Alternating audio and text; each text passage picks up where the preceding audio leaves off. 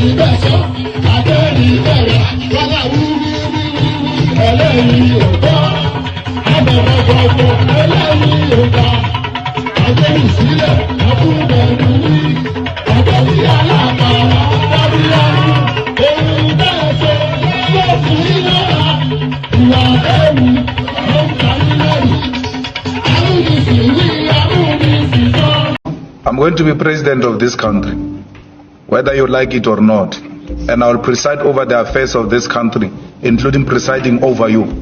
I think you must start adjusting to that reality. The sooner you do that, the less chest pains you'll have when that reality comes.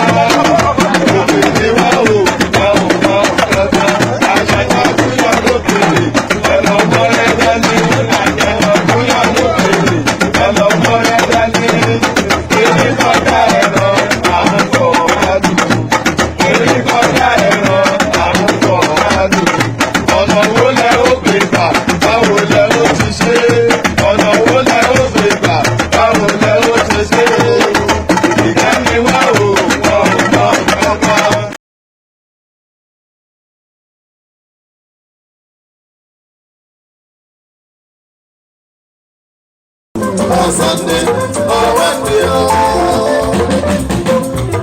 Sunday, Ife Samu Samu Sunday, Eke Salila Sunday, Sunday,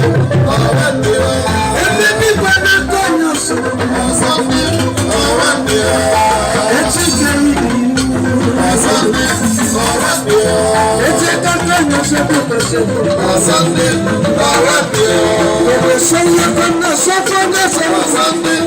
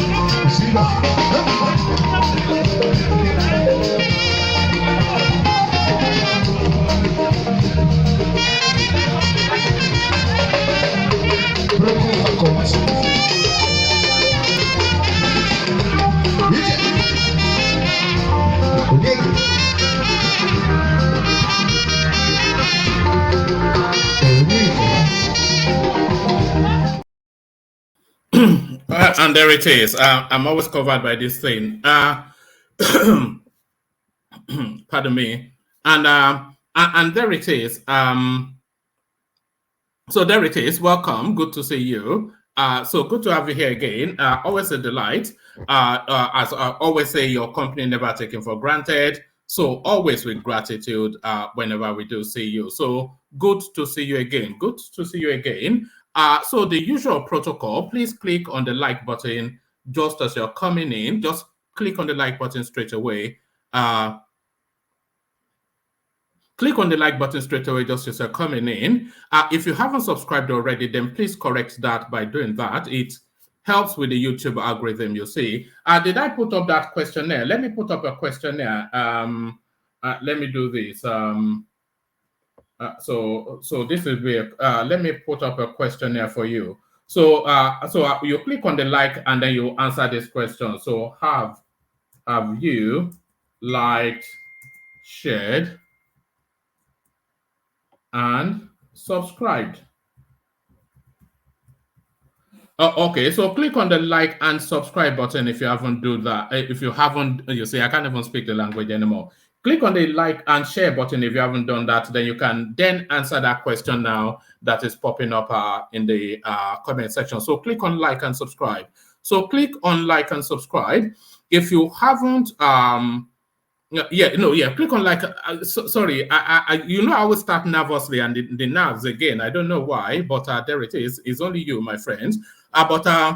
Click on like and subscribe. And then if you want to come join us on the studio, the hyperlink that says StreamYard is your invitation. So the hyperlink that says StreamYard, your invitation. So click on that to come and join us on the studio. And if you want to come and oh God, I can't get the sequence right. Click on like, share, and subscribe. Click on the hyperlink that says StreamYard. If you want to come and join us on the studio, that is, and the invitation to buy coffee. I do this, you know, every single day of the week. So I don't know why I can't quite now get my opening phase out. So there it is. So I'll do all that. So let me play you a little bit more music just to gather my thoughts because I seem to be stumbling and fumbling. So maybe a sip of water. Yes, you did throw me off, Alexander. Yes, you did. So maybe a sip of water will recalibrate me. So a bit of care guide. Maybe I have some of this palm water. If you buy me coffee, maybe that will set me free. So maybe that will realign my setting. But no, the care guide. Only water, where is Sima? Water,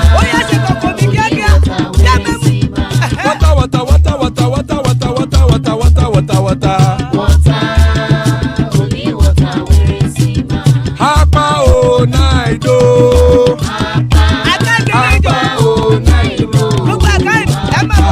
Hapa you don't come o.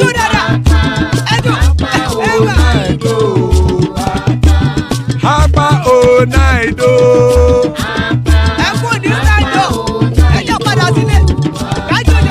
Oro keke elemu ye o. Ide shodi ya kekere elemu re o. Bobby master kekere elemu re o. Chifu Wailati kekere elemu re o. Eruku lele elemu de. Eruku lele egbe elemu dodo jare o. Eruku lele Ghana ti de egbe body o.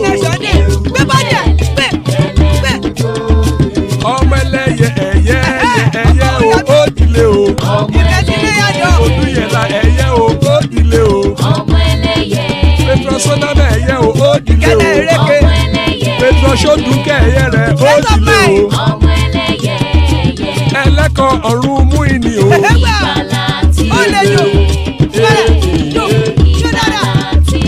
Àkùkọ ọ̀run mẹ́kọ̀.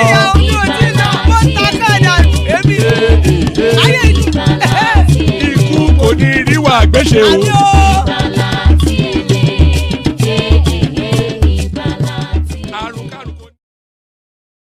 And there it is right there. Ikuku Neriwa Agbeshe, may death have nothing to do with us. So amen to that on behalf of myself and you, my friend. So Ikuku Neriwa Agbeshe. And by the way, I forgot. I always forget to say this in my opening monologue.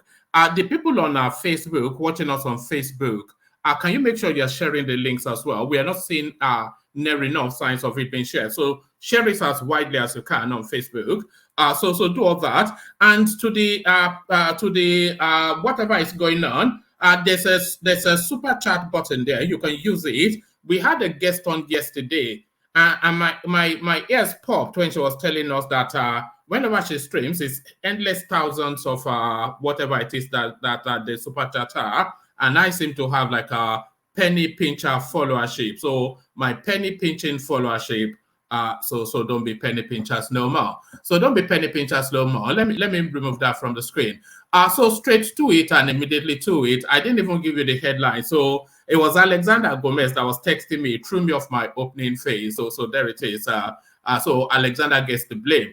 But we get straight into it then, and we just go straight into it. Revealed results on INEC portal shows Peter Obi, not Tinubu, won in Rivers State. So now, this is quite significant. This is quite significant because they are referencing results on INEC portal. And the result on INEC portal will have formed the basis of whatever declaration that INEC declared. So it can only really be what they have that they declared. And they declared Rivers State for Tinubu, but some persons are now claiming that they've gone to the INEC server itself, the IREV, whatever it's called, and what they have gleaned from there, from the results on INEC's own server is that P2B won Rivers State and not Tinubu. So that's quite a bombshell. But we see how this now publication arrives at this conclusion. Results on INEC portal shows Peter Obi, not Tinubu, won in Rivers. So let's just get straight into it. The candidate of the Labour Party LP, Peter Obi, won the 25th February presidential election in Obia Akpo local government area of Rivers State, South Nigeria, according to results uploaded on the INEC result viewing portal, IREV. Obi's haul of votes in the area implies let's take that entirely all over again. Now, the candidate of the Labour Party LP, Peter Obi, the candidate of the Labour Party LP, Peter Obi, won the 25th February presidential election in Obio Akpo local government area of Rivers State, South Nigeria, according to results uploaded on the INEC results viewing portal, IREV. Obi's haul of votes in the area implies he and not Tinubu of the All Progressive Congress APC won the presidential election in Rivers, contrary to the declaration made by INEC. So this is well, we'll see where this goes. Of course, we'll see what the rebuttal is. The result from Abio Okpa council area, as declared by INEC, portrayed Mr. Tinubu as scoring 80,239 votes, with Mr. Obi garnering 3,829 votes. Atiku Abubakar of the People's Democratic Party PDP scored 368 votes, whilst Rabiu Kwakwaso of the New Nigeria People's Party got 161 votes. This newspaper had reported. Mr. Tinubu was later declared winner of the election. Atiku came second, whilst Mr. Obi came third. But Premium Times review of the results from various polling units of the 17 wards in Obio Akpo local government area, as uploaded on IREV, revealed a sharp contrast with the results declared by INEC. So methodology. Given that Mr. Tinubu was declared winner in Abia Okpo, this newspaper's review focused on the results of the votes scored by the APC and LP in that area. Our tally, the APC got 17,158 votes, whilst Labour Party amassed 73,311 votes. Abia Akpo local government area has 1,211 polling units across its 17 wards. Premium Times could only review results from 1,116 polling units uploaded on the IREV as of 16th of March, representing 94.13% of the results from the council area. However, results from some polling units were either blurred or improperly snapped and therefore ineligible. Results from about 95 polling units, representing about 5.87%, were not yet to be uploaded within the period under review. There were no results in some polling units, either because the bimodal voter accreditation system malfunctioned or people did not come out to cast their votes, as observed at Ake Hostel Uniport polling unit in Choba ward. This newspaper computed the available and readable results from the 1,116 polling units uploaded so far on the IREV within the period of the review. Other findings. In some polling units in Abia Akpo, Premium Times found that some results were altered in favor of the APC with the original scores mutilated. The result from, I'm not going to attempt the name, polling unit in some word, for instance, showed that the APC originally scored 17, but the number 2 was added to the figure to read 217. For the LP, 227 was recorded, but the number 2 was erased and altered to read 027. At the column meant for recording the scores in words, there were evidence of adjustments to suit the changed figures. In XYZ word, it was noticed that in 34 polling units, results earlier written for the Labour Party were erased and the figures swapped with that of the APC. Premium Times, nevertheless,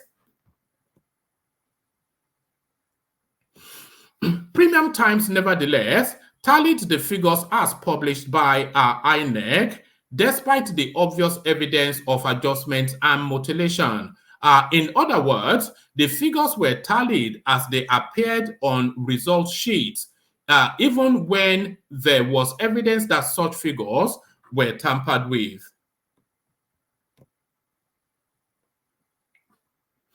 In some cases, the results for the National Assembly elections were uploaded in some polling units instead of the presidential election results.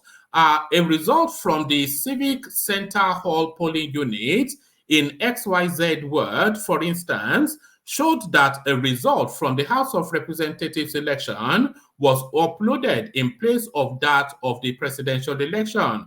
Results from the GIMA. Premium Times also tallied results from the GIMA local government area uploaded on the IREV, and the findings confirmed Mr. Tinubu won in the council area, although the score was significantly lower than the one announced by INEC. However, this newspaper could not tally the results from some polling units in the council area because they were illegible or not yet uploaded within the period under review. Obi was leading initially, so that's the next sub-headline. Obi was leading Mr. Tinubu with over 23,000 votes by the time INEC announced the presidential election results in 21 of the 23 local government areas in the state. The Labour Party candidate polled 169,414 votes at the time, whilst Mr. Tinubu scored 148,997 votes. Mr. Obi's largest vote at the time came from Port Harcourt City local government area, where he scored 68,451 votes, whilst Mr. Atiku scored 7,203 votes, followed by Mr. Tinubu, who scored 5,562 votes, and Kwakwanso also turned up. Results were still being expected then from two remaining local government areas, Obia Akpo, where the state governor Yemsen Wike hails from, and the Gema. With the results from Obia Akpo coming in, and with INEC announcing that Mr. Tinubu scored 80,239 votes against Mr. Obi's 3,829 votes, the APC candidate was now in the lead and was eventually declared the winner of the presidential election in Rivers State. Atiku scored 368 votes in Obia Akpo, whilst Mr. Kwakwanso scored 161. In the Gama local government area, Mr. Tinubu scored 2,375 votes, whilst Mr. Obi scored 2,212 votes, Atiku 3,108, and Kwakwanso also turned up. Mr. Tinubu polled 231,591 votes in Rivers State as against Mr. Obi's 175,071 votes, according to INEC. Atiku scored 88,468 votes, and Kwakwanso also turned up. the coalition officer for the presidential election in Rivers had adjourned the collation of results at the point. The coalition officer for the presidential election in Rivers had adjourned the collation of results at some point over alleged threats to his life by some supporters of a political party. There were reports of attacks and suppression of votes in the state. Background.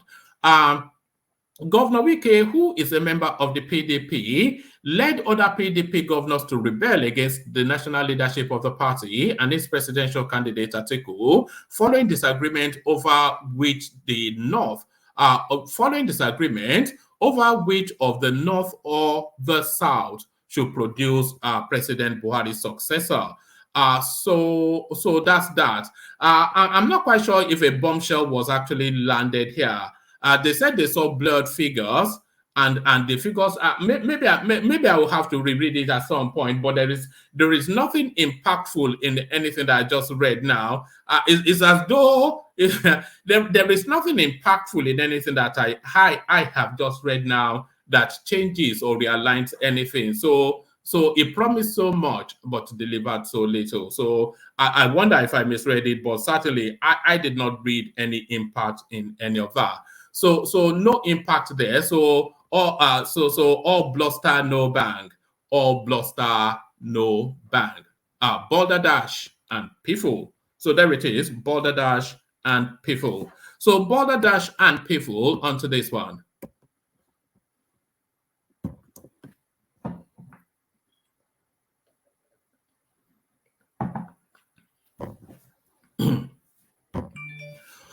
No credible evidence President-elect Tinubu was in Mecca as claimed by his associates.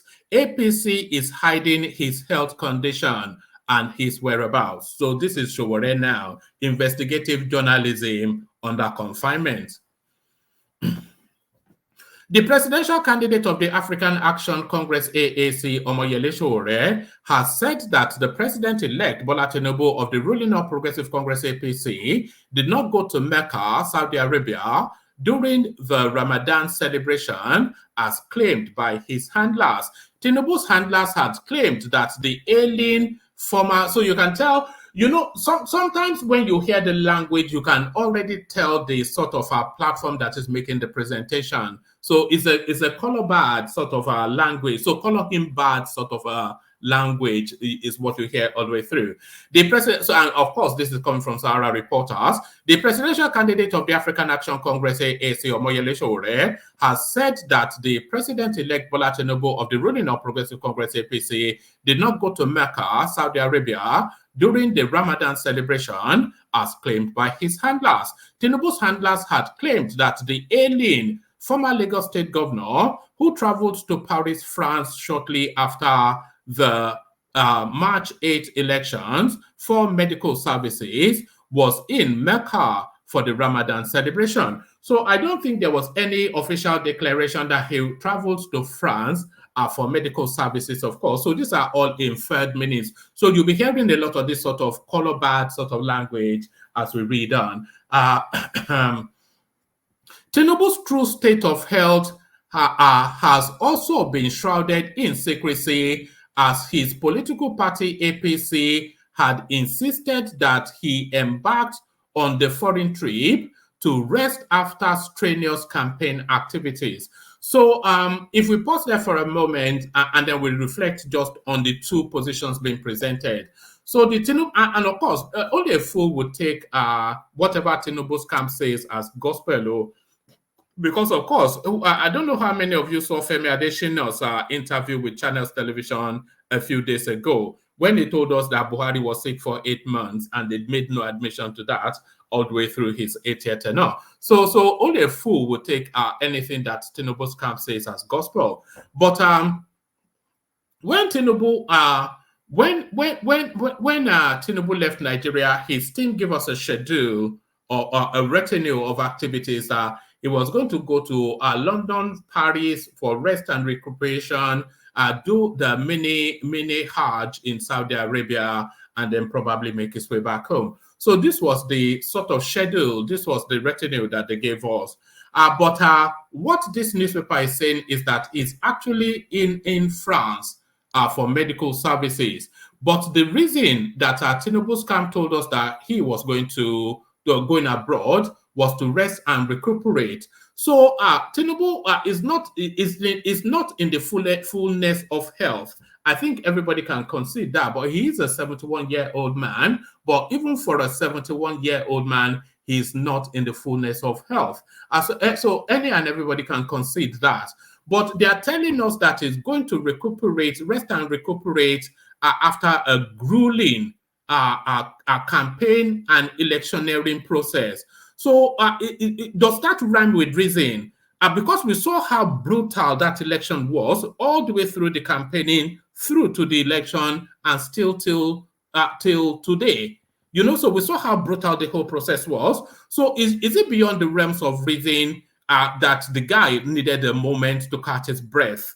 So that's what his team is telling us. I'm not saying to believe it, but it's certainly not far-fetched. You cannot say it's far-fetched. Tinubu's true state of health has also been shrouded in secrecy, as his political party APC had insisted that he embarked on the foreign trips to rest after strenuous campaign activities. But Sowore on Saturday said Tinubu's handlers lied about his going to Mecca, saying that Tinubu was never with Buhari and was not seen anywhere in Mecca. So I hope that there's more evidence than this, because I think we actually played a clip of him in Mecca in an earlier session, and we got copyright struck for that because there was some music in the background. So we've seen him in Mecca, so I'm not quite sure. We're in a silly season in the political cycle, silly season. But Sowore on Saturday said that Tinubu's handlers lied about his going to Mecca, saying that Tinubu was never with Buhari and was not seen anywhere in Mecca. The human rights activist added that everything about Tinubu had remained hidden since the Independent National Electoral Commission declared him winner of the presidential election amid controversies and criticisms by many Nigerians and the international community. On Twitter on Saturday, Sowore said, Bola Tinubu at official ABAT was not seen anywhere in Mecca. Some of his handlers claim he briefly traveled there, but he was never with at Buhari, and his tightly controlled operations in France was largely controlled but unverified sightings. So we've seen clips of him in France. Sowore telling us it's unverified. We've seen clips of him in Saudi Arabia. Sowore telling us it's not even been there at all. What is Tinubu's? So I think all of that is the build up to this space that he wants to go back to again. What is Tinubu's real health condition? So all of that thing, we've not seen him in Mecca, we've not seen him in France. All of that is to say, what is his state of health? And it quickly lands there. So what is Tinubu's real health condition?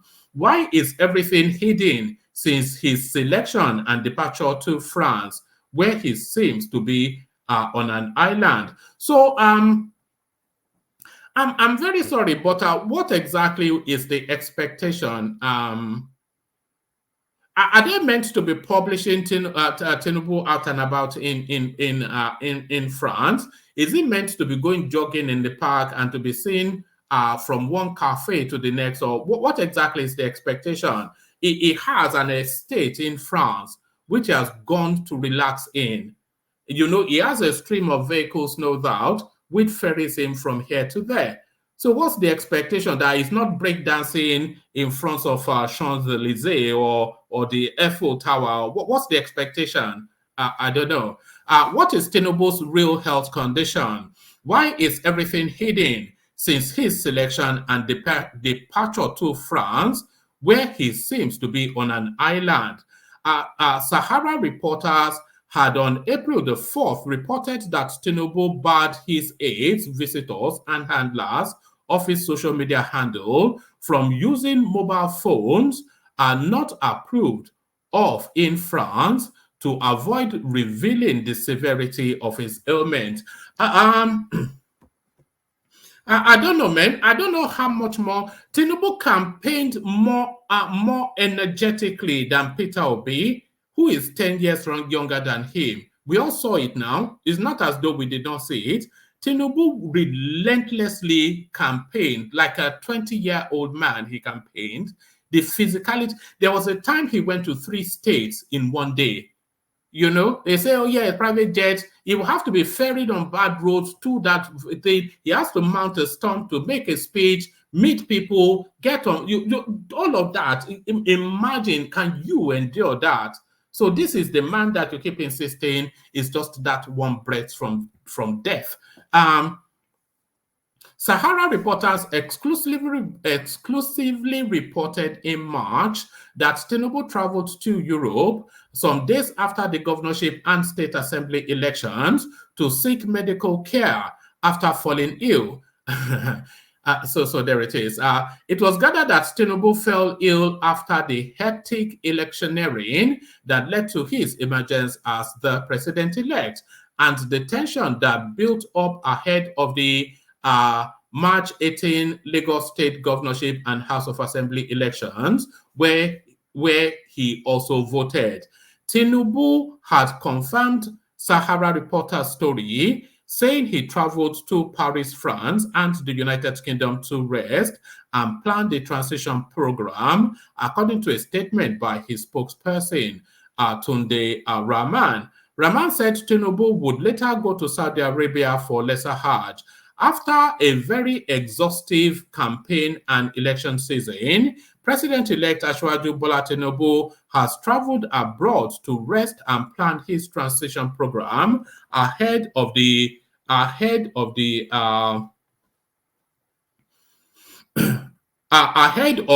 the 29th, 2023. The president-elect left the Murtala Mohammed International Airport Ikeja for Europe on Tuesday night.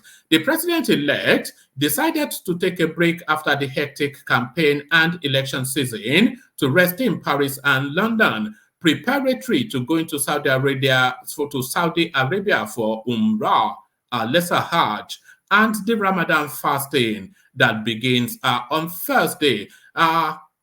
Whilst away, the president-elect will also use the opportunity to plan his transition program. He's expected back in the country soon. A top source later in March told correspondents that Tinubu was still being attended to by medical doctors at the facility he went to in Paris, in France. Our correspondents on March the 23rd reported that Tinubu was still being attended to. Yes, I think they wrote that twice. Sahara reporters in February reported that a video went viral on social media showing Tinubu with suspected pee stains on his attire during a visit to the Awujale of Ijebuland. So, and by the way, this article was written It was written today. So we're still back to it's a hand, a shake leg. Where is this going? It's really, I don't get it myself, of course. Tinubu, who was seated on so they go on to tell us the narrative about the wet clothes or no wet clothes. So it's just like I said, it's silly season now in the electoral cycle. Silly season. It's just I've never known it to be like this. It's just it's like it's juvenile stuff. Juvenile stuff.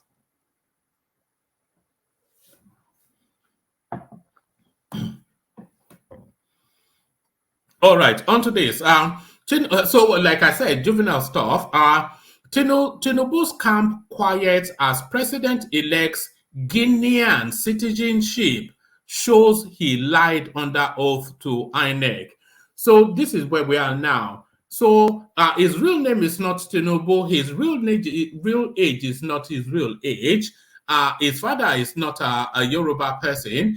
Now he's not even a Nigerian. This is where we are now. So I wonder where it ends. It's just I suppose it keeps some people active in some way. So let's just see what this has to offer. And by the way, this was from the same guy, David Udenyi. Anyway, some ridiculous guy on Peter Obi's payroll.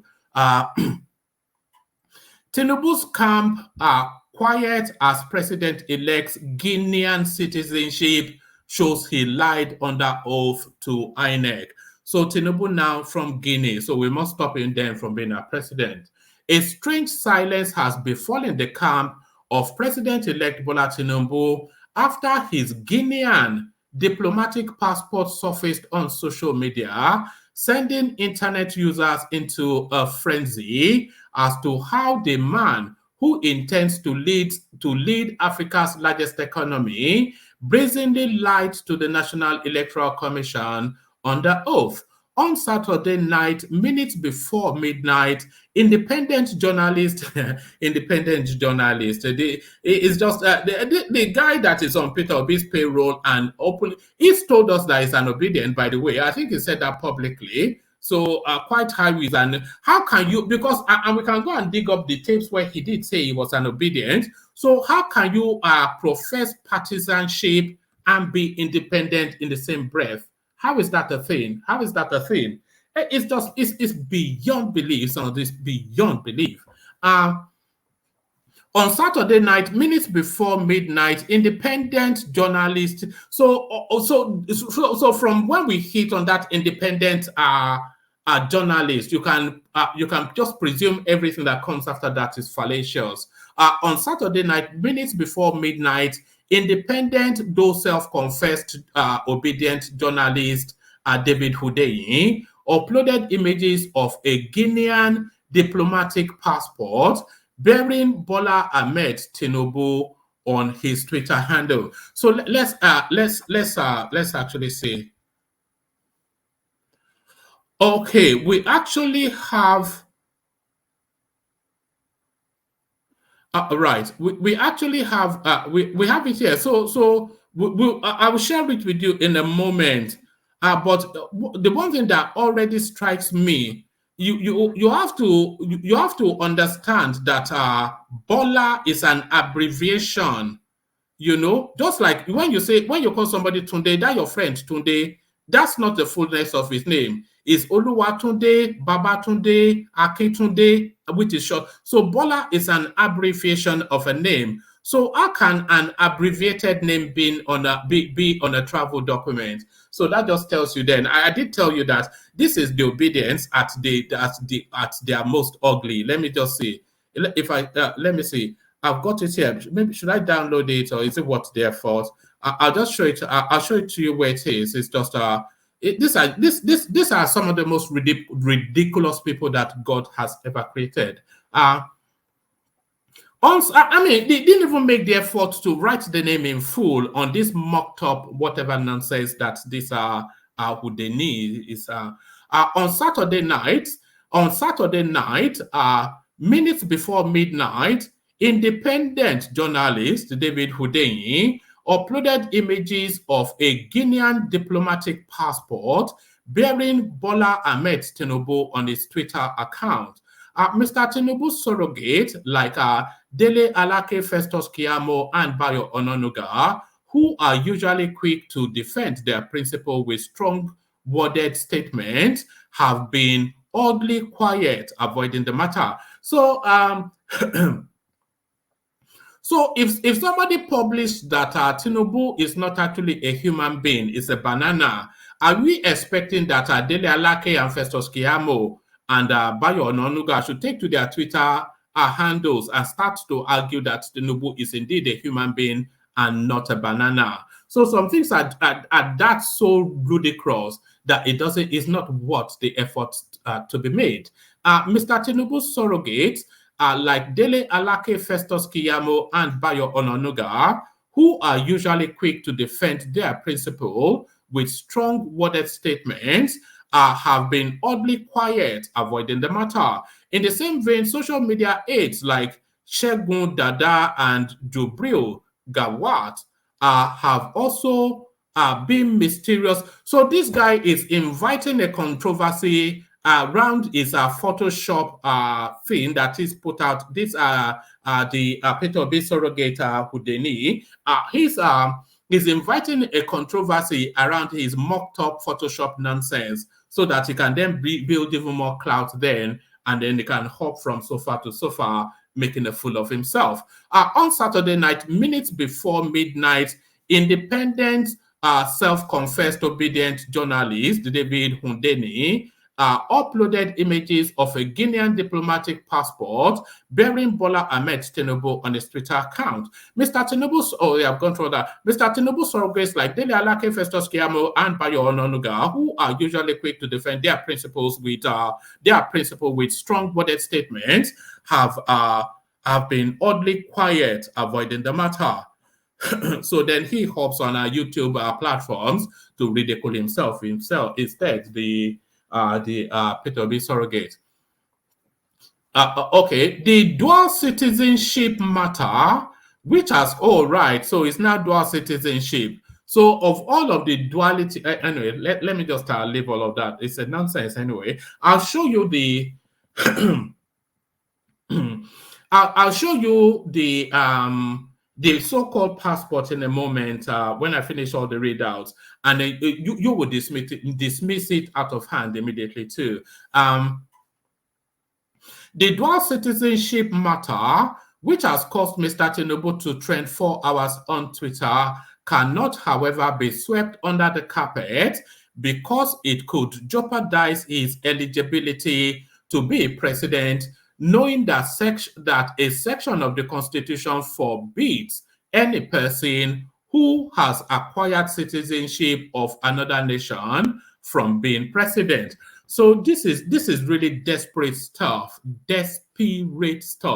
So they are now saying is now from Guinea, and therefore he cannot be president. This is where the obedience are now. Section 137, subsection 1A of the Nigerian Constitution said a person shall not be qualified to be president if he has voluntarily acquired the citizenship of a country other than Nigeria. Nonetheless, courts have repeatedly interpreted that section of the Constitution as inapplicable to a Nigerian-born or a citizen born to either a Nigerian parent or both parents. So if it's not even something that the Constitution enforces, so then where exactly is this guy in all of this? Yeah, Bukola Saraki was a 2-time governor in Kwara State despite carrying a British citizenship and went on to serve as Senate president. But the charge of perjury still looms over Mr. Tinubu, who in his form EC9 application for presidency told the Independent National Electoral Commission INEC that it does not hold a citizenship of another country. Mr. Tinubu ticked no in response to have you voluntarily acquired citizenship of any other country posed by INEC in the form. He also appended his signature on the form, swearing that the information given on the form was correct, true, and to the best of his knowledge. So I think this is just clutching at straw. This is a nonsense. I cannot abide any more of this. So let me just leave that. It's just, sometimes I try to be as detached as I can from it just to present it as it is. But sometimes it's just so nonsensical. You just you cannot spend your effort on just the rank foolishness of it. Rank foolishness. Speaking of matters foolish, Dino Melaye. So Dino Melaye now, but mock him no more. That's just the thing. Dino Melaye, mock him no more.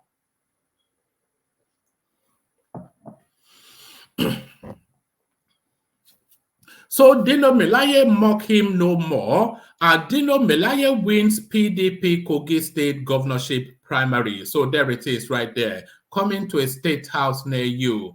Do you know Yaya Bello Machenwa Lenyi Joba? So the kids to state house. Dino Melaye, a lawmaker who represented Kogi West Senatorial District and the spokesperson of the 2023 presidential candidate of the People's Democratic Party PDP, Atiku Abubakar, has been declared the winner of the PDP gubernatorial primary in Kogi State. So a lot of controversy around that as well. Actually, there was a lot of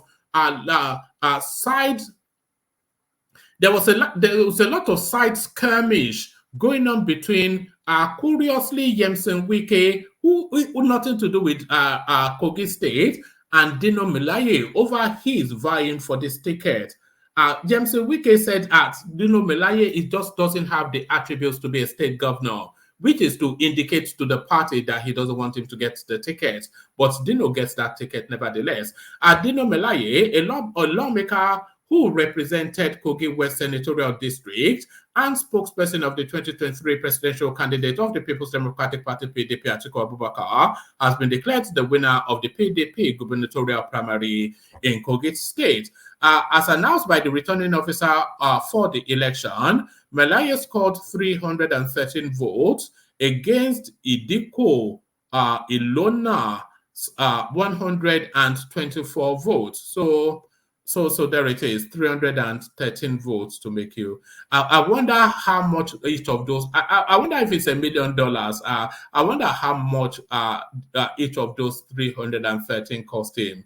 You know, what's the going price? You know, it wouldn't be at the presidential price, but I wonder if it's the price of a small house. I wonder if it's a 3-bedroom bungalow for these people, but I don't know, man.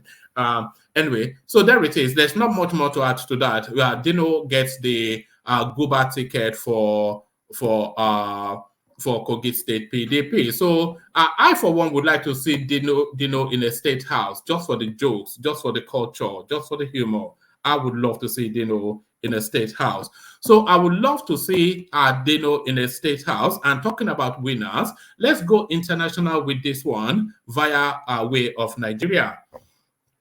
Charlie Boy reacts to Hakimi ex-wife divorce saga. So unless you've been living under a rock over the last 2-3 days, there's only been one story being talked about globally. So it's the narrative of this footballer who was divorced by his wife, who wanted to take everything from him. He had amassed an 18 million fortune during the course of his career. But cleverly or fortuitously, he packed all of his fortunes with his mother. So everything he owns is registered in his mother's name. So the wife went to court and the guy said, well, you can have my football boots because those are the only things that I own.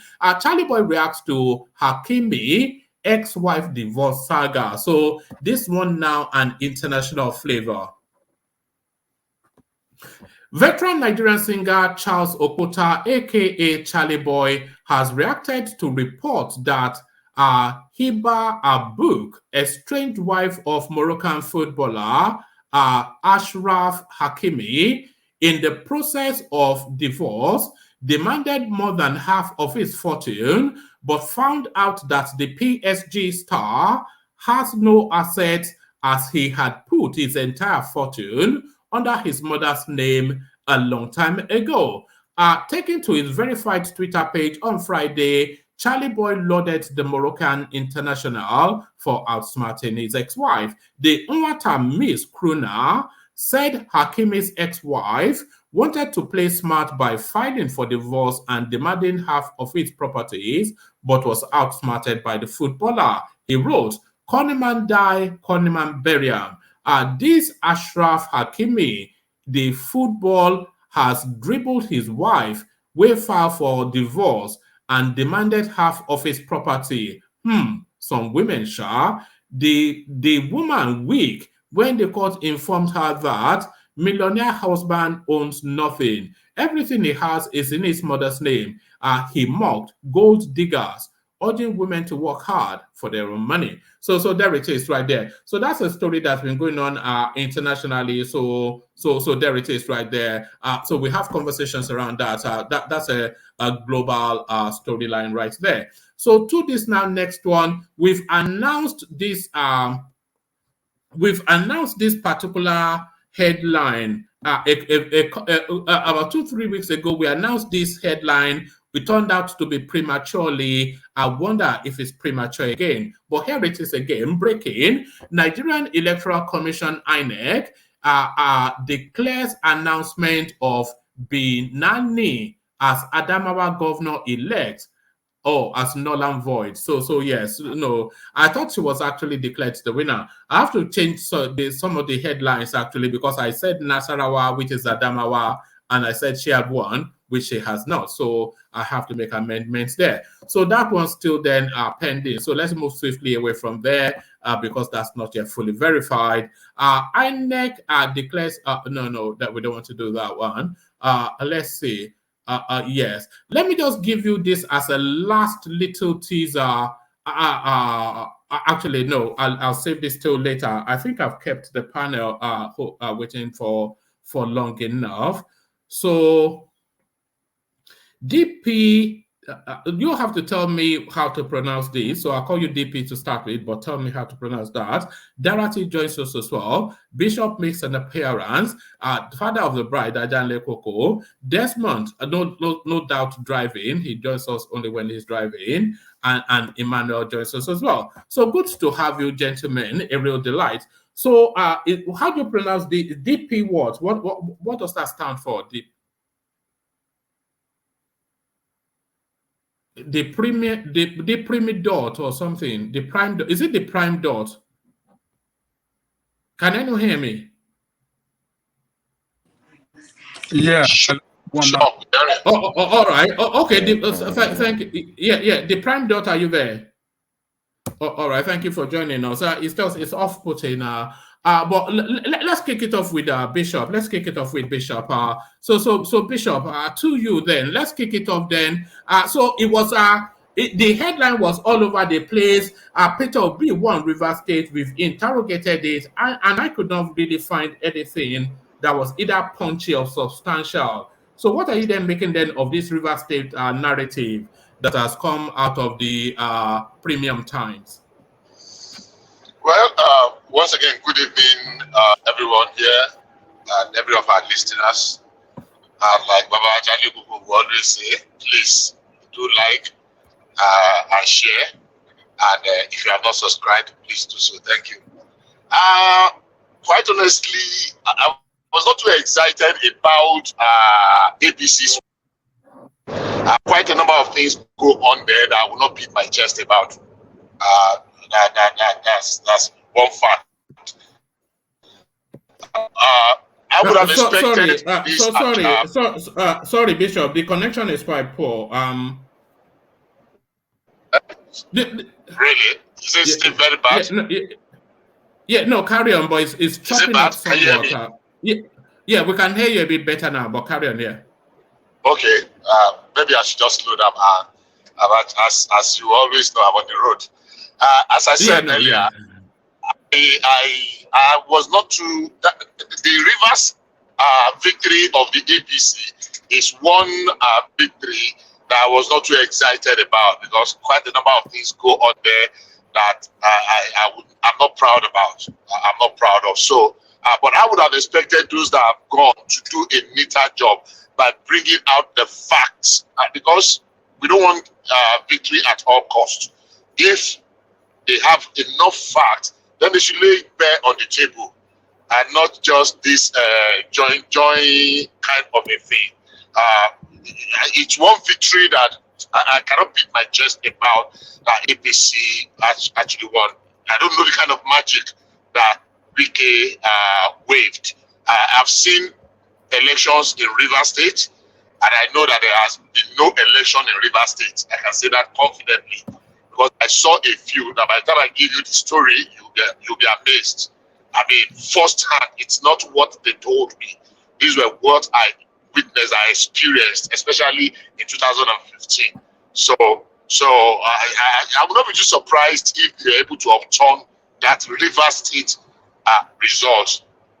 So, but I would have expected. Hold on. Are you talking about the totality of it or just some of it? Uptown what?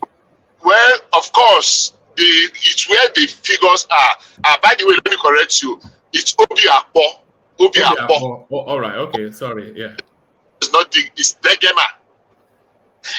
Degema. There's a way we have a way of pronouncing it. So it's Obi Akpo. Obi Akpo is one of the two metropolitan local governments in Port Harcourt, Obi Akpo and Port Harcourt City. And I think they are the heavily populated area. So if they want to perform some electoral magic, they have some locations whereby they pull it off, and it's always been their stock in trade. So, if I say rivers, I'm actually referring to those places where the big figures come from.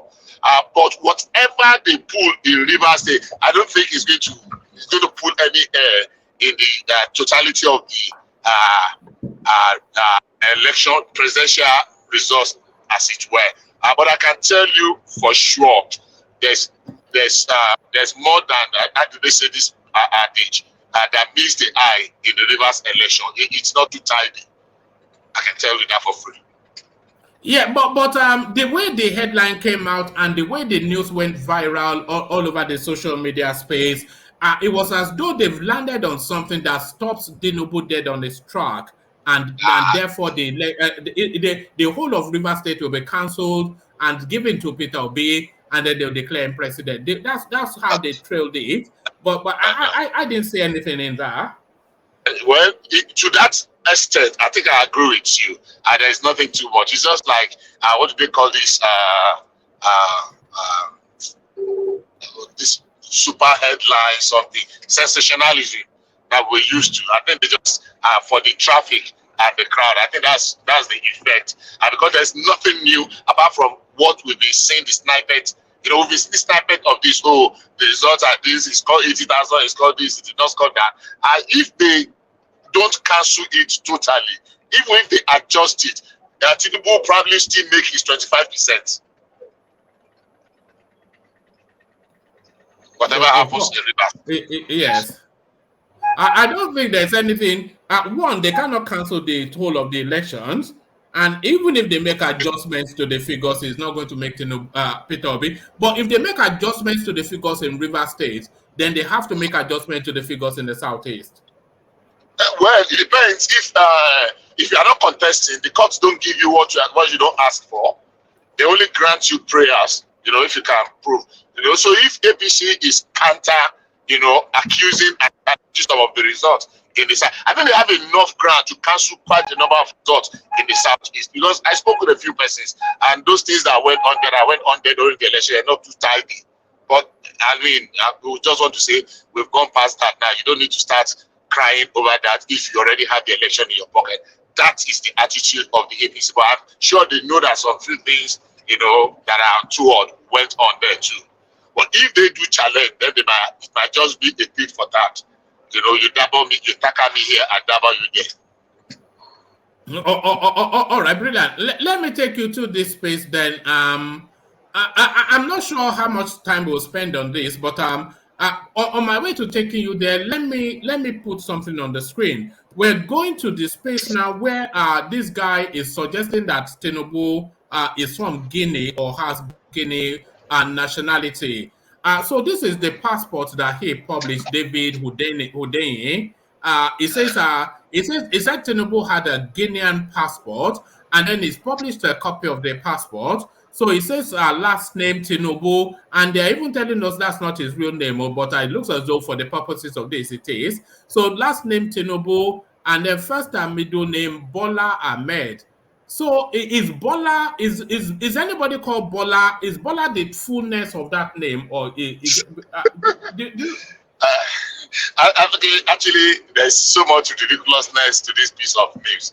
I mean, the same angle where the news came out a couple of weeks or so about ago that Tinubu died in France and it was being smuggled to the United Kingdom, blah blah blah blah.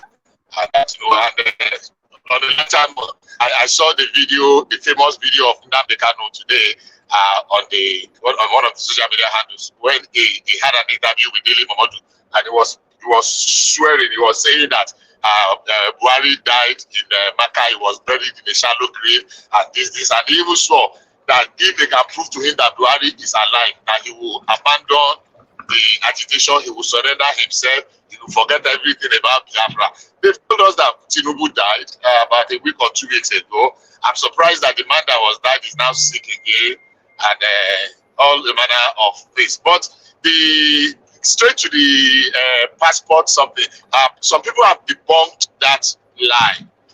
They brought the real Guinean passport and put it side by side, and you will see that it's just a piece of trash that should just be dumped where it belongs. I don't think any reasonable person should be addressing that. Like Shehu was trying to make BRF Fashola to talk about it today. It was just.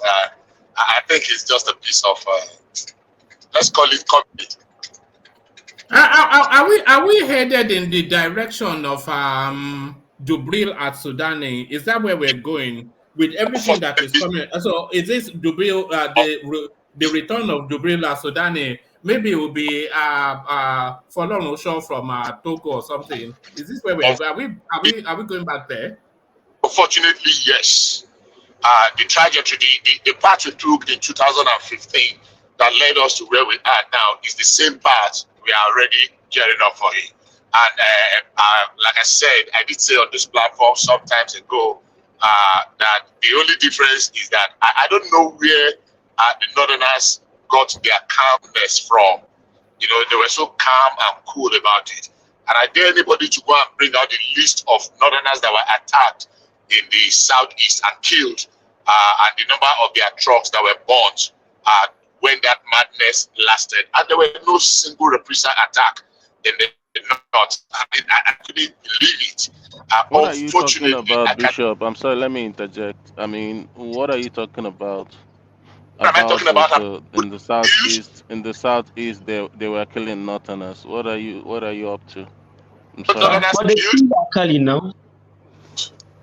Were they not killed? During the time Nnamdi Kanu was talking about Jubril. Is that what you're talking about? Between 2015 and now, You're breaking up. Sorry. I'm talking about. You're breaking up. So sorry, Bishop, you're breaking up quite heavily. Can you hear me back now? Yeah, better. Okay, I'm sorry. I'm driving. Just give me a second to reconnect. No, it's fine. Yeah, we know you're driving, so yeah, we understand. Yeah. I'm saying the trajectory we took, the campaign of calumny, the hate speech, and the rest from 2015, after Jonathan was defeated, of Fulanization for Islamization. We know the atrocities the ESN carried out. They are on video. Leave our land, killing youngsters, killing people. So when I say the kill, I mean, if you want us to search and bring evidence and proof, there's too many of them. Have we forgotten about the woman and her kids that were killed, the pregnant woman? Have we forgotten about the family of seven? Listen, you made a statement, right? You said when Buhari, when we were talking about Buhari being Jubril, this thing you're saying now happened when Nnamdi Kanu was arrested and all that. The statement you just made now happened when Nnamdi Kanu was arrested, and it wasn't just the Hausas. They were basically killing police people, whether Igbo or whatever. All right. Thank you. Just let him carry on this, man. All right, sorry, carry on now. Yeah. There were killings that targeted Northerners. I mean, don't let us go down that lane. So I've made a statement. Yeah, don't go down that lane. Just carry on. Yeah. To go back to that again. I don't want us to go that route. It was a terrible, terrible time. It was a time that we were barely hanging on the precipice. So if we continue with this kind of campaign, Buhari is dead, Buhari is dead, Buhari is that, oh, they are Islamization, oh, the Fulanis are coming tomorrow to take our land, oh, they are taking our land. If we continue in that trajectory, I am not too certain that it's going to go the same way it went with the Northerners. I don't think that the Southwest will not retaliate. That's what I'm saying. So I don't want us to go that way at all. It's too much a slippery, dangerously slippery road to go. So I'm just answering that, are we not on that path again? I don't want us to. It appears so, but I don't want us to. Election is come and is gone. We should it's time to face the litigation and forget about all these what do I use for it? You should just move on. It's time to just bridge up. There's always another time to fight or to contest for an election. I'm not saying they should drop the litigation. Go ahead with the litigation, But I mean, honestly, I think everybody should be tired of this. Yes, all this Jubril Sudan stuff is really is what you're talking about. We've already had Jubril. At least come up with something different. Don't do Jubril again, you know. But it looks as though we're headed towards Jubril. You said the elections have come and gone, Bishop, but certainly not in. Hold on, yeah. But certainly not in Kogi State. Dino Melaye wins PDP Kogi State governorship primary. So there it is. Dino Melaye, he refuses to leave the center stage. So what are you then making then of probably a step away from Governor Dino? What's your response to that? That's an off-cycle election. He's not part of the general election. I mean, we have 3 off-cycle elections that will be coming up in a few months. So this one is not part of the general election. No, I wasn't talking about general elections, especially. I was talking about a character like Dino on the ticket. Okay. Yeah. Unfortunately, we are still evolving. For me, I think it is a shame for people I know, because I know some very, very serious-minded individuals from Kogi State. So if Dino is the best foot they are putting forward, I don't know what to say. It's their choice, but I'm disappointed. I'm disappointed if that Dino has the chance of becoming a governor in Kogi State. I'm disappointed. That's just me. You see, I wouldn't object to it actually. If we can have somebody as ludicrous as Adeleke as a governor, then if we are going to have like some sort of Nollywood sort of governance, then we can have Adino as well. Sort of. Then we complete the ridiculousness. Well, my thinking is that we should actually be advancing and not going back, not retrogressing. We should actually be making progress going forward. I mean, we can value some, we know people that have capacity. We don't want entertainers. If you want to entertain yourself, go to the cinema, go and watch 1,000 of Nights Laugh. How do they call it now? A Night of 1,000 Laugh. If you want comedy, go and call Alibaba and Co. and the rest. I mean, governance should be serious business. Unfortunately, we are not taking governance as serious business in Nigeria. We just take it like a paddy kind of a thing. So, unfortunately, Dino has a chance. So, I wish him luck. All right, brilliant. So, let me take you to the international space then. This Moroccan footballer who, I don't know if it was an act of wisdom or it was just fortuitous, but however it happened, he had packed his fortune with his wife, not with his wife, but with his mother. But now when his wife was trying to divorce him and take half of his fortune, as per standard with all of these gold digger spaces, only then to land in court to find out that the guy's fortunes were with his mother. So have you heard that story, and what is your take on it?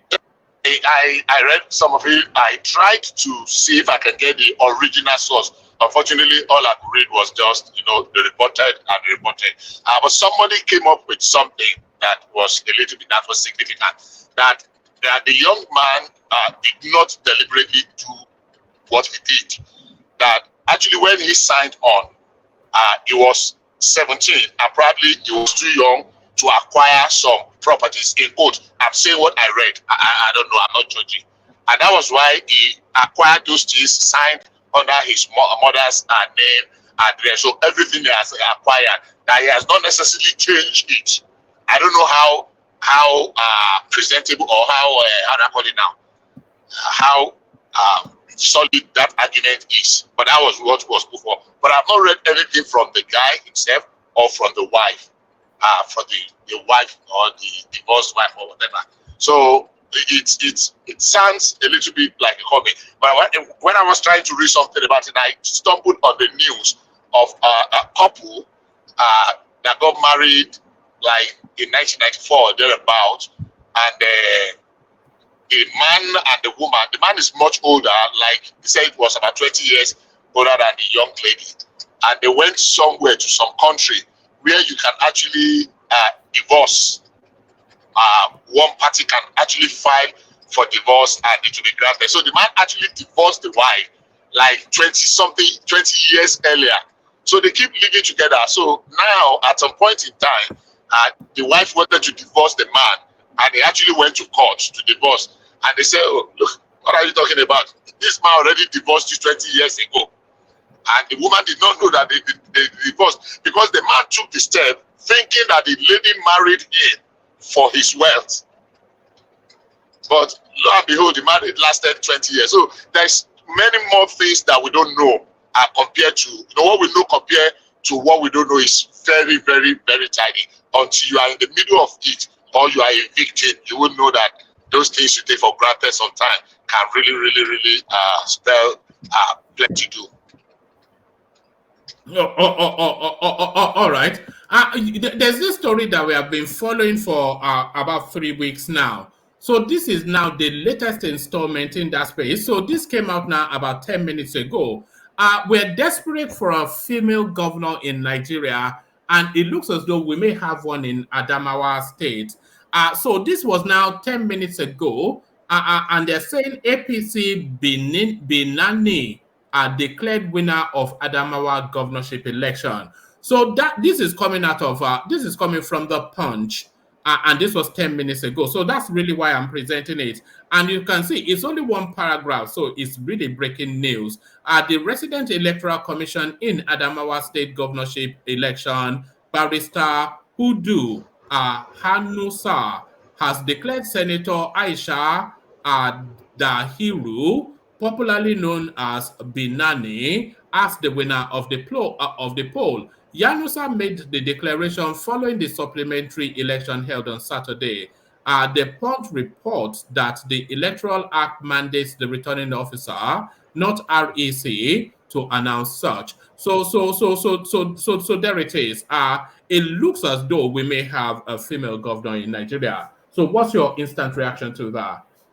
If this is a very, very recent development, as in you said 10 minutes ago, yes. A few hours ago before I hit the road, the latest news was that they have summoned the REC and all concerned to INEC headquarters in Abuja because they voided the announcement that was made yesterday.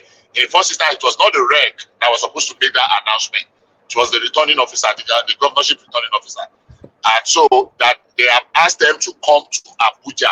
And I believe that the meeting in Abuja to review the whole process will be taking place tomorrow morning, not today. I saw a circular from INEC. So I will still take this with a pinch of salt. I don't want us to believe it totally yet. Let's see how it unfolds. Because the circular from INEC had summoned everybody. I was surprised too. I know KB likely will go the way of APC, but I've given Adamawa to PDP. A sense of kind of miracle happens. If the results so far of the 18th are valid, if those results and they just need to make up in those little areas, it is very difficult for Binani to catch up, much less for her to win. But if this latest development is good, is true, then it's some cherry news, not because of whichever party, but at least that, we have a woman that eventually shattered the glass ceiling after all. Considering the fact that Atiku Abubakar's home state, and we have an incumbent PDP governor, I think it's a Herculean task, but it's not impossible. So it's quite alarming that we've never had it's something that needs to be corrected immediately, that we've never had a female governor, at least not to my recollection. If the thing is that it's not, we haven't had a female governor before, but it's more like the whole thing going on with election. Sorry, are you losing me or are we losing you? I don't know if you can hear me properly now. No, we can't hear you properly, my guy. I don't know. I don't know if it's my network. No, we can hear you better now. Okay. I know it's sad that we haven't had a female governor, but I mean, if we are going to have a female governor, I don't want it to be. People are asking you to speak up. You sound half asleep. I don't know what is going on. I don't know if it's my mic. No, it's the energy in your voice. Look, Alexander Gomez is saying Soros. Okay, Des, it wants more energy. Yeah, I'm just lying down. That's it. But I'm saying that if we are to have a female governor, I want it to be more like a really credible, way, because whether we like it or not, what a woman can do, what a man can do, a woman can do better. And if we are talking about Nigeria being a corrupt country, you can imagine a corrupt woman. What is gonna wreck us. So I don't think what is going on, they should declare anybody a winner right now. All right. Well, that's down to INEC, isn't it? But yeah. So back to you, Bishop. Round on that space, and then I've gone to maybe Emmanuel. Yeah. Okay, you said something about Showore. I would really like to stick with that. Yeah. I only abandoned that because it was really it was more of the same of the Jubrila Sudani sort of. It says no credit. So let me give you the build up. It says no credit. Hold on, please. It says no credible evidence President-elect Tinubu was in Mecca as claimed by his associates. APC is hiding his health condition whereabouts. So that's Showore telling us that. Yeah, what I wanted to draw in that is that Tinubu went to France, to Paris, and he went for his lesser Hajj immediately after. We saw him. The thing about lesser Hajj is that it is not like it's everybody must go at the same time. No, it's a period of time you can go for. It's not the normal Hajj. They call it Umrah. It's a period that is open, like a few weeks or thereabout. Now you can go and do your own. Another person can go and do his own. Everybody. So it's not a must that you must go. He's saying that because they are seeing Buhari, they are not seeing. They did not go together. Tinubu had observed his own, and he's gone back to where we saw him then. We saw him in Saudi during when he was performing his lesser. So I think it's a little bit not too tidy for Showore to make that statement that because they did not see him there. That he went for Umrah does not mean he's going to remain there forever. He went there, he performed what he wanted to perform, and he went back. And I'm very sure that he's working. Probably one of the reasons why he left was just. Bishop, yes, you saw him. Were you there? Were you in Saudi to see him? Did we see him? Did we see his Showore in Saudi? No. You said we saw him, like you were there. It's there on social media. It was there. Is that when you saw him? We saw him there now, didn't we? Oh my goodness. Yes, go on. We saw him in Saudi Arabia for his Umrah. We saw him. I saw him.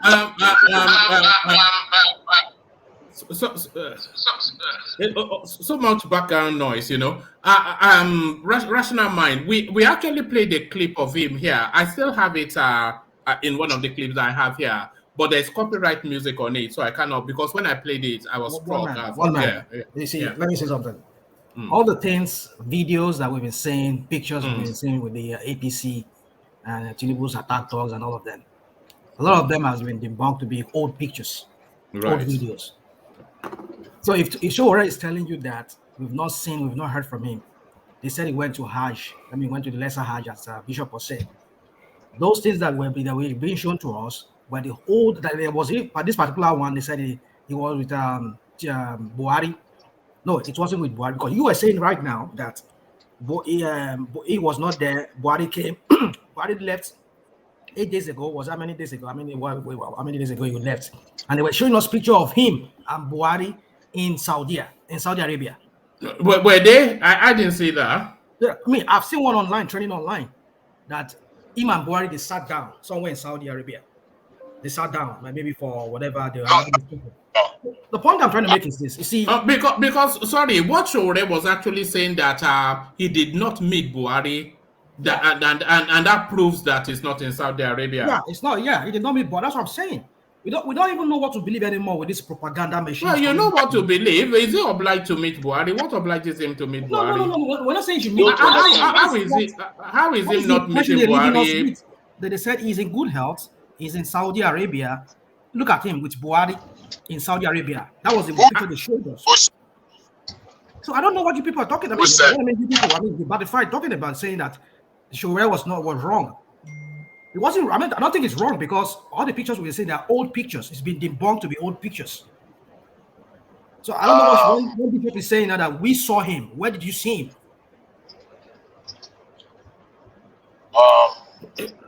Really, I've got the clip anyway, but I can't play it because of copyright. But carry on. Let me just say this. Tinubu left the shores of Nigeria. He said he told Nigeria's itinerary. He was going to rest, have some quiet time after a hectic campaign. He will use the opportunity to perform the lesser Hajj, Umrah. And a few days later, we saw him at Umrah. I think we saw him with Femi Gbajabiamila and a few others at Umrah. And I think I saw a lady with him. I took a picture with him. I posted it on our social media handle. And he left and went back to wherever he wants to, he wishes to, or he chooses to. Now, Showore is coming up 2 weeks later that there is no evidence that Tinubu was in Saudi Arabia. In the first instance, Tinubu will not sit in Saudi Arabia for 2 weeks. He goes there to perform his Umrah, which lasts him at the most 2 nights. At the very most, 2 nights. It's actually supposed to be 1 night. For VIPs, they don't really go through all those. So at the most, so coming out 2 weeks later to say there is no evidence that he's in Saudi is intellectually lazy. It's intellectually weak. It's not an argument. That's one. I should not say what?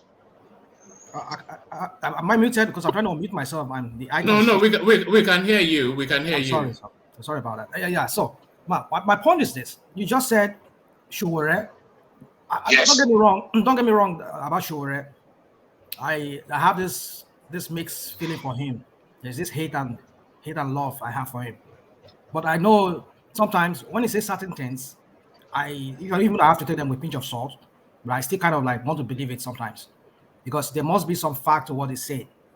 Because mind you, I don't need to go do you believe him only when what he's saying aligns with your prejudices? No.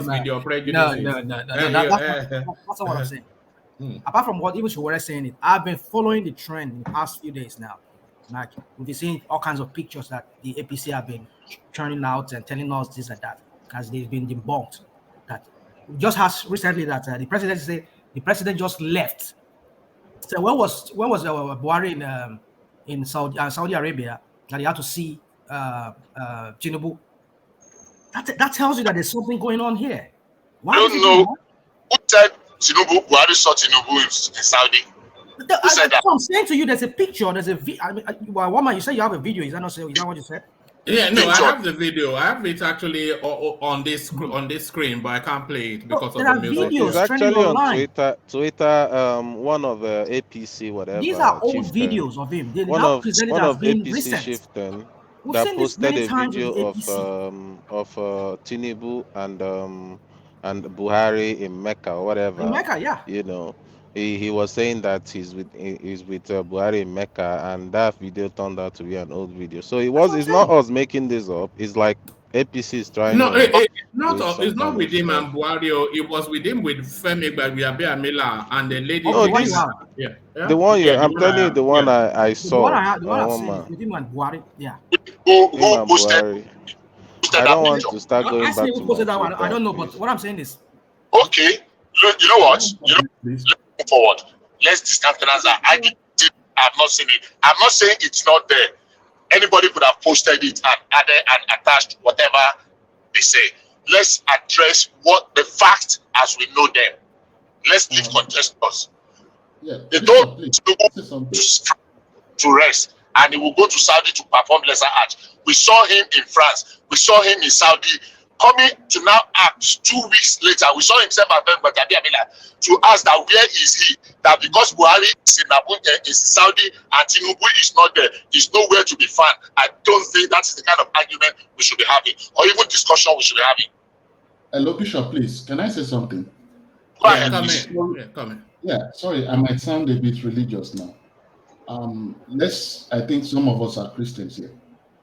When Jesus died and he rose from the grave and all those stories, people believed he rose. There was this particular man, Thomas, that did not believe. Jesus had to appear to him and said, "Can you put your hand in this hole?" I know some people naturally have the tendencies to doubt things, not because they are trying to verify truth. It's just like a natural thing to them that everything has to be cross-checked. It's okay to trust but verify, but sometimes it gets to a point of being ridiculous when you start to dispute something very obvious. I think if anything happens to Tinubu, if he's dead, it's not something you can hide. It's like pregnancy, it comes out. So I don't see news he was in Saudi, he didn't appear with this person, he didn't do this. So I don't see big deal. I think it's a waste of. Are you sure you're here when Yaradua died? Oh no, so hold on. Oh, just settle down. Des, please. I want a smooth session today, but thank you, Bishop. Let me go from you, Bishop, to Emmanuel. So Emmanuel, you're up next. Emmanuel, are you ready? Yes, one man. Oh no! What's all this background noise now? My own or from where? From you now. Not just from you. Everybody seems to have like a background. In fact, that was why I moved from Bishop. I was hoping for a smoother connection. Okay, just hold on. Let me turn off this stuff.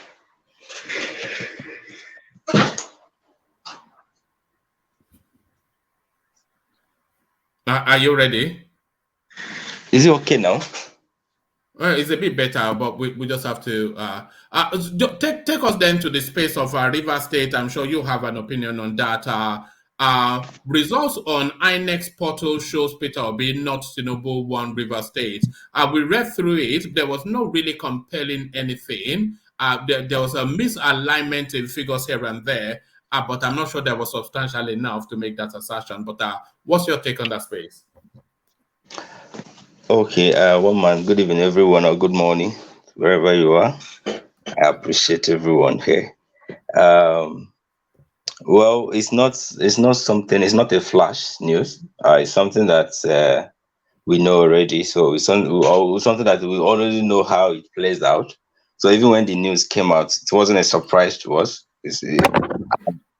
What was it? Why should anybody even doubt if Obi winning a river? If it's something like Sokoto or some places, we all know that Obi cannot do anything. But anyway, any state in South that you tell me Obi did not win, that's a blatant lie.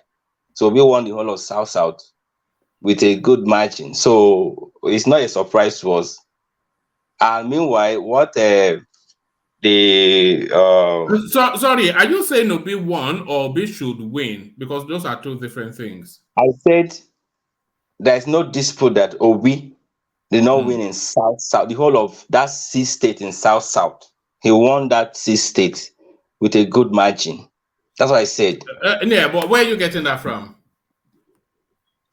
One man said we're already in court. When we'll start, we'll display all the result that we have. So this is not a news for us that are in that camp. So it could be a news to you because you did not believe that he could. Even as Zita came here and said Obi cannot win anything, and nobody like Igbo person, so nobody's going to vote an Igbo man in Rivers State. Yeah, but that played out as she said. Now, what she said played out. It didn't win anything in Rivers State, just like Zita said. We all know what played out there. The governors came out publicly and took the vote that they gave to Obi to APC. So leave that one, what plays out. Because the Rivers that we know, all the Rivers people will know, say they never voted APC. They could not even make 25% in the Rivers. But one man, we are in a season that is going to be very, very interesting. So the case in court is going to be very, very interesting. So let's watch. I don't know whatever are going to come out of it, but it's going to be very, very interesting. And I don't even know why they are delaying that case to start, because the Labour Party has replied to them. They should commence that tribunal case so that let everybody mind calm down. Let's know what's going on. Because all this delay tactics is suspicious. So, but to it, one man, none of us is surprised of what they are saying, whether it will be win or not. We're not surprised of anything. We're not. Get 1 minute, Emmanuel. Can I interject you? Yes. So you are claiming that Obi won in River, in contrary to INEC declaration, right? Yes. Yes. Well, Uncle Ajay hold on. It's very clear. Hold on. So, for equal measure, can Tinubu claim that he won in Lagos State and that Obi they rigged that election for Obi in Lagos State as well? Okay, let me even ask you. Let me ask the question. Hold wait, because I want to. Hold on. Yes, I understand what you're saying already. I get your question. Hold on. Answer that question first. Because I needed to see where the power will be that enabled the Labour Party to rig the election for me to answer that question in the first place. Uncle Ajay Koko, there is no way. These children does not have any power anywhere to ring an election anywhere. As far as Labour Party is concerned, they are just new people in the space, so they don't have any power. Hold on. So you believe that result declared by INEC in Lagos, but the result declared by INEC in Rivers State, you don't believe in it? Yes. Okay. And meanwhile, the results from your line is breaking. Your line is breaking. So can you hear me better now? Yeah, it's fine. Okay. So you don't believe INEC result in Rivers, but you believe INEC result in Lagos. So what kind of double standard does that not look like a double standard to you? I mean, your position right there, does it not look double standard kind of like position? But Uncle Ajay Koko, you need to pay attention you need to listen to yourself even when you speak, and listen to where you're coming from. So if I ask you now, what machinery that this obedience or the Labour Party will have to ring an election in Lagos, or any states anywhere, can you tell me any kind of machinery you could possibly mention? Hold on. My point to you is that you are speaking from both sides of your mouth. You believe on one side that some state election declared by INEC is okay, but that INEC at the same time that you believe they declare a good result in some states in the federation, you see them again on the other side that they did do a good job. Because that state they declare for the opponent of your candidate does not suit your politics. So you don't think that you kind of your double standard somehow. You don't see yourself double standard, showing a double standard position. Based on the prevailing situation on ground, there's nothing like a double standard here. That's what I'm telling you. You should listen to yourself and listen to what you're saying. That a trenched party will have the power to ring an election in Lagos or to any It way. doesn't matter. Hold on. It doesn't matter. Anybody can rig election. That's my point. So how will they do? Tell me, can you just give one example how they can do it? Okay, so in the East now, where Obi won overwhelmingly, so Obi did not rig there. To you don't think they rigged by any measure or whatsoever. You don't think they rig at all in some of the states in the southeast. You don't see them rigging, right? And that's my point. I don't know. I don't understand what you're saying. Why can't you understand? What is so this difficult? state, this state you're mentioning now, there is no power that be in that state that will enable these people to rig election on behalf of Obi. I can't even say it. Is it somebody like me now that I'm just, for my head, for my safety, just to cast my phone and go home? I'll be finding a way to. I don't have any power to go and lobby for collection center or something. It's all the governors, all these, the status quo that were able to do that. Where did Obi get their power to do it? That's what I'm saying. Listen to yourself. Where would they have their power to rig an election? They are just a trench party. They don't have the power anywhere. Okay, so they don't have no power anywhere, but they can win election in some states that you believe that INEC did a good job, and some other states that they didn't win, you see INEC as not doing a good job. That is the point I'm pointing to you, that you are playing a double standard game, and that your position is hypocritical as well. Honestly, I don't know why you're calling it a double standard. I'm just trying to understand it. Can I say something? Please, can I say something, please? Yeah, call me Rational Mind. Oh, I don't know what's going on, but call me Rational. Yeah, it's starting that way today. Yeah, but call me Rational Mind. Yeah. Okay, all right. So, Ajale Koko, if I understand what you're saying, the question you are asking, Emmanuel, I think for me it's unfair to be asking that question. But anyway, you can still ask that question, because like him too, I'm trying to understand why that question you're asking him. Why unfair? Why unfair? Ajale Koko, farabale. Okay. All right. Or that can land you at 40 if you don't. Ajale Koko is ready to dish out. Carry on. What I'm saying is that when you say you're reversing that question, that okay, because they won, now it's coming to light that because we've been saying it, that Obi was cheated, that APC rigged this election, they did so many shenanigans. Now you're reversing that question to him that okay, but you people won in Lagos. Why do people say INEC rigged the election? Is that not what you're asking, Ajale Koko? Yeah. You win in Lagos. It was accepted that you won in Lagos. In some other part of the country where you lost the election, you are claiming that same INEC that you acknowledge that did a good job for you in Lagos, now you are holding them as you are claiming that they failed to do a good job in where you lost election. Is that not Ajale Koko, you are making a mistake. Hold on, Thomas. Let that interjection take place. Carry on now.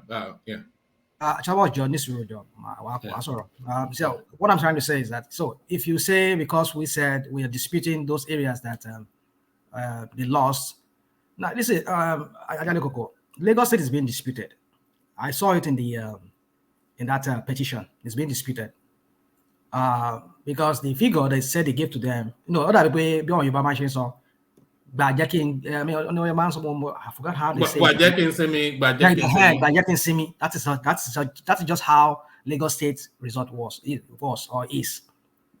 So they all just give them that because they feel that if we are to rob these guys of this figure, the whole thing, the whole thing would blow up open, because they could see that these people really want them landslide in Lagos. So let's just make it look like they still want. Hold on, Rational Mind. What would be the basis of? Hold on. What would be the basis of Peter Obi winning a landslide in Lagos? What would be the basis of that? One man, I'm not there. You and I were all here in the diaspora. So, but I'm going by the figures that I've seen from the LP and the PDP. The PDP have their own results. LP have their own result. APC has their own result. So going by what APC and going by what PDP and the result that APC had shows that they won landslide. All right. Okay. So we don't have copies of those results. So, but let's go with what we do know. We don't have copies of those results, but what we do know is that Tinubu is a Yoruba man, although it now seems like though he's from Guinea. But we assume that it's a Yoruba man. But now it's from Guinea now. But on the basis of the argument, let's say it's a Yoruba man. So we know that, and Lagos is Yoruba land. It's a two-term governor of Lagos State. We know that, and he has a very strong presence in that space. So if we and contrast that, Peter Obi is from Anambra State, who has no real cachet apart from his kinsmen being in Lagos, and then some Yopi Lagos boys are also following him. So what will be the basis from what we know that Peter Obi could win by a landslide in Lagos? How can that be? Sorry, Ajani, Norman, please. Can I make some observations? Can I just land that? Can I? Yeah. Let Lashrama respond. You will speak. I think Thomas wants to speak. Oh yeah. So you see, one man. You see, these questions you're asking me, I think it's rather unfair, I would say, because no, but we have to go with what we know, though. Well, so you can't, yeah. The thing is, because there is nothing to suggest that Peter Obi can win Lagos by a landslide from what we know. Well, but then it happened. I mean, if it happens, but how did it happen? How? Because it seems it's from what I gathered, even from people on ground, they said they voted massively for who did for what's it called? I mean, for Obi. People voted massively for Obi in Lagos.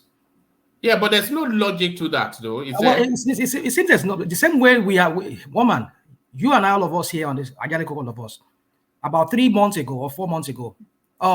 If Obi will even have, we have people betting here on your platform, one man, that if Obi will even have Ghana 2 million votes, it is just by miracle. But look at what we saw. He got over 6 million votes.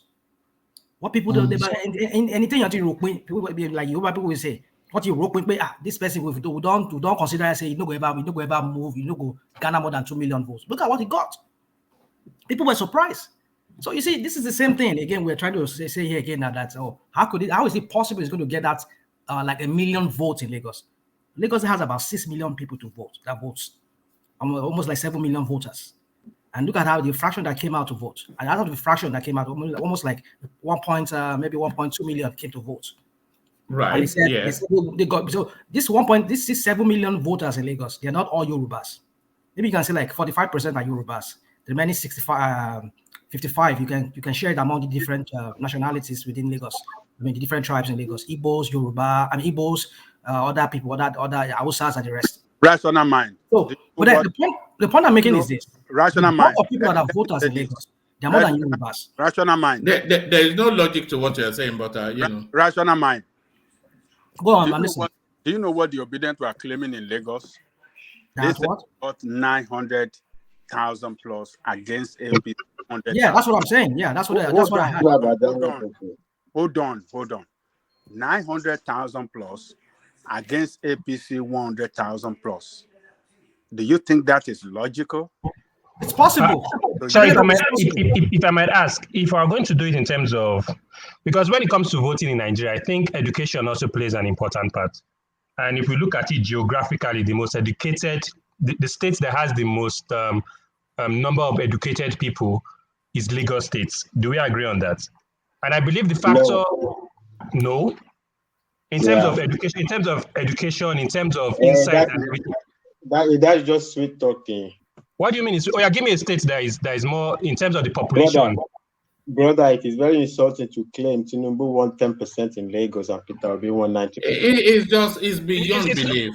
Why is it insulting?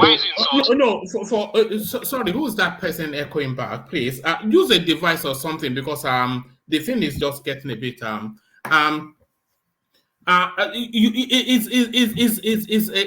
it's far-fetched for all of the reasons that I've just said.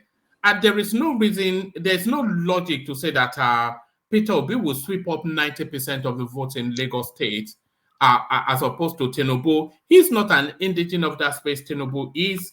He doesn't have political influence in that space. Tinubu does. He doesn't have the ethnic resonance with that space. Tinubu does. he is a distant man from the East. For him to get 90% of the voting. Can I say something? Yeah, go on. Yeah. Rational mind, do you believe that he got 90% of the vote? Say Not yes, 90. 90. I believe it. That's what they are claiming. Yeah, that's what I'm saying. I believe it, one man. Rational mind. Hold on. 90 is perceived. Let me explain. One voice. Can I come in? Yeah. Let rational mind. Let rational mind land first. I'm not taking too much time. Let me just land this because now this is what I'm trying to say. I agree. The Yoruba has the largest population in Lagos. I don't dispute that. Now there are other people that are also who have voting blocks within Lagos State who are non-Yorubas. Now, if the Yoruba voters did not turn out for Tinubu in that election, like what we perceive, what happened in this past election, it seems like the Yoruba blocks did not turn out. And the few Yorubas that came out, it's like half of them voted for, took side with what's his name, with Obi. But Obi has already captured the other blocks that are non-Yorubas. Igbos, Ijaws, hold on now. Igbos, Ijaws, Ibibios, and other nationality and other people there. Nationalities, other tribes. Don't forget the Fulanis and the Nupes and everybody else. How many Fulanis do we have in Lagos? We don't have them. And if any of them, every street has a Suya spot. I'm not saying they don't. One man, they will share it. The three major candidates will share it, which is Kokanso, Tinubu, and Atiku. We share those block. But the other block, which is that one, that is like almost like the 40% remaining that are non-Yorubas, that are non-Hausa Fulanis. You can imagine those ones, the chunk of them, if not like 35% of them would have voted for Obi. And that would have tilted the whole thing to Obi having that largest block there in that election. That's how I see it. You think? I think one man. Can I come in? Sorry, before you say anything, the prime dot, you have to use a Bluetooth something or a headphone or something because there's a heavy echo coming from you. Let's hear from you, Fatai. Yeah, one man. Hello, one man. Hello. They didn't let you on. They didn't let you on Rudolph to attack the. They just kept, I don't know. I thought they would be interested in an a mix of. Are you new to this space? Are you new to this space? When have they been interested? When have they ever been interested in an opposing view? You can do something for me to get it. Yeah? All right, let's hear from you.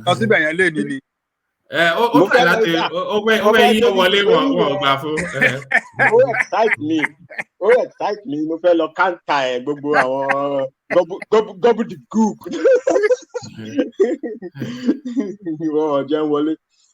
One man. With all due respect to Russia, okay, first of all, it's very annoying to start with that, but let me start with a very sweet one. It's with all due respect to Rational Mind. Babajani Koko, question that you ask Rational Mind if you believe Tinubu won 90%, Tinubu won 10% in Lagos, why Peter Obi won 90%, and the Rational Mind answered that yes, he believes it. With all due respect, brother, Rational Mind, Rational Mind believes anything and everything. And I know, and I have a receipt. There was one day we were talking, and we were talking about the INEC, the beavers and whatever. And I was explaining, and somebody was asking why the Senate and House of Rep could be uploaded, why the presidential was not uploaded. I was trying to give an explanation about a possible explanation of the technological whatever. And Kulata came in and mentioned something, Amazon batch processing. And I was kind of like, okay. Immediately, Rational Mind said, yeah, I agree with you. This Fatai is pretty rubbish. I'm like, okay, how can you agree? But you didn't really understand what Kulata was saying. What Kulata was saying. Go to the point now. We just trying to attack him. No, maybe I should continue with what I'm saying so we can go to the next topic. Let me make my point. So, Rational Mind did not understand what Kulata was saying, but then he agreed with him. But me, he didn't agree because he understood. When was this? I don't know what you're talking about. When was this? No. I'm saying that you were agreeing with something you didn't understand. I know, but I'm saying I wasn't. I can't remember. What I'm talking about. I remember very well. You were agreeing with something you didn't understand because even at Kulata's explanation, it has nothing to do with batch processing. That's what I'm making. The thing has nothing to do with batch processing. But we were agreeing with him, and I was like, you agree with something.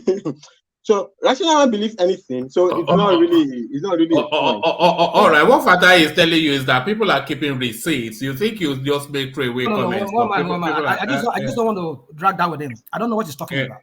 All right. Let's not go too deeply into that space. But give us what you want to say, Fatai, and then we get back to Emmanuel. I just wanted to say that one man, like I said many times, I tuned out from the time they mentioned Peter Obi 190% in Lagos and Tinubu 110%. Actually, they got that number from PDP. It was what is his name? Buala. Buala was laughing at them on one of these TV shows. We gave them the number, and then the guy was like, "Oh, you mean you gave them the number? You wrote the number for them." He said, "No, we wrote the number for them." They were making fun of them like they were a joke. You know, the PDP now, they were trying to make fun of Labour Party. That what they are saying is a joke. And he said, "Actually, we wrote the number for them. They didn't have as much polling, whatever, agents. So the guy was like, that's not true. That's not true. Yeah? That's not true. No, that's true. That's true. It's not true that the Labour Party they have every place in Lagos covered. Yeah, right.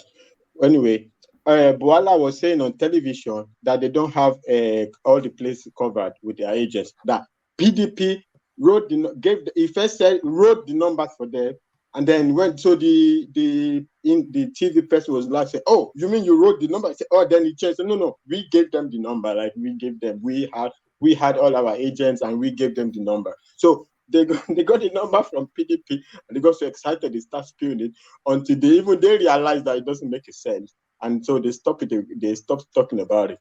So it doesn't make it.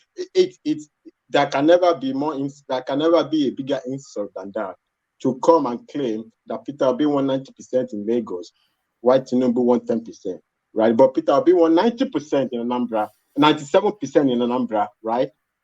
So Lagos is Tinubu's where is space of influence, no matter what rivalry they have between them. Even Tinubu made Buhari to win 53% in Lagos, right? Just 4 years ago, right? Somebody comes and says Tinubu won 10% in 10%. I mean, the joke is amazing. Also, it's actually quite frightening when you think about that. People actually believe it. It's quite frightening. What kind of a joke is that? I mean, say something interesting. I mean, if you're going to joke, at least let it be interesting.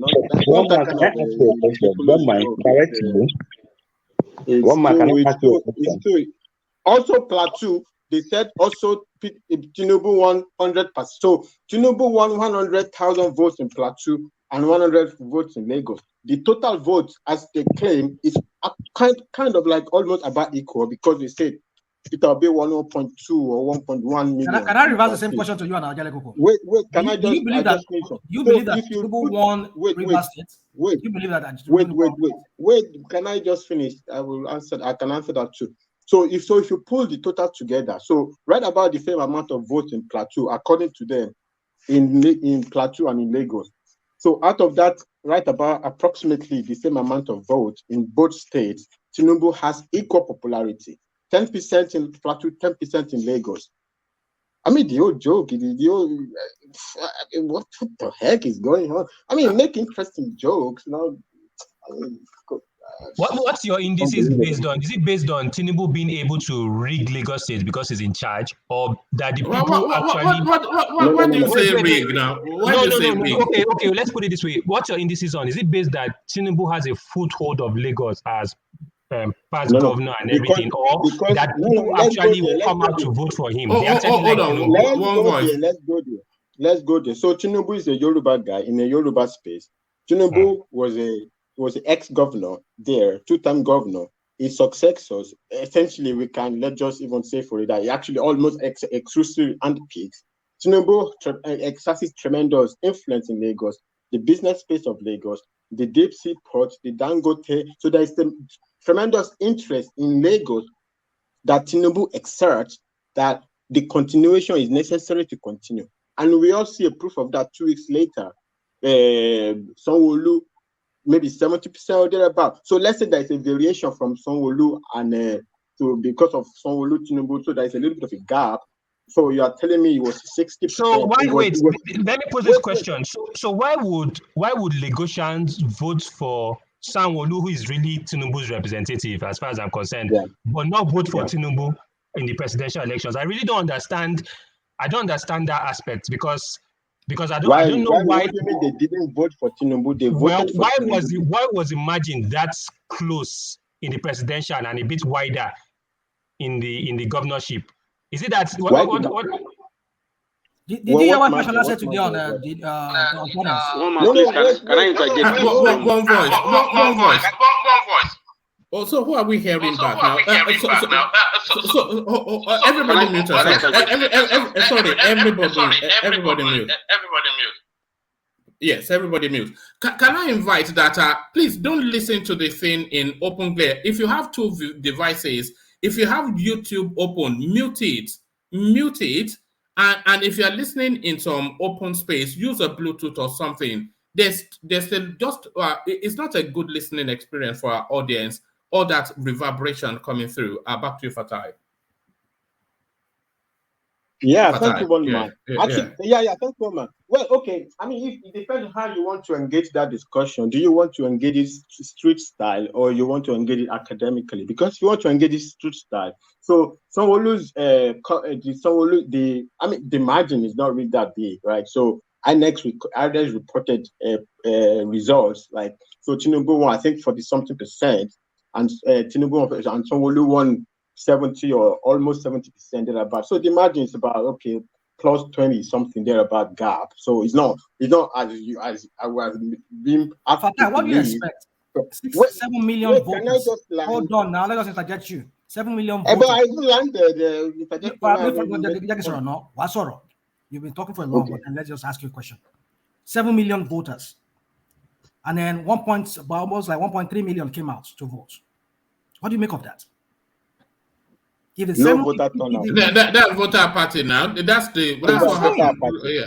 So you should have looked at it from that point that if out of 7 million voters who were supposed to come out, only 1.5 or 1.3 million came out. Right. Yeah. What does that tell you? Hold on. What does that tell you? It tells me that out of that 5 point something million people that failed to turn up, a large chunk of them are Yorubas. That was the experience. That's nationwide, though. That voter party was nationwide. It's not nationwide, but I'm saying that if you are only in Lagos that Yorubas to coast, but it's only in Lagos that Yorubas sit at home, right? Say that again. It's only in Lagos that Yorubas sit at home, right? Dude, don't play this. Don't play this your mind game with me. I'm talking about Lagos. It's not mind game now. No. Let's not argue. Let's not talk about anything outside Lagos. It's nationwide. One man just made the point that it's nationwide. Yeah, I'm not disputing that fact with you that it's not nationwide. I'm talking about Lagos. 7 million. Yeah, exactly. That's my point. So I'm saying that. So your argument now, you are saying that only in Lagos is the Yoruba sitting down. The Yoruba didn't sit at home in Ogun State. I don't understand. Okay, please go on. Let me just maybe when I have my own time. Let me just land my point. If ask me about all right, land that point. Yeah. It's Tinubu and Tinubu. So then. The big party got wind of what Labour parties how they were ignoring them for the presidential. Then they say, oh, okay, what's going on here? And then for the presidential, right? For the presidential, there were a lot of people that were busting into Lagos. There were so many things happened there, and so they woke up and said, what's going on here? And they took care of those ends. How did they take care of it? How did they take care of it? Is the question. I'm not a Labour Party agent. So we know how they took care of it, and it was. Sorry, Charles. Let him just land the point, and then we'll go back to Emmanuel. That's what I was telling you that we can argue the street explanation. The street explanation is that really, and then they took care of situations. And that's the street explanation. But the academic explanation is that if you look at the number, right, the difference is not really that big, right? So Sanwo-Olu won almost 70%, and Tinubu won about 40%. They are more than 40%. So it's like, okay, 20% difference. But that is a far cry from you telling me that Tinubu won 10% and Peter Obi won 90%. Like, what is going on here? That's not. The other thing is, Fatai. The other thing is, it's a different election, isn't it? There were two different candidates on the ballot. It wasn't Tinubu or Peter Obi. It was Gbadebo and Sanwo-Olu. Totally different characters and totally different factors. Yeah, certain different dynamics. But even if you look at it, really, the important even dynamics is that, okay, fine, we understand that many big boys, or many people in Lagos were these affected with Tinubu for the presidential or whatever it is, or that was the campaign. Okay, that explains the 20% difference between Tinubu and Sanwo-Olu, right? It's not complicated. That explains the 20% difference. But when you come and tell me that it's actually Tinubu won 10% and Peter Obi won 90% in Lagos, but okay, fine. What so amazing. By my stroke of magic, Peter Obi won 97% in Anambra. No, not only in Anambra they love their Peking, but in the Southwest they don't love their Peking. It's a 10%. It's a ridiculous joke. A better joke will work, but that doesn't work. Okay. All right. Let me get back to Emmanuel just to bring it back on stream. So round of your thoughts, round of your thoughts on that space, Emmanuel, and then I'll take you to Tinubu, who is not even a Nigerian, but has funnily enough landed himself as Nigerian president. Okay, thank you, one man. The intervention was actually long and whole thing. So I also wanted to address Uncle Ajele Koko based on what he said, and I was telling him that Labour Party does not have any power to rig election, number one, and there's no power that can help them facilitate that. So now, if you're comparing Lagos and Port Harcourt, it's a different case scenario entirely. Lagos State is a diverse state that has different set of tribes come together, right? And nobody's even considering what Rational Mind is saying, that there could be an voter empathy based on what these people have done before. What am I even going there to vote? Then the Obi camp people feel that this man is coming out. We have to change the narrative and all stuff like that. So they just push out their vote there. Now, if you look at, if you say that, oh, he's our man, he's our daddy, he's our this and that, okay, he's from Lagos, that fine. But if you look at, if you check Abuja here, that Labour Party deny both PDP and APC 25% for the first time in the history of Nigeria. APC always get their 25%. PDP always wins that state. But all of a sudden, Labour Party denied both PDP and APC the rightful position they normally claim. And nobody is even disputing that.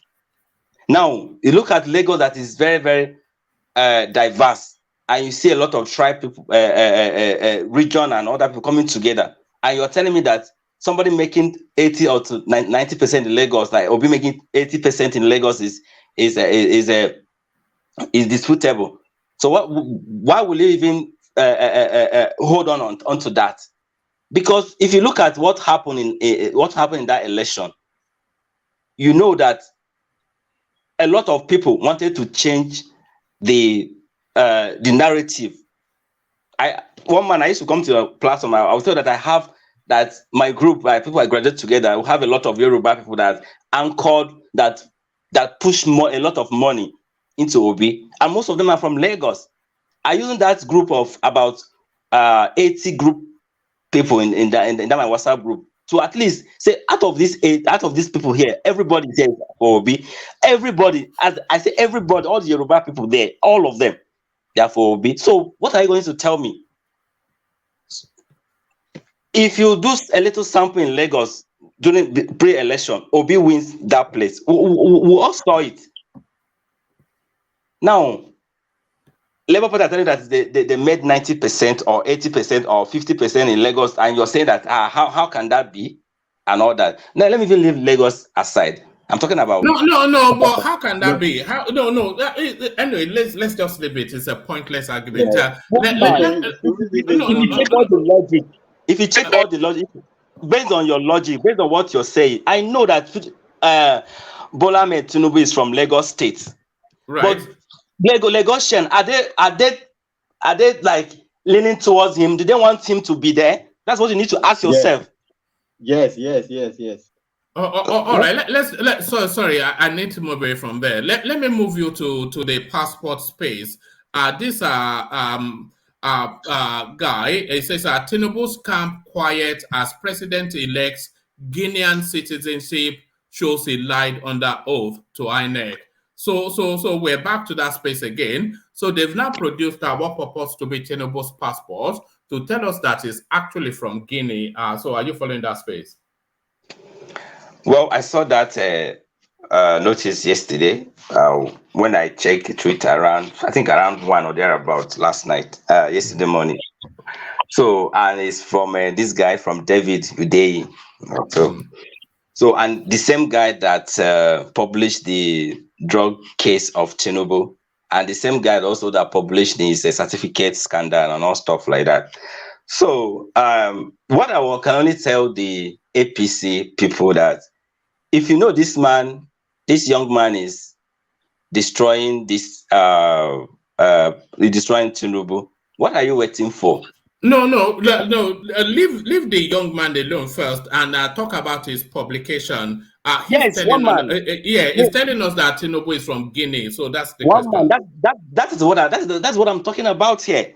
If they claim that he's lying, and they claim that he's destroying his image, why not go after this young man and put him hold on. You are still not answering the question. I'm talking about the story itself, not the author. So the storyline that Tinubu is from Guinea as published by Udeyi. Yes, one man. We're still saying the same thing here. I said that I cannot fact check that citizenship from Guinea or not. But what I'm even saying is that for the fact that this is not true, or for the fact that this is true, or you are disputing it, this guy has talked about drug case. He has I wasn't. Sorry, can you stay with the storyline? I'm talking especially about the Guinean story, so that's where I'm inviting your thoughts. I think he's trying to reason with you on some things. I don't know. No. What he's trying to go to is that he wants to bring in all the drug cases and expand it beyond, because that's too. All right, carry on. Carry on. One man, please. I need to paint a scenario for you where this guy has been bringing cases up here for us. So, and nobody is disputing it, and nobody is going after him to arrest him because he's defaming somebody's image or destroying somebody's image. You go after him if this man is lying. He even said it in a Rudolph today that if I am lying, they should come and arrest me. I'm waiting for them. He said it in Rudolph's channel. I heard him loud and clear there today. He said that if they think that he's lying of what he's putting out there, they should come for him. That he's actually expecting them to come and arrest him, but none till now. Do you not feel a sense of deja vu? Because we've been there. No, sorry. I want to.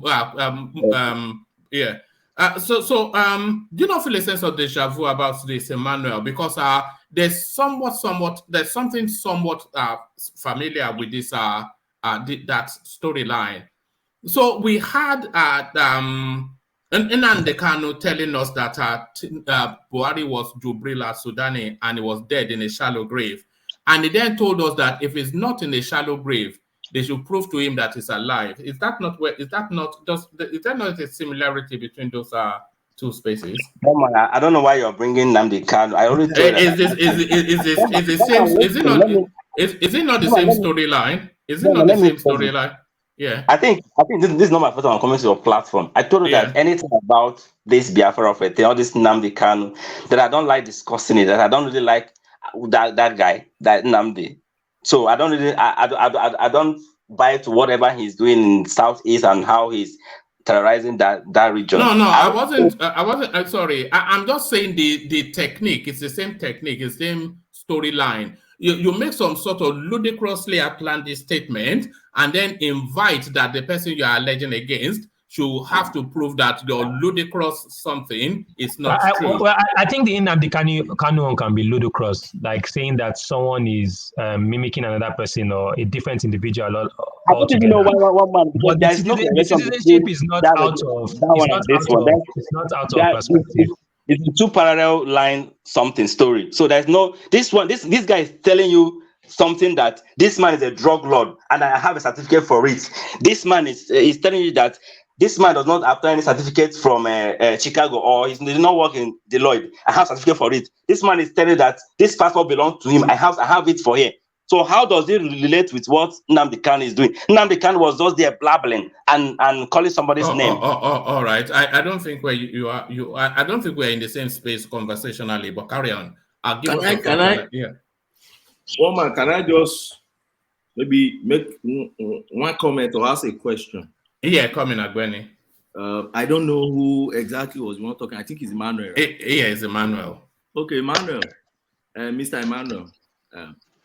Are you aware that Hudeyi was not the person who started the issue of drug thing for Tinubu? I know that the drug case has been for long, but for this dispensation. Hold on, it's taking you somewhere. Just give him a simple answer. Yeah. The Chicago EU. Are you also aware that it wasn't originated by David Hudeyi? I say for this dispensation he was one bringing in them out. So, my point is this: he's just reactivating those things that have been there over time. So and you don't think it's just a kind of distraction that is very insignificant and should not worth the attention of any serious presidential candidate. Come on, don't say having drug convictions is not a serious. We understand Nigeria is quite lawless, but leave them. They know what they are doing. Okay, let me ask a question. I don't know the planet the APC guys have. Let me ask a question. Is it rational mind, right? Yeah, I'm here. I'm on board. Let me ask another question. Barack Obama's birth certificate issue was raised by Trump. Assuming one young boy who was in primary school when they raised it back then, now revive it again. Do you think it worth Barack Obama's attention? What are you talking about, this guy? What are you talking about? You know what I'm talking about. He asked the question now. No. Is it that you answer it or you? I will answer your question, but it's like sometimes we trivialize things and make it look as if it's becoming a circus to me. What does Obama's certificate has to do with what we're talking about? It has a lot. It was an allegation to disqualify Obama. Obama's situation is not of a criminal nature of like the Tinubu one you're talking about here. Oh, how do you think it's not criminal in the US? Somebody who confessed that I was born in US and they say you were not born in US. You don't see that criminal in US. You see, this you people. I mean, when I say you people, I mean, sorry. Don't use. Hold on. Let me rephrase myself. Let me rephrase myself. They ratified. Yes. When I say you people, I'm not speaking condescending. I'm just trying to group the whole. No, we know you're not. Carry on. Now, the issue of Obama's certificate, yes, that's not criminal. Because I will tell you, it's not criminal. Okay, because why do you think so? Hold on now. If Obama was not a U.S. born citizen, then I mean, mind you, they do a lot of background check before even when you get on the ticket here, they will do a lot of background check on you. Mm-hmm.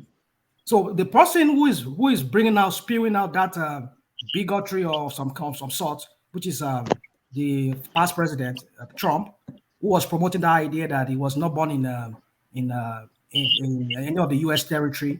He was born in Kenya, blah, blah, blah. Obama just kept quiet because he knows the truth. The FBI, the Secret Service, they know all the agencies here, they know the truth about it. Okay. They run background check on you. Okay. So now let me answer your question. Compared to Tinubu. So, but then when he felt that this guy is becoming a nuisance, he had to release it out. Okay. Because when he is filling his form, all those things, he has to, even right from when he becomes a senator, there are proof for him. He has to submit the paper evidence that shows that he was born in any of the U.S. territory. That makes him a U.S. citizen. I think he was born in Hawaii. Yeah. So what does that have to do with this drug case we're talking about? And in 2016, Trump actually acknowledged that Obama was actually born in the US based on the documentation.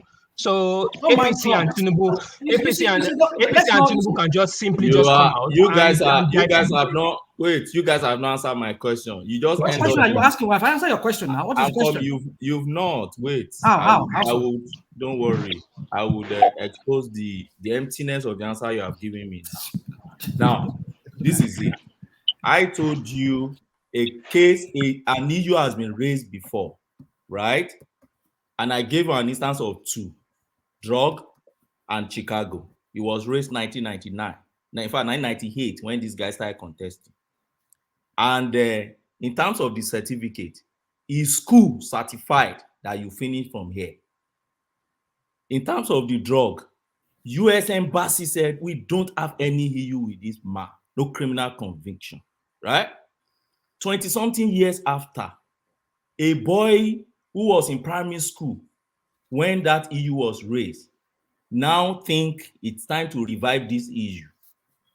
And you think the person involved, who that case has been sealed back then, will wake up and start joining issues. Leave that apart. Let me now compare it with Obama that you just giving me. Trump raised that issue then. Obama was on oath, right? That I was born in America. He purchased his form. He filled his form with a notarized document to put him on oath. Trump said, you have lied. That makes it criminal. You have lied under oath that you are born within American territory. They pushed it, but they sealed that case at that point when he came out and said, see my birth certificate, what are you talking about? And entire thing, just like the Chicago and just like that drug died. My question is now the way Udain is coming out now, assuming somebody now come out from American space, I am so sure Obama will not even bother because that case has been closed for how long?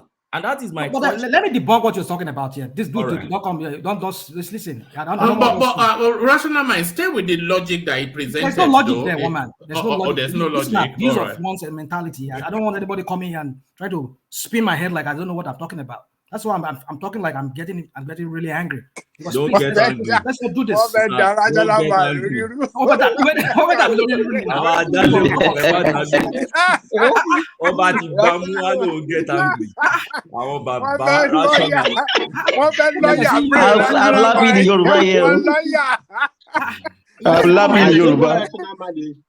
I think what Rational Mind is speaking to is that the larger point about Obama was not about the criminality. It was more of his eligibility for office. Exactly. The issue wasn't really which is also similar to Fatai, this present one is also about this man's eligibility because conviction is qualification.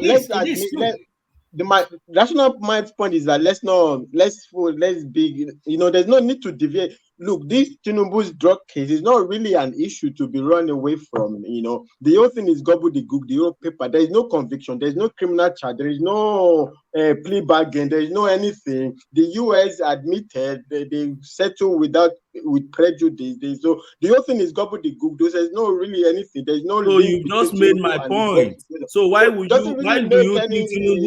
think Tinubu should no need to make engaging on that? Okay, let me tell you why.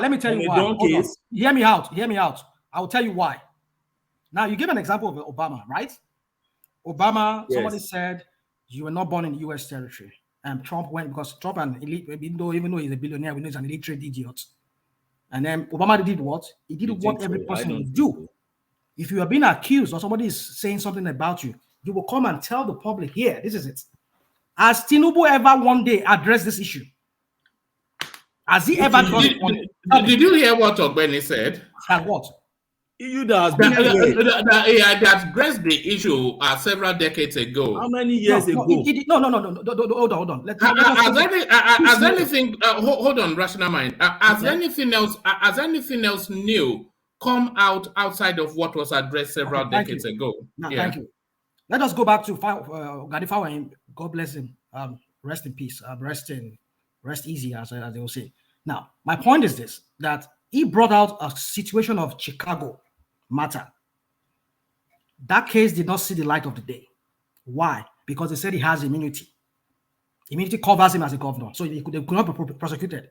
That was why if I were in me, could not continue. No, you are wrong with that case. Okay, you will debunk me. Don't worry, you will debunk me. Let me land. Let's not cover because I don't want this rigmarole. I don't want us doing it today. Now, this guy, this President San, this noisemaker that is with him now, this guy from Delta State, that his mother is from Ajale Koko's place. What's his name? Keyamo. Himself too has. I think he was trying to bring that case again at some point. Maybe after he left office, or maybe I don't know. I can't remember too well. You can tell me that if you know to the contrary. And that case, they said it's because there's a statute of limitation or whatever. I don't know, whatever they use. And then that case, it could not prosecute that case. That is as far as any case goes with Tinubu. Because when they will say, Tinubu will say, I did not fill out that form myself. That's to tell you how ridiculous our judicial system is in Nigeria. Our law enforcement system and our judicial system is in Nigeria. That you will say that, oh, I wasn't the one who filled that form. My PA or whoever filled it for me. In justice, I mean, what do you call it? I don't know. I can't even think right now. When it comes to justice, you cannot say there's no excuse. As you're a lawyer, I'm glad. Ignorance is not a defense. Ignorance. You can't feign ignorance. Ignorance. That was the reason because you said, "Oh, I gave it to my PA. He was the one who filled that part for me." No. Sorry, that's a different conversational space. That's his certificate. His primary school certificate. That's where you are. I'm trying to give you because he was asking me that all this case has been visited. No. The case that were visited is what I'm talking about. No. The drug case. Hold on. The drug case. Are you aware that it was referred to the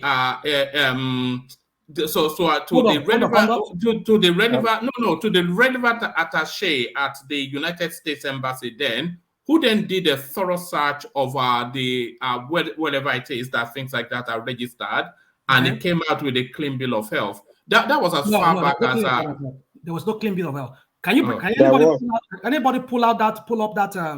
I can if I want to, please. But now let us read what it says. It says there is no current charges against him. That's what it says. If I remember very well, bring it up and let's see. Maybe I'm wrong. It did not say that. It did not give any clean bill of health. It said there's no current charges against this person. No. You can't say there is no current charges now. When is not resident in the United. One man. I think you have played this thing several times on this platform. You have shown us several times on this platform. A lot of times. I don't know what Rational Mind is doing, but can you know if I'm wrong now? Pull it up now. I don't know. I can't do that. You can put. You are the one hosting us. So pull it up. Let us read it. And let's see how it said, how the word was phrased. All right. I'll see if I can find it. But they said they've checked the database of the FBI, whatever. It come up with nothing. Right. That's what they said. Right. I can't remember too well. Yeah. And what does that tell you? What does that tell you? You see, you can't. Okay. They came up with something. There is nothing. Does not mean that there's nothing. That exists. There is nothing does not mean there is nothing. Because as at the time the transition, listen, you don't know how the US system works here. There are certain things that you cannot dig back, except you have to go to the courthouse to find out yourself. You cannot find it on the database. When they transition from this, from analog or whatever they call it, from paper something into, they did it in phases. So there are certain things that you cannot find. Okay, so they haven't registered it yet. Can I say something? I don't know. Let me interject. No, I'm telling you because there are certain things you cannot find. Hold on. The allegation was in Chicago, so I'm pretty sure that if they refer it to the U.S. ambassador, the relevant department there, they will not go to New York to search. They will go to Chicago where something is. What do you mean by that, woman? All right, we're lost in some. No. Let me interject. The point I'm making to no. So sorry, Des. I want to move away from there. Okay, all right. But yeah. Land your point, and then I'll move away from there. Yeah. Well, the point I'm trying to make, woman, is this: that we cannot compare Obama. Let us not do this spinning of wanting to make us our head turning like as if we don't know what we're talking about. Tinubu's matter is of a constitutional matter in Nigeria right now. Either it's criminal or not criminal, we shall find out. Because what the something says is that you must not be fined. And I was listening to a lawyer some days ago when he was referring to Justice Ariwola in one of his judgment which he passed concerning forfeiture, where he was trying to equate that forfeiture to what's it called, to being fined in some ways. If you are asked to forfeit something, in itself is a fine. So if some legal luminaries can be saying that they're referring to that, and some of that judgment that were passed in Nigeria by some judges in Nigeria referring to forfeitures as being a form of fining, then we need to understand what is going on here. That has to be interpreted then. So when the Constitution says Fatai gave nearly a 1 hour presentation with slides on that Tinubu. There was nowhere that he was charged with anything. You cannot tell me that. You cannot tell me that if my account cannot just go into your account and steal your money. No. You are asking us to. You are basing on your suppositions and your prejudices. We are talking about what who was the respondent, woman? Who was the respondent? Let me ask you a question. Who was the respondent? It was Tinubu, if I remember rightly. Hold on. But there was. It was not charged with anything, though. The respondent was not Tinubu. You see, if people don't understand the complexity of the law, I think they should take time and listen and learn. Right. That's the problem I have with so many people that don't understand the intricacies of laws. That's the same thing that thing I went to the TV to be doing. Try and listen and learn. There are cases you can file against assets. For instance, in maritime, we file cases against ship. That ship that you see that is moving, we file case against ship to arrest ship. That case is not against the owner of the ship, it's against the ship and whoever is inside it. So if you go and look at that case very well, it's against an asset in his name. And I've said it several this guy, you're a lawyer. I give it to you. You're a lawyer. You know what you're talking about, right? Law. You can't change it now because you have to look at how you just change the law. No, we have criminal forfeiture and there's a civil forfeiture. Let me ask you a question. Can I ask you a question? You go after property. You don't have to go after persons.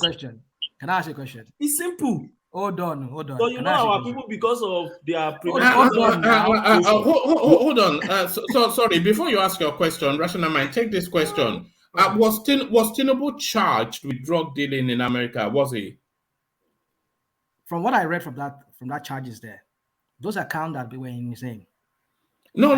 Just the question, not what you are inferring. I mean, it will tell you now that. What do you mean that somebody was charged or not? Did you hear what Oga just? I mean, did you hear what Benny just said now? All right, go on. He says there is intricacies in legal terminology or whatever, right? So if I were to go by what he's saying, so I can't just give you a yes or no question to that answer. That yes, he was charged or he was not charged. No. There's no intricacies in the case. He said law. That's what I'm saying in the law. Oh boy, there's no intricacies. Tinubu was not charged. One man, can I read that quote? We're trying to move away from this. All right. No. I want to wrap that space up. It's starting to give. One sentence. All right. The legal. Okay, go on. Yeah. No, the result. This is the sentence from the American embassy response because it's different for Rational myself. The results of the checks were negative for any criminal arrest records, warrants for Bola Ahmed Tinubu. Full stop. For information of your department, whatever. NDCIC is a centralized information center that maintains records of every criminal arrest and conviction within the United States and its territories. The response of the U.S. government. So that's the answer to the question that I just asked. Tinubu was never charged. So can we drop now that he was charged as a drug dealer, because the Americans have told us they did not. Well, one man, the Nigerian court, what I know, as far as I know, is I don't come here and debate that. You guys brought it up. The judicial, the Supreme Court, I'm sure they'll challenge it up to the Supreme Court if they don't get favorable hearing. They'll charge it, and then we're going to see what the justices will say No, the justices cannot say anything. Now the Americans have said that No. That, You see, that you can use Guinea. American when it's convenient for you, but when we refer to the Americans, then you can say no. It's Nigerian law is different from the American law, right? So that's what I'm saying to you, one man. The Nigerian So the Nigerian court will tell us that he was charged when the Americans said they did not charge him. Conviction or no conviction. Now there are two aspects to that constitution, Nigerian constitution, where it says you must not have been fined or convicted. It's not just only conviction here we're talking about here. So if the US is saying that it's not convicted, now how about the other aspect of it, the forfeiture of that money, that proceed of money laundering from drugs and evasion of tax, whatever it was again in addition to it, can that be termed or can that be equated to mean that it was fined in that sense because he forfeited it? So I was now making a reference to what some lawyers, I don't know, Ogbeni, you are here. I don't know if you've ever seen those write-offs or the lead judgment they said Ariwola has made in the past. Maybe you've read it or not, but there's a place whereby it said that it was said that to have equated. That's Abacha case now. Abacha's son. So if that is to be considered that way, that a forfeiture can be a fine of some sort of fine, then we shall see how they're going to interpret it on the day of that judgment. But that is different. Maybe we shall find out. One day we'll find time to come and explain all these things. All right. Before yes. So back to you, Emmanuel. But before I come back to you, Emmanuel, Fatai, can you post the link to that wherever you read that from in private chat? I want to bookmark it for future references. Back to you, Emmanuel. One man, there's no point debating so much on that drug case. Like I told you, he's already in court, and David said that he's going to prove everything, bring any evidence or necessary. That is even on his own side. Now, the legal team of the Labour Party too, they are doing their own job. So, like I told you earlier, that this period is going to be an interesting season. So let's see how it goes. And for the fact, I love what is actually happening, so that everywhere will be put in a rightful position. Like all this issue, we don't know what is going to happen. We don't know what is 25% here. We don't know. I love the fact that everything is coming up now, so that after this scenario, so we'll now use this period to judge subsequently, right? So it's even good that all this thing is coming up now, so that, and thank God that INEC rigged the election, because without the rigging the election, so all this thing will not come up. So everything work out still in a good form, because we'll get to get the logic, we'll get to get the real result, we'll get to get the whole truth about everything. So that is just the whole thing. So for the fact that he has already presented this for us, that which I'm not here to tell that is true or not true, that Guinea citizenship, I'm not here to tell you one man is true or not, but he's told you, and he said that he's going to prove it for you, and if anything goes against what he's saying, that you should come and arrest him. That's what he said. So he has been saying, and hold on. This man is an private investigative person, not like he does not rely with, he does not support any political party. Before the drug case, it was later on and now put allegiance towards Obi. So let's just leave it. Let's see what plays out later. Okay, before we move on, so you've already said that he has an allegiance to Obi. So the article that I was reading that they were saying is an independent journalist. That's factually incorrect. But the image I'm showing you on your screen now, it's not incorrect. It's true. No, it's not independent. Well, you mean it's not aligned to a media house, but certainly it's a partisan journalist. So and he has a dog in the fight. So it's not independent of thought, even if it's independent of operation. But this image I'm showing on your screen now, and I'm hopeful that Rational Mind is seeing it as well. So this is what this character, David Hundeyin, this is what he has put out to tell us that Tinubu is from Guinea. So I hope you can see it, Rational Mind. So it tells us that it tells us that the last name is, because you are a Yoruba speaker, so you would know this. It tells us that the last name is Tinubu. We can see it here where my cursor is. And then when you have your first and middle names, it tells us Bola Ahmed. What's wrong with? Can you spot what is wrong with that? One man. Sorry. That's rational mind first. Yeah, rational mind. One man, I've taken a look at it. Like Emmanuel, I want to still maintain my. I don't want to say much on that, but the thing I'm saying is this: like him. Let me see. You said I should spot if there's anything wrong with that thing, right? Yes. The last name. The last name is Tinubu, and then the first and middle name is Bola Ahmed. Oh well, you see, I don't know. What did I say that? Was it on one of my documents? Or let me not say that. Okay, yeah. So I think I've seen it somewhere where people have to use two names. No. It's not the two names. It's the Bola. Do you know anybody called Bola? Because I know people call Omo Bolanle, they call you Bola. Abim Bola, they call you Bola. But have you know anybody whose name is just Bola without a prefix to that Bola? Like Tunde, do you know somebody that is just called Tunde rather than Babatunde? Yes. Yeah, there are some people like that are just Tunde like that without Babatunde on it. Without Babatunde, I've never seen it. I have a friend who goes by Tunde on his document. I've seen two. I've seen one. One man. Have you checked Tinubu's name on INEC Portal? It's possible one man. Also, there was a time Tinubu's passport was posted and it's just Bola Tinubu. Bola. That's what Take INEC Portal. I think it's the same way he wrote it there. All right. All right. But this David Odenyi guy is quite a. Anyway, I hope he's making bank because he has this. You know what they call a purple patch. This is what they call a purple patch when everything seems to align for you and you make the most out of it. So it's experiencing a purple patch. So I hope he makes that. Yeah. One man. Nobody's paying him for what he's doing. Don't think that. Nobody is paying. You must be a joker. One man, I'm telling you, nobody's not paying him. He's doing it for the love of country now. For the love of country.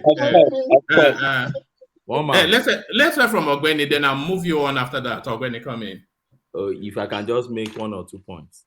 First and foremost, 21 days to file election petition has lapsed. I don't know what's so special about this Guinea international passport, and I see it as raising the obedient hope. I love trying to moderate their hope. Nobody can go to court now and put that in hope.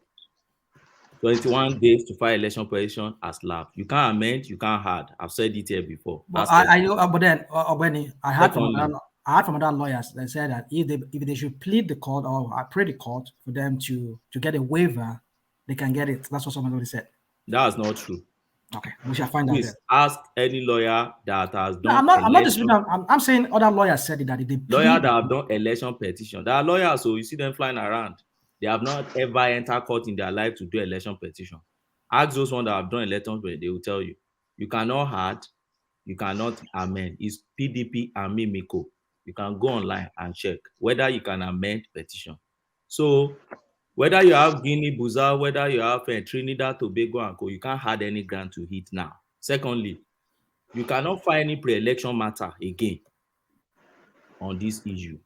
I don't think that is maybe they changed it because during the bid time in Anambra State, he was adding a lot of things when he was getting results. He was adding a lot to his petition for that period. You can only do that within 21 days. You can you know his petition lasted for 3 years. So I say he was adding a lot of things to his petition. That was the electoral act before 2010.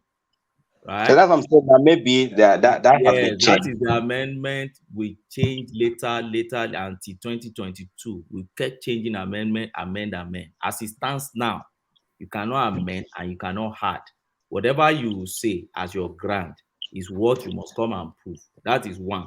Secondly, pre-election petition time has gone. The moment election is conducted, you can't bring any pre-election matter again. That said. Thirdly, you see, David Udehi, just to moderate the hope of the obedience and people that think Udein is coming as a witness. Go and check Peter Obi petition very well. David Udein is not listed as a witness. If you are not listed, you cannot be called. Now, sometimes they use ABZ, YZE, and all those things too, okay, to list witness so that they keep, you don't disclose the what do you call it now, your witness before time, so that they don't attack your witness. But witness statement or note must be filed with your petition. You can't add any other statement. If you check all those statements, there is nothing that look like Udein that is coming to testify. But can you categorically mention anybody's name fully there? Because the whole thing is ambiguous. You don't even know who is coming and who is not coming. No, you will know by the witness statement. Go and read. You know, after listing, there are documents that follow. They call it witness statement on oath. In those witness statement on oath, you will see the environment. Those are the things they are coming to court to say. You can't come to court and just be talking now under election petition. You only come and adopt that thing that you have said in a written form.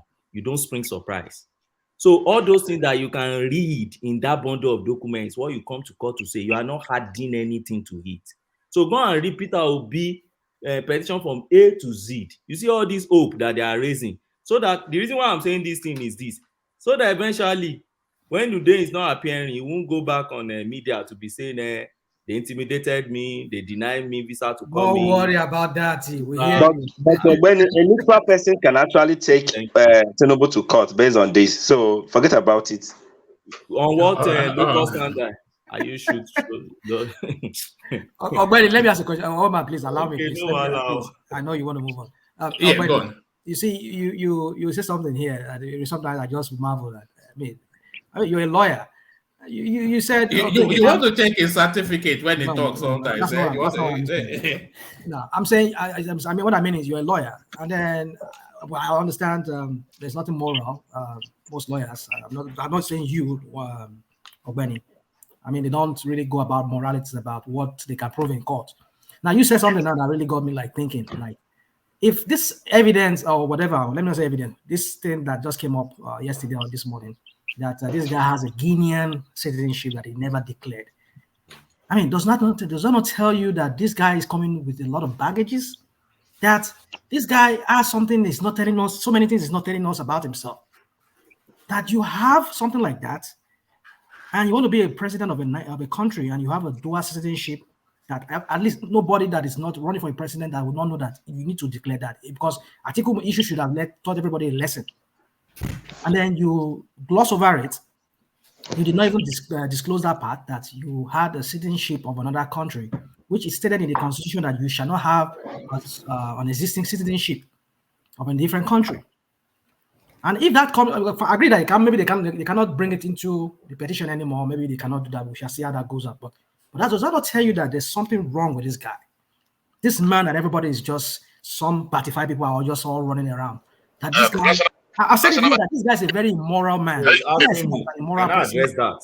4 minutes. You address it. But I'm saying that, let me just hand this way. I've said it, and I'll continue saying it, that Tinubu is an immoral man. And you cannot have somebody who is an immoral person at the head of the government, as a leader. To be poor. Do you want me to answer now? Go. You cannot have a moral person to be poor. Just 50 seconds answer. All right, a very brief response, and then this is my response. First and foremost, I'll start with that moral thing.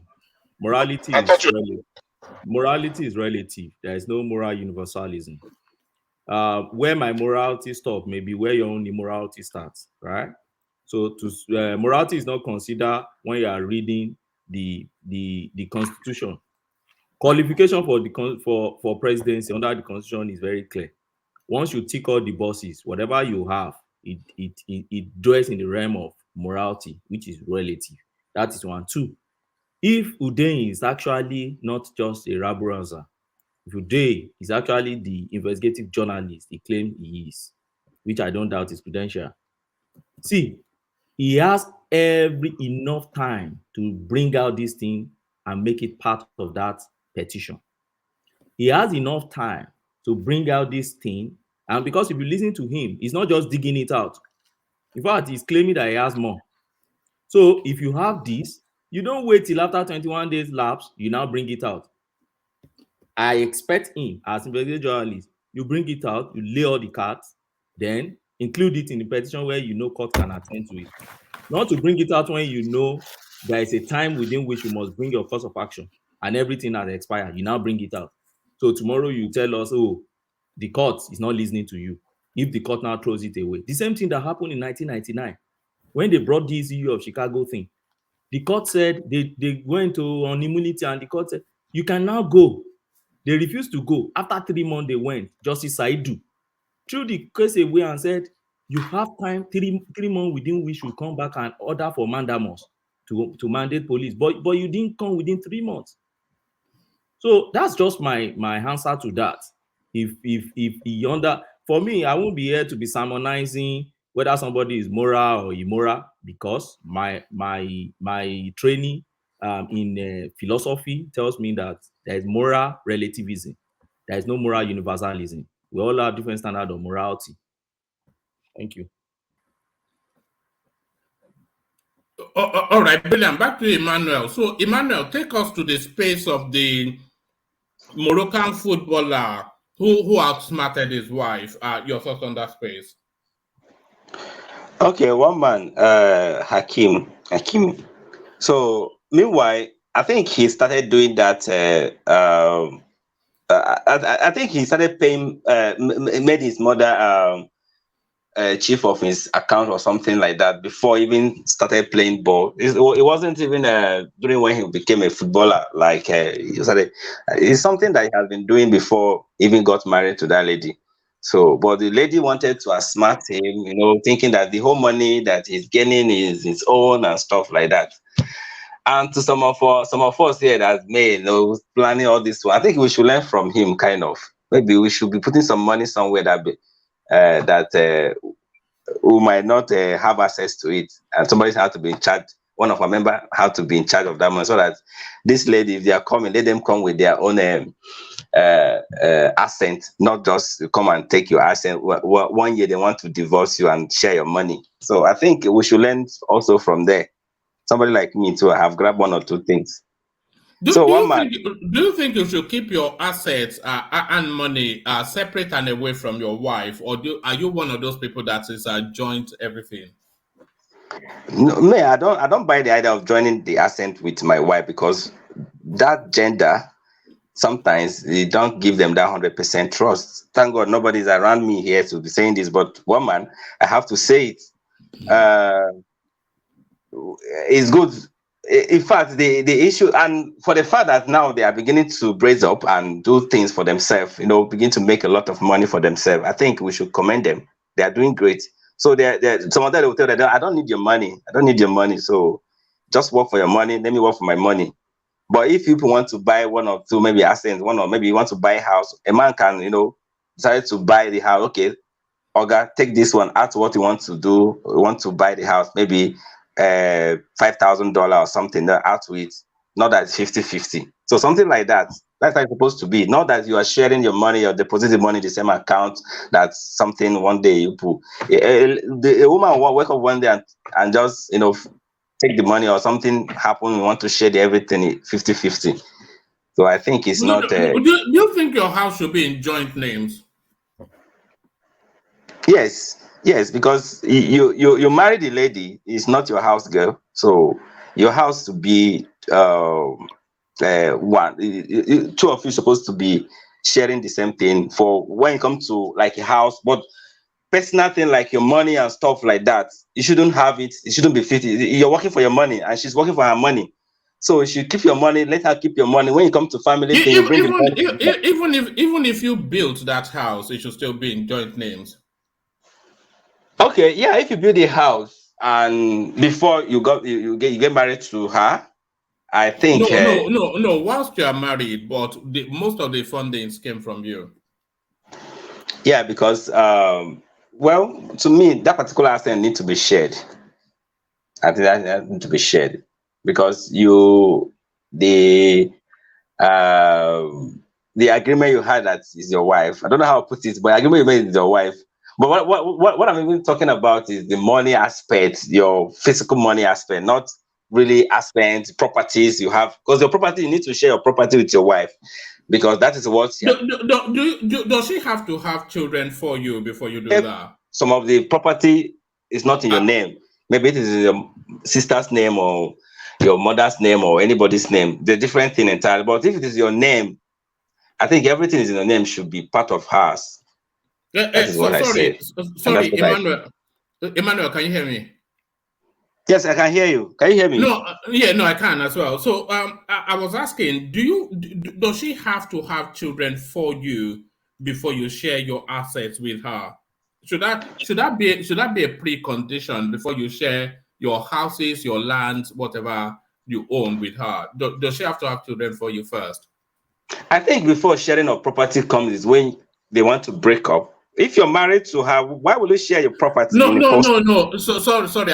When I say share, I mean to have it in joint names. For you to have your assets in joint names with you and your wife, does she have to have had children for you first before you do that? Yes, I think so. Like, I'm just reasoning it just the way you're saying it. I think I'm reasoning it also. I think it should be like that before. I think it should give you give you children. Then, if possible, let your children's part of your property be in your children's name. It can be like that. But just getting married to her and you want everything to be the same, they can wake up one day and tell you that they are leaving tomorrow. And of course, you just have to share the property 50-50 for her to go. So, and I think that case is only happening. I don't know. It's not really okay. It's not really happening very well in Nigeria. Some like one of my friend here got divorced, so he didn't give the wife penny at all, not even a single thing. So he told the lady that it didn't work for me. I married you. After I pay your bride price, so he didn't bring anything to this house. So he chased the woman away. Because the woman said he doesn't want it again. He said, okay, if you don't want it again, just go to her. So, but I think if it is outside the country, Western world, I think that is a bit modernized. So I think they are taking a more precaution of that, asset sharing of asset.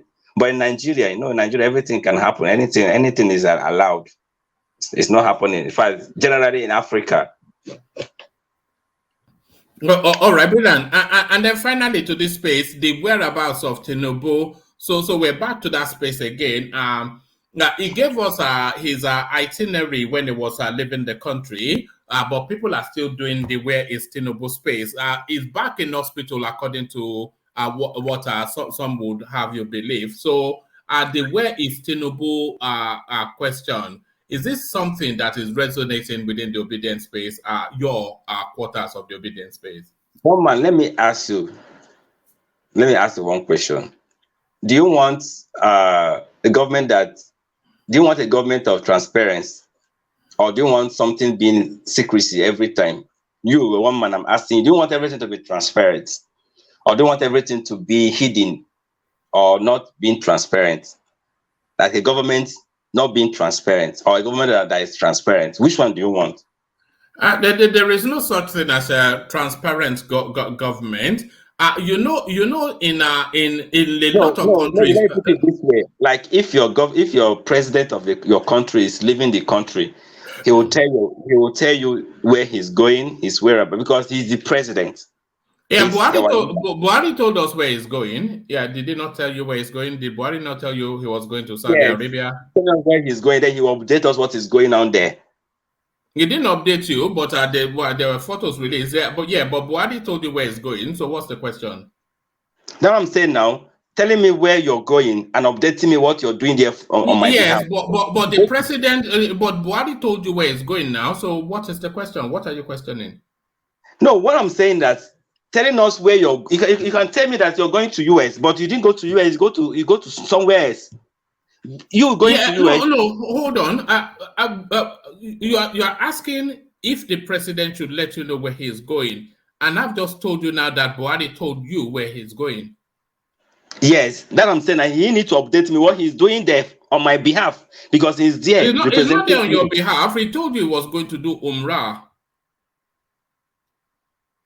No, one man, you are actually, putting it personally to, you are making it personal to Buhari or something. I'm saying, hold on. No, don't interject. I want to, I want to, so carry on, Emmanuel. Sorry, Darate, so carry on, Emmanuel. Yeah, so I said, don't make it that personal like that. But I'm saying that as a government, anything you're doing, everything needs to be transparent. Like you say, rightly say that Buhari said he's going to do Ramra, whatever they call their name is. So no, it's called going Umrah. It's not that yes. difficult. Yeah.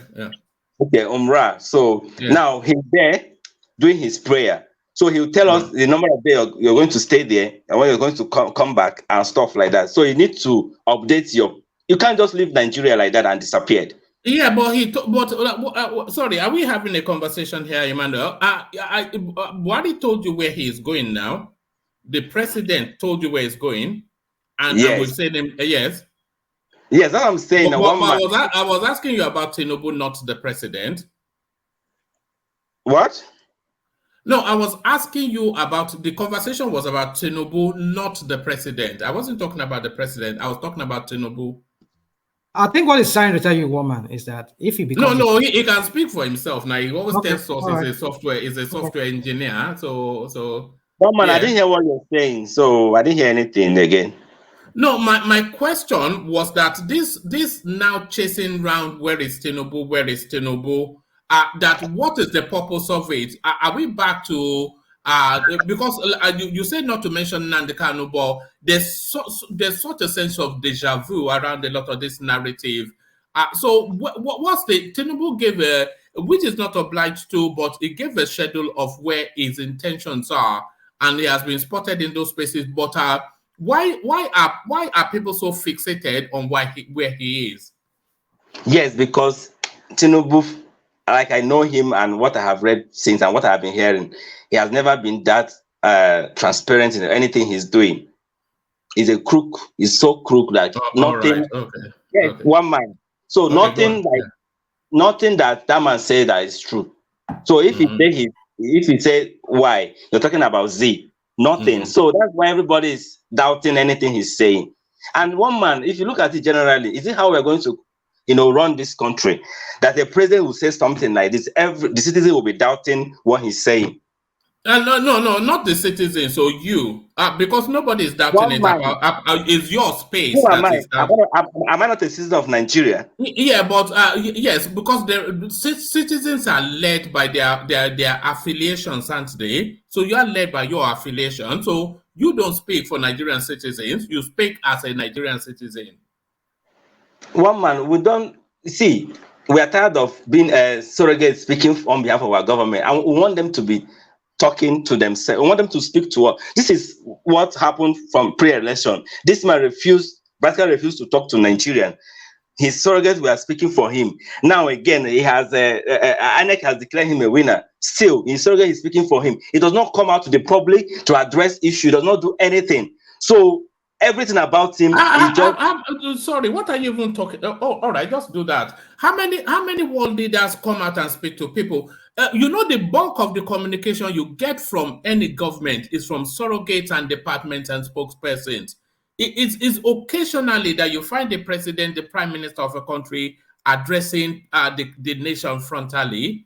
Where does that happen? All these things that you talk about. Can I interject 1 minute? Yeah, come in, Ajanle Koko. This.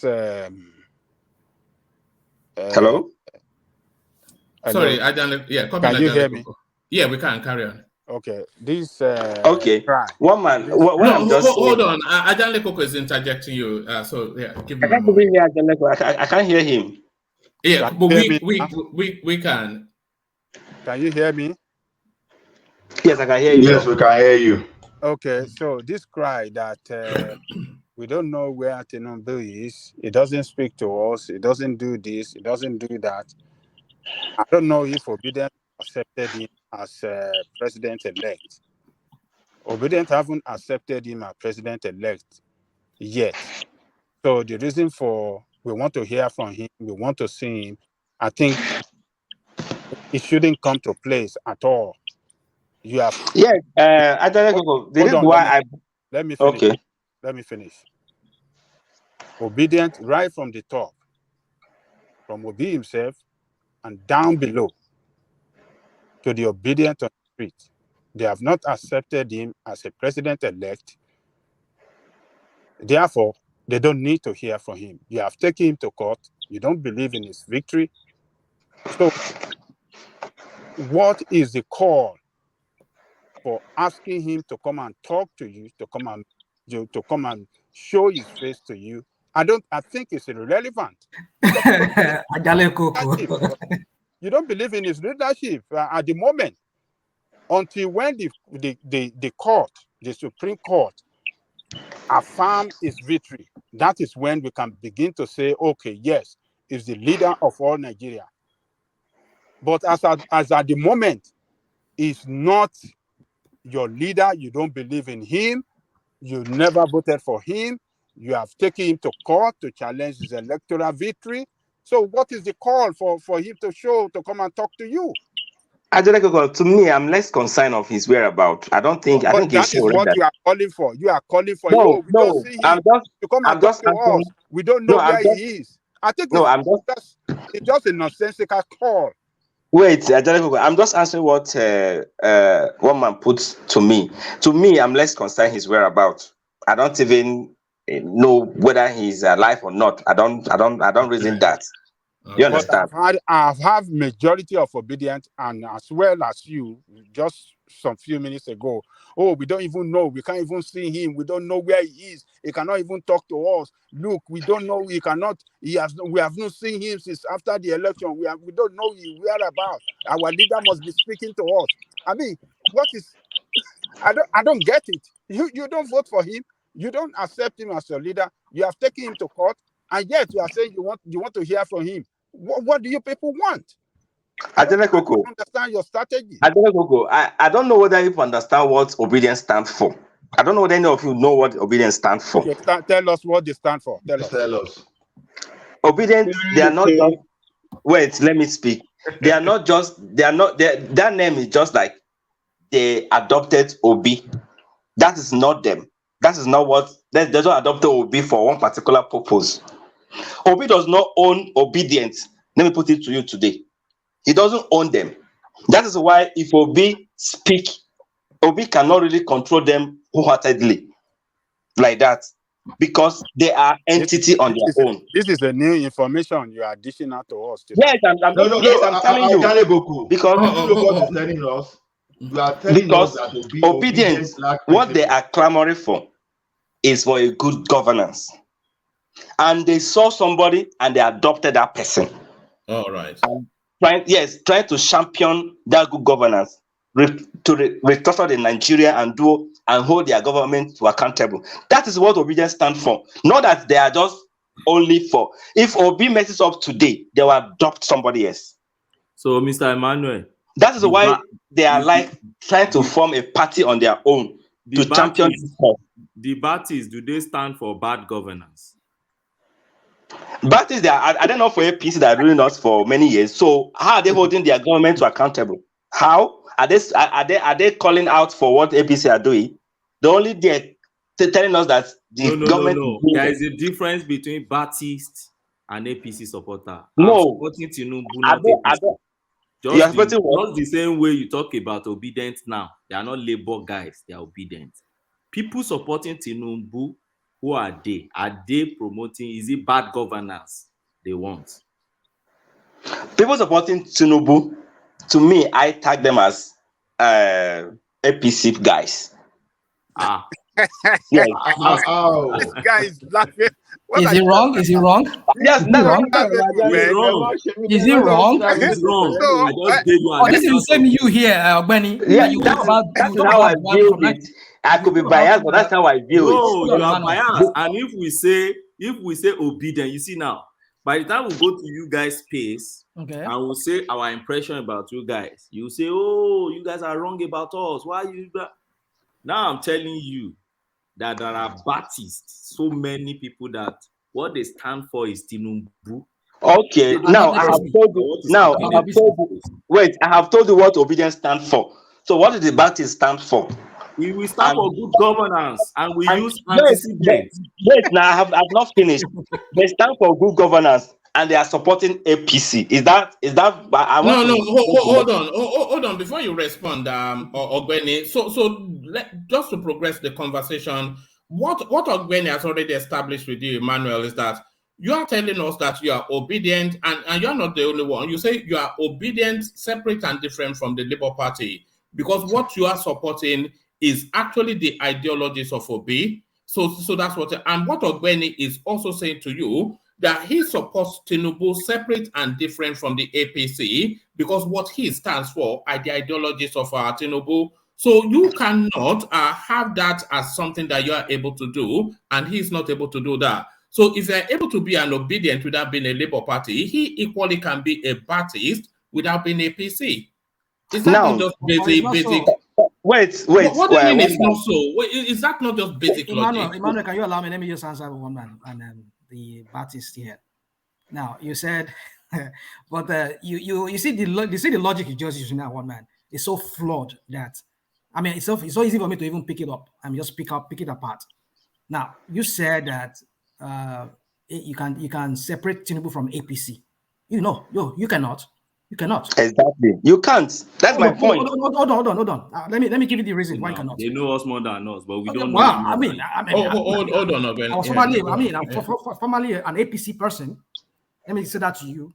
I'm APC inclined before, but ever since this idiot has messed up the whole place, I've seen it. Let me go into that. So my point is this: now that Tinubu during his campaign said, "I will continue with the policies of." You silent. No, I wanted to mute Emmanuel because carry on. I wanted to mute Emmanuel because it was I will continue with the policies of Muhammadu Buhari. That's what he said. He has not separated himself from APC. He ran on APC tickets. We know that. I'm not denying the fact that Obi did not run on what's it called on Labour Party's tickets. I'm not denying that fact. But then there's a somewhat dissimilarity between Obi and Tinubu in this context where you guys are trying to say the obedient. Like someone like me, I'm not obedient, but I will criticize Obi if I need to criticize him, and I know some other obedience too. They will criticize him if they have to criticize him. The only I've never yet heard that, but I'm sure it's new to you because a lot of the Batify people they have this preconceived idea of who the obedience are. But rational mind, you are not really obedient, are you? You are anti-Tinubu, so you are a protest. One man, let me give you an example of criticism. What let me just give you one example. No. I don't want to go into that space. Can you hold on? Can you hold, guy, man? Please, now. I don't want to open yet another portal of conversation. Let's just stay with where we are. What I was wanting to address was Ogbeni being able to be a Batified, separate and different from being Peter Obi. An APC supporter, so I don't want to open yet another. So that's what I It's possible. It's possible. One man that people can be Baptist and not be APC. It's possible. Same way, but that you're trying to separate Tinubu from APC. That is what I'm trying to tell you here. No, I'm not separating it. All I'm saying is that Ogbeni, he believes in Tinubu, just like people believe in Peter Obi. So those people that believe in Peter Obi, they might not necessarily care for or not Labour Party. They don't really care about, but they believe in Peter Obi, just like he believes in Tinubu. So it's the same thing, is it not? Well, similar. Do you agree, though? Yeah, similar in that sense. Yeah. All right. Yes, one man. Let me put it this way, because when you said they believe in Tinubu, fine, okay, but the process that this man is running on, the people behind him, the people that have been in power, they are going to recycle them. So what benefits or what thing is Tinubu is going to kill all the people that have worked for him? Now we're even hearing that Ganduje is coming to be one on this. They are going to recycle that guard. So that's what I'm telling you. You can't be supporting this Tinubu and his own ideology, and you're telling me you're supporting him under APC, where that those old guards, they are still there. They are still the ones who recycle everything. Is it not Festus Keyamo? Is it not these people that are still going to speak for him? All these liars. So that I'm saying. So these are what I'm talking about. You can't be supporting people in that party. People that are supporting Tinubu are supporting evil because they are supporting APC, right? Because APC has not been playing. No, answer the question now. So what you are saying now, people that are supporting. You're putting words in my mouth. I said, hold on based now. on what it's simple, yes. Just answering yes. Let's go. So for the past 8 years, Tinubu are supporting APC, and that means they are supporting evil. That's right. You are the one that's putting it as evil. I can only put it that it was a bad experience. APC was a bad experience. That's how I can put it. So Tinubu too will bring bad governance to Nigeria. That's your. Because he's not going to kill all those people that have been there before. They are still going to be the one to recycle the whole thing. So are they going to remove all of them? So now Gadude is coming to be minister of this and minister of this. Everybody is coming to be this. So, all right, wait, yeah. Don't go long. Just have the conversation with Nigerian level. Obedient to bring good governance to Nigeria. Is a new dimension entirely. Young people coming to the system. So that is a whole different thing entirely. Obedient to bring good governance, right? Yes, that's what I'm saying. Yes, because it's going to be a new dimension. Okay, so now we heard you loud and clear. So, but my destiny is that go and tell all the obedient. They don't have to be calling for Tinubu to come and hear him speak, to know where his whereabouts or anything whatsoever about him, because you guys don't believe in him. You believe it's an evil. I don't know why you believe you're looking for evil to come and speak to you, because that is what you just said. So you don't need evil to come and speak to you. You don't need evil person that's going to lead the evil government to come and appear and talk to you. But I don't know why all of you obedient say we don't know where he's whereabouts. We want to see him talk. We don't know where he's whereabouts. He hasn't speak. So did you just go and did you just forget about this man? Because you don't forget in him. You see him as evil. You've portrayed him as evil already. So why do you still want to hear from evil? I don't get it. I don't know what you people stand for. You are the one that is painting that evil. No, just tell me if what I'm saying is lie.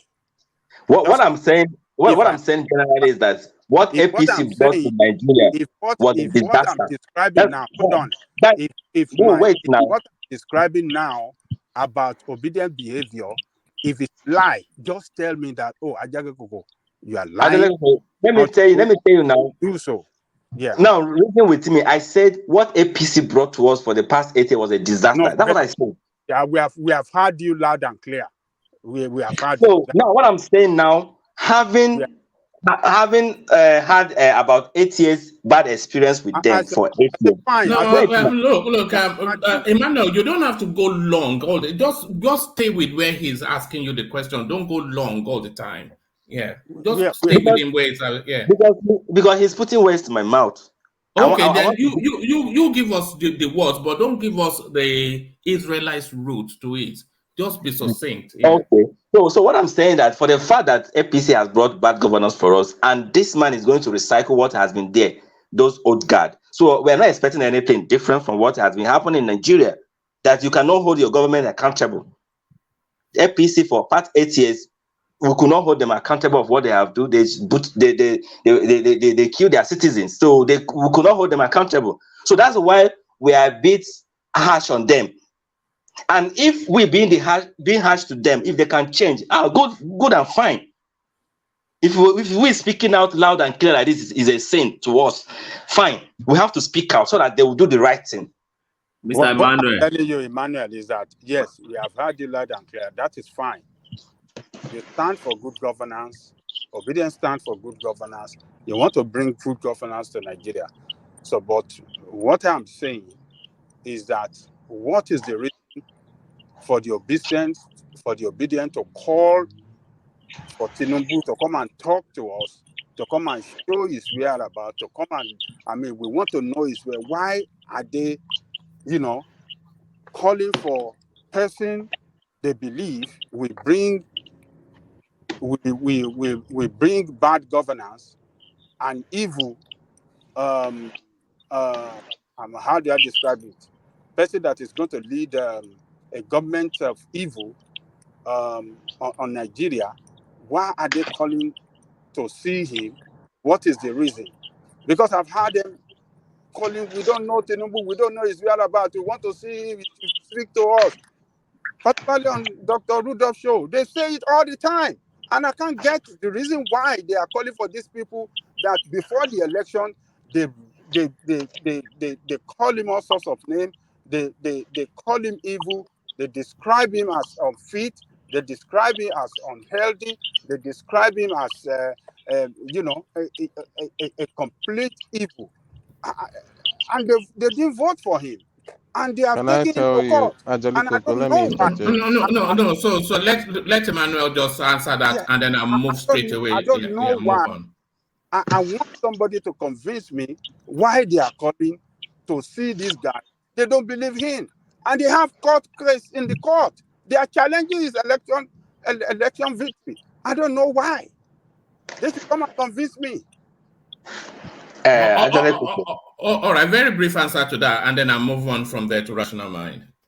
Ajale Koko, I think he's a show that was looking for Tinubu. It was show that was looking for Tinubu. That Tinubu is not where he say he is. So I've never been here and tell you that where is Tinubu, where is this and that and that. So I have not done that already. So what I'm saying is that to just wrap what I'm saying up, that in as much as INEC has declared him the winner, do you think everybody has a choice? They don't have a choice. Oh no! What do you mean by it? Hold on. Yes. What are you talking about? Why are you dilly-dallying? What do you mean that you don't have? All right, Ajale Koko, let him have the final word. You have taken this guy from there. You have taken this guy to court, and you are saying you don't have a choice. What are you talking about? What is dilly for? Wait, the choice they are talking about is that the INEC has declared him, no matter whether crook or. All right. So sorry, I think we're done with that. Let's go on to Rational Mind. Rational Mind, you're up next. Yeah, I'm here. What do you want to? No, sorry, but that could go on forever. Emmanuel, apologies, but One minute, I just finish just 1 minute just to wrap up. All right, wrap it up. So what I'm saying is that, regardless of what they're asking him or not, what I'm saying is that, see, Ajale Koko, INEC has declared this man, no matter how, whether crook or anyhow. Now, if eventually or anyhow he was declared the president of Nigeria, Obedient are not going to keep quiet. They will keep demanding. In fact, they will demand more. They will ask more. They will put more pressure on these people, and that's what I'm telling you, that you don't even know what obedience stands for. They will demand so much that government has to do what they need to do. So that is just the whole thing. So for anybody that want to call for good governance now, we have to join the obedient. Only the obedient can call for good governance in Nigeria. All of you have to join them because they want to restructure this country by means, by all, through all, anything, no matter how. You sound so funny. One man. Yes. Babaja, please, can I ask just one or two questions from Emmanuel? Go ahead, Ogbeni Jare. Okay, sir. Thank you. Now, Mr. Emmanuel, you have just told us that Tinubu has a lot of bad eggs around himself. Yes, Emmanuel. And no, just to engage now, Rational Mind, now. Okay, you said Tinubu has a lot of bad egg around him, the Gandoje, where we won't kill them, so he has to use them. Please. Let's try and look at the people around Obi, because you have talked about young people he's going to appoint. I've not seen any around him. And if you know any, I don't know if you can tell us, a public figure that is a young person that is around Obi that we know that was part of that Obi campaign trail. But before you tell us, let me ask you a few questions. Tony Ume, who has been going around the Obi, do you know the party he was before? Abga was the chairman of Abga. Patu Tomi, do you know the party that man was before? APC. I'm just answering for you. Kenneth Okonkwo, those are the major guys around Obi. Do you know the party that man was before? APC. This same APC that you just demonized now. Oshutokun, do you know the party that man was before? PDP. The PDP that you think is bringing back governance to. Obi himself, which party is he coming from? PDP.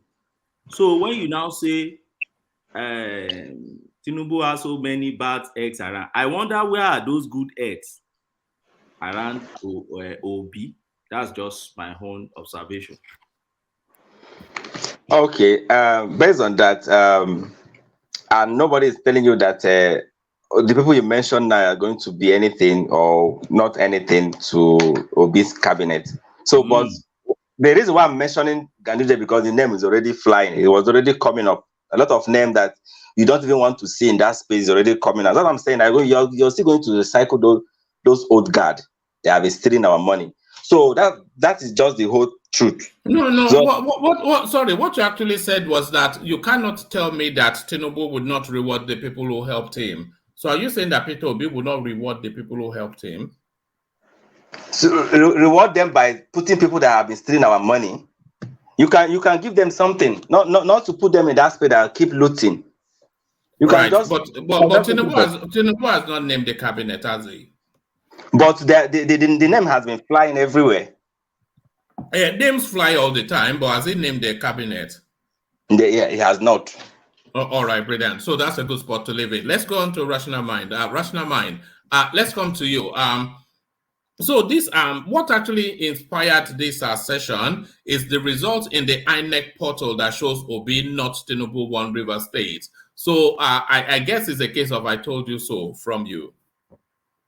Yeah, we said it before, go to court. Go to court, that's what everybody says, right?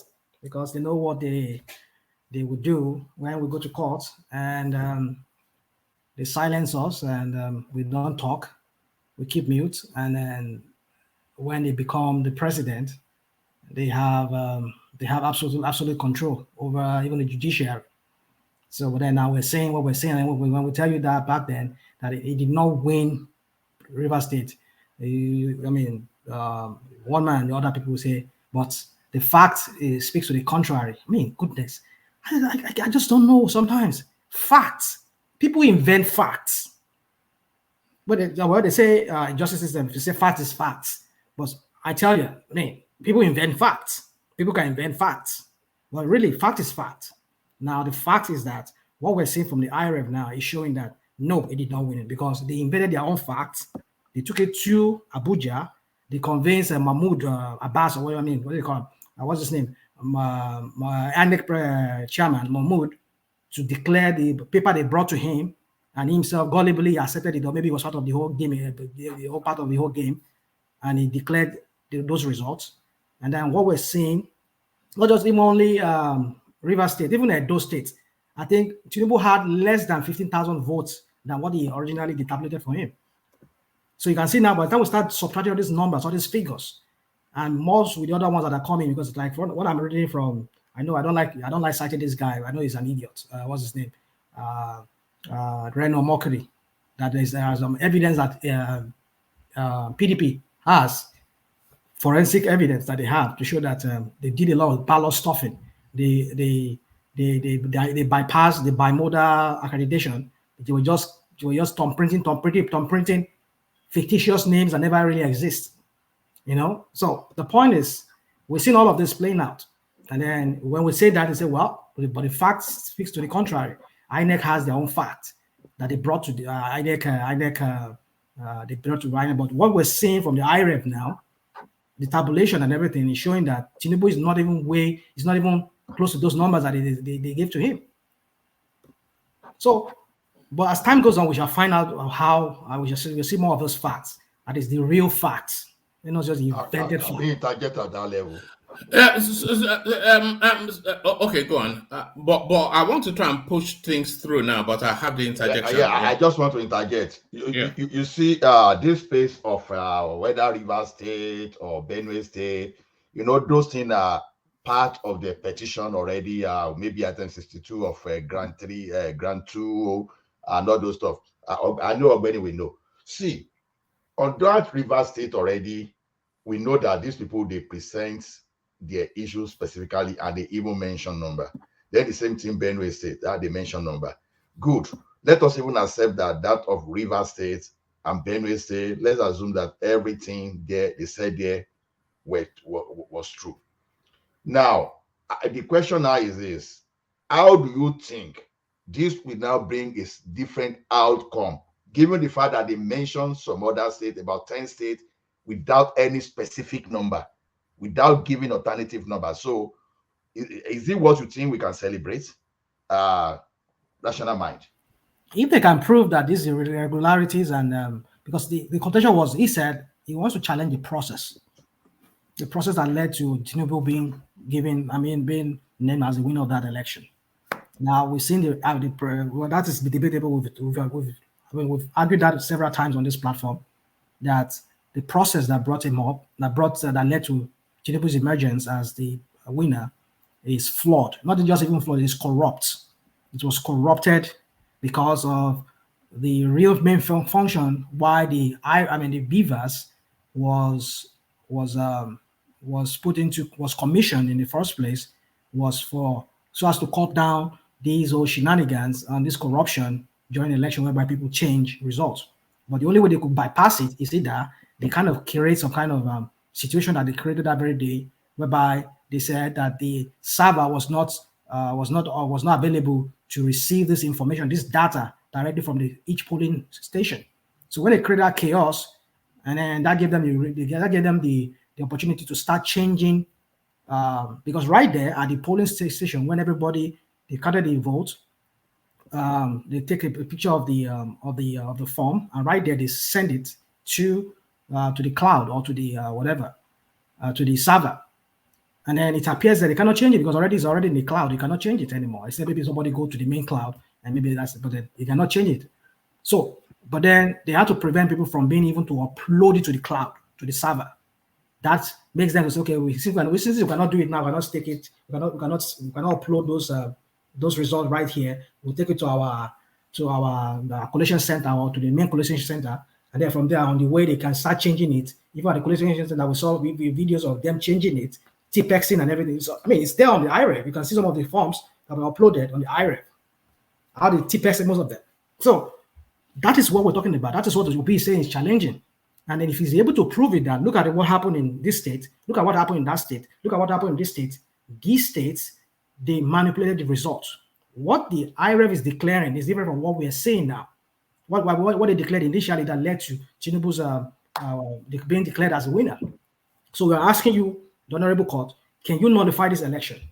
The same thing can be said for other states, because we do not even have the data to them. Even INEC will not give us access to this data that they have with them. If they can use that, I want to cite, I think Obed is here. I was reading one legal write-up before I joined the platform. I think somebody was saying that was referencing the case of this Supreme Court governor of Imo State, whereby he used, was it about some few polling stations or some few polling stations that we had irregularities that prevented him from being able to win those places. He used that as an example, and he nullified the whole result for what's it called, the other guy, Hediora, and he gave him as the winner. So if Obi is able to prove this, now that he has River State, he's able to prove Lagos State, he's able to prove Benue State, Taraba State, those states whereby he feels that they robbed him, Plateau State, forget it. If they don't declare a rerun, and if he's able to fly that, yes, they disqualify Tinubu, because if they disqualify him, it means he cannot even run again anymore. Then that's will automatically maybe you have to shift to this guy from River State, because he's so they will use 20% to nullify all that. It's possible. That's what I'm giving. I'm citing an example Ogbeni is here. Correct me if I'm wrong. Ogbeni, please speak up. I want to be educated. Yeah. Oh, you know, it's always very difficult to interject a rational mind. Okay, go on, please. Go on. Rational mind would deal with you. That's why I'm waiting till when you call me. See, rational mind. There are two things I see in the Rivers. I read the report. It's not the entire Rivers. It's just one local government, Obiakpo. You see, and that's why I wanted to ask one man before. Have you read the report yourself? The title is different from what is in the report. Everybody should go and check. It's Obiakpo. And they said in Obiakpo. Now, when you look at what Premium Times, what they did was that they are banking on their own narrative with what is on IREF. Some results that were TPEC, some reports that were mutilated, and others that are uploaded on IREF. They were backing it with their own narrative. Everybody should just go and read that report so that we don't go with the frenzy of, oh, they said they'll win. Let me interject, Ogbeni. Sorry. Okay. Yeah, I remember. One man can bear me witness. I did my own forensic on that Cross River State, and it's kind of funny when this news is coming out because this is what I talked about. A month ago actually, and basically one man dismissed it and all that.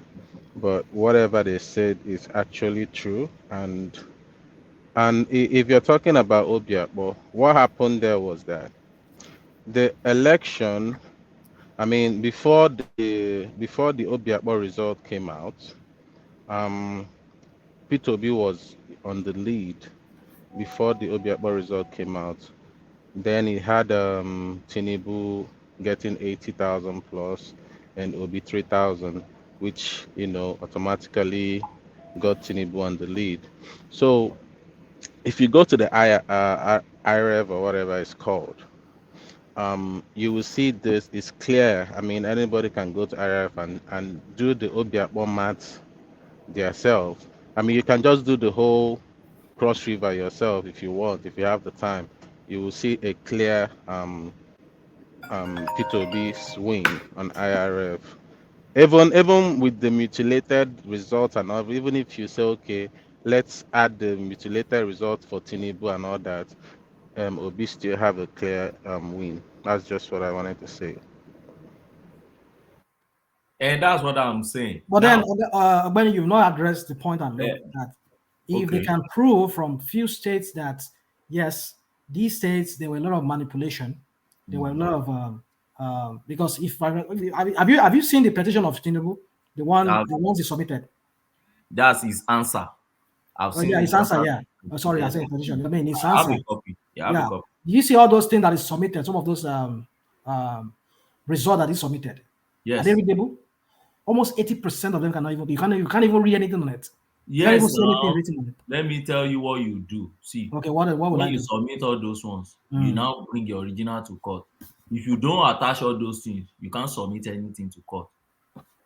That's the one. Secondly, submit fake blank papers.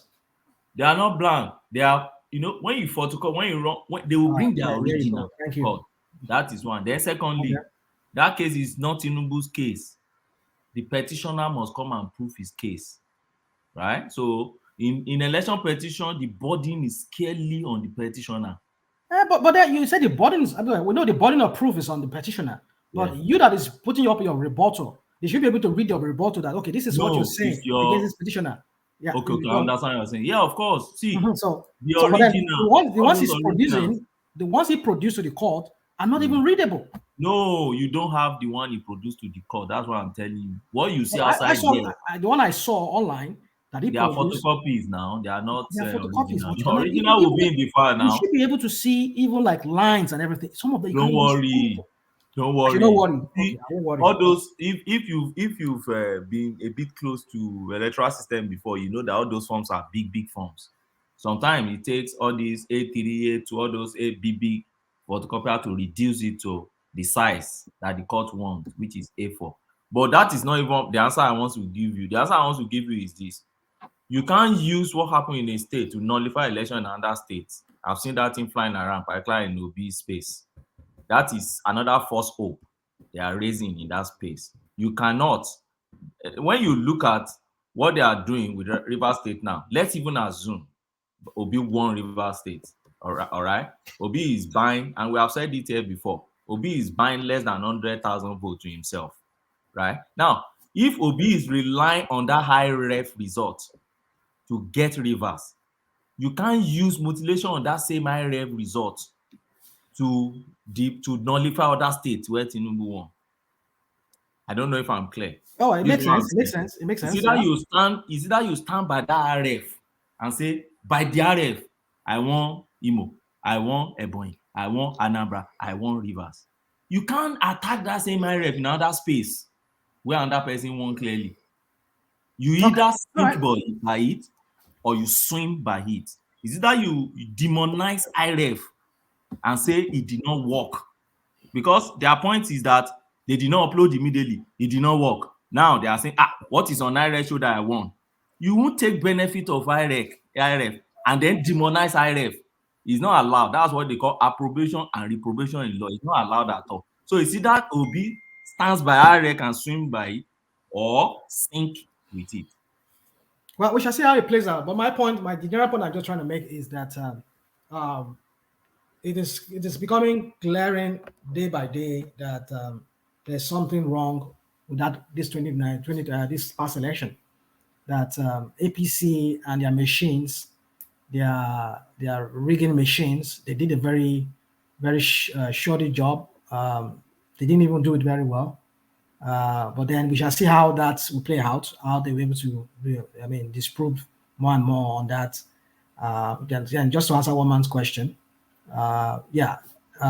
it's been said, we said it here, but every time when we say it, you people will counter us with, but the INEC result shows to the contrary. When people says, Tinubu is not our president, but INEC declared him as president. Well, INEC declared him as president does not make it that the INEC is right. We're saying governors declared as governors, and they were later removed by.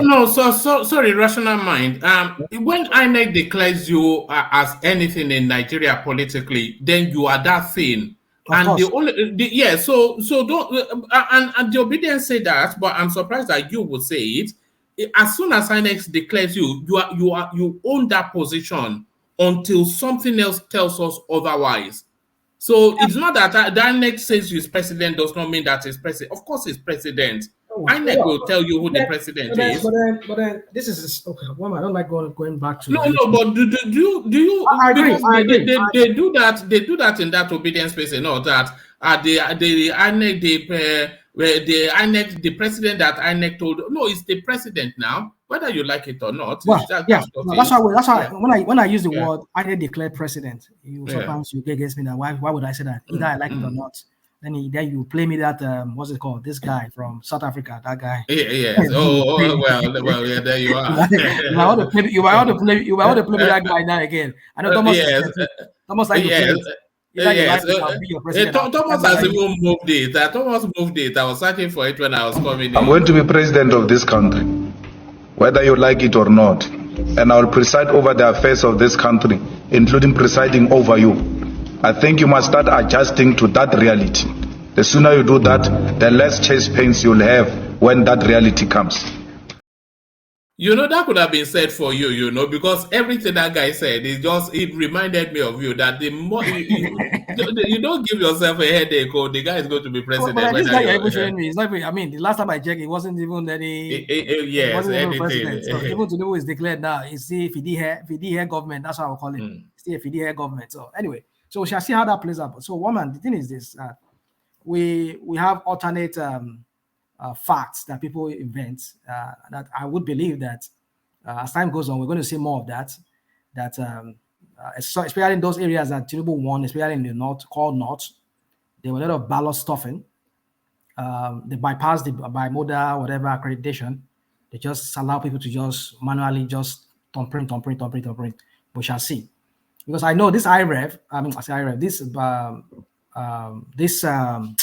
bimodal, it really proves that there were a lot of ghosts. Like, for example, I was saying earlier that Lagos has 7 million or 8 million voters. If Lagos has more than 10 million, I won't even say it's a lie, because we have about 20-something million people living in that small, cramped city. So if it has like 10 million voters, I won't. But I know a lot of people are apathetic there. They're just indifferent. Just apathetic. I mean, they are indifferent. Well, that's what I meant to say.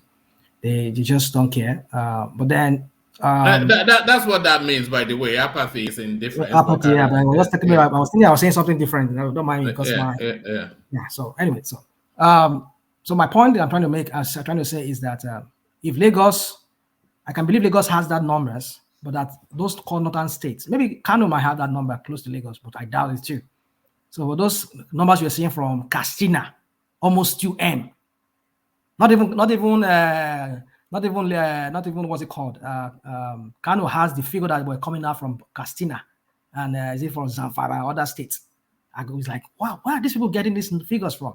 So which means APC and PDP, they were just storm printing. They did a lot of rigging. So well, I know I don't have any facts to this, but what we're seeing playing out on the IREV now is showing that a lot of things, a lot of figures were manufactured. And if I were to go by what this Reno said recently, that there is evidence that they've used forensics now to, maybe they're going to use that at the court. We shall see. Maybe PDP has it, and I think Labour too must have it too, to prove that some of those states that they said Tinubu has those figures, they were just ballot stuffing, not really people, not really, they were just fictitious people who never really existed.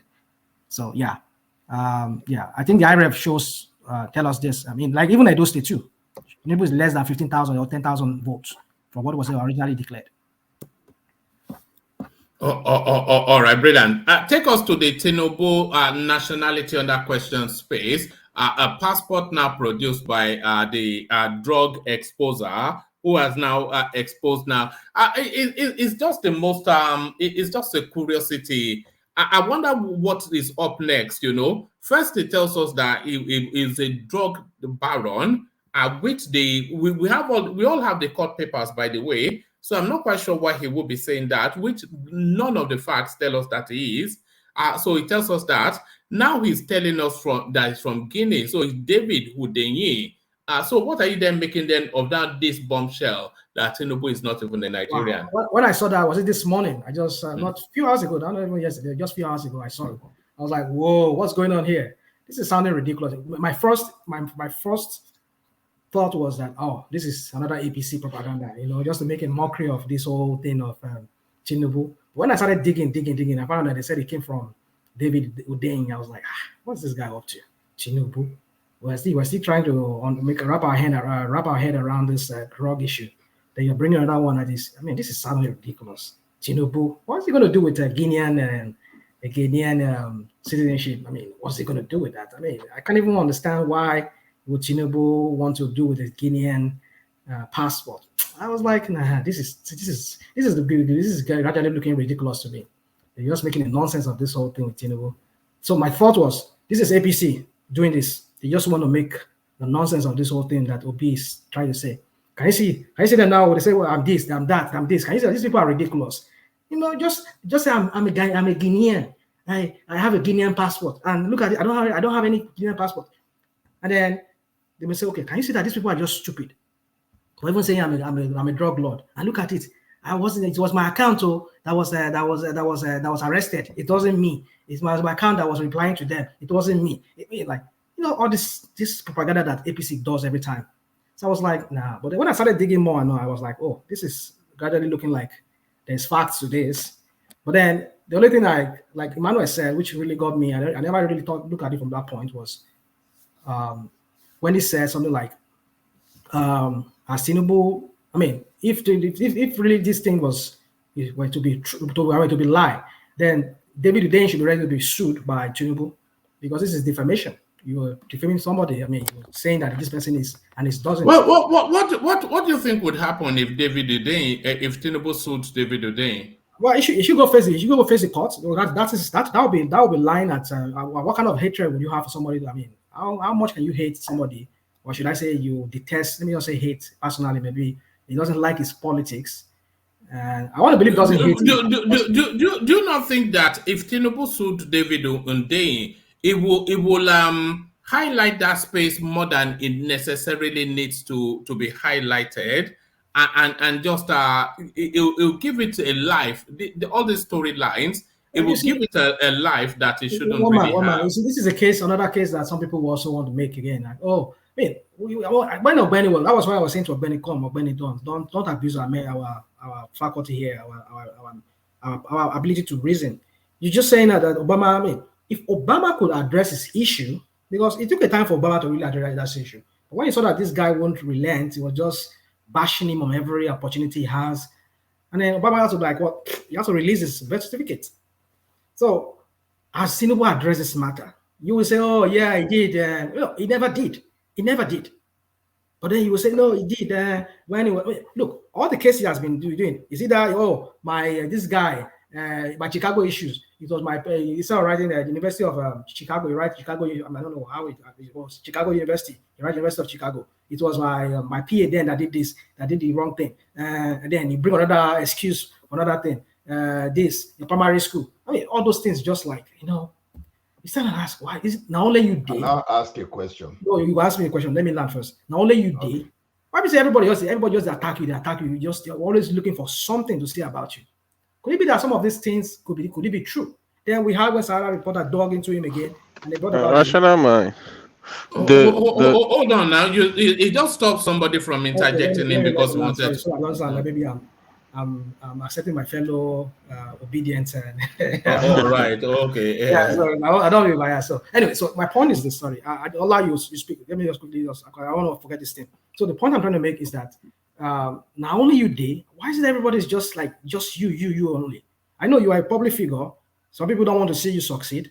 But could it be all this thing that they're saying about it is all just lies? I mean, Fawanyi could not be wrong. I mean, it's given that yes, you lied under oath. You said you went to Chicago State. I mean, you went to University of Chicago, and then you went to the Chicago State University. It's a fact, but because they said, "Oh, your immunity covers you cannot be prosecuted," that was why that let go. You have to let it go. But it's do you concede that he did go to Chicago State University? Well, that's another thing again. You see, that's another ridiculousness I'm saying again to that too, because another thing again is that they will bring up the person that actually went to Chicago State University, the form that he filled on the what's it called, on the biodata or whatever that he filled. It was actually a female that was that person. I know, all those years were those years whereby people use Olori Oluwole those days. So could it be that's what, because we've been saying that this guy is not Tinubu, he's not a family of a Tinubu.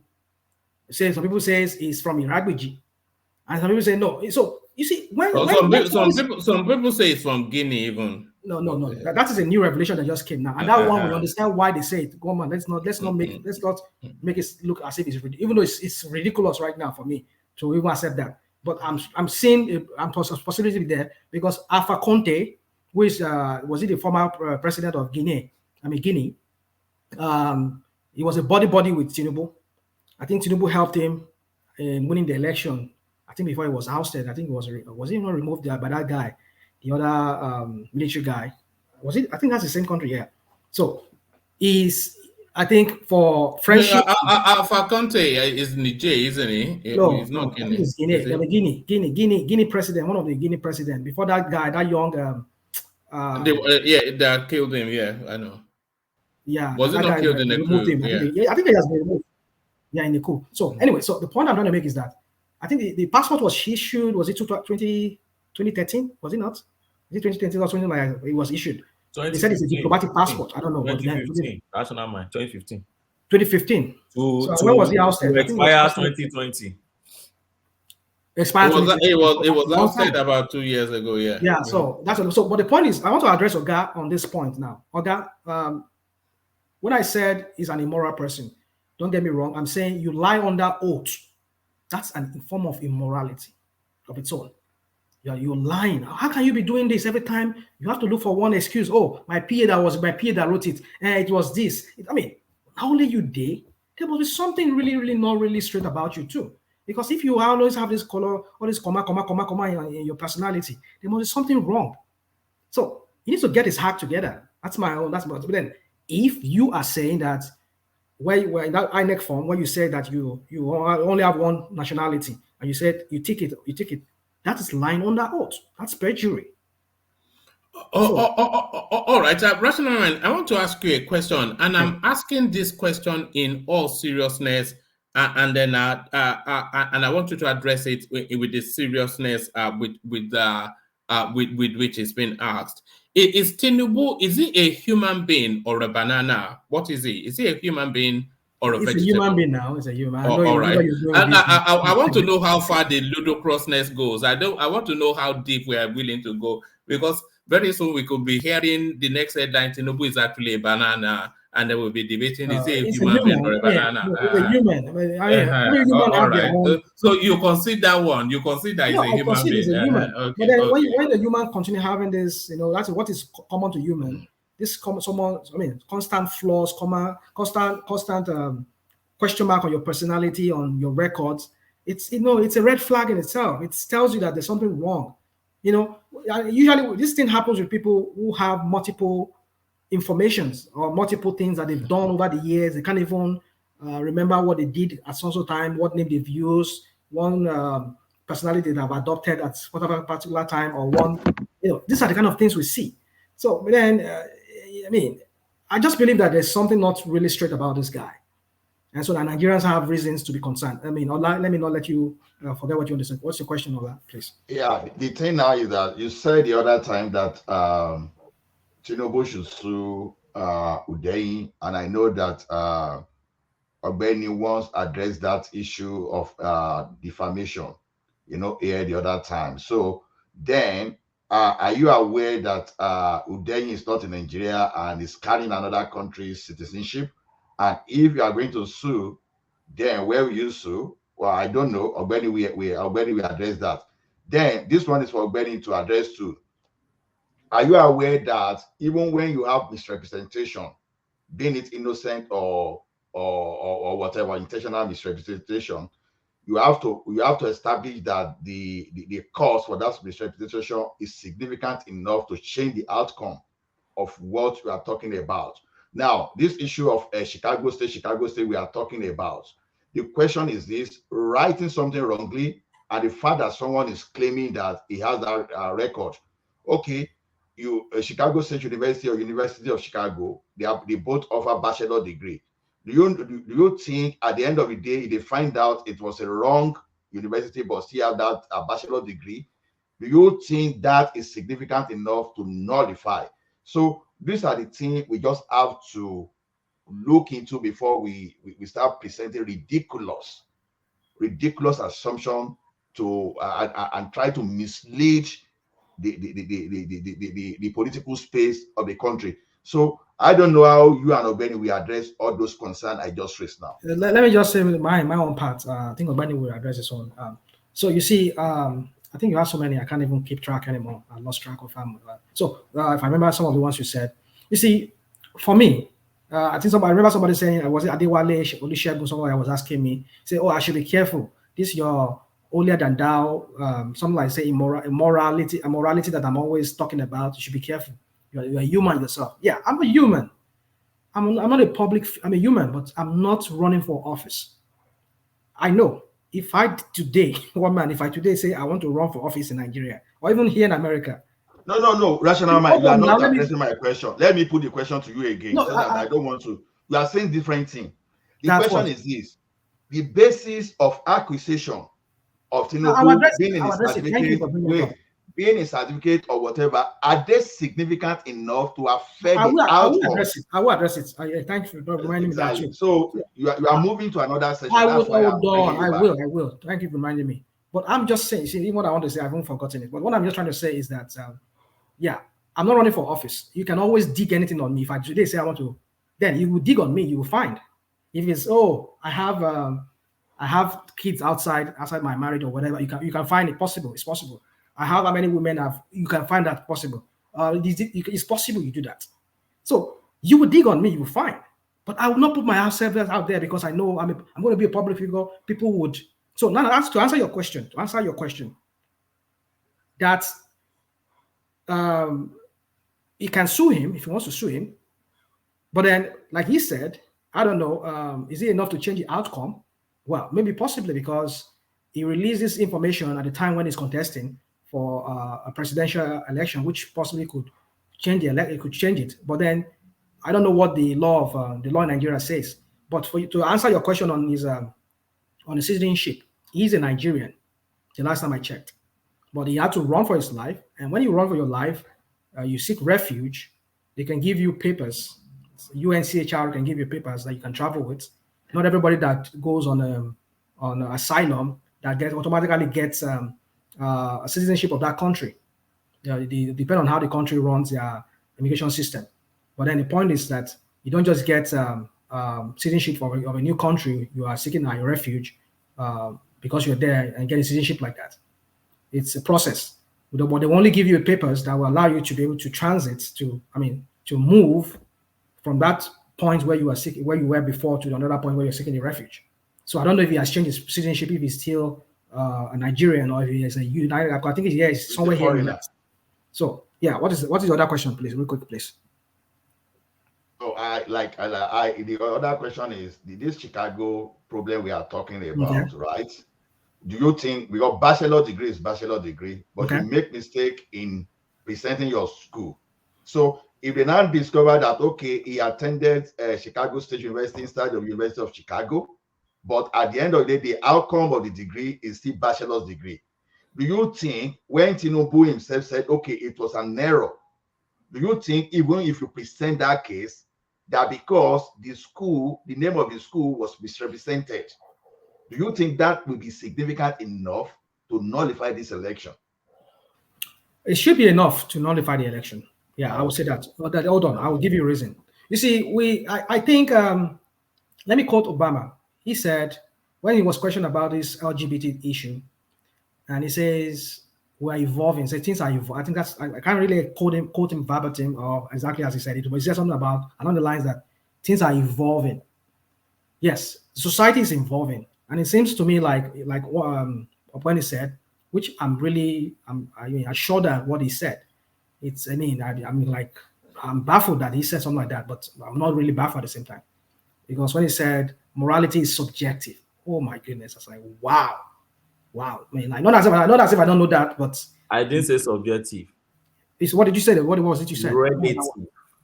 It's what? Relative. It's relative. Well, relative. I mean, another word for it will be subjective, because when you say relative, it's not absolute. You can't say this is it. It depends on who is interpreting it, right? It's not universal. You said? It's not universal. It's relative. I get you. Was it talking about the same Dogoturechi here? It's English. English. Anything. Law, but most something is relative. It means it's not absolute. Nobody has monopoly over it. Yeah, nobody has monopoly over it. It's subjective. I mean, it's subjected to your own interpretation of whoever is interpreted at that time, at that material time. So that's what you're saying. Let's not use this Dogo to really convince our people listening to us. It's the same thing we're saying. So the point is this, that we will be saying today that if I go to a store and steal, that you as my lawyer, you can help me rationalize it before or reason that before a law, before a judge, and say, no, he just went in there and he was just looking at it and then he forgot to put it inside his pocket and declared at the counter and he went out, oh, it's not really what it is. And he went back there and he was saying to them, like, oh, I forgot this. I mean, you can say it anyway, but the fact that I took it from there outside, it doesn't deny that fact that I stole from there, either intentionally or not intentionally. But like I said earlier, there is no ignorance in law. You cannot feign ignorance. Like this, let me quote this guy again. I mean, this man, I know maybe not this quote. Obi, he said, if you must be called excellency, I mean, like we do in Nigeria, your excellency, the process by which you must come must be excellent. So if that process is not excellent, why should we give you that appellation of excellency or that title of excellency? But it seems to me now that we live in a world and an age whereby people no longer see anything wrong with anything anymore. Anything goes now. I can decide to go and just take gun and do whatever. I mean, and I was rationalized. I said, "Oh, it's my right to have a gun." If you're right to do me, oh my goodness. When I look at all these things, sometimes that's why sometimes I just want to I take a little bit of time off internet or all this so that I just recalibrate my senses, because sometimes when I listen to this thing, I was saying that to VA some days ago. I said, look, it gets to some point I become so desensitized that I'm viewing what I formerly consider as bad as normal, as nothing wrong with it. And that is where we've gotten to in this time and age now. That somebody who was seen that has association with drug dealers in the past, and now we're trying to make excuses for him why he should continue being there. That's still part of misrepresentation. That's what I'm not which misrepresentation? Wait, rational mind. You said there is no ignorance in law. No, you wanted to say ignorance of the law is not an excuse. That's what you wanted to say. Yeah, there are ignorance in law. That was I really to that you can commit misrepresentation intentional or unintentionally, but it's possible. The outcome of it. Wait now. The outcome of that your misrepresentation is it significant enough? Because you exchange the name of school when it was not your intention. Hold on. At the end of the day, what they're asking for is whether you have bachelor degree. Wait now, whether you have bachelor degree. That was why I asked that question that I expect a legal expert to answer, because there are many cases. You will answer. You're answering a layman, right? I'm a layman. Yeah, but I'll give you my own. My own is this: I'm not a legal person, but at least I did a little bit of law during my university days when I was taking international laws and all of that. I did a little bit of it, but I can give you a little bit. I don't have the training, but I understand that there are some things in law that you cannot twist. It's either that way or that way. So my point I'm trying to make is that let me say something to you here in America here. If you're given a form, they will ask you who is preparing this form for you, so that you declare that in ahead. I don't know if Nigeria has that. Somebody else is doing that for you. You have to, if it's your attorney or whatever, you have to let that person have to show that I'm the one preparing this for me in place of this person, so that if it comes to become a legal matter tomorrow, they know how to handle that aspect. But you are the candidate. You're supposed to fill this form. Okay, fine. Somebody filled it for you. Didn't you go through this candidate before you're endorsing, putting your signature on it that yes, I appended your signature on it, yes, everything on this form is true to my whatever, and then I swear by on that oath that it is true. You should have been able to go through it. Oh, this thing you wrote here, no, me lost school. Why about you? I didn't go to the primary school. Change it. But no, you cannot tell me he doesn't know all of these things. He didn't, except he's not fit to be a leader then. Because as a leader, you cannot. Is this what we'll be saying when he becomes the president in Asoro? You'll just be bringing papers to him, and because he trusts everybody around you and start endorsing it without even knowing that he's even signing off Nigeria to his adversaries. Is that what we'll be expecting? No. You should be able to see what you're expecting. I mean, what you're signing. Okay. All right. You read through, even though your lawyers or whoever's prepared it for you, you will sit down, you look at it. Oh, okay. This and this and this and this. All right. Then, everything's fine. You are clear. Okay. You should sign it. But that somebody just prepared it for you and you just endorse it, and then they take it and tomorrow and they're saying it is something you did was wrong. You have to face the music. You see, it's time we need to start making people accountable for their actions. If we don't start taking people and asking them to account for their actions and start making excuses, Nigeria will never progress. That's why I was saying on one platform, I said, one of the ways we can fix that country is our justice system.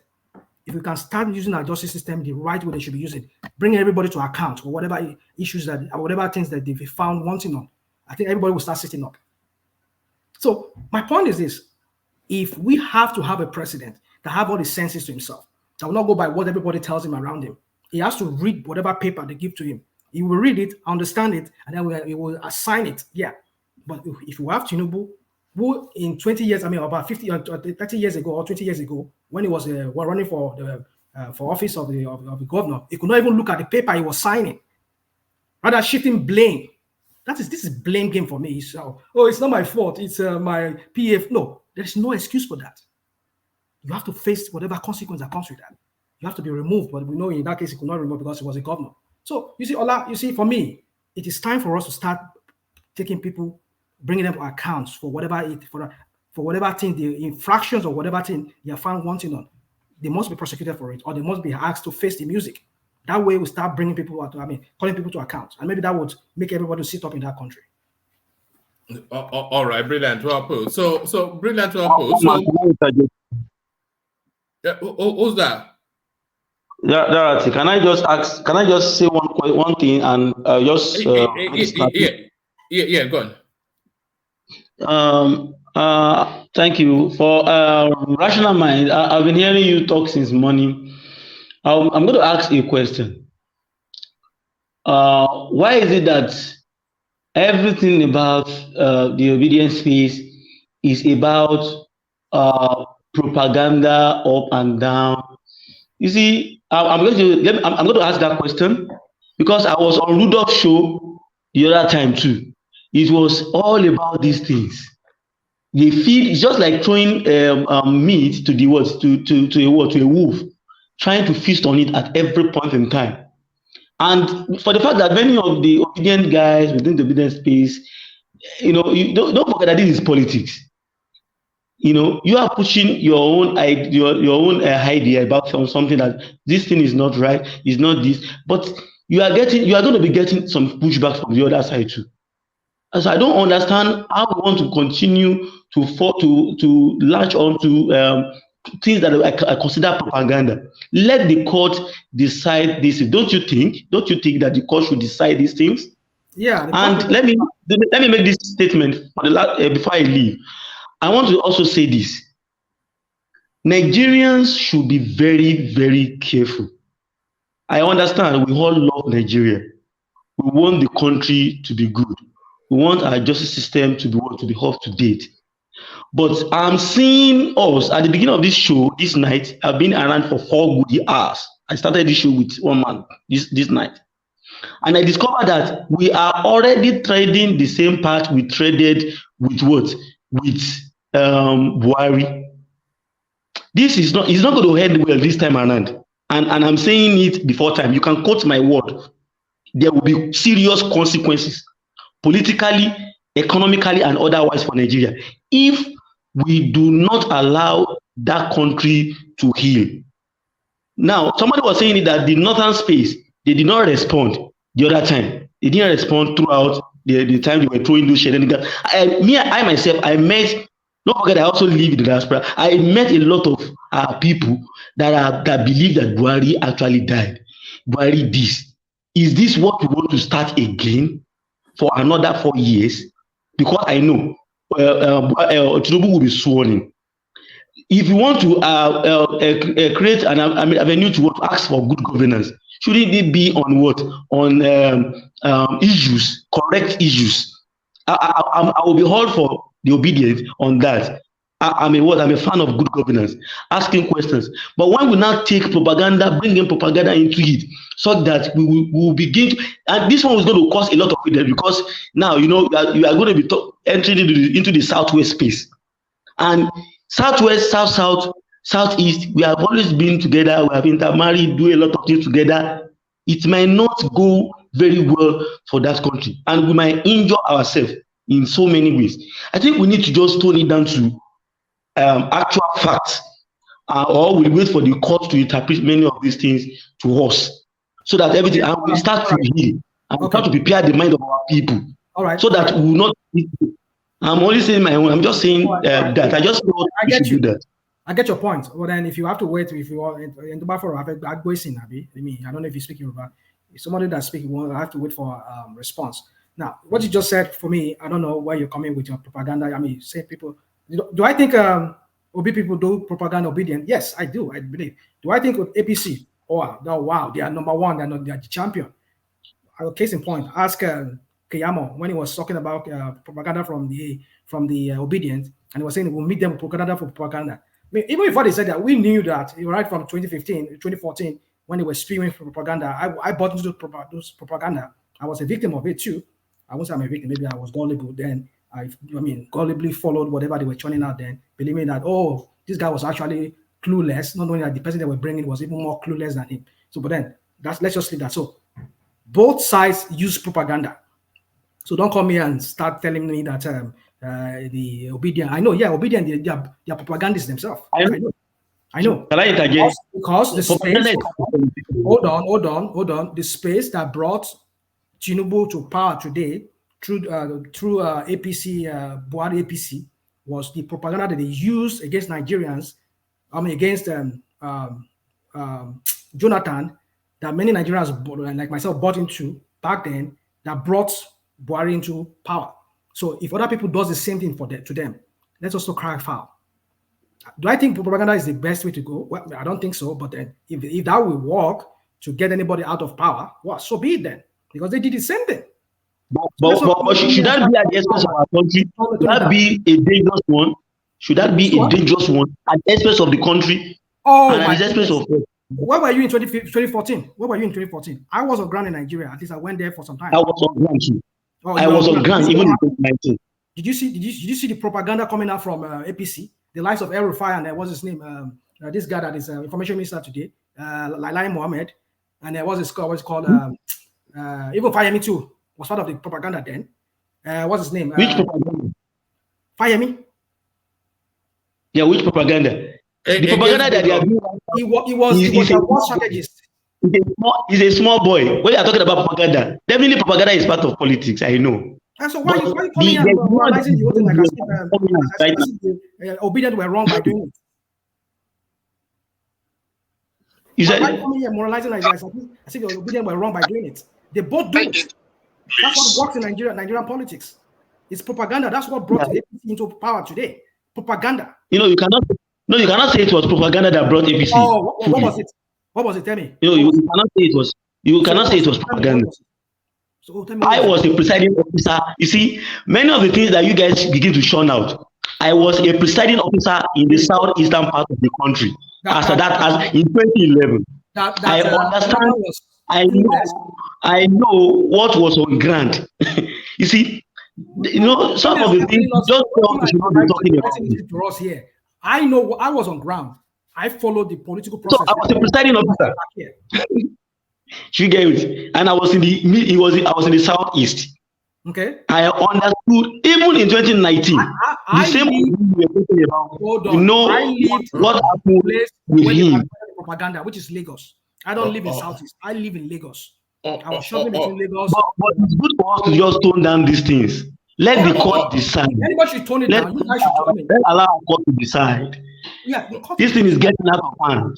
One man. All right. Thank you, Dorothy. Because of our opinion. He's asking for our opinion. Ordinarily, I won't go on. You won't see me online. The only place I go besides maybe YouTube is maybe Naira Land, and it's been a while I posted on Naira Land. I only go there and read. I have my posts, most of my posts from dating back from 2014 and 2015. They are still there to today, but I've never made any recently. So I don't go throwing any propaganda. It's only on platforms like One Man or that platform that I go, maybe a VA platform that I go, that I talk about all these things. Don't get me wrong, I'm not a propagandist, but I will talk to issues whenever I have to talk about them. It doesn't make me a propagandist. I'm not a propagandist. I will speak to the issues the way I see them. So if we are talking about it here, it doesn't mean we are propagandizing. One man is asking us questions. This is a court of public opinion here we're doing here. And that's why we're talking. But if you want to anything you have to say against, well, you can bring it up. But don't tell me that Obi people are doing propaganda. Yes, they are doing it. APC is doing the same thing, if not even more than obedient. But they made their match. That is why they are crying now. They're giving it to them. You know what? No, sorry. No, apologies. I must move on. So sorry, Dorothy, it's just for time. Let me move you to the Moroccan footballer Rational Mind, who parked his money with his mother and his wife seeks to divorce him, only to find that he only had football boots. And so were you following that story? And what are your thoughts on that? I saw a little bit of it on one of this talk show here, one of this relationship talk show. The guy, I don't know, the guy's from Zimbabwe or Zambia. I mean, she says that was where I saw it first. But anyway, you see, there's called something that men these days some men have become. I don't know. But I think if I were to go by what other people, because I've not really read any story, but I only hear what that guy said, that the wife took him to court only for her to find out that she wasn't able to get anything from the guy. That's all I just heard. But the whole crux of how the whole thing, how it came to that was what I didn't really get. But if I were to go by what this guy said earlier, that he said maybe I think, I don't know how to do it in law or whatever, whereby you can you give your mom or anybody who's your next of kin to manage your property and your behalf. You have nothing, or is it divest? I don't know. Maybe it's divest. I don't know. Somebody can correct me on that. So if everything he owns is on his mother's name, because like somebody said, when he was playing football, he was like underage, so he's not allowed to maybe manage his own money. Maybe somebody older than him. Maybe that's ever since that he has not changed it back to his own name. then if that happens, so but whatever happened that made the guy to win the case in court, I think the guy was fast, was smart.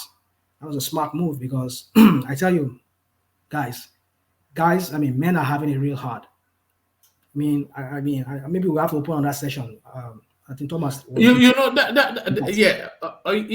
you know, when you're saying men are having it real hard, we did a session I think a couple of days ago when we were talking about the Manosphere, and I don't know if you know about that space. And I do. Yeah. And MGTOW and all of that. Yeah. So men are having it really, really hard now. Yeah. You know. They are. You know, it's almost like a war against men. That it is insane. You see, somebody will say men are success objects, while women are beauty objects. I never thought about it. Somebody said that recently. So, whoa, yeah. I mean, it makes sense. How is that explained? I've not heard that before. Men are success object in the sense that, you see, every woman wants a man who can provide. You get it? Women, you know, they just, somebody was saying that our own money, but your own money as a husband, now our money. I don't know if you understand what I mean is. No, my own money, my own money, but your own money, our own money. That's how it is. So, like one of the states where I live here, they pay alimony if you divorce. In fact, I have lots of friends that are having it tough here. Even some of them they moved on 20 years after they're married to another woman. They are still paying alimony from their previous marriage. So you can see, imagine, you know, so the success here is this, that men work hard to create a life for themselves. They own properties. Some women just want to see, I say most women want to sit around, just mop around and look up to that guy to provide for them. So men are more of provider. So that's why that word, men are success objects, while women are beauty objects. So men just want to have a woman that is, pretty. When I wake up every morning, I see this woman. Oh, I'm so glad I have this person as my wife or as my girlfriend, as the case may be. So that's where that as I said, that concept comes from. So you know this Moroccan footballer thing, Rational Mind. You know that what's happened. I'm not saying in this instance, but in a lot of instances, it's actually a business model. Model for some all these girls, Instagram girls, etc. They look for a high-profile person, preferably a sportsman, who is a sportsman, but on the average, they are not the cleverest people out there. So they look for that sort of a person. They'll marry him for like about 5 years thereabout. If they really want to hammer it down, they'll have a child for him. But that marriage would never last. There was I think a Ghanaian footballer, a Boa, that some woman just wiped him out completely. Every single thing they took off him, So it's a business. It's a business model for some of these girls. They just go in with a 5-year plan to take all your assets. It happens with some of this, most of this, these models, but also not even only models, even ordinary women who are not just model in anything, but at least they know they are right. They will get a lot. Look at how much Jeff Bezos paid to his wife. Look at how much Bill Gates paid to his wife.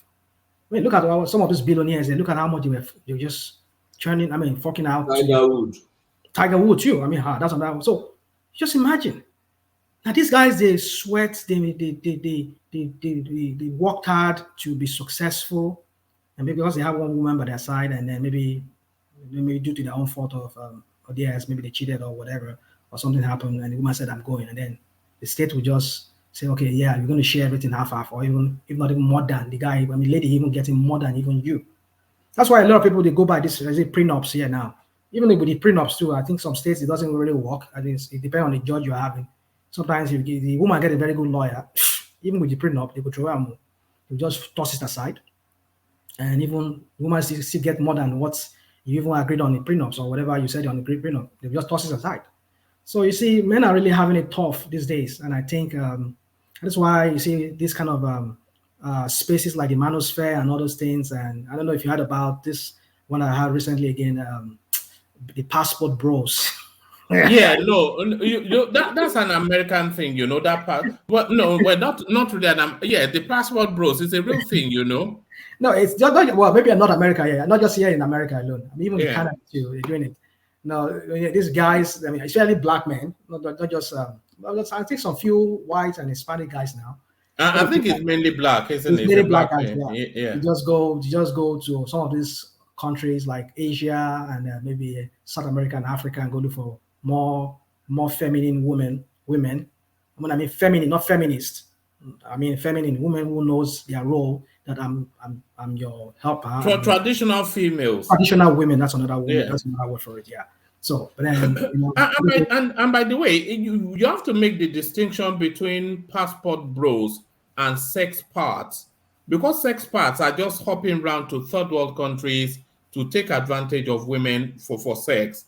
But these passport bros, they've been so beaten down by the especially American system, where everything is weighted against them, and they want a woman that they can just come back from work, will take off their shoes, put on their slippers, and give them a cup of tea. You know, so that's all they want. No, really. You see, woman. I mean, not exactly that, but you know what I mean. Women that are still women. When you say this, you're harming those feminists and those people who are hungry here. Some women are very hungry, especially in the black community here. They're very angry that their men are just not looking at them. They're just going outside to go look for women to marry. A lot of them are really angry here. You see some black women here, they're very angry. Yeah, but they don't know why. Do they know why the men are doing that? Yeah, well, sometimes, I mean, sometimes when myself and my wife will walk around and then they see me, like you can just see the look on some of their face, like you're a black man and you're married to a white woman, and you're like, they just give you this kind of stare, like, I mean, what the F are you? Like, I mean, like, you know. So they're so angry that they say, you can't blame those black men who are doing that, because these women are just so messed up. They don't even know what they want. I mean, especially the black women. A lot of them, they just, I don't blame those black guys who are going outside. But then, like you're saying now, that you're harming them. What's wrong with white women, black women? So I missed that part. What's wrong with them? Why? I don't know where you are. I mean, I've only been to Canada here and there a few times. I've seen black people there. I don't think they are like the ones that we have here. American black women are I'm sorry to use the word, they're messed up. No, let me say all of them. Most of them, they're messed up.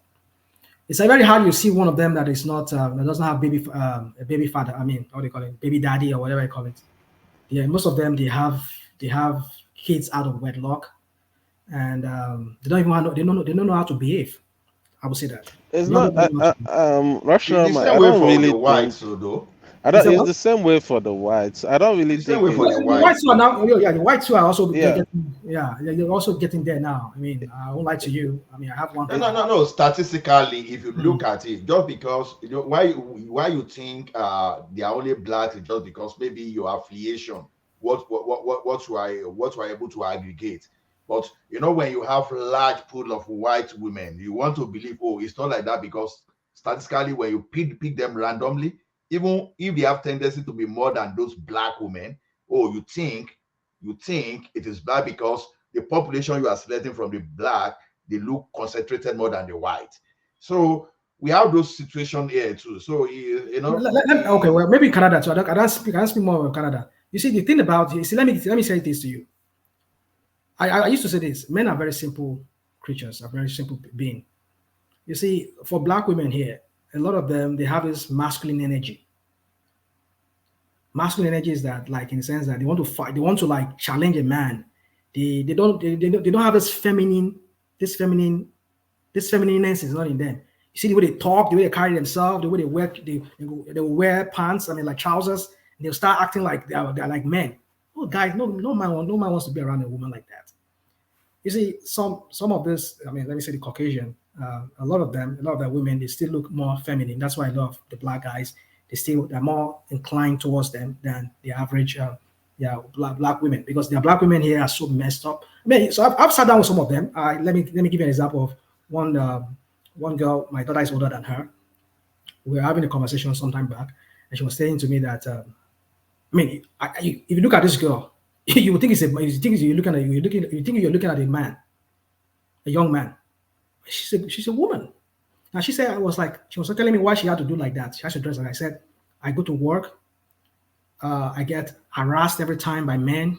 They harass me. SY, you know what I mean? The SY, they harass me. They talk down on me. So I need to defend myself. That's why she has to if you look at the way she's dressed, she will wear this baggy.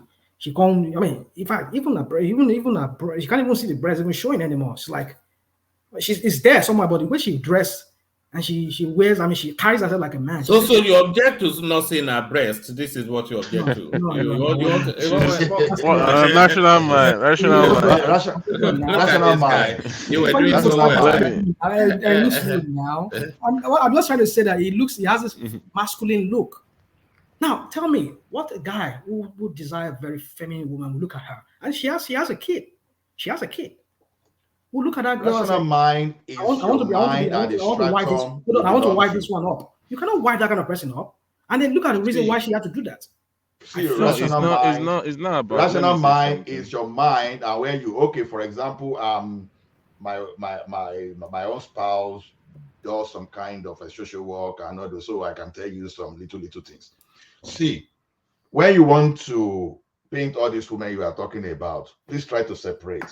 Because when you look at Aboriginal hair too, that type of masculine energy you see some of them there, even among the Asian, when you see all these Indian babes, Asian babes, even driving trailers. So you will be shocked that you see some Indians here driving trailer babes.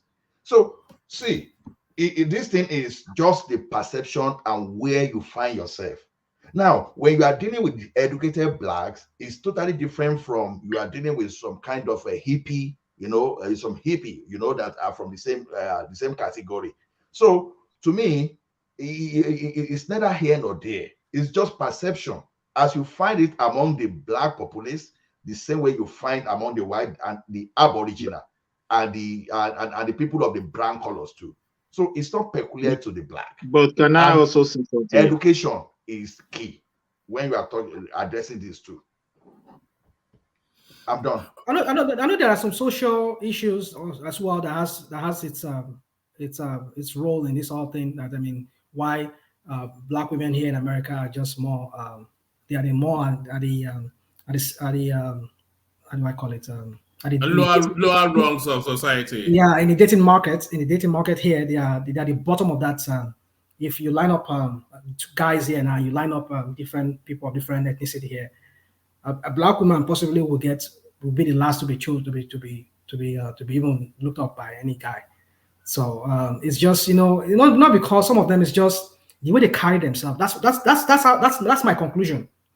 That some of them, the way they carry themselves, some of them they have this. Not saying some of them, not saying they're not pretty, not saying they're not, but I don't know. It's this kind of mindset that they have to struggle. They have to. I think that's what the society has made them to want to struggle, to want to hustle for themselves. But let me also put something here, please. I wanted to put something. One man permitted. Go on. Yeah, but make it brief because I'm conscious of how long other people have been waiting. But yeah. Okay. Yeah, this one you're just saying is not peculiar to America. It's happening here in Europe. It's not a racial or color or something.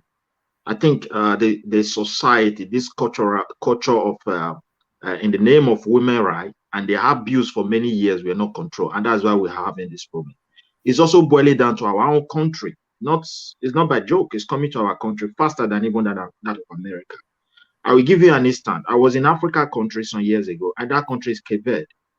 And when I got there, I was so surprised. You see women having 5 children, five fathers. You don't even see men that are willing to wait, because this women right was there, and they abuse it so much that the men lose trust over their women. And when that happens to a society, it's not good. So this is what I believe. It's just it's going to be a serious problem for this coming generation. It's a whole lot of reason behind this. So this new trend we're seeing in marriage, in relationship, it's really ugly out there. I must say to you, it's really, really ugly out there. And I feel so much for our black women. There's a lot of societal ills that is making it that way for them. And I think the men don't have the patience, like we are talking about this footballer now, because they feel like, okay, you go make the money, I will catch you after 20 years or after 15 years or 10 years. I will catch you. I'll collect that money from you. I'll take over the house, take over the kids, and it's just insane that how things are turning out. One man, we can go on and on and on. Maybe we have to create a dispensation for this. Let me allow other people to speak, please. All right, brilliant. So brilliant, and that's the brilliance of Rational Mind as well, because he always acknowledges that other people are also waiting to speak. So thank you, Rational Mind. So I'll go on from you, Rational Mind. I was intended to come to you, Ogbeni, but with your permission, let me go to Zita, who is with us, but might not be with us for long. Unless you want to make me to come to you first, Ogbeni. Yeah, because I'll soon, today is Monday, and all right. All right, let me come to you first then. But on my way to you, let me acknowledge the super chats that are being coming in. No, I can allow Madam Zita anyway. Yeah, no, Zita, she's always crisp and to the point. Let me do the super chats first. Alexander Gomez seized charge of that space at the start. Only then for that charge to be seized by Ayo, who, of course, the sponsor of the platform. Alexander Gomez again, and then Alexander Gomez again. Kulata, he not been on the panel, inserts into the conversation via super chat, and then he continues to insist on what he's saying 2 more times. So that's Kulata right there. And then instant destination, he just did the usual obedient thing via super chat. And then Ayo, wanting to nail down his position as the sponsor of the platform, does as he always does with a stream of super stickers. So that's Ayo, and then him again, and then him again, and then him again. And then just to really hold the space down, where we're going, of course, he does as he always does just as soon as the session starts. So that's Ayo documenting himself on the coffee space. So that's Ayo documenting himself on the coffee space. And by the way, Ayo, I'm not discouraging you or anything, and you're welcome to continue, but don't feel obliged that you have to do it just because I say you do it all the time. So do it, and I know you have the resources to do it, but don't feel obliged. But that's Ayo doing the buy the coffee thing. So that's Ayo. Well done. So that super chat space is still open for anybody that wants to join Ayo and Alexander and the rest of them. So let's keep them coming as we take the conversation then to Zita. So Zita, you're up next, and we kicked it off with what seemed like a bombshell news. But then when we started to read through it, it offered less than it promised with the headline. So is the news that Peter Obi won Rivers State. But then, of course, what they were only talking about was about a couple of thousands of votes here and there, all of which they were saying were blood votes. And so what are you then making of that headline that from the INEC portal, they were able to glean that Peter Obi won Rivers State? People say, so what? Good morning, everyone. Is there still there? No, I think he just left now. I think he's gone to bed. Because he was saying he wanted to speak, that he wasn't feeling fine. All right. When he wanted to talk, Okay,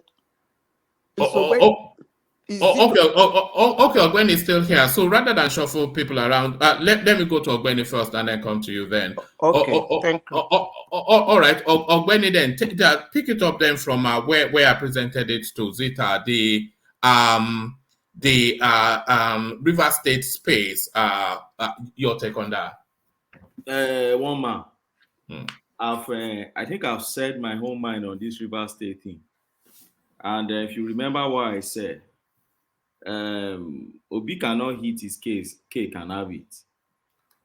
Obi election petition is claiming that Rivers was results were uploaded late, and that what they were all doing during that time was they were manipulating the result and then uploaded it later to IREF, and that now they have not finished uploading it. But before I even go to that, when they talk about Rivers State, if you look at that headline shows as if, the entire Rivers State, they just manipulated and da. If you go into that report and you read very well, Premium Time is just doing its own investigative journalism. Premium Time went into IRF and tried to do its own balancing and everything there, and can only support one local government. I keep saying it, Obiakpo local government area. Go and read that report. That is the only local government. And now they've extrapolated it as if, the entire river space, manipulation, therefore the entire time says there's a possibility for it to spin in favor of Obi. It's just a false hope. It's part of the false hope they are giving their people. And that's why for me, I love going to the obedience space or whenever I find them to let them understand that all these false hope, so that when the time comes, you won't start picking things and be saying, no, you will have this one at least, like they will always say at the back of your mind, although there is no grammar like that. So that is one. It's Obiakpo local government. Now, if you look deeper again into that report, that Premium Times thing, it talks about another area in that same River State where the votes Tinubu won, and the vote they gave for Tinubu, or they declared for Tinubu, was less than what actually was on IREF. Meaning that Tinubu also was shortchanged with some figures in that area.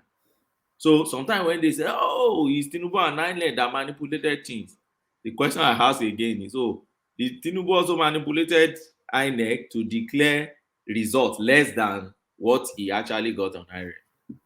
Then again, why I said Obi cannot hit his cake and have it. You said they delayed the result. They did not upload the result. That has always been the issue, right? They did not upload the result. That was not what Yakubu told us. Yakubu told us they will be uploading it. That's okay. What's the issue? So if you want to call yourself excellency, your process must be excellent. Therefore, since you didn't upload, we can't trust the result. But the same result you can't trust now is what Premium Times is referring to, that you won in that result. And you want to rely on that ref, right? Because it's that ref now you rely on that. Look at what is on that ref I want. Okay, if that is the case and you want to rely on it, like I said, the whole position is very simple. You either swim with it or you sink with it. So if you no longer question the integrity of what is on IREF, then it means that if you go to other spaces and we find that they uploaded late and Tinubu won, you have no moral justification or basis to be questioning those areas. Because you can't use the same standard. You can't choose that standard when it's against you and use that standard when it's in your favor. So for me, and if you now ask me, okay, what is the implication of this? The implication of this is this. If by the time they bring, not IREF this time around, don't forget, I've always been saying it here. You bring IREF to court. IREF is not what is admissible in court. What is admissible in court is the result that is with INEC, which I believe must tally with what is on that IREF. So if actually that is what IREF says, because you don't even know what to believe in Nigeria again. If actually that's what IREF says, then the court would declare, that is very sure, the court will declare that part of result, that will be a court where Obi won. The court will declare that part of Obiakpo and readjust the final figure of that election.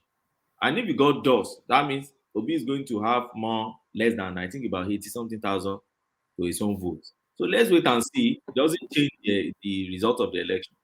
Like I said, like I will say, nobody has come here to say the election is perfect. No, you won't get that in the world. Even in the America, even in the UK, you won't get perfect election anywhere in the world. It doesn't exist.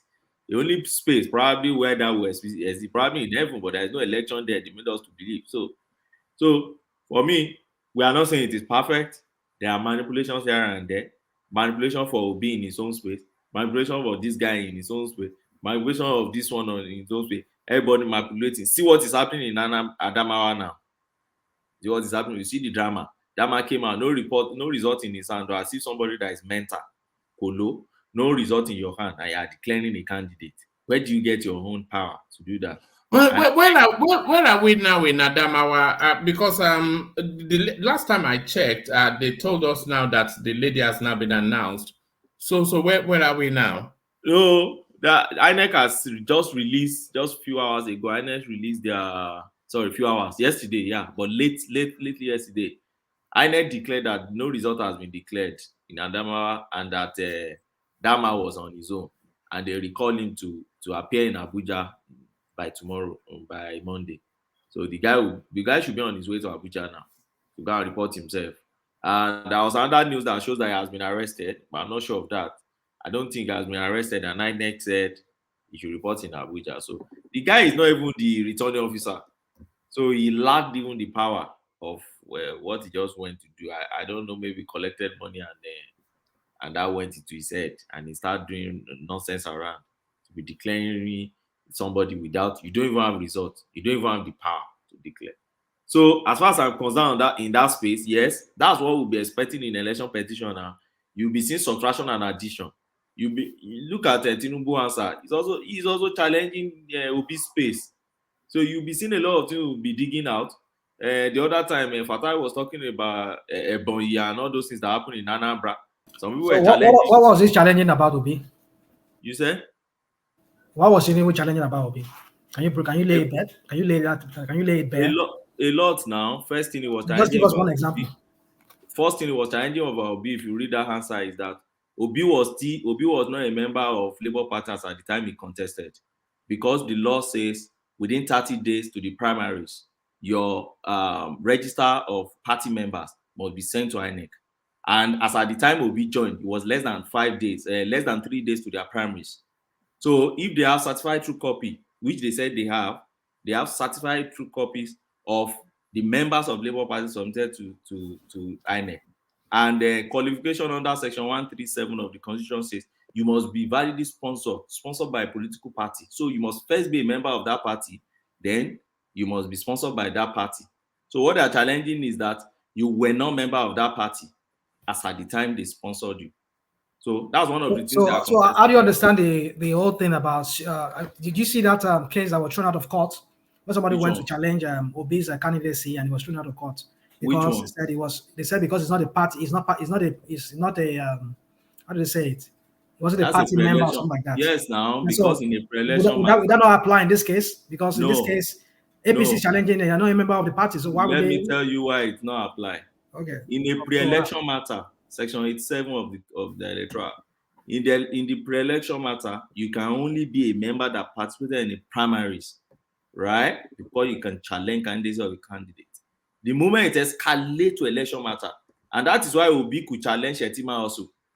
So don't forget. So if you are saying, Tinubu cannot challenge, then Obi cannot challenge Shetima. Do you know what I'm saying? So they cancel each other. That is it. Really? Can I interject? Okay, Madam. Rational mind. Tinubu's drug case has been thrown out of the court several times, so be challenged it. It's in his petition. Who threw it out of court? Go and look at it. I can't read anything. I can't go and look for what does not exist now. Okay, it has been thrown out of court several times. Hold on. He was the governor of Lagos State twice, and that case was there then. It was thrown out. But you mean the one by Keyamo? Madam Sita, you mean the one by Keyamo? Benny, please continue. Okay. You can't just say something. Oh no, sorry, Benny Mabinu. I mean, no vex. You can't just say something and just expect us just to accept it like that without querying you on that. You said somebody was asking you now. Are you talking about the one of Keyamo? Is that the one you're talking about, or which one are you talking about? What drug case have they thrown out of court before?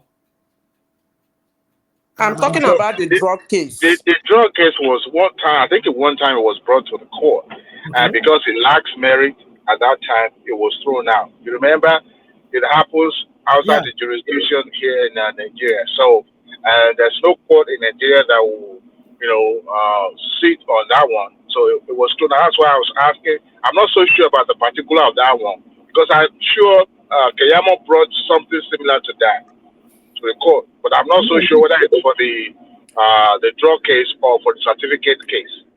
The one that was this man that the former Inspector General of Police He wrote to ABI and they responded. Okay. The one that he attests to. Okay. Yes. As a matter of fact, I would like to speak on that subject, actually. Don't worry. One day we will speak on it because that was the reason why I joined tonight. I want to speak on that particular subject. All right. You will when we get around to you. Let's back to you, Ogweni. Yes.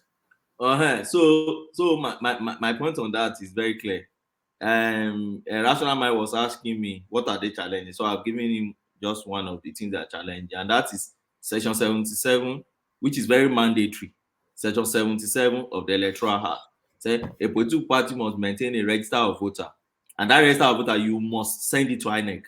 So INEC must know who are your members, and it is from your member you must pick who you are sponsoring for election. You can't go outside because there is no independent candidates in Nigeria.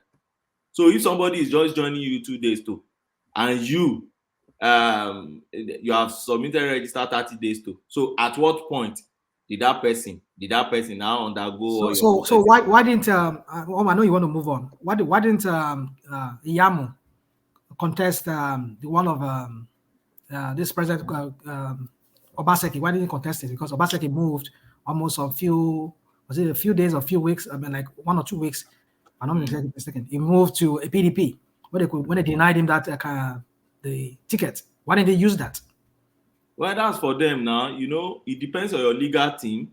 It depends on what the expertise your lawyer has in election petition. I've told you severally. UPC lawyers, they all have their expertise. Yeah, but then I've listened to a lawyer tweet this yesterday, and he said there's no case there because they will use the constitution.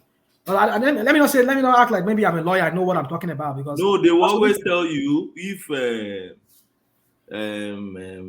lawyer that want to speak to defend anybody will tell you, oh, there is no case there.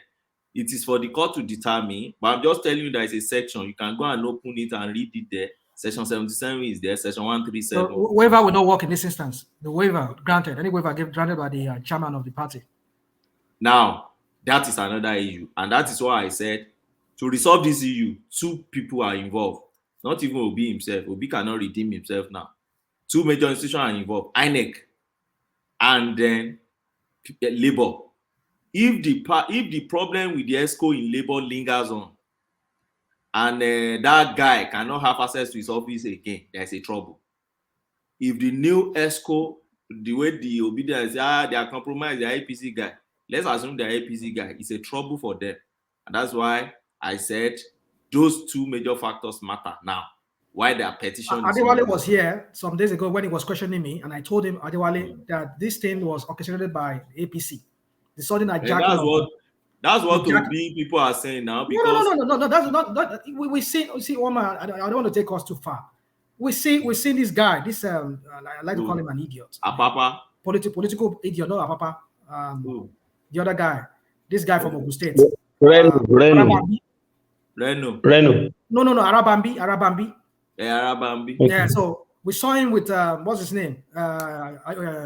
Dakpo in Ogun State, the governor of Ogun State. Arabambi is now an idiot. Hold on, now he's the one orchestrating this thing. Hold on, he was the guy one that had the Labour Party, that the vehicle you guys are using for years. Hold on now, don't see one match. You want us to talk about it, or you want to just move on?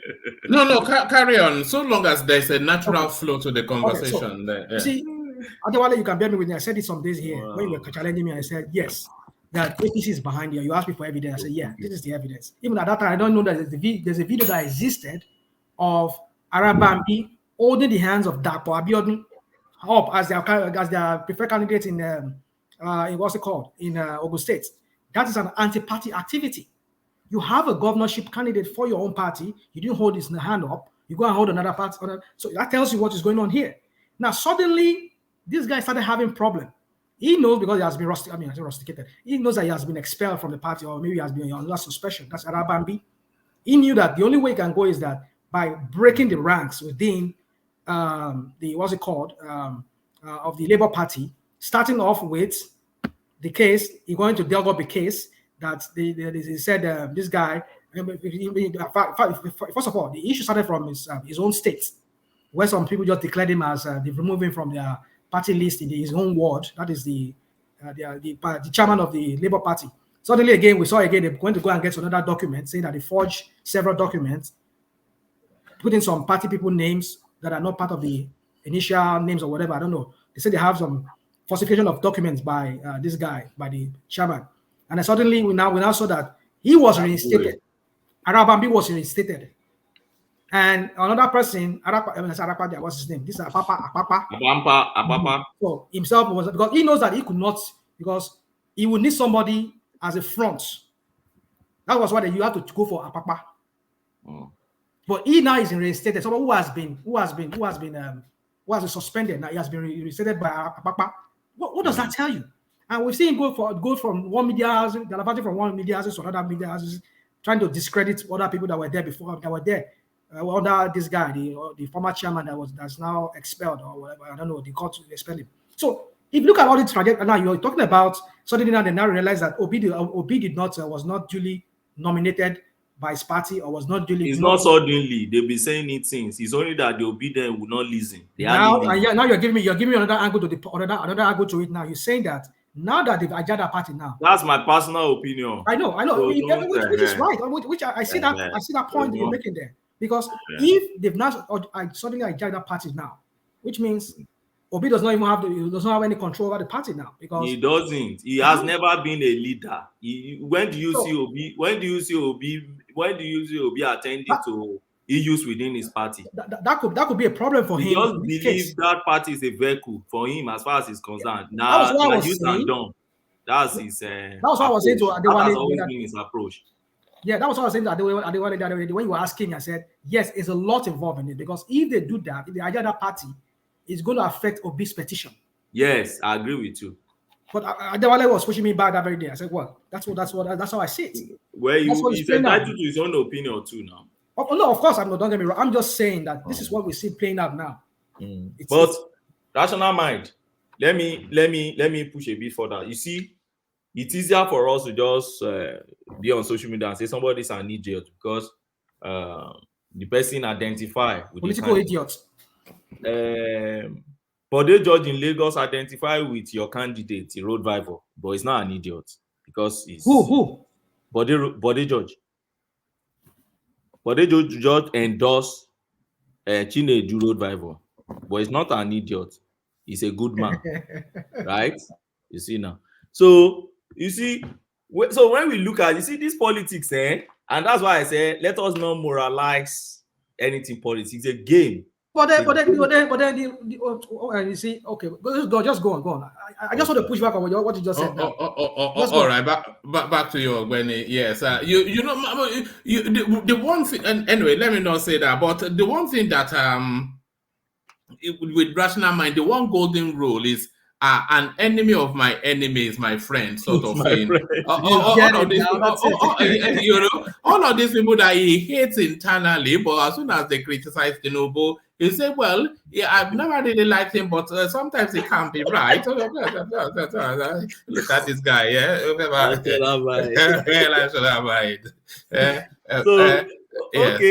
Wama, I think I'm done with Rivers State side, and don't forget. The summary of my point there is that is Obiakpo local government. They should stop that narrative of Rivers State. Rivers State has how many local government? It's one local government that Premium Times is talking about. And there is a second local government where it favors Tinubu, where they declare result less than what they declare for Tinubu. So let's move. All right, let's move then and go out of Nigeria to Guinea to go and reacquaint ourselves with once upon a time a Yoruba man, now from Guinea, according to David Udenyi, who has now mocked up this passport and is trying to make currency out of it. So what are you then making then of this expose journalism by this funky...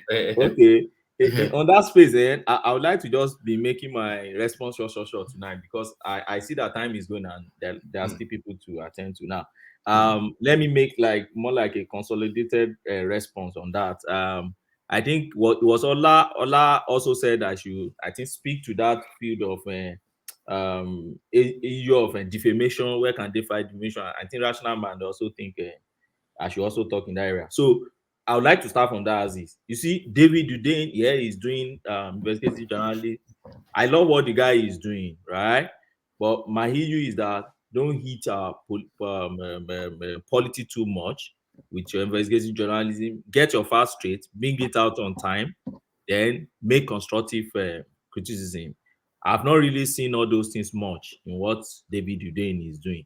You don't resurrect a dead corpse in the politics when we should be facing what is the manifesto, what are these candidates doing.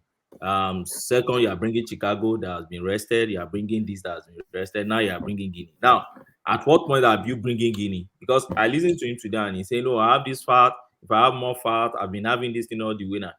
If you have it all this time, election petition, you know, is within 21 days to file. Bring it out on time. Let them make it as part of the petition. Bring it before the judges and come and prove it and let us see. Secondly, I know you are not listed as a witness in that case. You are not coming to be a witness. And you are still giving obedient false hope. Now, if you are not able, if you won't come, which I know you won't come, you will come out to tell them, they denied me visa. Oh, they intimidated me. Oh, they didn't allow me to fly. I wanted to fly that out. Oh, na hustle. The same thing I said yesterday, and somebody picked offense. Oh, na hustle.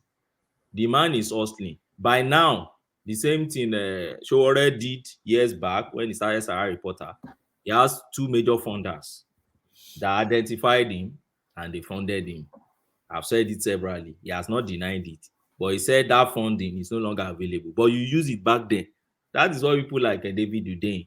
What they are doing, I'm not saying they are not doing a good cause. Yes, investigative journalism, put our leaders on their toes, fine. But bring it on time when it is constructive enough. Bring it on time when we think we can engage it and take it to the proper authority. Don't bring it when you know it is too late and then you hit the polity and people hold on that to delegitimize a government. As it stands now, I've said it, you can't fight pre-election matter again. Pre-election matter, all must be filed before election. The moment you have election conducted, pre-election matter is gone for life. The issues you can't raise again is dead. Because we must move on as a country. Then, the moment we file election petition after 21 days, you can't bring new use again. It's gone. We must move on as a country. We can't keep dragging things for years. So you know that at this time now, what are you filing? Somebody will just pick it tomorrow and say, I'm going to court. And they will still dismiss it because they will tell you, you don't have local standard to bring this thing. Because it's not election matter. So under which law do we categorize it? If that is not the case, then there will be a floodgate now. Floodgate will just be open to our court and every dick and jive. Somebody may even say Tinubu is not pooping very well. Therefore, I'm taking Tinubu to court. It's not. Everybody will be. You know, that was why I asked Rational Mind if Tinubu is a human being or a banana. I wasn't being pejorative. I was wanting to know how far would the ludicrousness go. So now it's from Guinea, but tomorrow it will even be something even more. So where are we going? Is it now not going to be a human being and become like a vegetable, or what is it? Where does it end? I was surprised that National Man didn't even hit you back on that. That's why I just take it like that. This one do Rational Mind, though. Papa won't just go sleep. Rational Mind, you asked that question. But anyway, that is for me. And now, whether Tinubu should bring defamation matter against this guy, I've said my own. I don't think so. First and foremost, Tinubu is not 100% clean. Maybe not even 60% clean. He would have his own baggages and all sort of too. And in a defamation, you fight defamation matter based on clear integrity, right? Because if you sue somebody for defamation matter, it's just like you open your yash, and as the person is bringing defense, the law allows the person to bring defense from anywhere just to show that you are not a man of integrity, not necessarily on that subject for which you take the person to court. The person can just get far to show that you have even beaten your wife before. That impedes your integrity. The person can bring any issue, something that has happened to you years back. And that is why I see so many figures, public figures and co, don't really go after this defamation thing again, which for me, I strongly believe is something they should be going for. Like the guest we had yesterday now, the MFM pastor went on defamation matter against her and got judgment against her. And she appealed, but they didn't grant her leave of appeal. Those are I've always been a very strong supporter of defamation. I can't build reputation for numbers of years. And one boy that was even yet to be born, when I was building reputation on my record, would just come, I tell you have something strong and something true. But for you to bring falsehood I'll go after you, no matter, even if I'm the Pope. I will go after you and ensure that I correct you next time you don't come and, So, but for me, I don't think politicians are that clean enough to bring defamation matter. And then if at all you will bring it, you can bring it also in Nigeria. So in defamation, what matters is who is reading it. At every point you read it is what we call republication. So if I sit in Nigeria and I read it and I say, oh, this Tinubu man is even a very bad man, then there's a defamation already. So I can bring it to any country where anybody is reading it, a third party is reading it and think that, oh, it is true, and this man is not really a good man. So, but for me, I don't see any reason for that. Don't distract the man. The man is busy brainstorming on how to maybe form his cabinet, get good people on, put hands on deck, win his case, and then move Nigeria forward to whatever he can move in the next 4 years and probably leave the place. So we shouldn't, and that's one of the things I love the space of UK, not America, really, UK. You see them jumping up and down, before election. Once you close the election, you hardly see them talk about it again. Everybody rests, they think about how to move the country forward. You see bill coming before the UK Parliament, and you see people from different parties, Green Party, SLP, this, that, you see them brainstorming on it and forming different alliances. You hardly see even the party thing, except when they are now, maybe somebody is now going against something that can affect the interest of their major interest of their party. And sometimes they even still go against their own party man. See Boris Johnson now, they're all united to kick the guy off from office. But our own, we're evolving. We're evolving.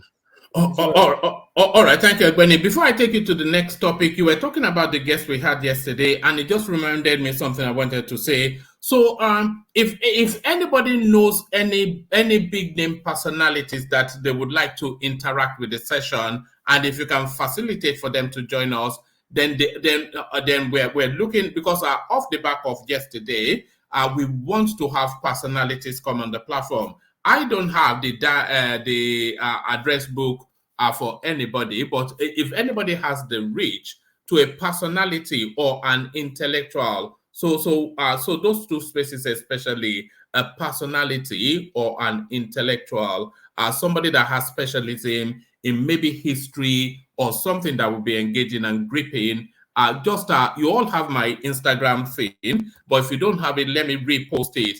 As we hear from Ogbeni on this now nagging question that I suspect is going to be a question. I think this is the build-up to the next 4 years, Ogbeni. So the question being asked is, where is Tinubu? So this guy gave us an itinerary of where he was going to be, and it's been spotted loosely pretty much in most of the places that he told us he was going to be. But that question remains, where is Tinubu? So is this the precursor for what is to come, which is now the evolution of that ludicrous space of Jubrila? So is that where we're heading with the where is Tinubu narrative?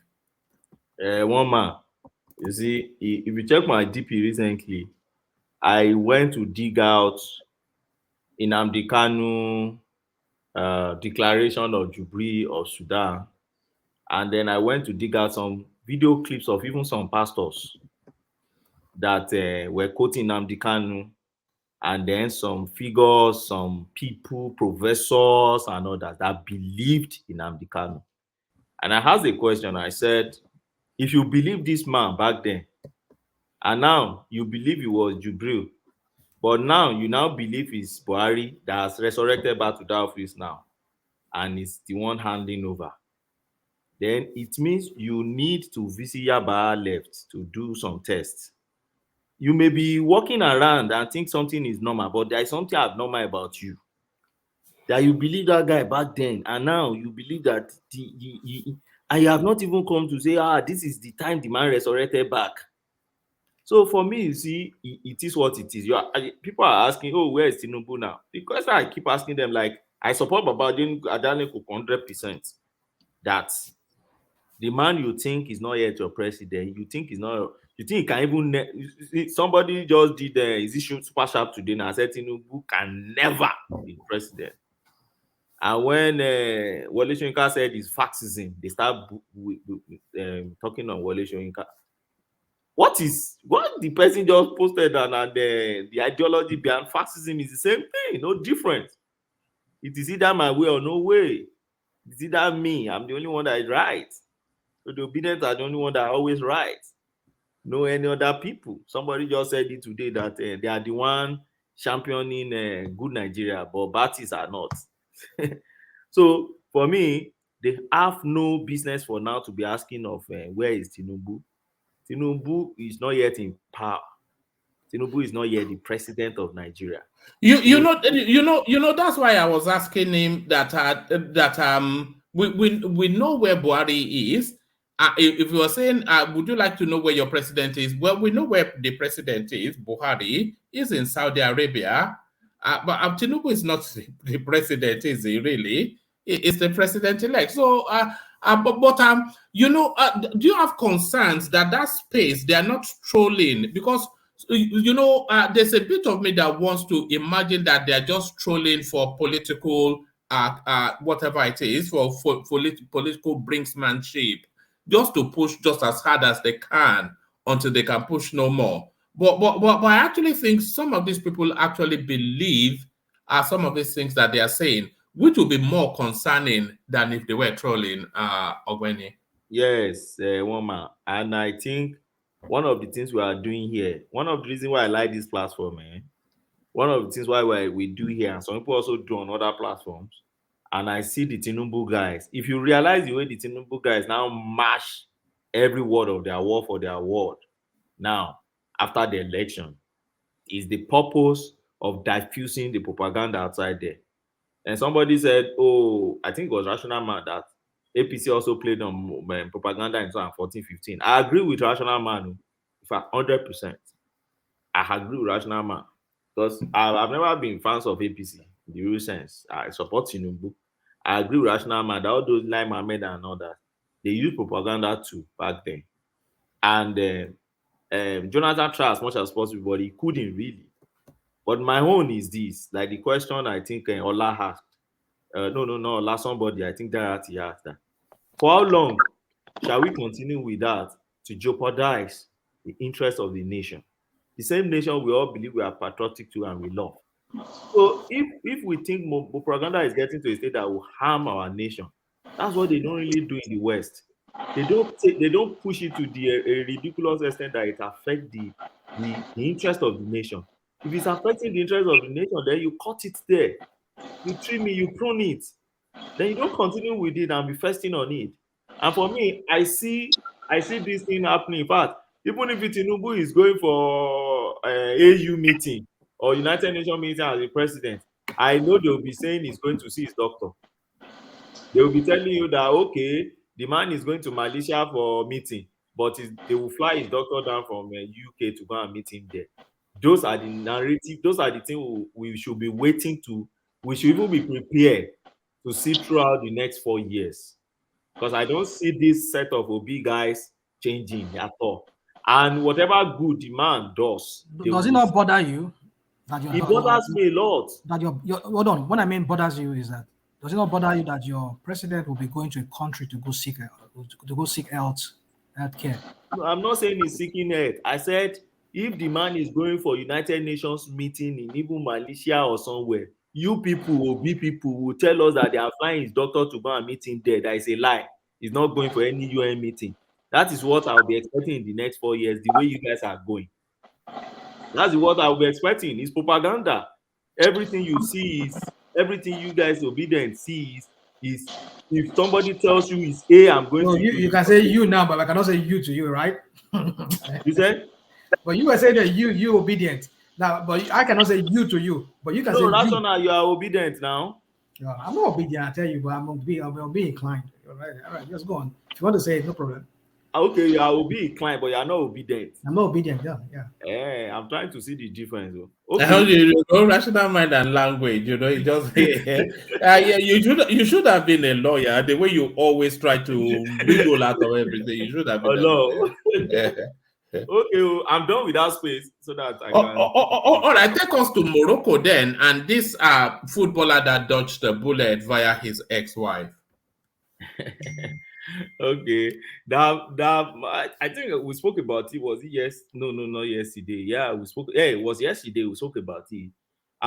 For me, I don't see any court that would make that lady to go without getting something from him, no matter the way he's scheming his things to favor. Let me tell you, for me, you see the issue rational mind just identify with the married thing, the black women and all. I think there are realities of life and realities of our time, the time we find ourselves now. If you are lucky with your marriage, just thank God for it. Not everybody is lucky, and with my experience in practice, I've seen that. Mama, I had a client at a point in time. I won't mention his manager of this major TV station. I won't mention the TV station. Years back, sometime around 13, 14, and he wanted a divorce. He was.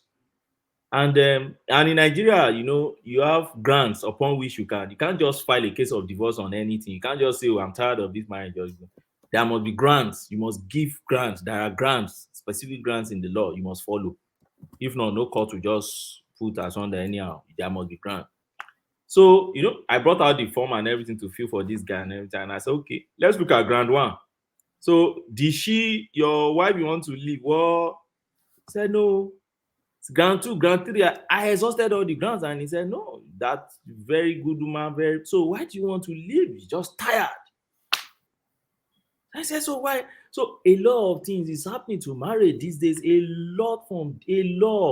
So, and if you go to court today now, for instance, in Abuja, that I know very well, they have dedicated judges that what they do is matrimonial related matters, which is basically divorce. And let me tell you, these days, when you go to court for divorce, right, you file a case of divorce, people don't really fight divorce any longer. What they fight most times now is maintenance, which is what you call alimony and others. In Nigeria, what they fight now is child custody and maintenance. They don't even fight, I want to marry you, I don't want to leave you or not. It's not people, since I've been practicing, I'm not even sure I've seen that in practice and somebody will say, hey, I still want to marry you. No. You file it, fine. Now, custody of children. Okay, what's their age? What's their sex? Okay, I want to have this. No, you can't have this.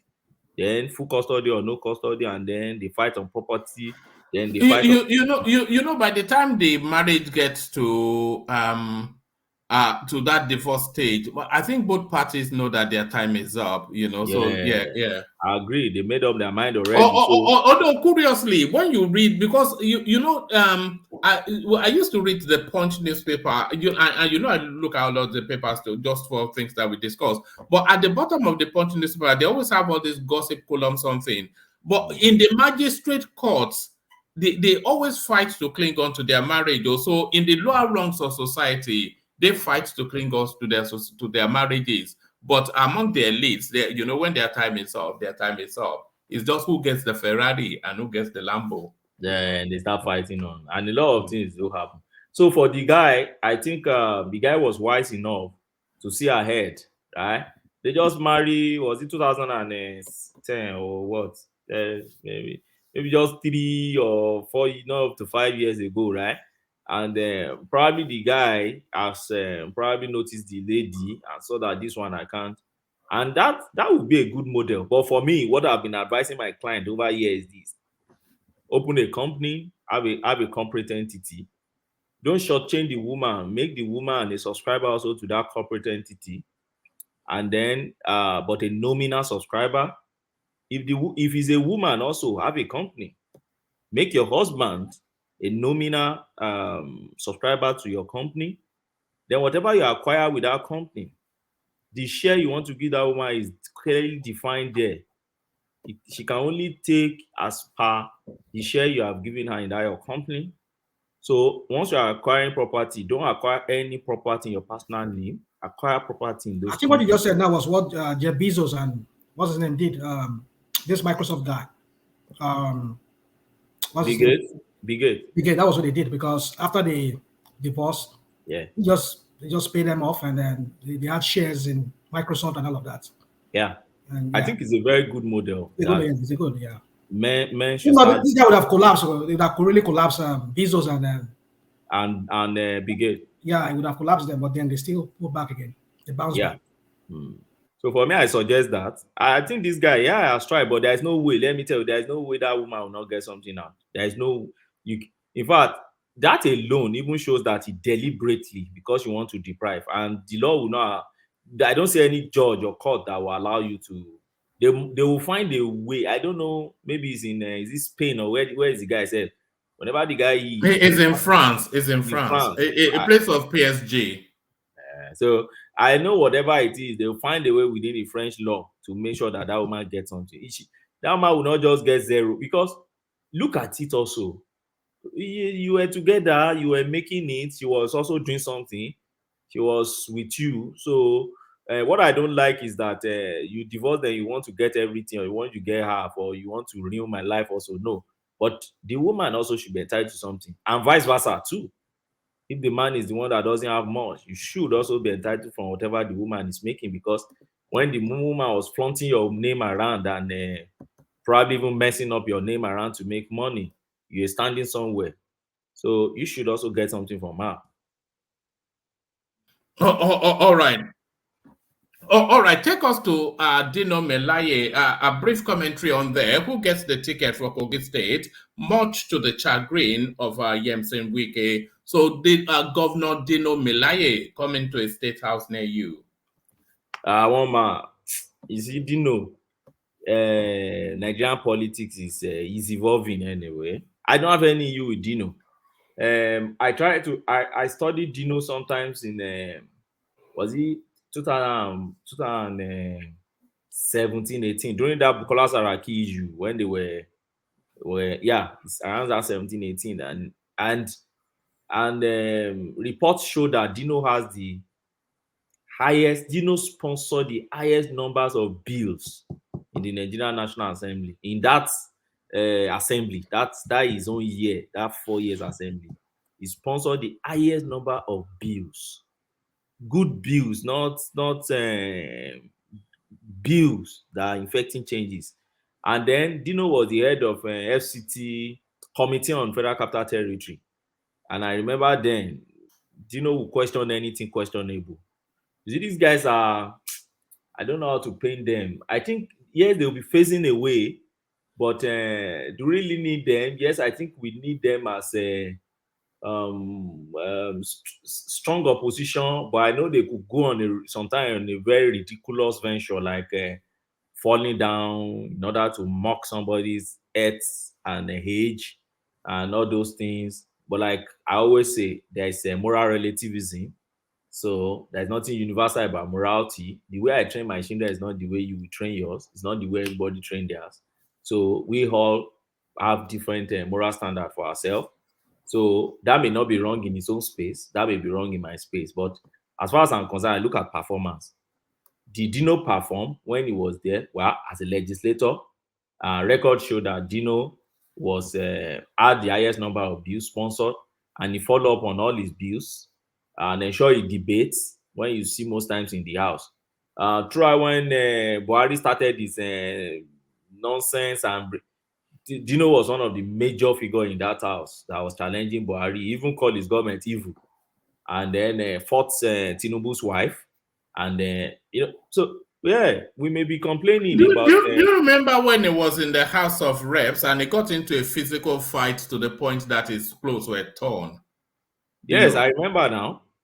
Well, his name Dino that said he would do Tinubu's wife. I don't want to. He will get her pregnant, even though she was like a 70-something-year-old woman. Same Dino. Libo, I mean, Rami is not up to. I think it's 65. It's not even 65 yet. Yeah. No, I think she should be in maybe early 60s or so. 60 somewhere, yeah. So yes, morally, just the way I love Fayose, not because of anything, but because of nuisance value. Sometimes they have this value they had, into the politics. So let's see how the way it works. Let's see if Dino would be able to lead Kogi State with Yaya Bello. Except Yaya Bello is not really supporting his own candidates, if there's an issue and it's not supporting candidate from his party, where he may want to remain neutral. But with Yahaya Bello in that Aziz, Dino need to work on the galas, because the galas are fuming. The way Yahaya Bello took that thing from them, they don't like it. And then what he did for them in the last election, they don't like it. So whoever they pinch their tent with one man. Can I ask this question, one on you and yeah, Karen. The person who was running for APC, the attorney, I mean, is it the Accountant General of Kogi State? The guy, is he from Kogi West? Is he from? Sorry, actually, I caught you in your question, but the candidates that Yahaya Bello is presenting is from the same ethnic. You know, they usually have all these senatorial districts turn by turn, but is a reputation of his own ethnic stock in Kogi State. But sorry, your question, Rational Mind. So are you saying the Accountant General of yes, one is also from is a Igala guy? Yes. Yahaya Bello is he Igala, right? Yes.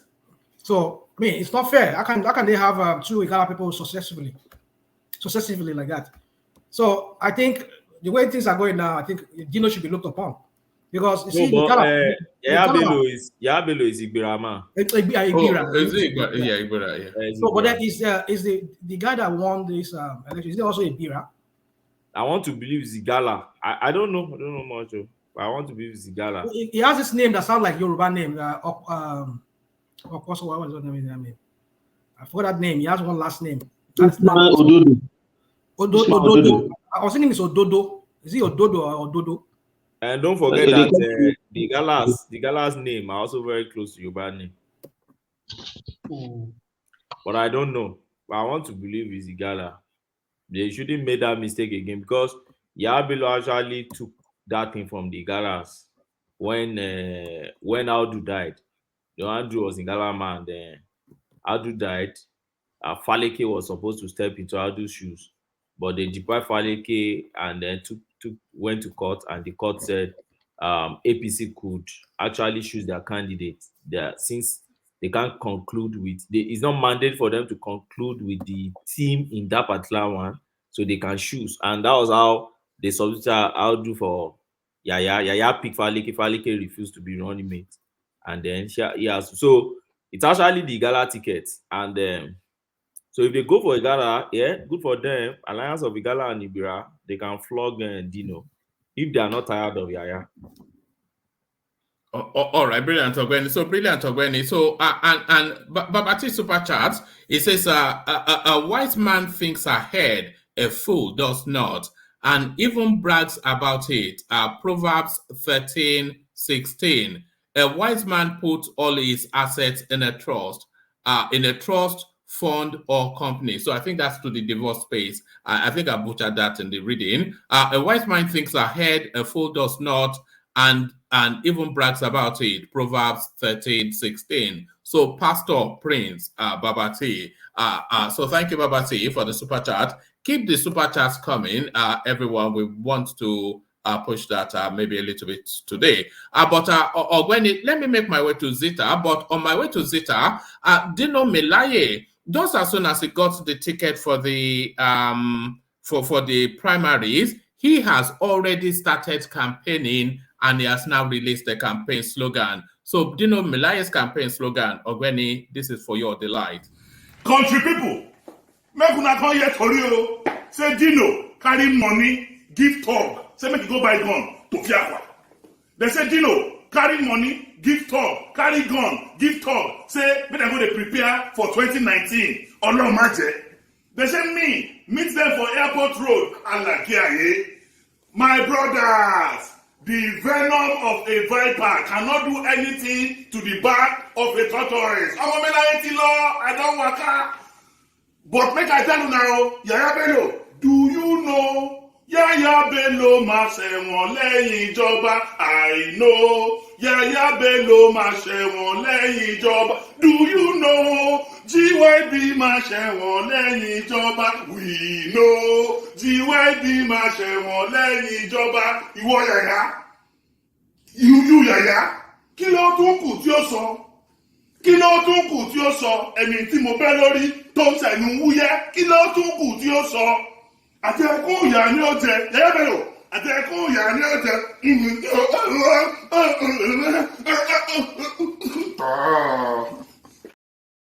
And there it is, coming to a state house near you. Yeah, you look at that. I think we're in for a treat this coming cycle of governorships.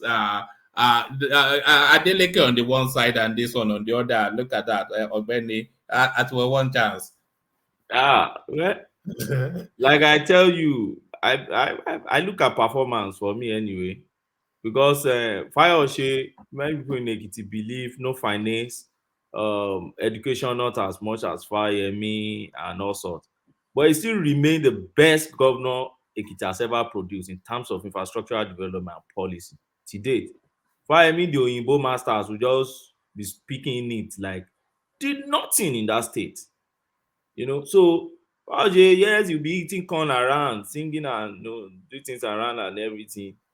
So how do you back that one? No, Ogbeni, are you saying Fayose performed better than Fayemi? How? My brother, Fayose perform. Let me tell you. Please, if one man can give me just 2 minutes, yeah, go for it. I'm just talking like Fayose now. Let me tell you. You see Fayose, I grew up in Ekiti. I stayed in Ekiti. If you compare Fayose performance from 2003 to 2007, when Obasanjo pushed him away from that office, and when he returned to the office, first and foremost, every double lane you seen in that state, Fayose did it. Every. You can question me on any one. And every one. Fayose is the one who he exposed Ekiti to development. When Atanda Yusuf and that other one were there, they did nothing. When Adeni Adebayo got there in 1999-2003, he was just partying around. No, forget about that one. Regulating United students everywhere around. Did nothing. They will be fighting in the state house on and Angela, the wife, and everything. When Fayose got there, all those roads, all those Adilosun road, all those Ilawe road, all those Ikere road, Fayose dualized all those roads and exposed Ekiti to development. Okay. He started that. That's infrastructure for me. Now, okay. The restructure of the universities, right? Fayose did all those things, right? Now, when Fayose now left all those things, they push him away from office. Segun Oni got there. Segun Oni performed wonderfully too on rural roads. Fayose concentrated on Ado Ekiti. He didn't go to the rurals. Segun Oni took development to them in the rurals. When Segun Oni was kicked out of office and Fayemi got there, tell me one infrastructure throughout that guy. The only one he did, he went to go and be building his own stadium somewhere in Ado Ekiti on that Ila West side, which he didn't complete until he now came back to complete. This one that he came back now, the only infrastructure you see that guy was that airport, that cargo that I said is built, he built in that place. Who is using that airport? Do you know when Fayose was there, he proposed that airport so that the hospital, the teaching hospital that Shifa Febola was building, so that hospital will be serving Nigeria and the South and the West African sub-region, so that you can, if you have ailments in all those mini Benin Republic, all those, you can fly down and then generate income for the state and Nigeria and boost our image. Fayemi was a minister back then and connived with those guys and killed that thing. And Fayose came on TV and said, see, the reason why they are not giving you the SFO is your son, no, your son is in federal. And your son is the one that is not allowing anybody to do anything in this state. Now, Fayemi got there and he said, now he wanted to do that airport. See what he has given us now, cargo airport, to do what? So, as far as I'm concerned, Fayose look like Agbero. He will go at the 80 corner and be playing with the Mama Market and everything. But you can't compare his performance with the one. Benny, I think I have to disagree with you, because you are looking at role building alone as performance, and you are not even looking at the sustainability and some other things. Now, the focus of the two were totally different. Why Fayose will be telling you that, oh, if I promise you that I will industrialize Ekiti, I'll be deceiving you, and I will just teach you how to fish instead of giving you fish. Did they do that? No. Now, come back to Fayemi. Fayemi appeared not to do things, right? But all of a sudden, the IGR of Ekiti started rising, right? You think it's through taxation? No. This guy went to Ikogosi and rebuilt that place. All of a sudden, people that were supposed to be traveling far, they started coming to Ekiti State. You know, but when Fayose returned, he just subsidized that place. But this guy came back again and revived the place. A point. Ikunderi Farm, when he struck an agreement with a promoter to revive that Ikunderi Farm, you know, it used to be part of Western Region investment then. And they brought some cattle, was it from Argentina, or where did they even bring all those dairy cow? Now, just to provide raw, you know, to provide raw materials for the local production of milk in Nigeria. So the cargo airport we are talking about is for AgroAllied, and it's going to be serving that Ikunderi Farm. Then again, look at, although we still rate Fayose more than Fayose when it comes to security, because his body language alone that time put those criminal S-men in check. But it was a reverse case for Fayemi. But what did Fayemi do? He enhanced the farm settlement within that again, so that the stakeholders there, they could provide the security. Even though because those guys doing cassava farming and sort of things, you know, they were able to come together and find their own security, so that they check against all those invasion by all those criminal cattle herders.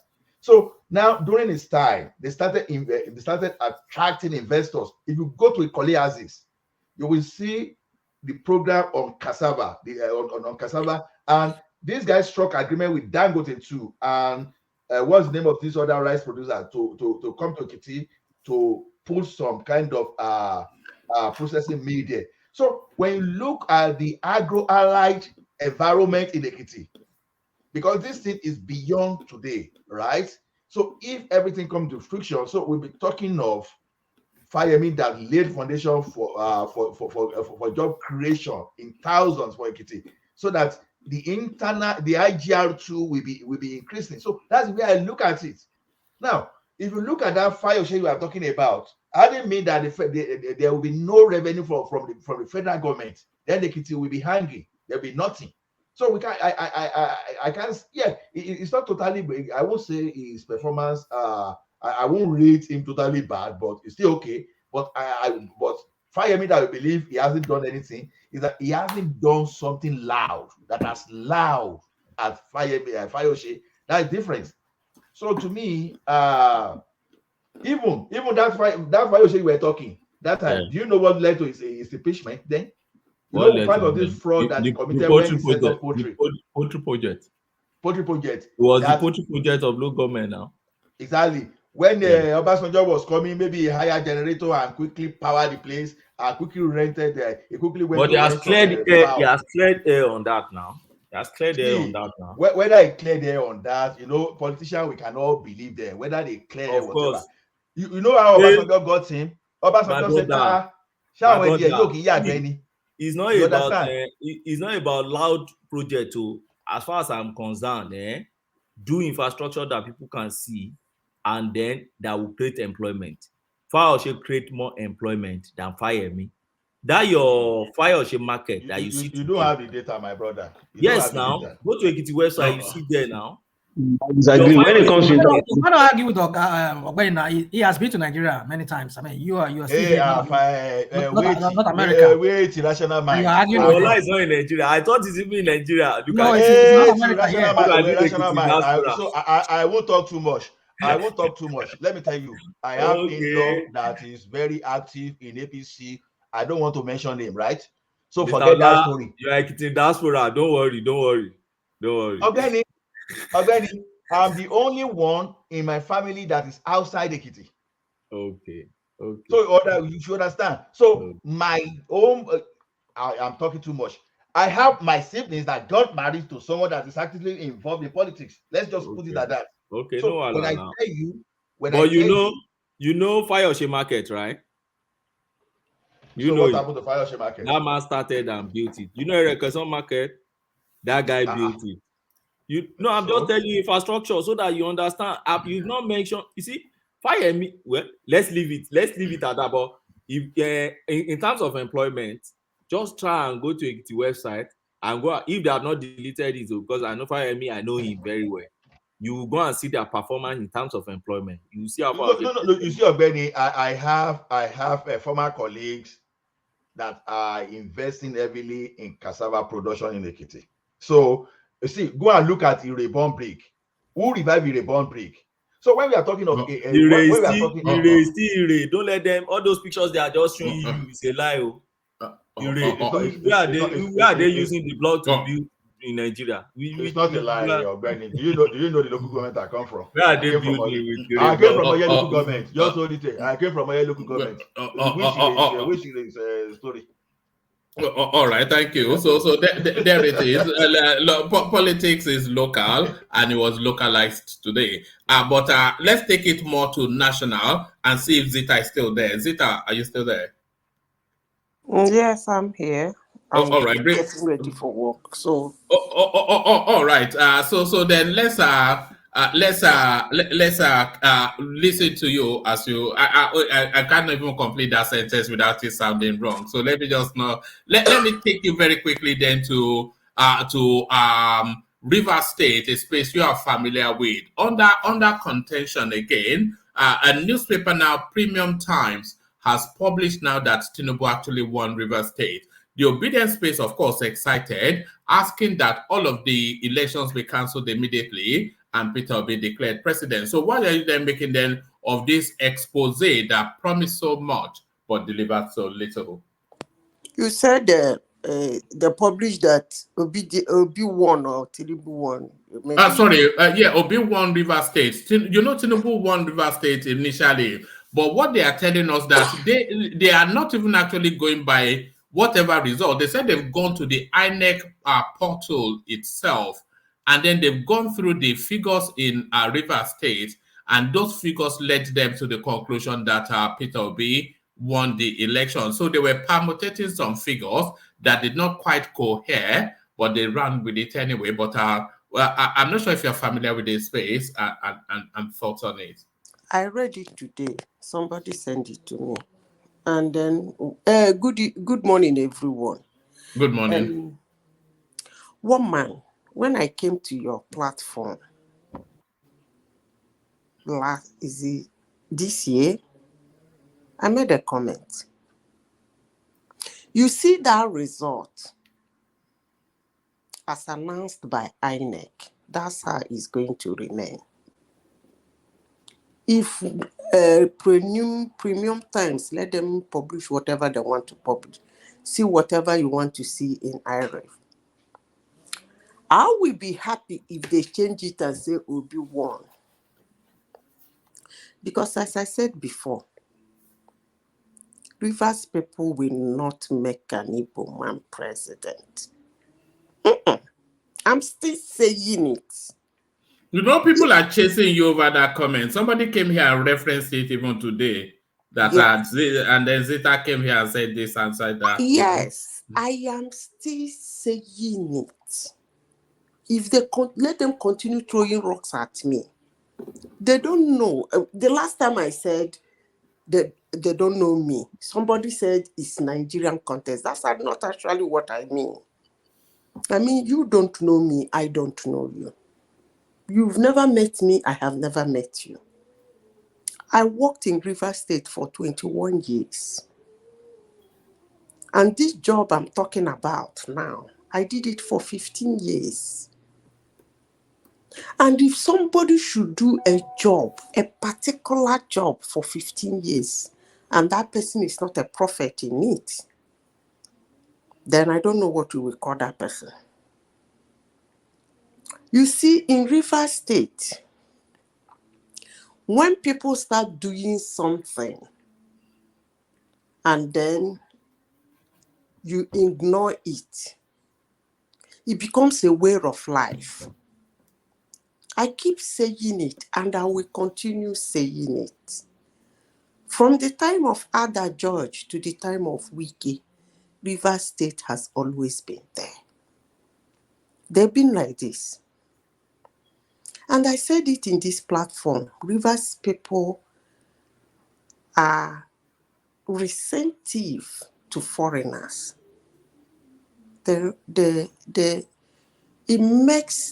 would have developed more if they are more welcoming to strangers, but they are not. And I will say it again. I make more reference to the Igbos.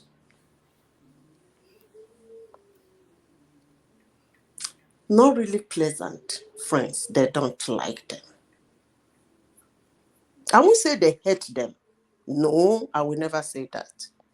And I don't really think they hate them like hating them. No. But there is this thing that they're scared of. And I will keep saying it. Rivers State election is not something you come out to say you want. I said it in this platform and I will say it again. When you finish voting, you go home like an idiot. If your candidate win, okay, fine. You voted the person that won. If your candidate loses, maybe you see, this one that I'm even talking about Obi, do they have a clue of what happened between Wike and Dakuku Peter side? They don't have a clue. In Dakuku's own case, people were crying from one court to the other, following him about what happened. I don't want to say anything about that space. People can write whatever they want to write. They can say whatever they want to say. They can abuse me for all they care. But as I said before, you don't know me and I don't know you. And you don't know the job I did in Rivers State for 15 years. And I worked in that town for 21 years of my life. I'm not that young. But if you can come out and run around and say that you saw something in Rivers, after all, in the whole of the elections, some things were uploaded wrongly. You see all those things, those ad hoc stuff of those coppers were doing that they did during the presidential election. One man, I actually think they were ignored. But if you look at what happened during the gubernatorial, we know that they never ignored them any longer. They dealt with them massively and mercilessly. But that being said, let them continue exciting themselves. But as I said before, and I will say it again, I will be happy if it will be within Rivers State. I will really be happy. But I don't know you guys. You people don't know me. When you say you'll be happy, is that for reasons of dispelling your concerns that they don't like the Southeasterners? Is that why you would like to say it? These things you people like, these things you guys are saying that they voted for P2P. I'm just in my house laughing. That's why I made that reference. You see that nonsense, that shenanigan those ad hoc staff did during the presidential election. Do you know why they were able to do that? It's because the election was going to a different direction. Something was happening that the real politicians in Nigeria seems to ignore it. Ignore it like you don't have a structure. How are you going to do this? But after the presidential election, they understand how they did it. And in the gubernatorial, they won't let them. You might not understand, but never mind. But as I said before, let me repeat it again. In Rivers State, I have never seen a voter coming out to say, I am the one, my candidate won. You vote like Dundee, just go and vote. You see, it's like Chicago style politics, giving you that your civil right to go and vote. Put it upside down, take it to anywhere, show everything you want to show. They will still say who won. And that's how Rivers State election is. Don't put it on Wiki. At least I can say from the time of Ada George, that's the time I know. It's been like that. If you see, when Wiki come out to tell you, I am consulting with my people, you think he's joking? He's not joking. He wasn't blabbling. He was consulting with the traditional rulers, the big wigs in politics that he pay money, people who will give contract in the state. They are agreeing on some. That's how they do it. That's Rivers State style politics. But whatever they wrote, by the way, maybe you people don't know, that will be what they are referencing. Is Wike's local government.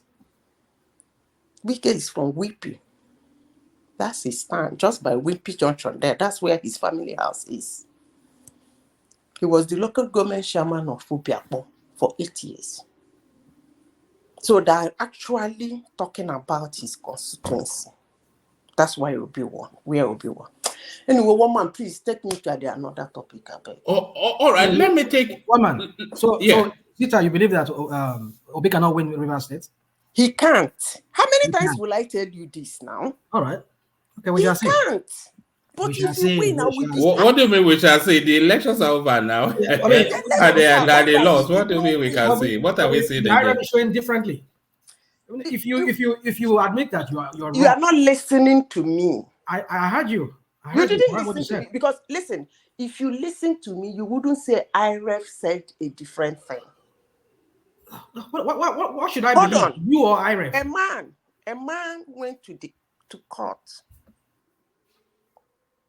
He was challenging the process. He wasn't challenging all these things you are talking about. Because I think he know waiting day. One man, please take me to the next topic, I beg. Did you get that? So I'll take you there in a moment. Did you get that? What Zita is actually saying is, whatever this article wrote is academic because it's not under challenge through any legal process. And it's subjective as well. It's both academic and subjective. Tinubu has won Rivers State, and that is not a filed, as Ogbeni told us, that they cannot vary their whatever they have filed. So it is academic, is what Zita is. It's just it's beer parlor talk, as they say in Nigeria. Let me tell you one thing, one man.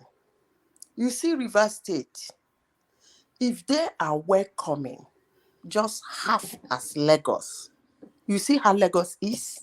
That's how Rivers State would have been. There would have been like commissioners that are Igbos, special assistants that are Igbos. But these people, their space is tight. Their space is very tight. I wouldn't say they hate. I would say they are trying to preserve their own. They're scared. I think that's a better word to use. They are holding their space. It's tight. Madam Zita. Yeah. Fashola called it politics of identity. and he said that is what is trending now in the world. I said I did this job for 15 years, interacting with communities in that space, in every level, both the elders, the youths. That's why when somebody came here to talk about Biafra, Boko Haram, and Niger Delta militant, I said, you don't know what you're talking about. That is the space I know very well. That spark of militancy did not start just like that. And that gun that we are holding, they got it from politics before they turned it to militancy. So you see, anything about River State, I don't really care what you people talk, whether I repeat myself. Obi cannot win River State, and he did not win. And I back it up by saying, you see that thing the ad hoc staff they did during the presidential election, they were able to do it because they were ignored. Or rather, they never knew that was the angle the thing was coming from. But 2 weeks after, everything changed. They were not allowed. Otherwise, if they were allowed, you see all the governors in Southeast, all the senators, all the House of Representatives, LP would have won it. But if you people think I'm talking rubbish, that is fine. But as I said before, I will be happy if he won River State. You know why? I would have said something like acceptance, that opening up.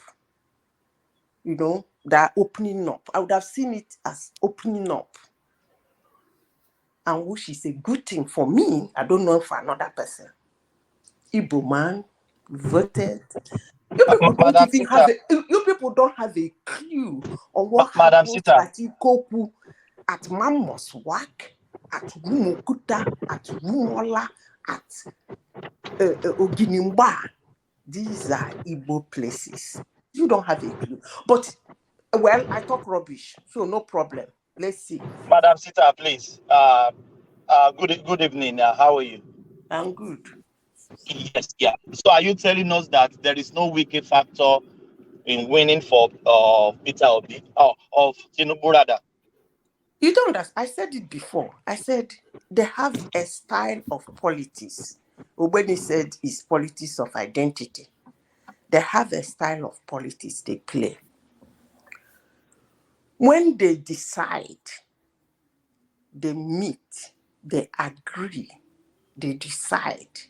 The people that are agitating because of their base, because if you go to the River Rhine, all these things that I say, the River Rhine, you know, Okreka,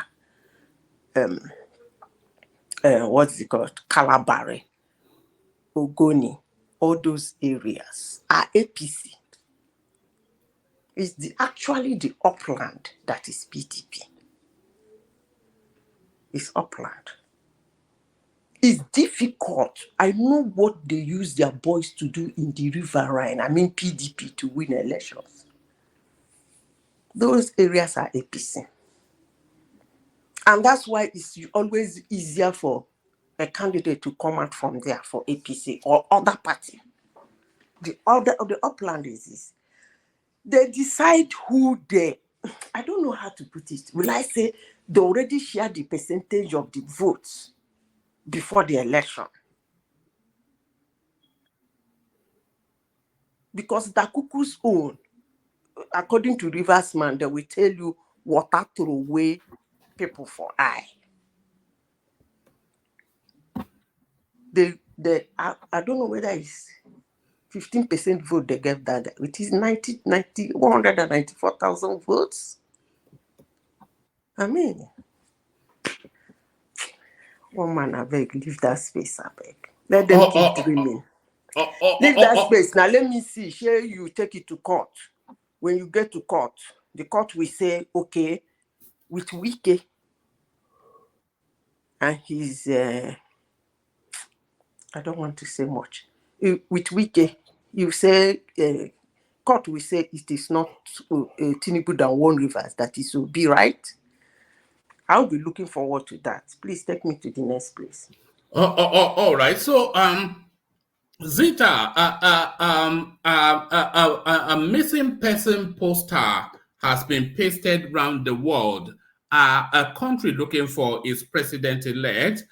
If you see him, please guide him to the nearest Nigerian embassy. So where is Tinubu seems to be the question that is ricocheting around the four corners of the country, even though the guy gave us his itinerary of where he was going and where he will be. So what are you then making then of this where is Tinubu hashtag that seems to be gaining a momentum of its own? So what are you making then of this where is Tinubu narrative that seems to be out there?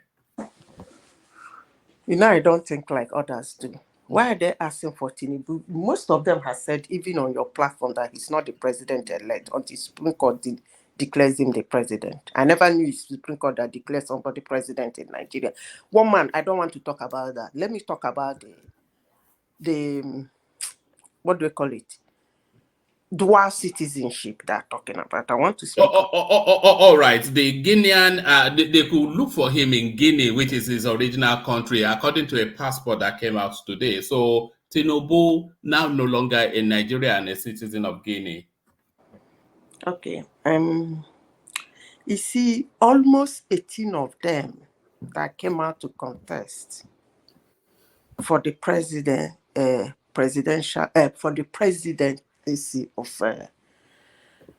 for the seat of the presidency in Nigeria in 2023. Almost all of them have what they call honorary citizenship. Almost all of them. That is, if you are in this space, you are a political analyst, you monitor. When you want to talk about things, you start picking them, show where you do his profile. I think all of them have. Atiku has for Emirates, Obi have for state of Texas, Tinubu has for Guinea. Now, Tinubu, I will say the little, somebody talked to me about him while I was in school in CSU. He's fond of sponsoring a lot of presidential elections in Africa. He's very good at that. The Guinea president, I will say that because that's the one that is in the open space. He helped him and he gave him that on his honorary. Tinubu never applied for any citizenship. He didn't apply. And when you did not apply... How do you know it's honorary? How do you know that? How do you distinguish between an honorary and an actual citizenship? I'm distinguishing it already now.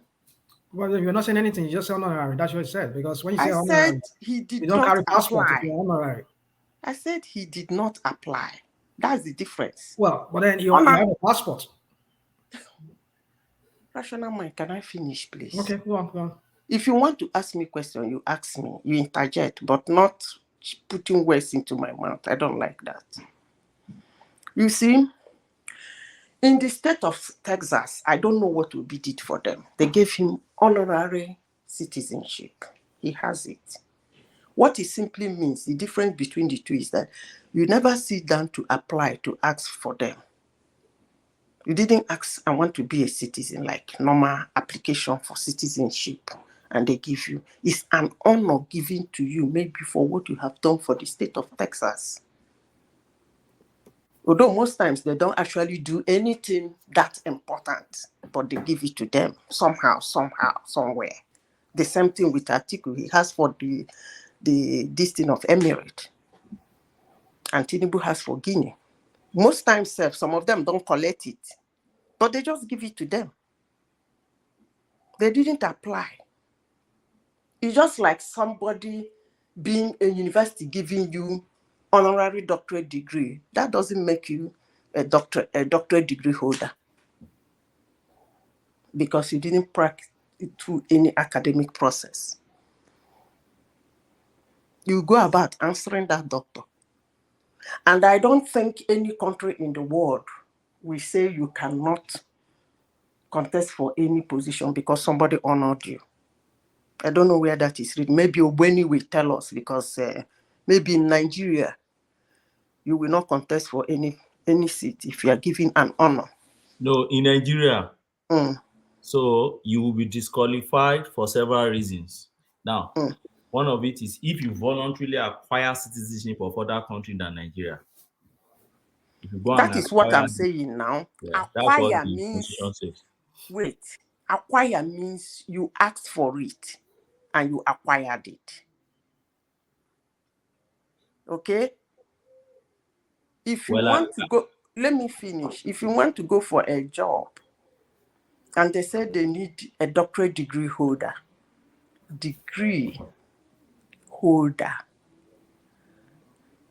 are you acquired citizenship? Doctorate degree holder, acquired citizenship. Then honorary doctorate degree, honorary citizenship. You cannot take honorary doctorate degree to go for a job of doctorate degree holder. Ridiculous, isn't it? Well, you can use the passport to travel, right? The one he has. No. That is what I am saying now. No. Oh, you can't travel. No, it's a two different thing. What you're saying is not applying this sense. Can you travel with it? No. No. See, I don't know. You can't travel with it? I don't know how to. Maybe we will make. What's it I said is a ceremonial passport rather than a legal document. Yes. So the moment you for that country. I've also not really heard about it. I don't know how to explain it. For that country, when you get into their borders, if they are supposed to stamp or do one thing on your passport, because you have that, they will wave it off. Because it's like you are a great, I don't know, maybe well, one man. I will say something about it to you. It's not okay. Like in the United States, the country as United States, I don't really think if they do, but states in the United States do. I don't know if America gives you honorary. Even local government does it. They can give you, like, I don't know if some of you know here, Barrister, this guy, he was given honorary citizenship of was it Orlando in Florida. But that does not confer on him citizenship of the United States. But then, hold on. But then, yeah, it does not confer. But then, how it works is this, as far as I know, is that when you are given honorary, you cannot go home a passport. But in Tinubu's case, he has a passport. It depends on the country. Who applied for him? I don't know. It depends on the country. Listen, in the United States, Texas does not have a passport. I know. Let's understand this thing very well. Yeah, that's what I'm trying to clarify what you're saying. Finish. Okay, all right. In the United States, it's a very big country. Their states don't have different passports, so they cannot give you a passport. They give you something like a certificate. But I don't know of anybody, America as a country has given an honorary whatever and giving them that passport. But in smaller states like Guinea, this guy has for, is it Chessios or whatever? Don't know how to pronounce the name. I'm freaking out on it. One of the presidential candidates who has for Chessios. Did you see Seychelles? Yes, they give you passport. Even Seychelles, you don't even need this thing to. No, that's why I said that. Even the Guinea, do you need a passport as a Nigerian? Stand for you as your entry now. They just but you need a passport as a Nigerian. You don't visa as a Nigerian to go to Guinea. You don't. You don't need passport to enter Seychelles. Seychelles, you don't need visa. you don't need visa. Visa is different from passport. What are you talking about? So as a Nigerian now, as a Nigerian, that's visa free. Yeah, it's visa free. You just get to the point of entry and they just stand for you. But that's a different thing we're talking about. We're talking about passport. That is what I am saying. Nothing attracts you to even start chasing passports of that kind of country. Or that kind of country. So they give it to you as honorary. That thing is really. I don't know where. Okay, I will come. I don't know if Seychelles is ever doing that. The only thing, hold on. The only thing I know is there's what they call investment. They do it here in America, but that does not confer citizenship on you. If you invest, if you can be like, I think I used to be like back in the 90s. If you bring like I think like $250,000 into the United States, you can give you a green card. I think now that's property visa now. That is not. I tell you, you're saying a different thing. Land, Madam Zita. I mean, no one could talk. We could just let you continue. If you want me, I just let you. So, but the point I'm trying to make is that there's a different route. Like in the Caribbean, there are some of those Caribbean countries, so island countries, island nations, that if you invest in there, over there, like you talk about Desiani and Alison Madikwe, she has, I think she has one of those island nations passports. If you're there, if you invest or you bring some certain amount of money there to invest, they will confer on you that. That is not honorary. I don't think that's honorary. That is based on investment. So the that's investment passport. Say that again. That's investment passport. It's different. Yeah, but what I'm saying is that honorary does not grant you a passport. You only just have it does in some countries. He said not. Maybe in some. I don't know what the law says in Guinea. I mean, in Guinea rather. Rational mind. Yeah, Madam Sita, if you don't mind, everything we're talking about here, we're talking in layman. We're giving layman explanation. When you are involved in high power capacity as a personnel, there's some benefit that you derive. I'm not sure if we're all familiar with some of our former diplomats, like Mr. Ayanku. Mr. Oladende Fernandez was once have like almost 3 to 4 passports, represented the interests of some African countries. There's some engagement that requires you to have certain instrument like this. And when you have it, it's for that purpose and that purpose only. But that doesn't confirm citizenship on you. Diplomatic passport is not issued to ordinary people. That's what I want you guys to understand.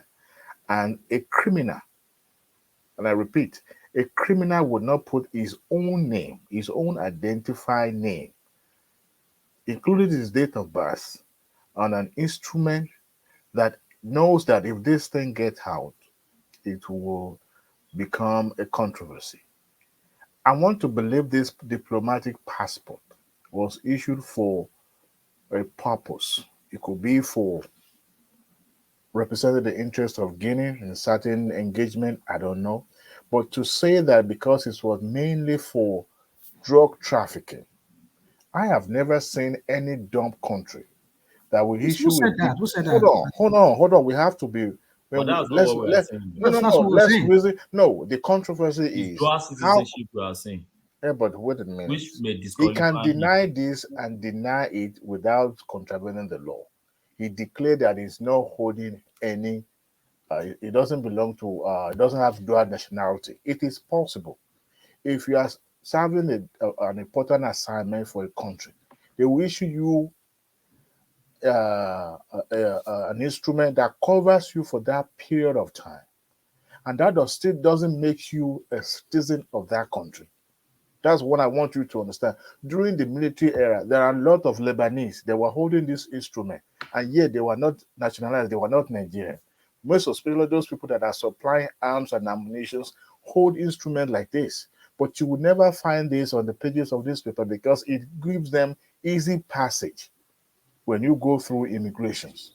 Thank you. Do you want me to tell you about how Nigeria works? I don't need your explanation. I'm just trying to explain all this hula baloo around Guinea passport and all that.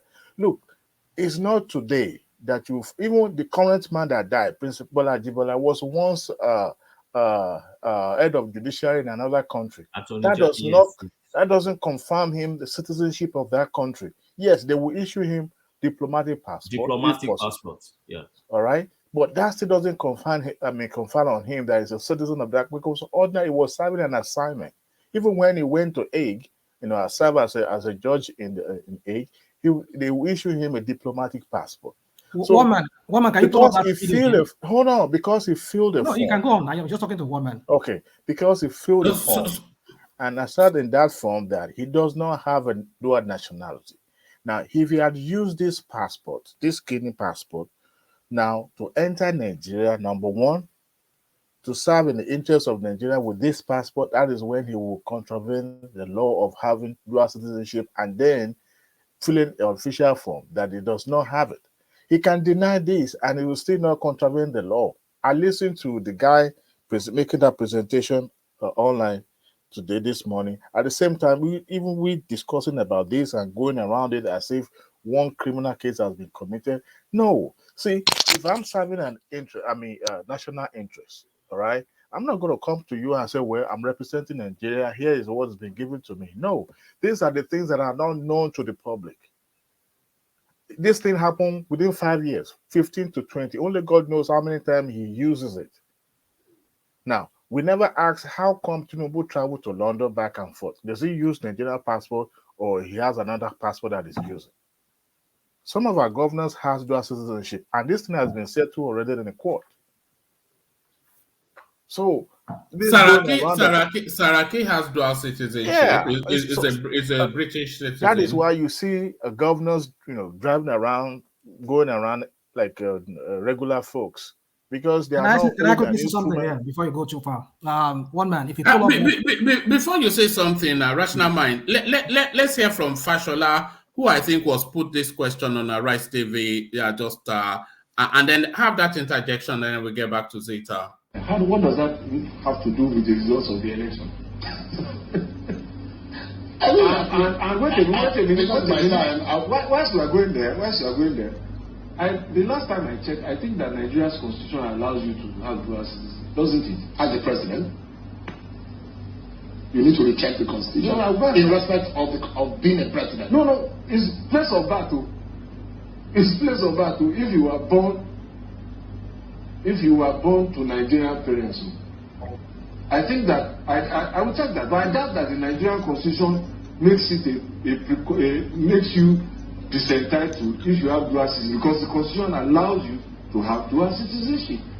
I've not gone into the words and housing and So that was actually, I don't think it was quite clear on what the law was there, but Yeah, you can see that it's. I think I've watched it this afternoon. How he was. He evaded that question many times when she was posing it to him. Fashola is just using residuary knowledge. Yeah. It's been a while he practiced his law, so he has not dusted the books in a while. Yeah, it's been a while. Yeah, he's a good lawyer. Anyway, so my point is this: that if you look at that, if you pull up that picture, you will see where it says nationality. It says nationality. It says Guinean. So if it says Guinean there, it means that they confer that citizenship on him as a Guinean. If it's just a diplomatic passport, I don't know. It's been a while I saw one. I can't remember how it looks like. Maybe I'll have to go online. Maybe I should have done that before.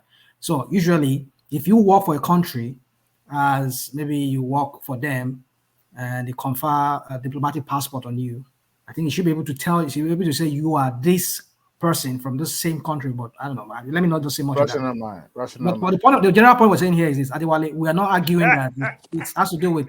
This is about drugs. Can I say something? Okay. I'm not saying it has anything to do with drugs, but what we're saying here is that if it is established that this guy has a citizenship, either it was conferred on him, but as long as he accepts a passport and has been proven that he traveled with that passport, that makes it that he is accepting of that citizenship there. No, you see, this is one I just explained. Can we? I called for. I just explained. All right, land that point, Dewale, and then let's get back to Zeta. This is not made up story. I just explained to you. This is the biodata of that passport. The color of the diplomatic passport is different from the regular national passport. However, I just explained, when someone, if you look at that picture itself, he says he was born in Lagos. The only thing that's different there is the nationality, right? And diplomatic passport is not issued to ordinary person. And I bet you when he was just a regular, before he became governor, when I speak on the drug issue, I will bring some other things up. Now, Tinubu has gained prominence and is now a national person, right? Now, if we are to get this passport, it has to go through the national bureaucracy where you are even up to the president signing on it, because it's not issue to ordinary person. No, if I'm a criminal, let's say I want to peddle drug, I want to do some criminal activities, and the government of the day or the government of that country have no knowledge of my action or what I need to do, they won't issue me. I'll just walk in there, speak their language, and they will issue me a regular passport. But his identity, his full name, his date of birth, even Lagos where he was born is in that passport. The only thing different is that nationality, Guinea. And we were told that it's a diplomatic passport. That tells you there are some things that is not divulged to the public information. The person bringing forth this information has it for a very long time. He himself was not sure, because if he knows with all the expose he has been releasing, he would have released this one. So if you look at it, what if you are a private investigator, Roshanama, if you're a private investigator, looking at this picture, what does it tell you? I don't think this is. Oh, tell me, Azar, what do you mean? This passport, even this picture you're looking at, is not admissible in the court. Please, Ogbeni, please, tell me if I'm wrong, because what information does it give? My brother, you are not wrong. I've said it today that it's not admissible in any way. That even the issue itself, no court will listen to it. There was a time not quite long before. All right, gentlemen. There was a picture of US visa circulating in the media. I don't know if any of us are aware of that one before the election. The one of visa, I still have it on my phone. It turned out to be Oluwole again. Let's just move past that. All right, back to you, Zeta. You know what? The only thing I will say is that when I will just say this and move on, because I know why I brought out that issue. I had one or two things some people were saying. So, you see, if you want to throw out somebody's passport, you have taken the picture of the cover before the inside. I challenge that guy to take the picture of that passport. They show us the picture of the cover of that passport. He's throwing the biometric page out to the public. He should take the picture of the real passport the way it is, and then open that page and take the picture and then throw it out. Until he does that. One man, next topic. All right, take us to the Moroccan player who plays football in France. But before you take us there, let's acknowledge which way one man who is with us. Can you unmute yourself just so we can hear your voice? You've been here for a while now, but we've not acknowledged you. Which way one man? Are you there? Which way one man? You look at that. Look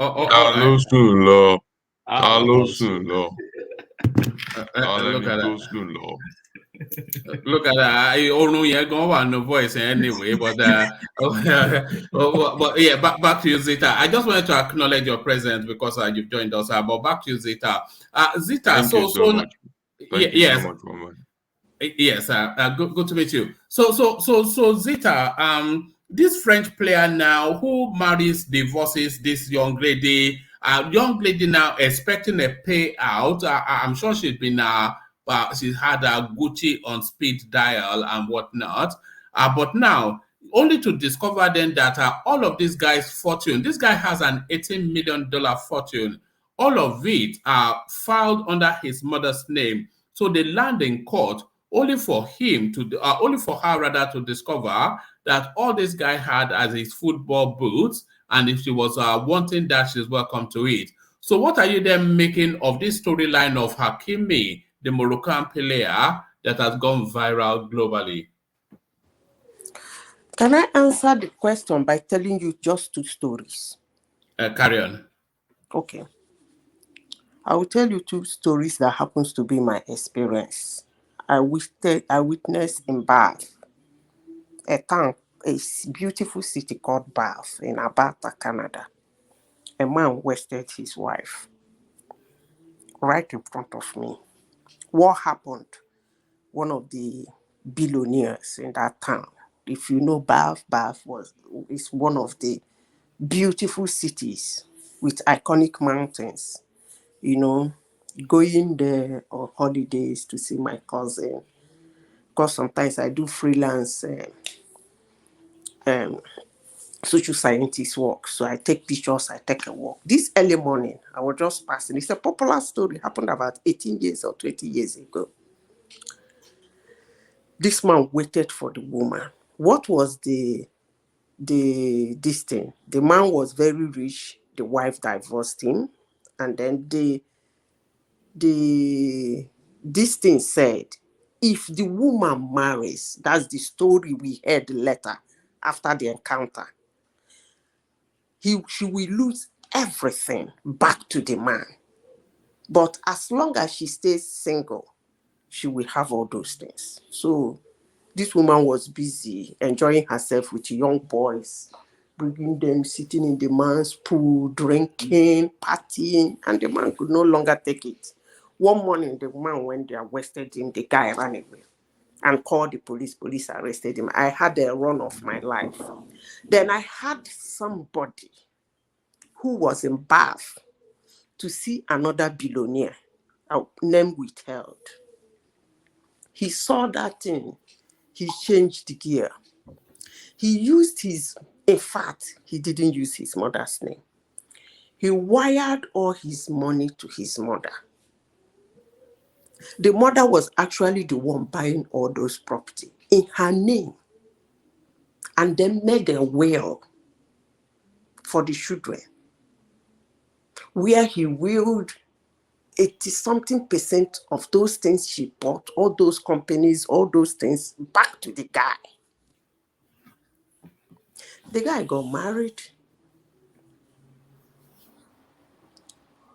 5-6 years later, he got a divorce. The woman did not get anything. Well, it depends on the country. If the man was doing that before he married that girl, I don't really think she would get anything. But if he was doing it after he had married the girl, maybe she will get something with a good lawyer. That's all I have to say. All right, brilliant. And to the Dino Melayo space, he gets the ticket for Kogi State. So there it is. Dino Melaye, we all pointed and laughed at him for so long, but it looks as though he may well get the last laugh. You know, if you look at what is happening in Kogi under Yaya Bello, I think Yaya Bello is almost turning like another Wike of Kogi State. Dino Melaye should get ready. Unless Yaya Bello is not supporting his successor. You people may be seeing another bridge cut into two, another road excavated, and all manner of funny things young people can do. And maybe Wike will be backing Yaya Bello's candidate. I don't know. Would you like to see him as a governor, Dino? You see, sometimes I really don't like it when it is good for you, the narrative change. When it is not good for you, you don't accept the narrative. You see, I saw a lot being pushed at Tinubu. I said it last time I was here. I said, never in my life I see somebody brutalized, battered, propaganda, kicked, embarrassed. and the person gets close to winning an election, let alone winning it. Tinubu did. You see, most of the things that are being thrown out at Tinubu, people are not actually discussing the man's deliverables. If you look at all what people are talking about Tinubu, it's not actually how he ruled as a governor, as a senator.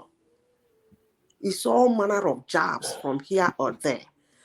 And some people will come out and say, it has nothing to do with his deliverables. Morally wrong. Now, back to Dino Melaye. Dino Melaye, I'm going to use the same standard. Dino Melaye is morally wrong to be a governor. Morally, he's a very wrong candidate to be a governor. I don't even know how he gets to be a senator and all whatnot he is. You see, sometimes we should respect. If somebody sitting in a seat, you walk into that seat, you greet the person, you respect the person, you negotiate with the person gives you orders, you carry it out. It's not actually the person, it is the seat. All respect, all, will I say, instructions, all obedience, all loyalty is on the seat, not actually on the person. So when you talk about a seat, you try to give it some class and standard, some morals. That's why when President Jonathan was the wife of Jonathan, people like me used to ask, does it mean Nigeria don't have image makers? That's what they call them. All they do is that's why in the Western culture, when you see their president, their senators, it seems as if they look good and they dress well. When they lose that position or when they get out of that position, in the next 2 years, you won't believe what they look like. Like if you see Agor today, you'll be wondering, is that the Agor? Things like that. So you ask, is there no image makers in Nigeria? Because those images to make that person fit into that seat. You talk, you walk, you dress, you act like that seat. That's the moral aspect of it. Not the deliverable. How are you able to perform as that seat? So Dino Melaye is not morally, according to people, morally qualified to be a governor of a state. Not even morally qualified to be a congressman. To me, that's my opinion. All right, brilliant. Well put. Brilliant, well put. So you still have the floor, Zita, but I don't have the floor anymore because the floor now belongs to Thomas, who joins us. But on my way to on my way to easing myself out, let me just acknowledge the super chats that have come in. So Babati joins the super chat space to sending cryptic super chats to the conversation. Thank you, Babati. You, of course, I mean the NEPA, not the NEPA below, but the NEPA of the One Mind Went to More platform. He keeps the lights on with a series of super stickers already backed up with a super chart. So and then some instant destination, some obedient commentary via his super chat. Kulata joins the conversation not on screen but by super chat, and he inserts severally. Alexander, sorry, who's that?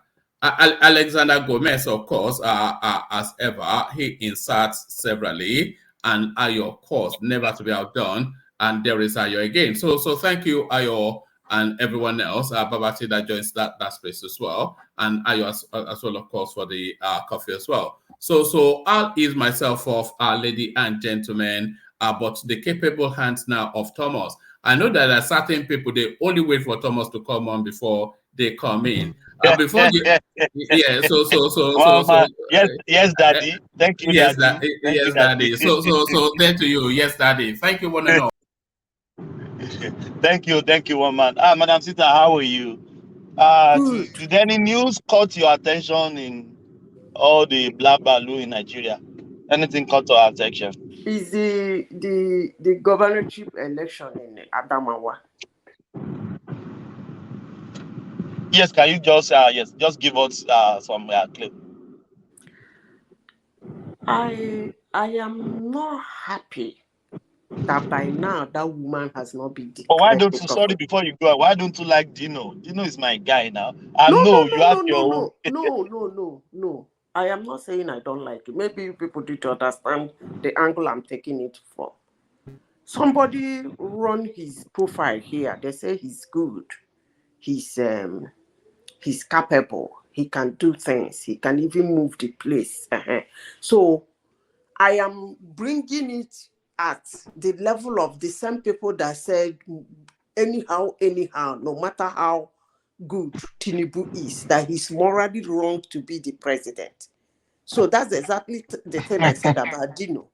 Even if he's good, he's morally wrong to be the governor. That's just what I said. What is good for the goose is good for the gangers. I'm not saying he cannot be, I'm not saying he will not be, but I'm just trying to say, if you can say that about Tinubu, please do say that about Dino. That's all I'm saying. Yeah, you're right. Yeah. Go on, give us the flavor of Adamawa. Oh no, I'm not. I'm just saying I'm not happy that that woman has not been declared. You see, for 63 years, men in Nigeria, they have been rigging themselves in and out of election. But Madam Sita, I thought we have one woman in Taraba. Maybe some years ago. They didn't give it to her. Oh, they didn't give it to her? Mama Taraba. It's the same thing that they did now. That's exactly what they were doing then. They did Brugara before you know it, the woman was out. She didn't get it. That was in 2015, right? She did it. Yeah, I remember one lady in Taraba, but I thought he finally gets in to be the governor of the state. No, Mama Taraba, she didn't. She's a philanthropist, not like this woman too. She didn't get it. They rigged her out. Wow. Nigeria with the wala. Wow, I'm not happy, honestly. I'm not happy about it.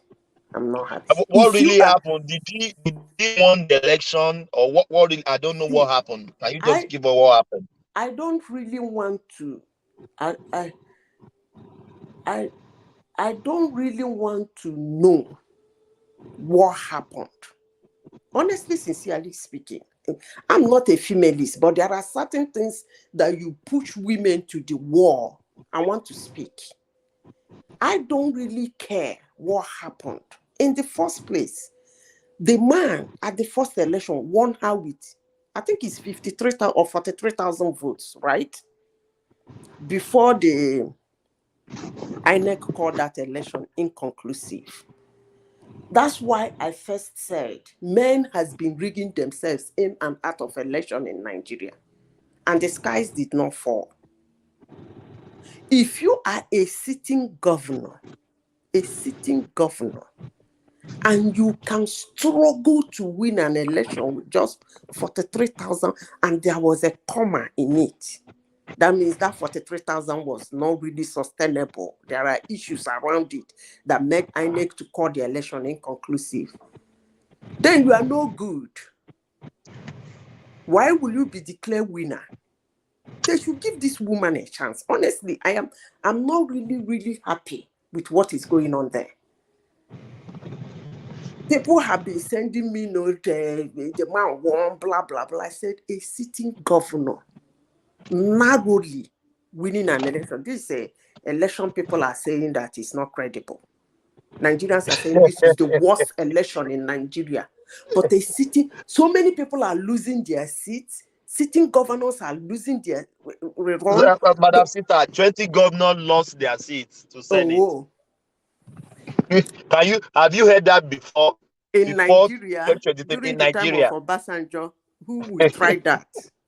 Who will try that? That's by the way. And you are a governor. It really shows the destiny of the citizens. They're not happy with you. The residents of that state are not happy with you. That's why you are narrowly winning an election, a sitting governor. And then you guys again want to push that woman out.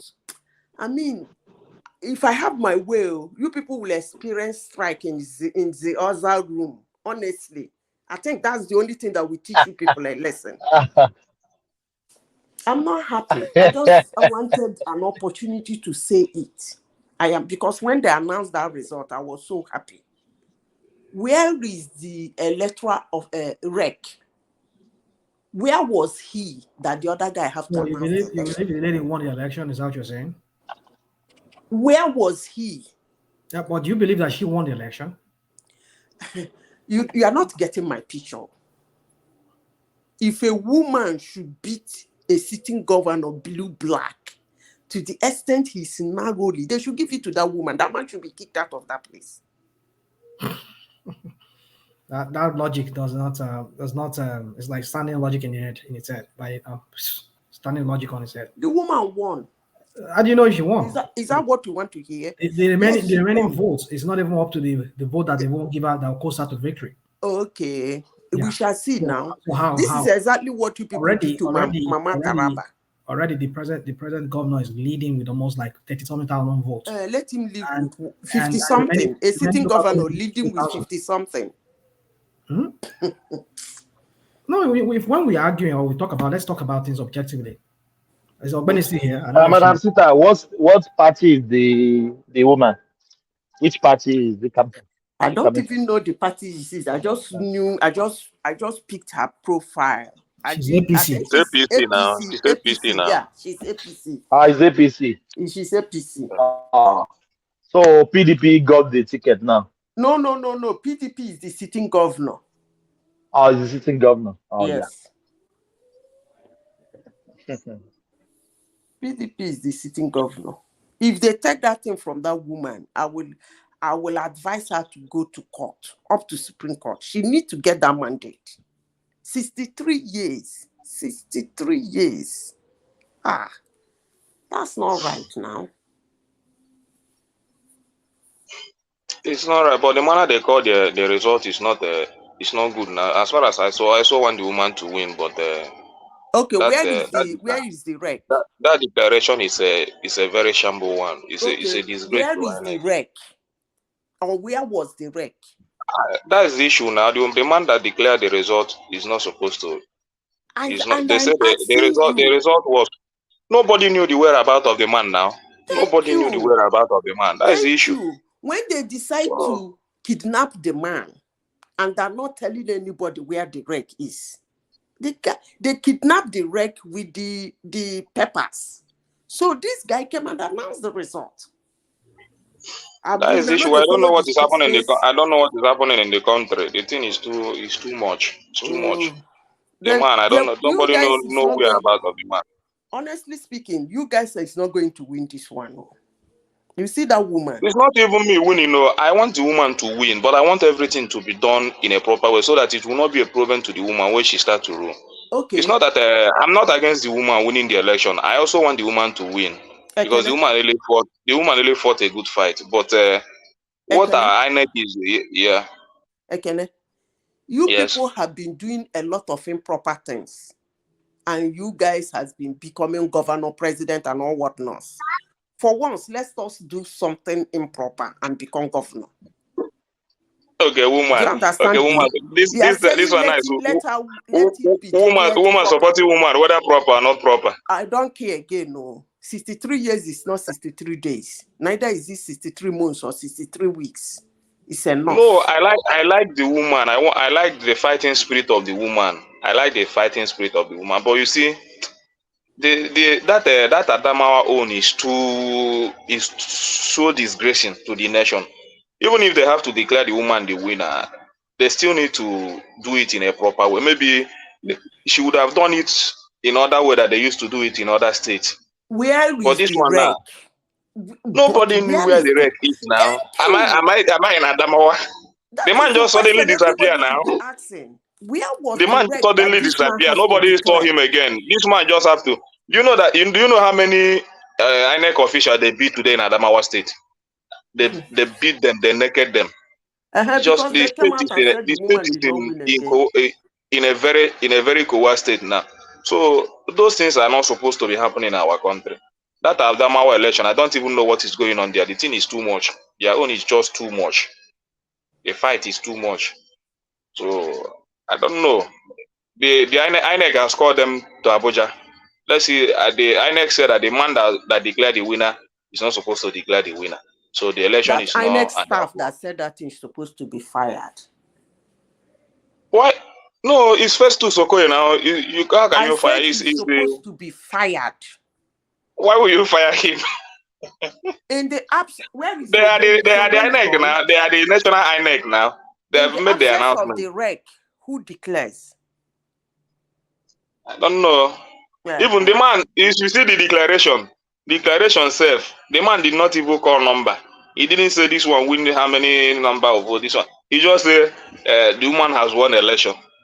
He has scored the highest number of votes. You didn't even mention the number of the votes that the woman has scored. Okay. You just said the woman had just won, and Okay. you just leave. You didn't sense. Just very You didn't improper. sense that there was something going on. Maybe somebody somewhere wanted to rig the woman out, and because he has seen the result, he quickly Both of said them it want to out. rig themselves. The woman is rigging. The sitting governor is rigging. But the You woman don't is understand. rigging. When the wreck disappeared, the papers are no longer there. What do you think was going on? Election It's was rigging now. conducted- Rigging is going on now.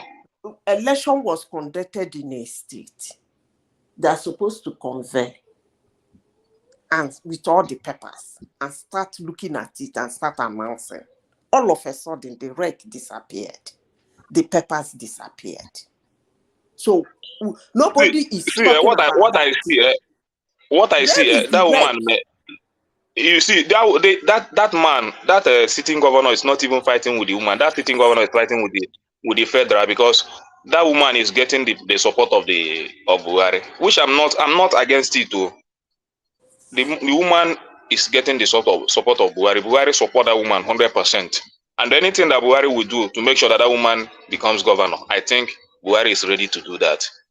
So I'm not against that woman becoming governor, but let them do it in a proper way. The thing is so How do you embarrassing. know Buhari is supporting her? How do you know? No, Buhari is supporting her. That's How? all. Give me an Buhari went specifically to Adamawa to campaign for that woman. Okay, He met all the. campaigning doesn't mean that he's doing the party duty. By No, making sure Buhari that, supported Buhari. I'm nothing bad if Buhari supports her now. It's not a bad thing now. yeah, but they belong to the same political party, right? Yes, Tell now, me but what I'm saying Buhari is has done. the level of support the woman gets from Buhari. The woman So, need it. give example. It's not bad. It's not bad that Buhari is supporting the woman. Give It's not even bad. I like the idea that he's supporting her. See, you understand? Other than It's not a bad thing. campaigning for her as a duty for a party leader of APC, tell me one extraordinary thing Buhari has done for this particular woman in question. See, you don't need to. Money into a campaign directly. Even if he gave her money, he will not tell you. He will not tell you that he gave her money. My brother is because just, the power that woman is exhibiting in Adamawa State. Ordinary person cannot exhibit such power. If you have noticed Buhari's body language since the beginning of this election period, Buhari has not at any time given any body language or signal that he is completely for one candidate per se. No, he did for this woman. I'm telling you what I know. Buhari is giving that woman 100% support. The party knew that having this woman in Adamawa, number one, it will send a signal that it's an inclusive party. Buhari did not go to any governor state to campaign for them. Buhari went to this woman's state. What is this man? Amechi also went to campaign for this woman, if I'm not mistaken. Right? I'm not talking about her. I'm talking about sitting president. I'm talking about sitting president going to other governors to campaign for them. Buhari never did that, but he did it for this woman. He did it for him, for her. So what other sign you need to? So I'm not even against itself that Buhari is. I want the woman to become, at least. I love the spirit of the woman. I'm not against the woman becoming a governor. You understand? But the rigging is what they're doing there is so somehow they would have done it in other things how they used to do it in other states. Maybe but you see the one that's supposed to announce the result is not there. Another person came and they just I don't know. Maybe they kidnapped him. Maybe the governor kidnapped the man. Because it's a fight. It's a fight between this thing is a fight between that maybe let me say APC and that sitting governor there, that PDP man. And the Atiku is giving that man 100% support. That their governor also. Atiku is supporting the man 100%. So the fight is too. They're giving themselves brutal fight, very brutal. The fight is too much. So let's see let's see how the thing goes out. Maybe by tomorrow, we know how the fight will end. But the fight is too much. Maybe they're still looking for the man. Maybe by tomorrow they will know where they kept the man. They have just kidnapped the INEC official that are supposed to announce the results. Nobody knows the whereabouts. That was the question Nigerians are not asking. They keep saying, why would the other man declare the election without the result, without this? Then the question somebody like me will ask, where is the result? And where is the person who is supposed to announce that result? Nobody is talking about that. Because if he was there, the other man wouldn't have been speaking in the first place. So where did they keep him? I don't know for them. I don't know the situation in our country now. Election matter. This do or die of election. Me, the thing don't tire me safe. Don't know, but the woman become governor. I'm not against her becoming a governor. Thank you. At least so that is my take. But let them do the proper thing. Let them do the proper thing. You understand? I love women that have a fighting spirit. The woman really have a fighting spirit, and she have some women that are fighting with her. Those women are very brutal. I love it. Let them give it to the men. Let them fight. Let's see how they will win. If they win, I'm not against it. But what is going on within INEC and all those things, the thing is becoming too much. How can they kidnap an INEC official? Another person will just come and just use ordinary paper and just announce something. The thing is, it's not proper. So let them go and find the man first. Let them provide the result. The result sheet is not there. All the result, everything the man just ran away with it. You know they did that thing in Kano in 2015. That man was killed. His whole family, not even a single soul came out. Nigerians are not talking about it. But Madam Sita, in 2015, the Kano wreck, after announcing Buhari winner of Kano, the next day, his house, they claimed that it was an electrical problem. His house burned down in Kano with his wives and children. Everybody, they wiped away his generation. Wow. And today, people are saying election was so bad. That's the worst they have seen. And something they need to point out. Madam Sita, why don't they rig this election for that woman since APC is the incumbent? You see, APC is not the incumbent now. No, I mean in the federal. What I mean in the federal. No, they are rigging that. They are rigging the election for that woman. But the issue is this: that PDP man also have support, very strong support. Atiku is there. Some outside elite is there, and the man is a sitting governor now. Adamawa is a PDP state now, isn't it? Yes, a PDP Adamawa state, is a so it's very state. difficult. Yeah. And the Atiku will not like to lose that state. Atiku is fighting very hard not to lose that state. No. He will do anything to retain that state to PDP. He lost the presidency. That is what is going on there. Yeah. You see, I know they think the way people they think. There's something that came into my mind when they nullified that election, that announcement. Actually, somebody mentioned it on this platform now. Like the person reminded me. You know, during the presidential election, that woman wasn't. I think he wasn't there for Tinubu. Tinubu, No, I don't think so. No, he wasn't there for Tinubu. You remember that day they went for that campaign? Tinubu was there. And Buhari was just busy talking about that woman. About the woman, yes. That campaign, the only thing Buhari is talking is all about the woman. The woman. So, the angle you guys are looking at it, what's his name? Atiku fighting for the woman, the governor fighting for his career, some big wigs that support Atiku from Aso Rock, Buhari supporting the woman. I don't really think the woman's problem is all these places. You see, Tinubu and his gangsters, I don't trust them. I wouldn't be surprised if it's Tinubu that is stopping this woman from being the governor. All right, great. That's a good point. I know. That's a good point. Let me greet everybody. Inclusiveness. He's one of the first governors in Nigeria to use a woman. He likes inclusiveness, but I don't really think he's somebody that wants to work with people who gives him headache, more especially at his age, because that woman. And that woman looked like somebody that would be an opposition to him, even though the woman is an APC. And I'm even suspecting that woman might deflect to PDP.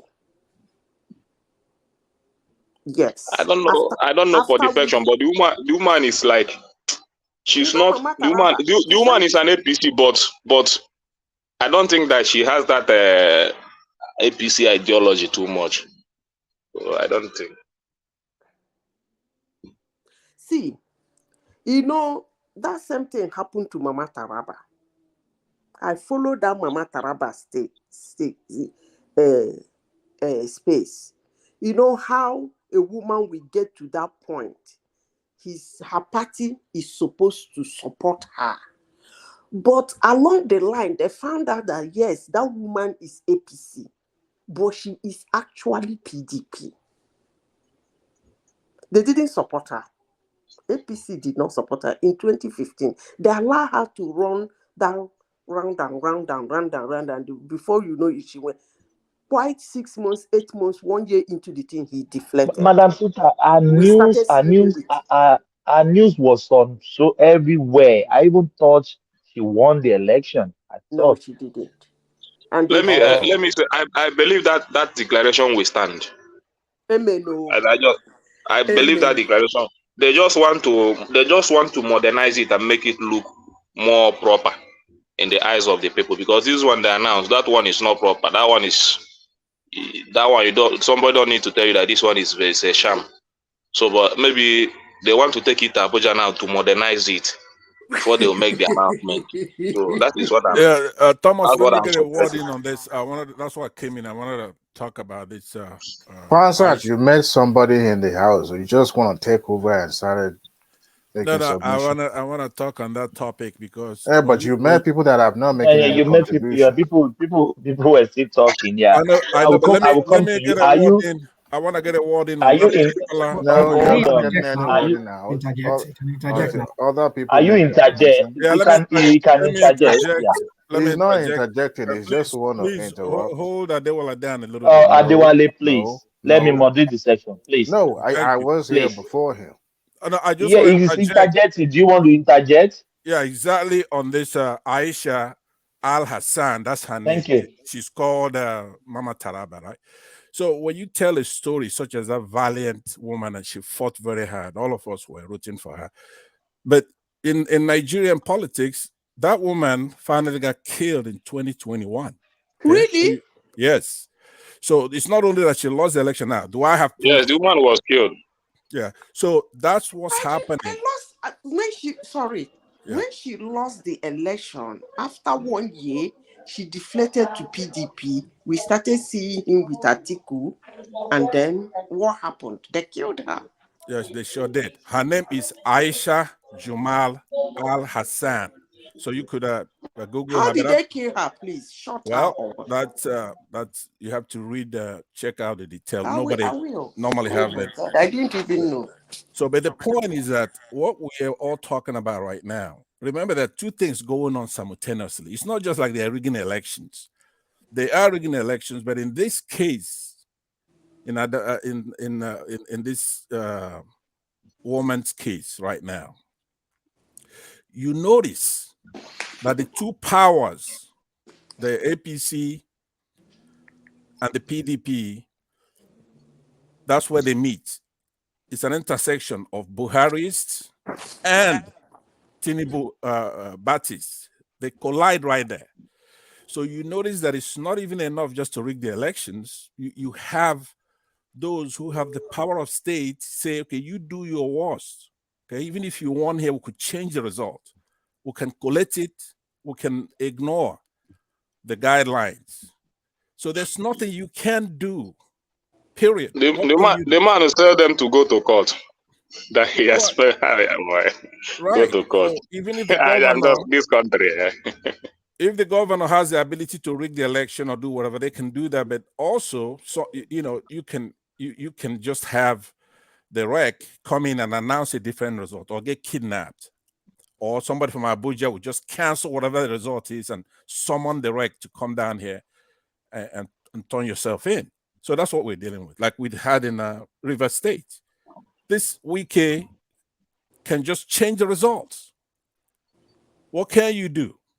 So that's why I just want to come in and say that. But let me conclude by saying that I believe that Buhari is going to be noticing something, which is that Tinubu has a different agenda from him, and his people might actually go after Buhari's people. So people like Boss Mustafa and the intelligence in Asorok, who were reluctant in the beginning to support Tinubu, they might have a rethink here and begin to expose a lot of things and begin to actually. It's a good thing if Tinubu have a different agenda. Yeah, well, it's a good thing if he has a different agenda from Buhari. Once the agenda is good, but why are they fighting? Why would they be fighting each other? Yeah, but Tinubu's agenda is further right. As a matter of fact, Buhari would have been a good president without Tinubu's influence. That's what is hard to fathom, but that's what's about to happen. Tinubu thinks that Buhari is being too nice. Like if he travels for 90 days.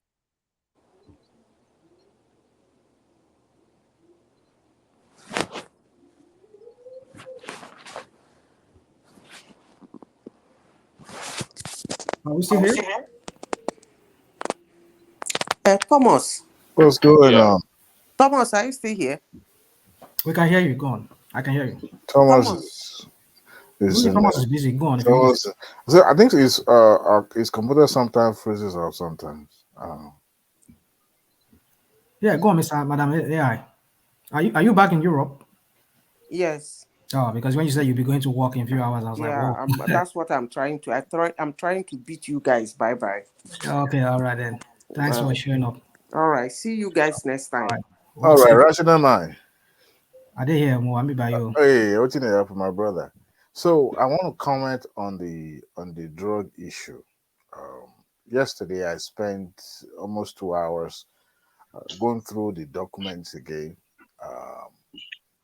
You know, we Nigerians we like to sensitize. I mean, is this sensitive? Okay, sensitized issue because do I make is that a correct word for it? Sensationalize or what? Sensationalize. Thank you. God bless you. Sensationalized issue, and I agree with you and some others. You know, talking about propaganda, and you know, I think those things are allowed during politics, during election. Let me put it that way. So it's allowed in politics, where others set the ball rolling for the others, and the others, you know, push agenda.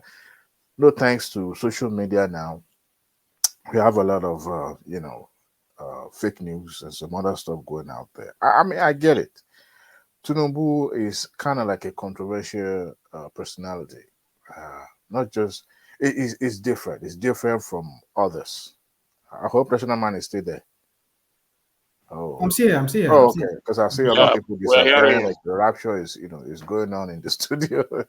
Anyway, so I tried to divulge. I mean, to you know, to digest the information that is out there regarding those the drug issue, and I begin to look at it.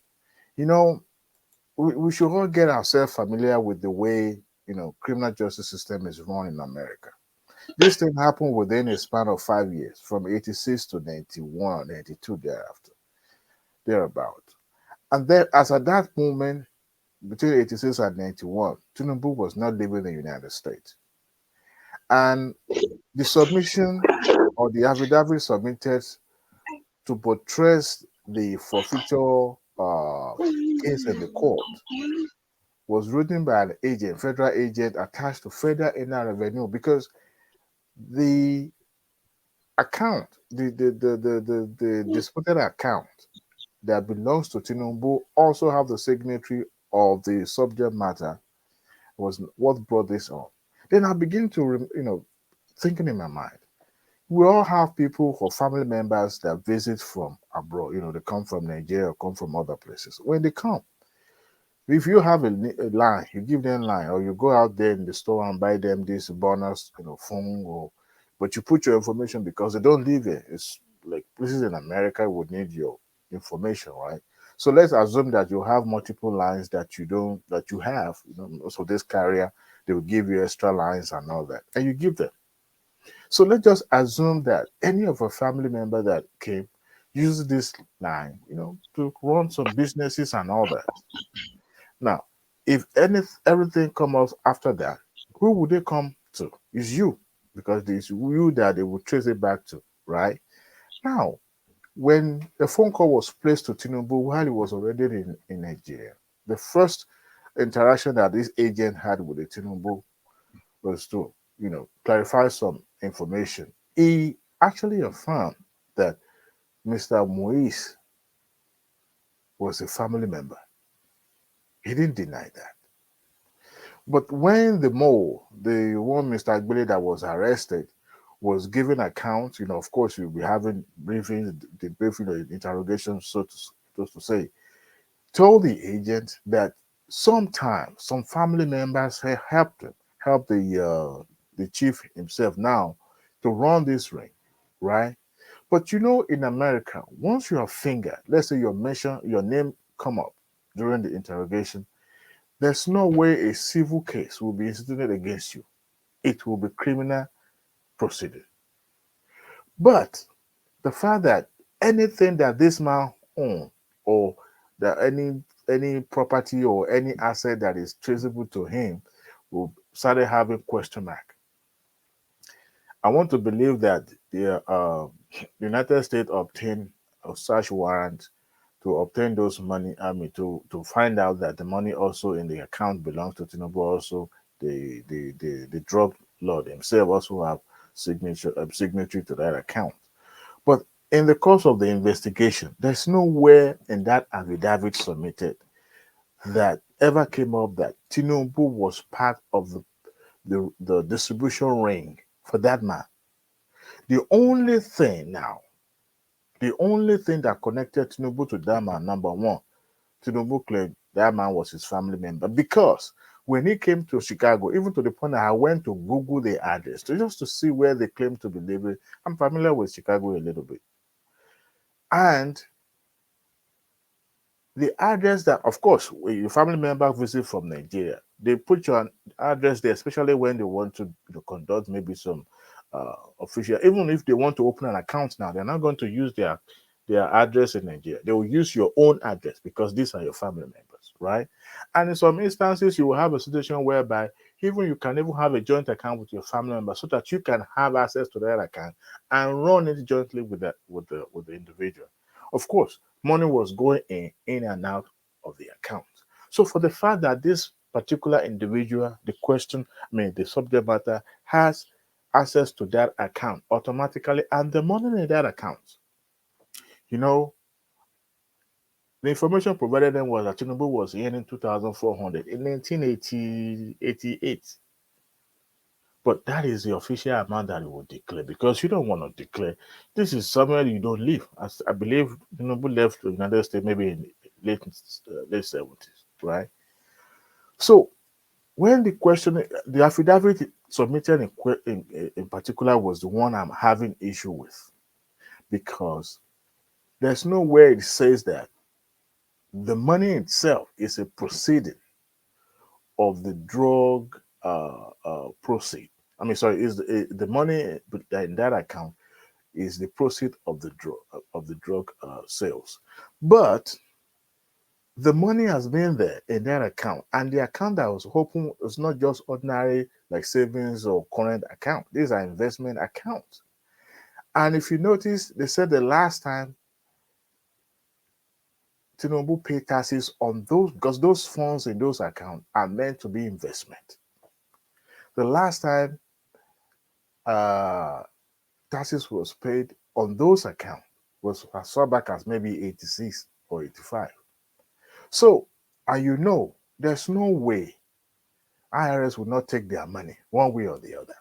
So when the phone call was placed to Tinubu and he explained to them, yes, I know these individuals that you mentioned, but I never have any financial transaction with them.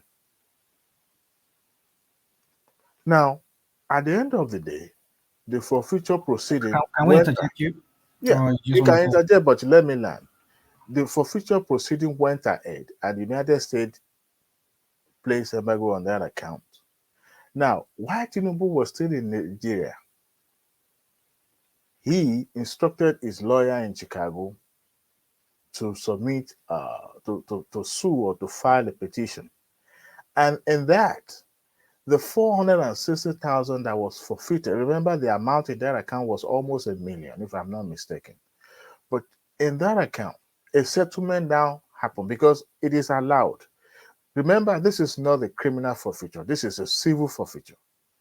Because a criminal forfeiture will have the defendant serving a jail term because you have been found culpable of contravening the law, especially when it comes to drug peddling.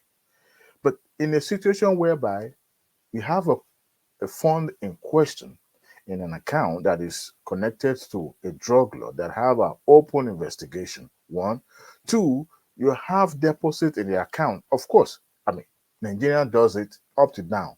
I could remember in 2006 or 5 when I was going on vacation in the state. I met this man. I don't know if you're familiar with this musician. What is his name? This Haruna Shola's son. We were sitting together. It was all this, Delta hairline then. And this man, we got talking. Me being his fan, I introduced myself and all that. He had some of his band with him then. He told me, he confided in me that he had given them, money. I think he gave them each person 30,000. That's the least amount you can bring to the United States without being questioned. And then he asked me, because he had more than 10,000 with him. But me being a enthusiast fan, if I could hold some money for him, I kind of advised that, look, you don't know me from Adam. I could run with your money. But I guess he was having faith in me. And he gave me, I think he gave me 10,000, additional 10,000. And I had like almost maybe 5,000 or 6,000 with me there. But I told him I couldn't have more than that. So we ended up splitting it down, But to cut a long story short, at that moment when I came in through the immigration, I came in with his money together with my money in my pocket. Of course, I declare what I have. So in the course of that, the amount forfeited was not based on criminal issue. For the fact that he hasn't paid any taxes. Remember, this is IRS investigation, not criminal investigation. It didn't originate from, even though the FBI and the rest were, conducting their own investigation that led to the fact that, and I don't know if some of us that are living in America, for those who are living in America will familiar, when you are filing your citizenship or you're filing for green card, they will ask you, if you have filed taxes before. And if it is established that you are already working before you file those for those benefits, they will make you pay back those taxes, especially when you declare them or it's established that you're already working. So, in other words, the forfeiture of those funds was not simply because it was, but in the final court documents says that these parties agreed that this fund, especially that the investigation that brought this forfeiture was based on the establishment that they believed that these funds were the proceeds of the drug and this and that, and in the future, this claimant would not sue. The United States would not be liable.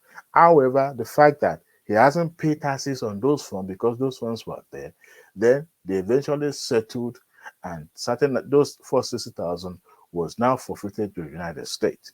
However, the remaining ones were given to him. So all the parties involved in the ownership of those funds were listed: his mother and his wife. So when people now coming around and say, well, he was peddling drug, he never denied that these two individuals were, that he was unknown to him. As a matter of fact, the mole, Mr. Agbele, that was arrested, testified during the interrogation that these are their modus operandi. But there's no way in that affidavit where Tinubu's name ever came up as one of the connecting ring. So when I hear people say, he was involved in the drugs and all that, it is not today that you have things to do with. I've seen it here in America. I know somebody who is in New Jersey who unfortunately was found with these 419 guys, and he was arrested. At that moment, he had no green card. He was in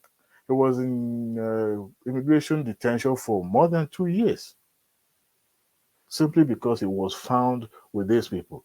But during the investigation, they found out that he never participated with all these crooked elements. But at the end of it all, they let him go. So there was no criminal charges or anything against him. So when I hear, people talking about he never explained about, but because there was nothing there. There was no drug involvement in what was instituted against him. It was mainly on the fund that was found in an account that has the signatory of this subject matters. And there's nowhere in the affidavit that shows that this drug lord ever mentioned his name as one of their drug partners. So we should get this fact right. That was why even the case lacked jurisdiction in Nigeria, because there was even United States attest to the fact that he has no question to answer. In 2008, I want to believe he attended the Democratic Convention. I think it was in Chicago, if I'm not mistaken.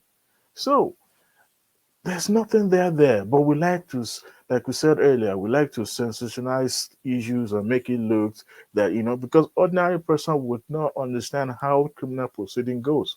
So in this case, it wasn't a criminal proceeding, it was a civil forfeiture case. And as it is right now, you and I, that is why hardly you will see Nigerian politicians, rushing to the United States the way they go to Europe, because they found heaven in Europe, because there's a way they can cover their shady days in Europe than in America. Majority of them could use their family, to buy properties here and there, but like sending funds, the stolen fund into America is something that is very rare, very, very rare. I know of a governor who has a house here in America, here in Houston, but it's just a property, maybe one or two, and that's it. So we should get that right. But when I hear people talking about, or even when I was listening to the gentleman that was invited to Dr. Damage's show today, I was like, look, this man is putting this out there. And people, once it's involved court, they will always assume, oh, this person is guilty because court is involved. But no, not everything that goes to court is criminal in nature. It's not. So I'm saying this not because, I'm sympathetic to his chaos, but it's just that those are the facts, and we should get it right. We should not be part of people that will be peddling, things that are not founded. That's just my subject. Anybody can make interjection. Okay, can I say something now? Yeah, go ahead, my brother. I think we've overflowed this topic, and I don't think I want to continue, but it's because you are still here, and I don't want to appear like I just ignored. I don't want to interject, because I think we've overflowed this topic. But anyway, I'm not going to get too tired of it, even though right now I'm already tipsy. I'm drinking because it's cold here. I'm drinking gin. Where you at? Gin or maybe. Where are you? Which state are you? Well, I would want to disclose for some reason. Gotcha. It's not. I hope you are not in Minnesota. Others. Well, by Alaska. Oh, okay. It's not. There's no difference. So anyway, the point I'm trying to say is this: that if we to go by what you've said so far, it's like we're trying to rewrite the whole thing again. And rewriting it, I'm not saying that what you're saying does not make sense, but then, like we keep saying, everybody keeps saying, is it the court? The court shall. I hope you were here earlier when I was talking to Ogbeni, and I said to him that, look, there has been matters of civil forfeiture or whatever forfeiture in Nigerian court, and some of the judges that are sitting on this case in the Supreme Court, some of them they've written extensively or they've made judgment to that effect, where they kind of equate the equal forfeiture to meaning kind of like a fine. And nobody said he has seen something like that, he has read something like that, they're fine. So we shall see how Justice Ariwola and the other justices. Yeah, but Justice Ariwola and the other justices that have also ruled on such similar case, how they're going to interpret this. You see, there are so many things. I mean, in that case, either Tinubu was convicted or not convicted. But the another angle to it is that the Constitution does not say only conviction; it also say fine. So how would they interpret that fine? Like this has been established, there is no ignorance in law. If you do the crime, you do the time, as they say. But one thing I also want you to understand is that most law enforcement agents or agency in America here, a lot of them are not consistent. Especially the state law enforcement agencies, they are not really consistent. And sometimes even the federal too, they make that mistake. Sometimes when they want to sue or when they want to prosecute some cases, instead of taking it to like they say misdemeanor level 1, level 2, or whatever, they have different levels of misdemeanor and felony and all of that. I can cite a case of somebody here that was supposed to have been registered as a S offender. You know what I mean by S offender, because I don't know. One man says sometimes so certain words triggers the YouTube algorithm if we say certain things. So somebody that should have registered as a S offender, whom I caught personally in the act, and the way they twisted the whole case, I bet you if it were to be a black guy that was involved in that case, they would have skinned him alive. They would have sent him to jail. But this guy, they just gave him a tap on the wrist. They just gave him a slap on the wrist, and that he went by. He just went, and he was never allowed to. He was never, because he got a good lawyer. He's from a very rich home, and and he got free. He was never even allowed. He was never allowed. Well, this is how the case went. They just look for one loophole. Oh, the guy has a mental issue. I mean, mentality of a young person. He's an adult, but let's just leave that. So let me not go into details. So we don't have some of this law enforcement agents, like you said you're one. I don't know if you're one. There's a way they screw up cases. They screw up and mess up big time. And I want to believe that case is one of those such cases that they mess up big time. But if you say what? You can't assume that it was the case. I can't assume it was that, but I'm going by what I'm saying, that it's a huge case. Please, I'm sorry for interrupting you. Can you please allow me to interject a little bit? Okay. Thank you very much. It's getting a bit late here. My submission before I sign out will just be I'm sorry. Mine will come in form of an appeal, kind of an appeal, and that we need to have a better understanding of the precarious situation we are in. We've been through a lot. Whether we like it or not, we'll still meet with several challenges in the course of this journey to nationhood. If we continue in this trajectory, we will succeed in destroying the presidency of Nigeria, in quotes. Presidency by meaning never again are we going to have an acceptable president in Nigeria.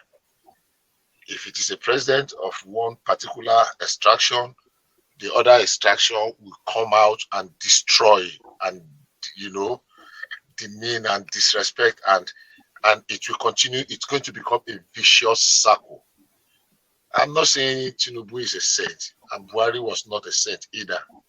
And quite honestly, if we pay attention on Peter Obi or Kwakwanso, everybody has a dirty past that we can dig and destroy them. But while we are digging at these individuals and we are destroying them, we are actually destroying Nigeria. Tinubu contested an election originally, and the records are there. He was not my candidate. And the reason why he was not my candidate was that I foresaw the challenges we are in now. I thought after the election, and there is something I always remember, that what's his name? The president of the US before Bush, Clinton, the Democrat, when he won the nomination before he contested, he said, "No, the clarion call have been sounded. It is now time to roll up our sleeves to get to work, whether you are Democrat or Republican."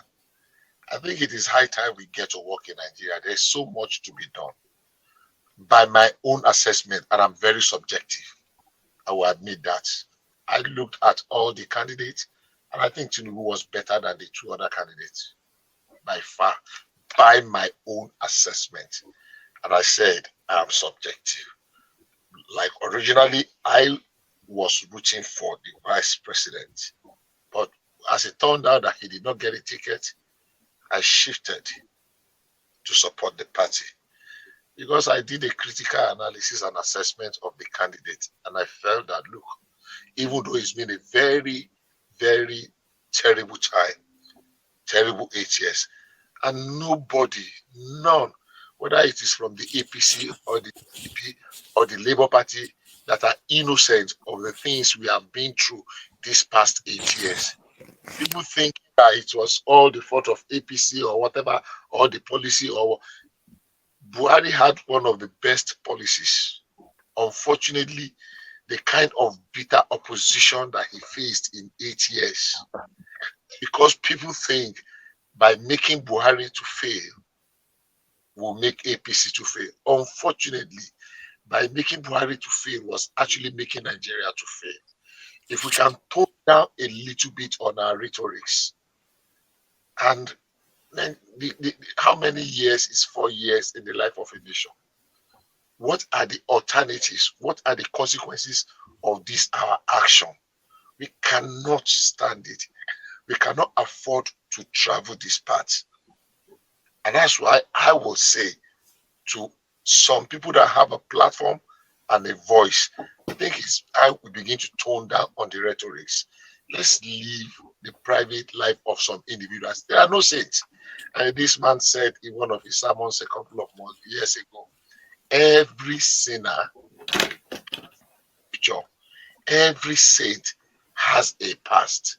I'm not holding brief for the moral standing of Tinubu, but his competencies are not in doubt.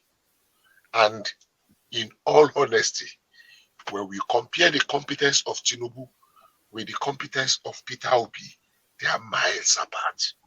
Well, Bishop. Give me a second, please. I'll round up in a minute. The battle, everybody, we know the beginning of a battle. We don't know the end. We know how it will start. There are some conflicts that, I don't know how they say it. There's an adage that's such, I don't want to go too much that part. But Bishop, yes. Have you heard this from somebody before? Obedience. Say that again. That said, yeah. Have you heard Obedience saying this word? Over my dead body, Tinubu will not be my president. I would rather die for Tinubu to be a president. So let me finish, please. Till Tinubu will finish our 4 years, some people will not accept him. There is no preaching. All this you are doing, you are just preaching to the I don't know even how to put it. Some people will never accept it. Never. Listen to me. Is that Thomas, right? Yeah, yes, please. Yeah. Thomas, listen to me. Let me tell you. Let's explore the alternatives. Let's explore. I'll give you 3. For example, let's look at what happened between 2015 and now. All these rhetorics, the hate, the campaign of calumny and the rest degenerated a whole lot. I lived over 25 years in the Southeast and South. We forget to demand leadership from our local, subnational leaders. I will tell you, I know Abia State very well. I know Imo State very well. I know Anambra State very, very, very well. You cannot point to any of those states and tell me that, they've had democratic rule for 24 years and you are proud of what they are displaying. I'm using that place because that's where I've lived close to about 30 years. At least I've been there since 1993 till now. So that's about 30 years. From my service here, I remained there. I did serve in Anambra, 1993. So what I'm saying in essence is this. If we continue, and I asked a couple of my friends a few months ago in the East, and I was very sincere, and they were okay. And I asked them a question. I said, okay, let's assume, without considering that, today we now say, you know what, let's put a referendum on the table and let's have a referendum. How do you think it's going to play out? My prediction is this. If we are lucky that we have a referendum that gives South and Southeast the leeway to just secede, it will only take them 2 years maximum before a civil war will start in that region. I'm telling you, you need to just do some digging deep. Now, if we say, okay, remove South and just make it Southeast, because the resource will become a bigger problem than it is in the present day Nigeria. Because there is antecedent, there is history to fall back and to look at. How did they fare? What were the things that were in the front burners? So, and I said, okay, that's one. Secondly, do you think if you forced a referendum and a secession, the Southeasterners that are in the Southwest today and in the North will be as acceptable as they are now? Because they're no longer Nigerians in the recess of the world. Can we afford to ask all Easterners to go back to the Southeast? I know Southeast very well, and there is no space. In Anambra State, over 22% of the allowed, is it 22 or 30, 20 something, are already ravished. I know to Ekulobia, Umunze, Agwata, Agulu. I know all those places. They are ravaged seriously by erosion. So there is no space. I know Enugu very well. That 3/4 of Enugu does not have potable water. For you to be able to drill and get water, if you know how people live in that place, those are the things we should concentrate on to make life meaningful for our people. Ordinary people are not interested in this kind of things that the elites are spreading. It is killing some people. It is not fair to them. So if we now say, okay, some people wanted this secession by force, we now say, okay, go ahead, have the secession. How is it going to play out? Honestly speaking, we wish we never asked for it. Maybe if it had worked 30, 50 years ago, maybe it would have been better. But in the present day Nigeria, secession will be a disaster, a terrible disaster for our brothers in the Southeast. And it's a place I've spent 30 years of my life. And I have no people. But our leaders are not making they're not making it easy for citizens to accept it. Yeah, unfortunately. That's why we need to take a step back and think and reflect the things we say, our words, our interaction, every people with me. These things add one block after the other. It's like building an edifice. The impact of the people that have the space, what they have done, especially in the media space, the rhetorics, as if we have another country. I don't have another country. I have lived in the north. I saw Metasini before the advent of Boko Haram in 1982, 1983, 84. I saw Metasini. We need all these things. All these things lies on leadership, because we as a citizen, we can talk, we can say nice things, and it's left for the leaders to act positively to all these things. You understand? So just like what Fashola said today, I get some point in what he said when they were asking him about the position and all these things. He made it clear that we shouldn't be giving position on social media. Like he himself is not even much interested. That what he knows that the man needs to apply the federal character that makes all inclusiveness. You see, let me sorry. And I took it away from him that he made a nice submission there, just like other people will come and say, yeah. Let me tell you something very quickly, please. I'm sorry. When Madam Zita was here, I wanted to interject. Unfortunately, I didn't get a space. I know Port Harcourt very well. I know the politics of Port Harcourt. Because I witnessed their election in 1999. I witnessed their election in 2003. I witnessed their election in 2007, in 2011. This is the first time that a semblance of election took place in Rivers State. And I'm not telling you something that somebody told me. I'm telling you things I have witnessed. In Rivers State, this is the first time we had a semblance. If anybody lives in Port Harcourt and you ask him who is Chief Dogo in Rumudara, Madam Zita will know him.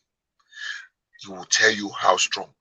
Wike, with the federal might, locked Dogo and about 70 other leaders of APC up in state CID. I was there. I went there to the state CID to see them in 2015. What I'm saying in essence is this. If we begin to see the cup as being half full rather than half empty, and consider the good part of what an individual have done, unfortunately, because of our subjectivity and subjective analysis, many people will not see the good things in what some leaders have done. Because we have already sealed our mind. If we open up our mind a little bit and allow that, okay, they are human beings, they will have some feelings here and there, but above all, have they been able to, the intent, the purpose, the motive, is it noble? Is it genuine enough for me to be able to give a second chance or a second opportunity? We'll realize that we'll make more progress. Sadly, we are not there now. No, you cannot put your mind to those. The evil of our politicians are too much. See, I will continue to call our politicians out. We as a citizen, we cannot continue to bear it like that. See, somebody like Wike, right from beginning, before the election. What do you do? What I do? Yeah, what's your profession? I'm a businessman. Okay. Where are you based? I'm in Lagos. I'm in Lagos. I'm in Lagos. You're in Lagos. Let's go back a little bit. I will tell you 2 things, just 2, that will make you understand that we always like to point at our leaders. We as followers, we are worse. I'll give you just 2 instances. I was in University of Port Harcourt Teaching Hospital a couple of years, many years ago, in the years of Obasanjo, when Obasanjo invested so much money to equip our teaching hospitals. I don't know if there's anybody here that will corroborate what I'm saying. They spent so much money. Do you know in University of Port Harcourt how those equipment were vandalized by people working in the university teaching hospital? That today you will not see any single thing out of those equipment. Do you blame leaders for that one too? Do you see? Let me say something. Let me add this. I said 2 things. I will just change my mind. Recently, a few years ago, in University of Ibadan, they brought an MRI and CT scan machine to the UCH.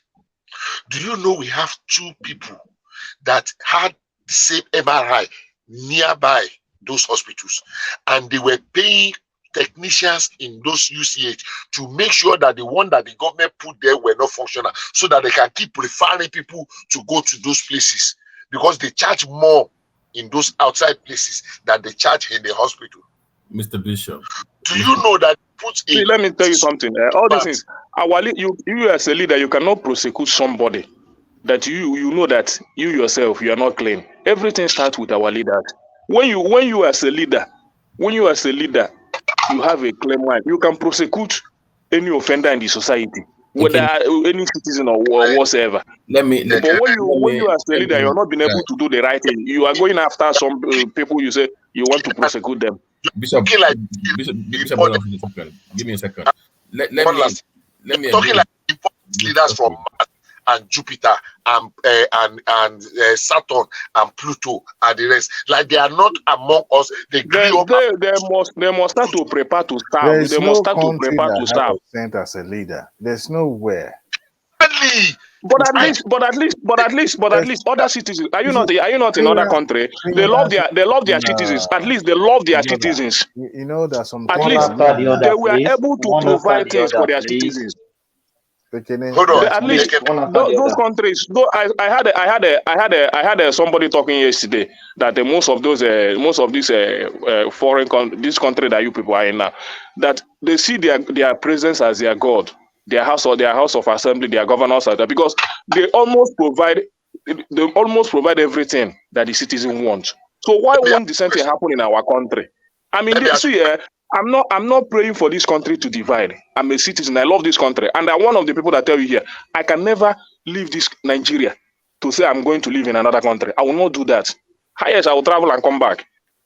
My country is one of the best countries in the whole world. And I will continue to say that. This business we're doing here, I don't think there is any other place I can do it more than Nigeria. Let me chime in real quick, Bishop, before you. You understand? So nobody can tell me that I love my country more than any other person. Can you guys hear? And the unity of this country is to the best interest of every Nigerian, because as a Southeasterner, I cannot do it alone without the Yorubas or without the Hausas or any other person. We need everybody to sell our goods and every other thing. There are things that you cannot provide in the southeast, like food and the other, which is in the north. There are other services you cannot provide in the southwest that are in the north, that are in the southeast also. So all those things, we need them together to make the country to work. But the leaders are not there to help the matters, to help things, to make things easy for the citizens. They're only there for themselves. That is what I'm talking about. You see how you are in the country, you see how they do. So I will continue to hold the leader until we get it right and get it.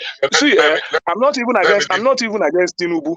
I used to say it here. If Tinubu continue to do the right thing in this country, I want him to change his narrative.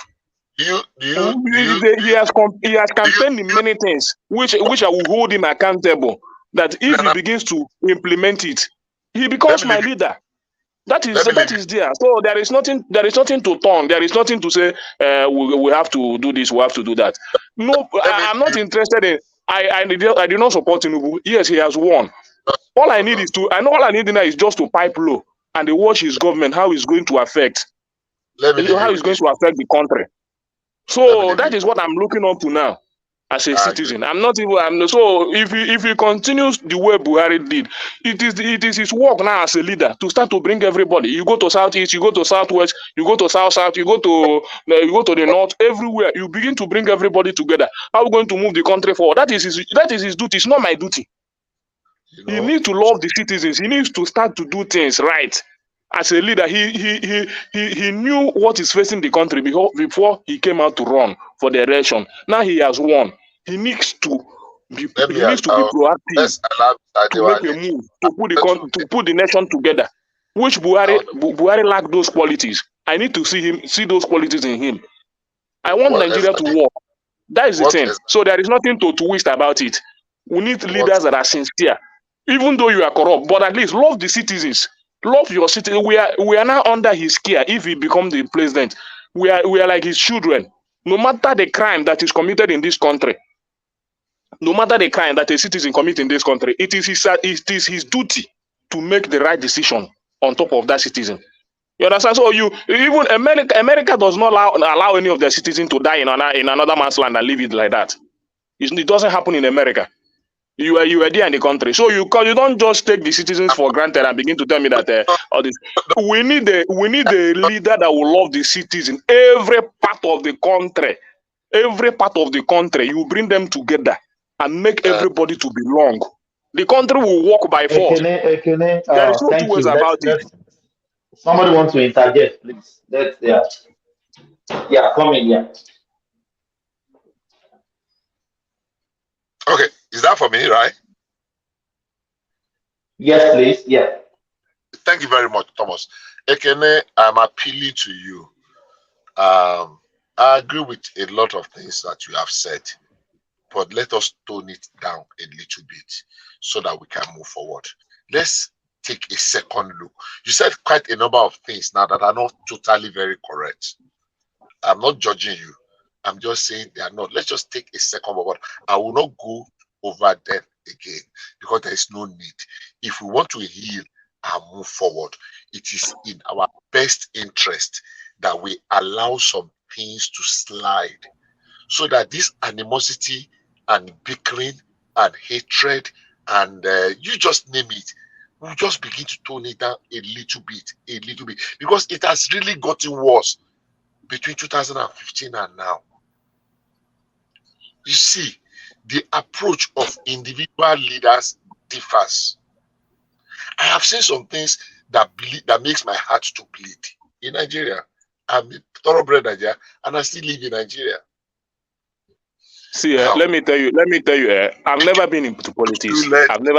Let me say something before you continue. I've never been. Let him land, please. Let him land. Yes. Okay, I'm not disputing you. I am saying we can move forward as a nation. Have we had the best? No.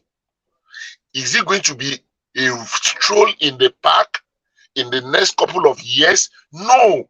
We have to take some very difficult but necessary decisions. And the fewer the oppositions to those difficult decisions, the better for every one of us. Because no government will come in Nigeria today and say, don't worry, I declare this. No, it is a lie. We have to take necessary, difficult, painful decisions. People talk about America as if it's an El Dorado.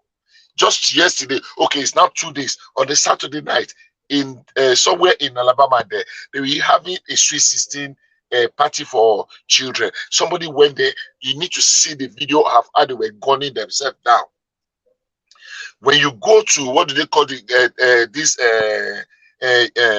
United Nations UNODC, the record of homicide, you will think it's only in Nigeria that they kill people. If you check the record of America, the record of South Africa, Nigeria is still learning. Bishop, sorry for cutting you there.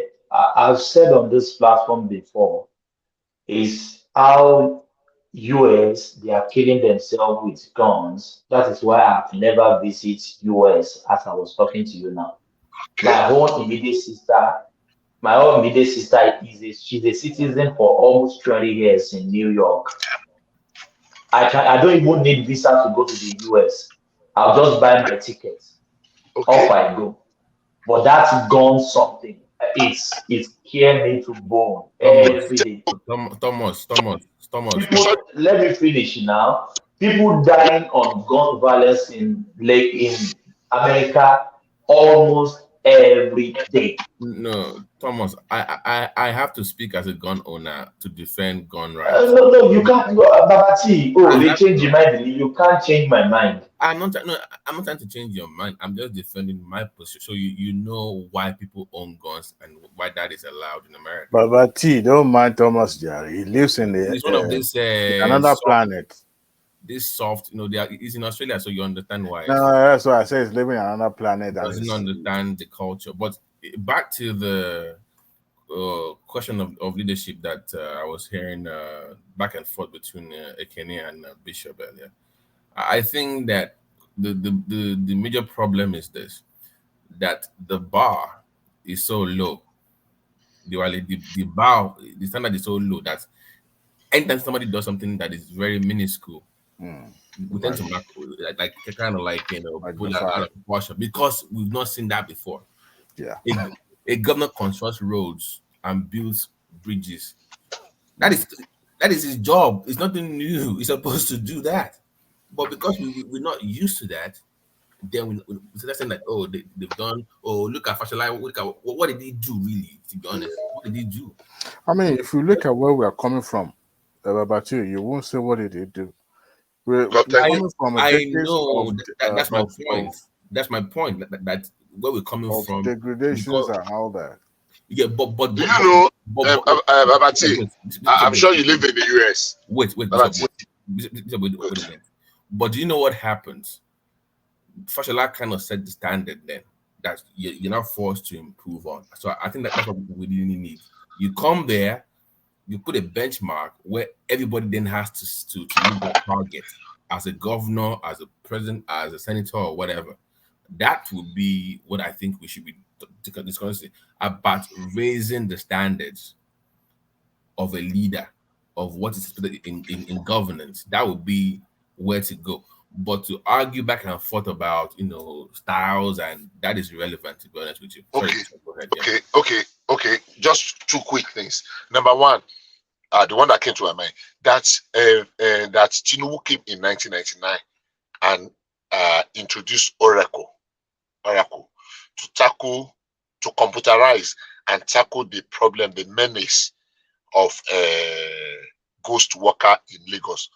Was that innovative? Was that an excellent idea? I mean, wonderful. Yeah, it is. Good. That when people read, they think we are so backward. But when Awolowo introduced television in 1959, do you know there are some European countries that don't have television as a there? Do you know? We've read that. I get that. What I'm saying is that those things should be across board. It's not special anymore. It should be the norm. I'm getting somewhere. The like the Chinese will always say, the journey of 1,000 miles begins with a step. We might not be there today. If somebody came and laid foundation and the other man came and built on it, one block at a time, elevation. Let's move from where we were. They used to play, what was this man, Martin Luther, that said that in as much as our desire is to fly, if flying is too difficult, we will run. When we cannot run, we will walk. When we cannot walk, we will crawl. The only thing is that we will keep moving, either at a speed of light or at the speed of a snail. The important thing that we keep moving. There are some states that have not moved in 20 years of democracy, at least that we have sustained democracy, and you cannot take that away. If you want to mention the states that are not moved, Lagos State is not one of them. Because a man came, he had a vision, and he set a 25 years development plan, and they've been able to live up to it to some extent. Some Bishop, they've set 50 years now. They've already set 50 years now. Exactly. That is the way to move. What I wanted to ask Babati is that, do you know if you remove the hand of federal in the United States, in some states are terribly, terribly miserable. Oh, in America? No, that's not true. Oh man, then go and read Mississippi and Tennessee. No. Mississippi is one of the Mississippi and is one of the poorest. I know they're poor, but will they still survive? Like, you can't compare them to like Bishop. This is my point. You can't compare that to the federal feeding bottle system we have in Nigeria. If that's what you're trying to compare them to, no, they will still survive. They will suffer more, but they will still survive on their own, because the way America is designed, each state is designed to survive on their own. Do they get federal funding for some things? Yes, but comparing it to the feeding bottle, like Nigeria now, if you stop federal funding, only 5 states are viable in Nigeria. Do you know that? Only 5 without federal funding in Nigeria right now. It's only Oyo, Lagos, Kano, Akwa Ibom, and I think Rivers, or only 5. They are more than 5. Kano. No. Bishop, I don't know how to survive. Wait. Go on. No. I don't want to stop. Seriously, Bishop, go on. Trust me. For I do these things. Like 2 weeks ago, we had our state meeting online, Ogun State. For the first time in Ogun State's history, last year, we did not attract a single foreign investment into Ogun State last year, unheard of. So trust me, I know these things. Only 5 states are viable in Nigeria. Go and read the case on the VAT in court right now. You will see the listing there. Only 5 in Nigeria. So you can't. So Nigeria is a feeding bottle federalism. You can't compare that to America, please. That's just different. So that one is a wrong example to give. Okay. Why didn't you mention my Ekiti State? Why now? No, because it's not viable. Go and read it now. If you are saying that my state. No, let me tell you the truth. I'm just No. It's only. I'm just kidding, man. It's only go and read that VAT case, the VAT case in court. I've always been saying that. It's only 5, Bishop. It's only 5 states. Even I was shocked. It's only 5 in the whole of Nigeria. Without federal funding, all money, only 5 states are viable.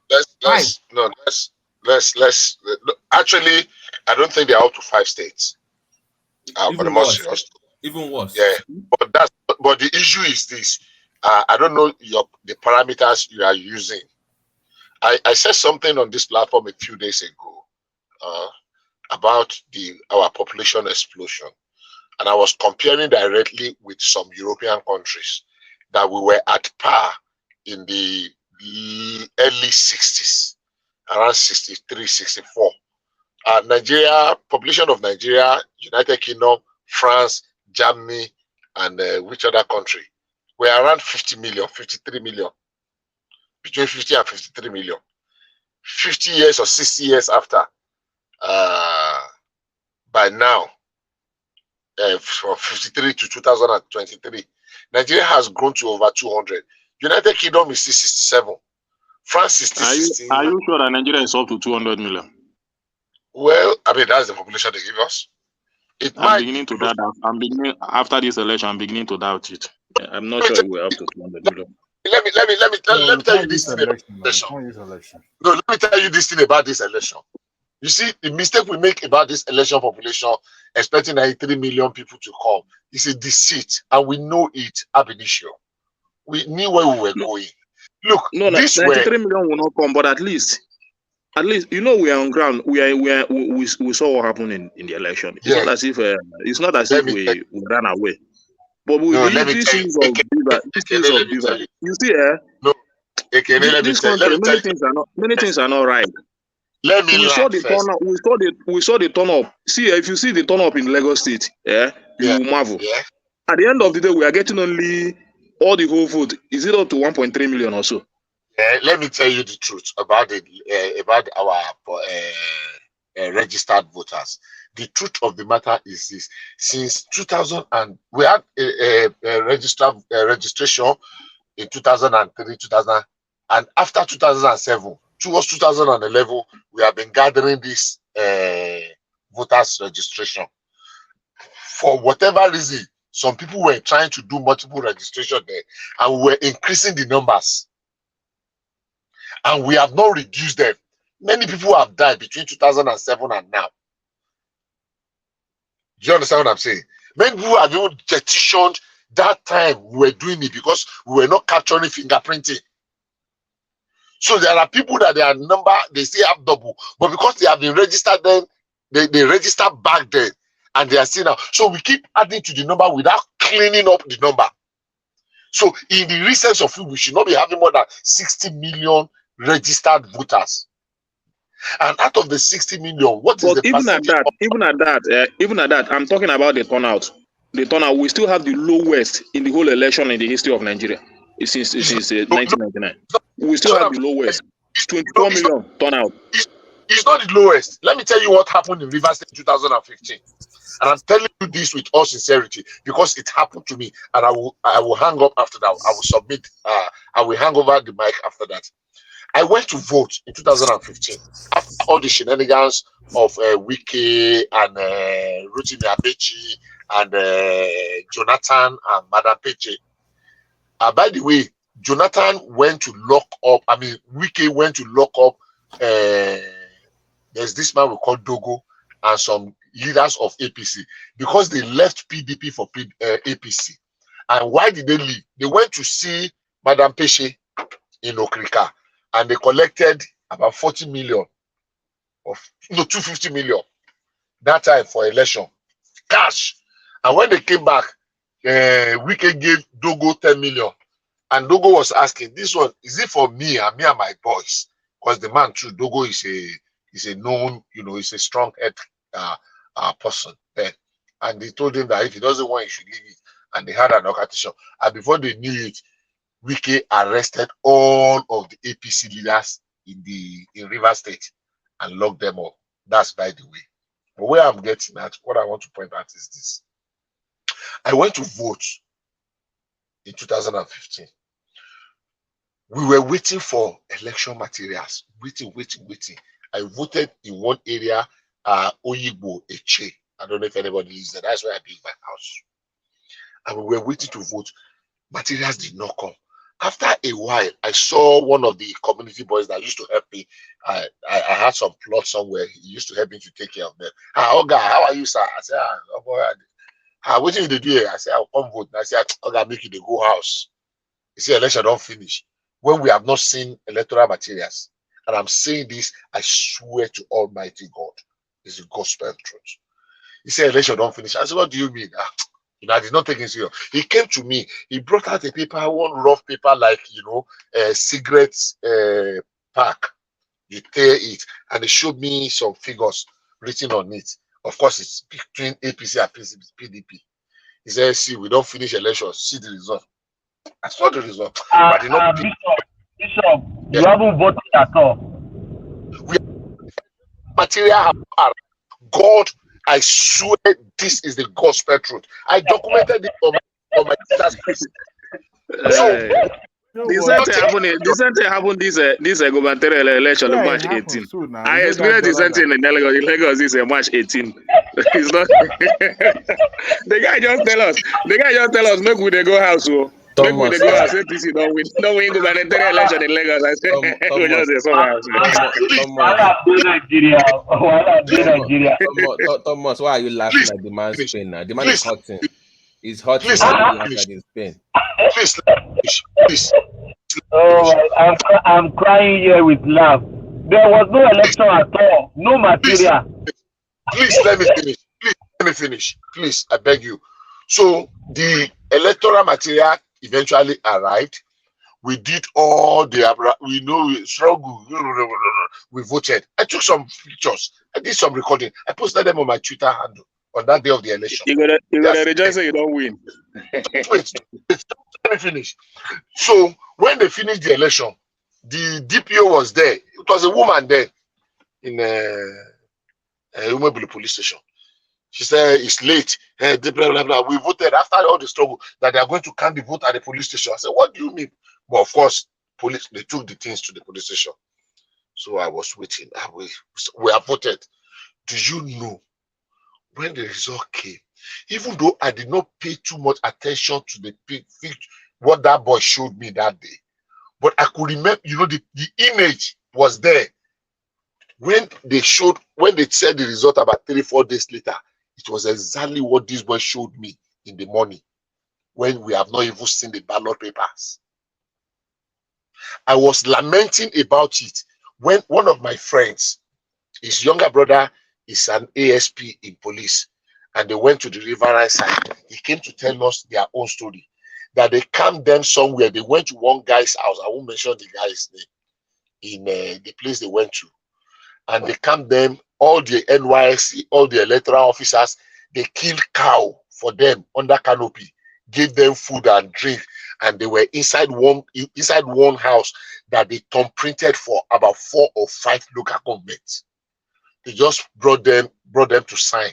They gave each of them, the NYC, they gave them 10,000 naira. Then they gave the other superior. That was how they conducted the election. I put my hand in my head and said, God, how can we continue like this? And that was exactly what happened in Rivers State. And that was what has been happening in Rivers State. If we want to be true to ourselves, this election is one that is closer to being a real election in the real sense of the word. So when people are talking of low turnout, no, it is not low turnout. That is what we've always been having. The only problem is that people have always been writing figures before now. So, Bishop, can I ask a question? How many people do you really think, because you are talking about suppression now, how many people do you think actually came out for the election? No, I did not say suppression. But I'm that's saying, like, no. because they said that they only had 24 million people coming out, which I believe there are more people that came out. No, I don't think so. I don't think there are more than 24. 24 million is a huge number. Okay, so 24 million in a day is a huge number. Do you know No, the this last is the actual number. If you tell me the number that is that came out for this election is the actual number that came out. Exactly, that's what I'm saying. And that So is the actual number. that is the fact. And that is why I tell you I begin to wonder about our population and all this. That everything about this country is fake. That we is are why I not. said that beavers would have been yeah. Wait. Everybody knows that we are not 200 million. I'm telling you, we're like maybe We are not. 140 or 150. That We are not 200 million. to me is a lie to me. We're not 200 million. I'm sorry. No, see, anywhere in the world, low turnout for election is always recorded. Hardly you will see, except if the country mandate every citizen to vote. But you know, people don't usually come out to vote, especially in their own country. They will listen to me. What I'm saying is that means that the past one that we've always been having from the past, they've always been rigged. That's what it's saying. Of course. Even despite that, people still don't vote. That's just the business. People don't vote. Even those elections, those past election, nobody came like in 2019. How many people came out to vote? But this 2023, almost even in my compound, the people that never voted before, they vote. But at the end of the day, we are still having 24 million. Just compare it with the last election. Do you know that in 1999 alone, PDP alone scored almost how many million? In 2003, PDP scored 24 million. Do you remember that? Now.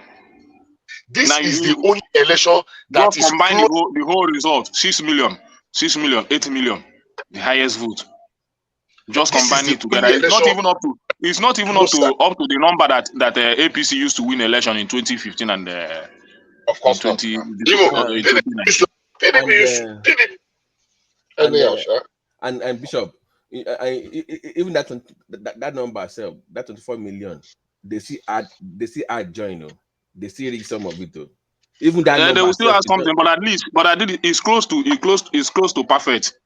But It's close to perfect, but they still add something, but it's close to perfect. But you had 80 million people that registered to vote. How come you only have one fourth of people show up? I've already explained that before. Ask the obedience. Now then support the money policy. That's why people don't come out and vote. No, because if it's accurate, right? If it's accurate, like Bishop is saying, then if you had 84 million people registered to vote, how come? What happened to over 60 million people that chose not to show up? It's too much now.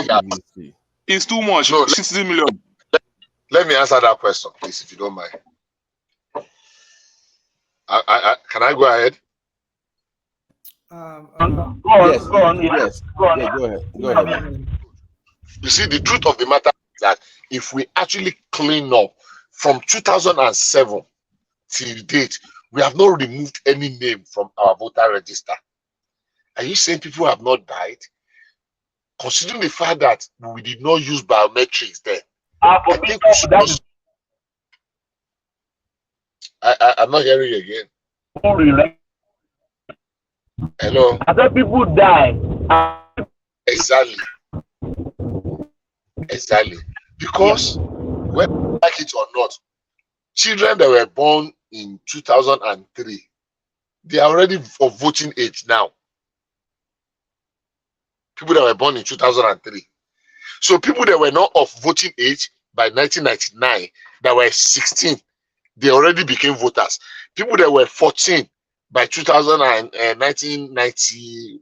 Hello, can you hear me? Can anybody hear me? We can hear you. We can hear you loud and clear. So the truth of the matter is that we are just adding to the list. We are not removing the deceased because we don't have a record. So it will be a Herculean task. So, but we can actually prorate without actually having the exact. That okay, if we are growing at 2.3, let's assume we are dying at 1.5%. If you are growing at 3.3, let's say we are growing at 3.5%. So let's say okay, we are dying at 1.5% because that is I mean about the standard, you know, the global acceptable. Okay, 3.5 to 1%. So 2.5 survivor. So if we are removing that 1%, we would have removed a considerable number, considering the fact that from 2003 till now, we have been adding exponentially to the number of voters, but we have not removed a single one. Not a single one. So we're just adding it up. So by the next voter registration, we will cross 100 million. But Bishop, what I'm telling you is that when people die, some people were eligible to register. So plus or minus, you understand what I mean? That's what I'm saying now. But nobody removed them. The name of the ones that are dead are still there. It happens in America too. Because yes, if you know now I understand what you are saying. That the dead ones, maybe they are still there. Because we don't have the birth rate and death rate data. Exactly. You know, yes. Bishop, can you hold a second? So 24 million people showed up. We have about 60 million people that did not show up. How many of that 60 million don't die? For that 60 million, so let's prorate now. Let's assume that, okay, for argument's sake, that maybe our real registered voters are just 60 million and not 84 million. How about that? So prorating, just for experiment. So what happened to the 24 million? They are all dead? No, because did we even have 24 million in the first instance? The answer is no. So basically the first set of exactly. We're not using biometrics. What's wrong in the first place? That one that was first done was already flawed.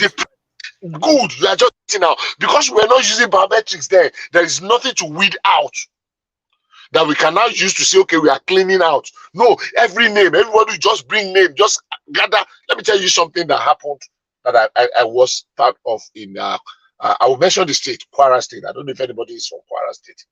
when they introduced IPPIS, I worked with, I won't mention the company. We went to try and implement the IPPIS. These their workers biometrics something in Kwara State. There was a particular lady. She looks very simple. I mean, with hijab and very piety and the rest. She was working in the payroll office and records, whatever. Do you know that individual lady, a very simple lady, has about 16 names on the payroll? Only her. She twisted her name. She has 3 names. She's changed the name, change it. Only her own name alone form about 8 names. She put the name of her husband and the children, turn them round and round. So only she was going home with about 16 salaries. One individual. And she's not even a director. She's not even up there. Are you getting what I'm saying? Hello? Is anybody there? Yeah, we can hear you, man.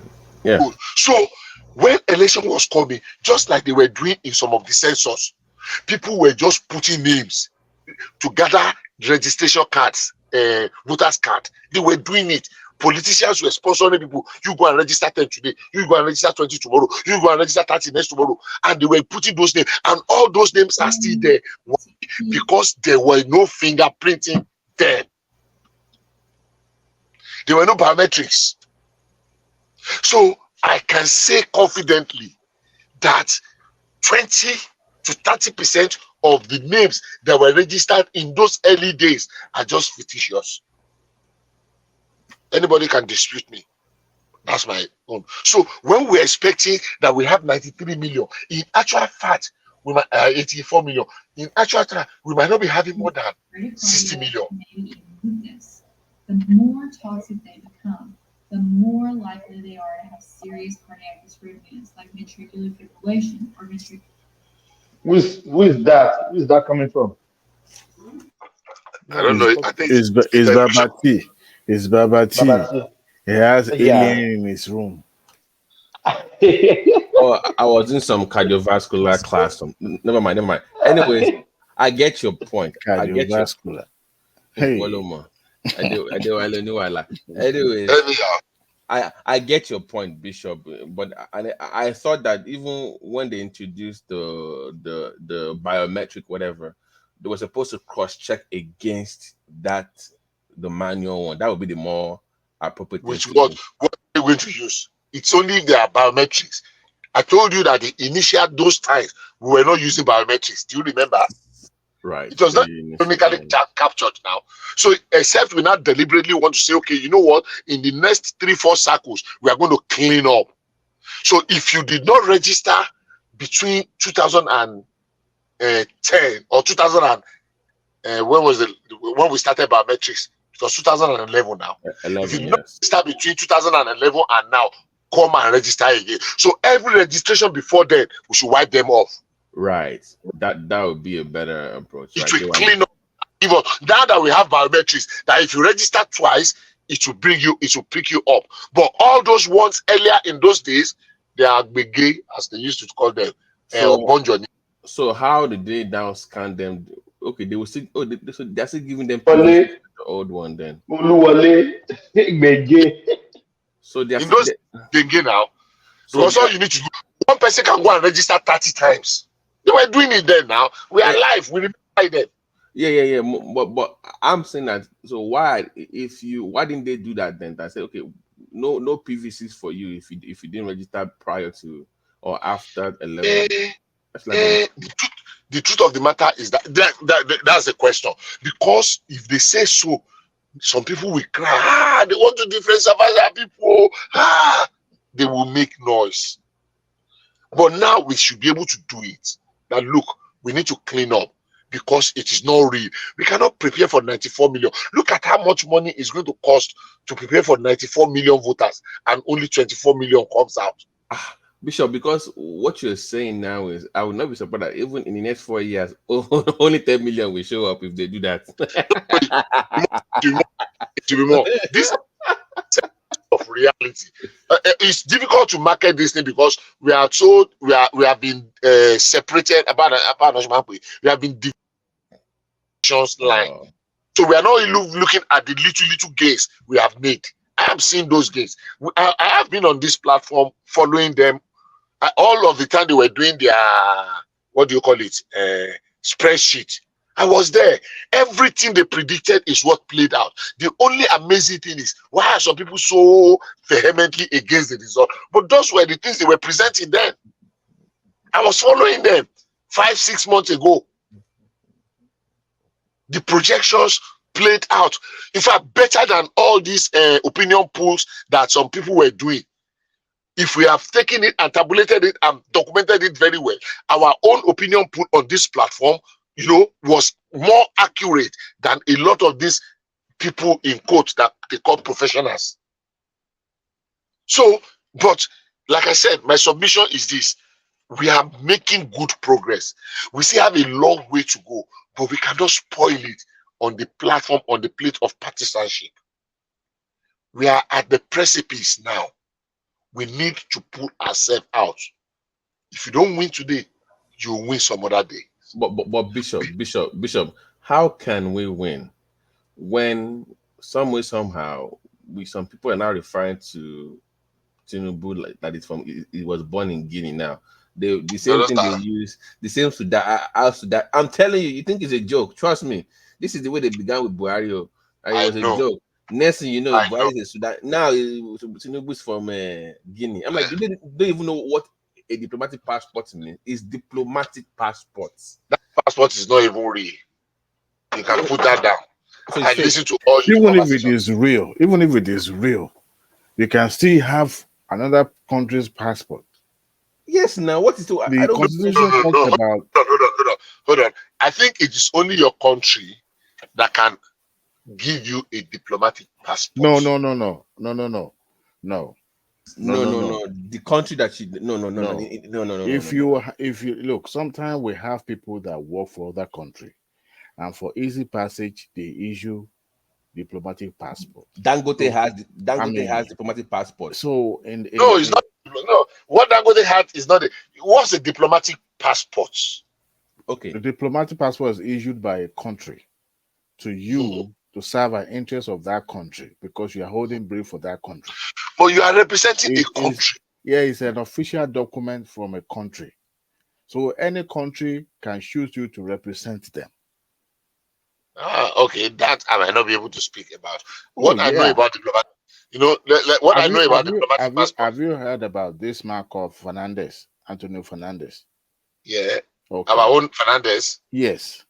He has more than 2-3 countries' diplomatic passport, representing the interests of those countries. Even this Lebanese man that used to work in the Shagori's family, the senior Shagori has a diplomatic passport. What Dangote had today that he was picking up in one of his interviews is not actually a diplomatic passport. It's an AU passport. They agreed to come up with an AU passport, so you can visit any of the AU countries. For example, now, if you are representing my country for a bilateral deal or something like that, my country can issue you a diplomatic passport. Yeah, that's your country. That's your country. No, that doesn't make you a national of that country. That's what I'm saying. But it's your country that is issuing you. Will another country issue you? It doesn't have to be your country. It doesn't. Not your country, Bishop. You have a country of birth, which is your Nigeria, right? So, are we saying that passport that Hyundai published is a diplomatic passport? That's what he claimed, that it was a diplomatic passport.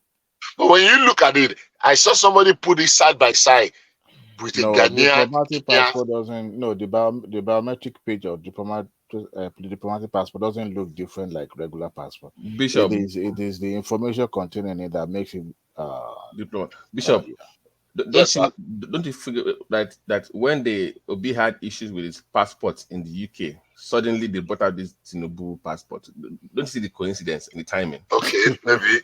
I mean, just think about it. Like, and it could be fake too. I mean, you know why I said that? You know, I was something earlier. I saw. I believe I still have that. If I a visa, American visa. How does that American visa page winding up in the on the website? So while I was posting that, there's somebody told me that, look, how do you expect Tinubu to have his visa page be publicized on the website? That these things are fake and it's doable. It is possible that he has a Guinean passport. Look, anybody can pick up any. As a matter of fact, the Constitution says that you must be nationality by birth in Nigeria, and also acknowledge that you will also have dual citizenship. Saraki was born in the UK. He was any president now. He had dual citizenship. He's a British citizen and Nigerian citizen as well.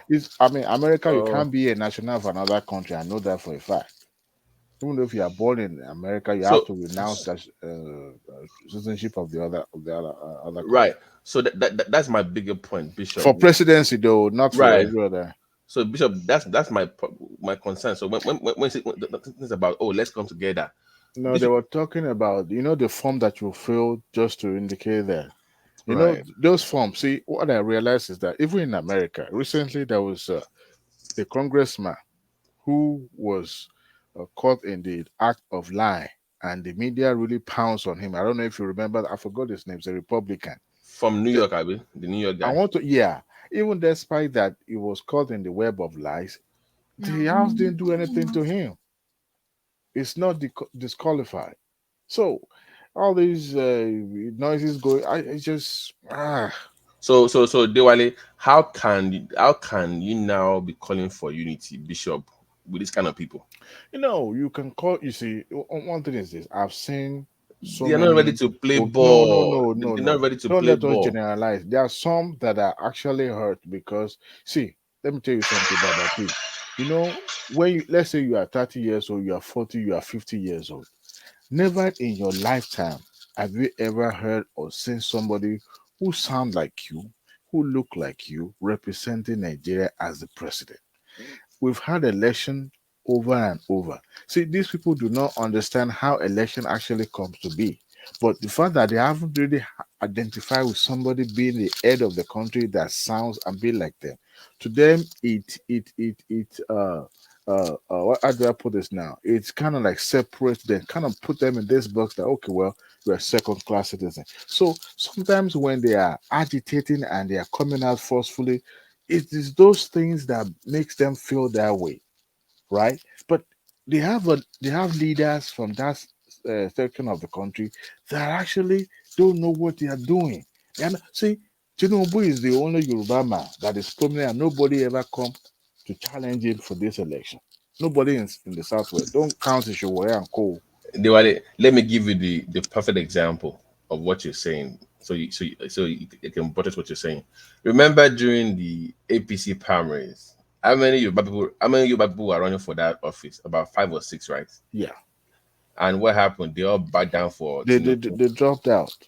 In the PDP, how many people were running? Osinbajo did it. No, but the others, I'm saying the others, majority did. But how many of the Igbos in PDP backed down for one? They all stayed. Nobody backed down. You know what frustrates me the most is that even when all the southern governors came to Asaba and had a meeting and they agreed that the power must come to South. See, among all the southeastern governors, they were still backbiting and turning against one another. Look at this guy from this Delta State government picking up that position from Atiku, knowing that this thing's supposed to come to the southeast or south generally. So that region is not in unity. They are not in unity. I understand that they are, this Obi is just a small scratch. They are deeply wounded. They have civil war, and on top of that, there's nobody ever become president from southeast. I mean, let us put ourselves in their shoes too. So some of them that are coming out now and saying things they don't even understand. I mean, to me in my head is like, I wish Obi could win this election. At least it will put a stop to those those thoughts from that section of the country. But politics is a science. You have to know the formula. If not, you keep putting. I mean, the entire region was supporting PDP, and PDP was already finished. Now Obi emerged barely 8 months to the election. His personality, of course, is identity politics / populism.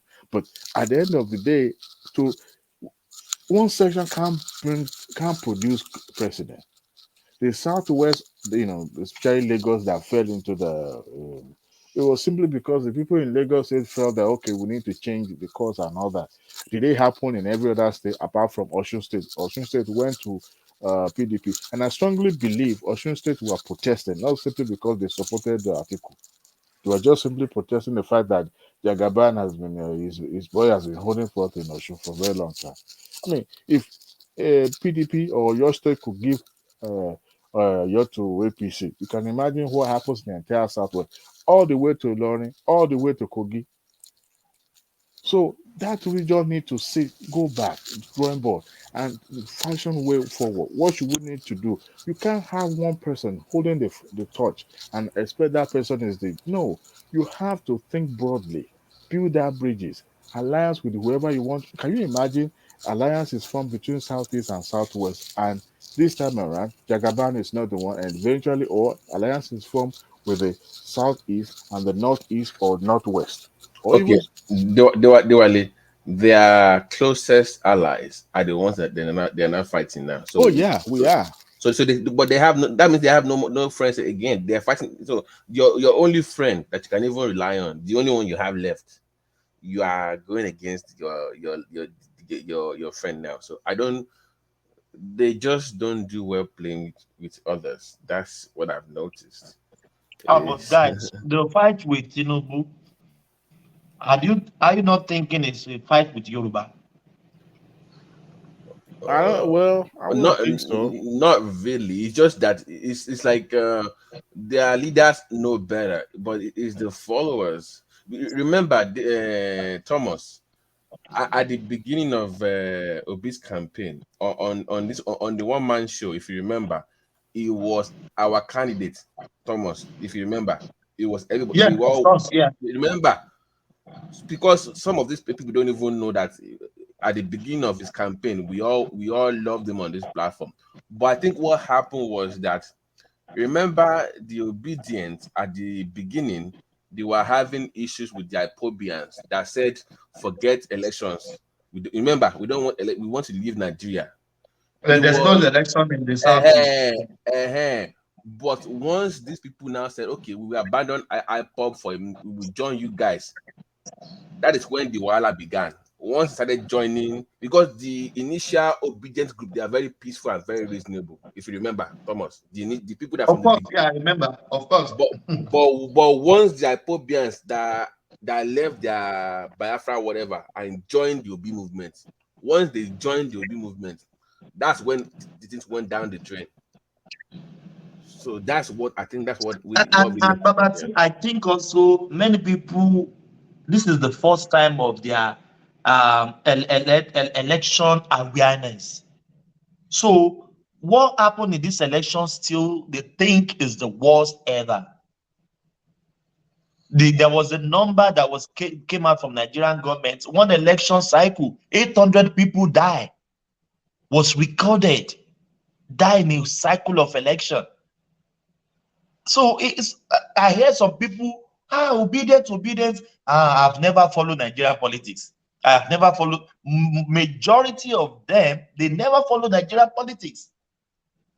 But this time around, because Obi came out as from the Southeast, he prompts most of them.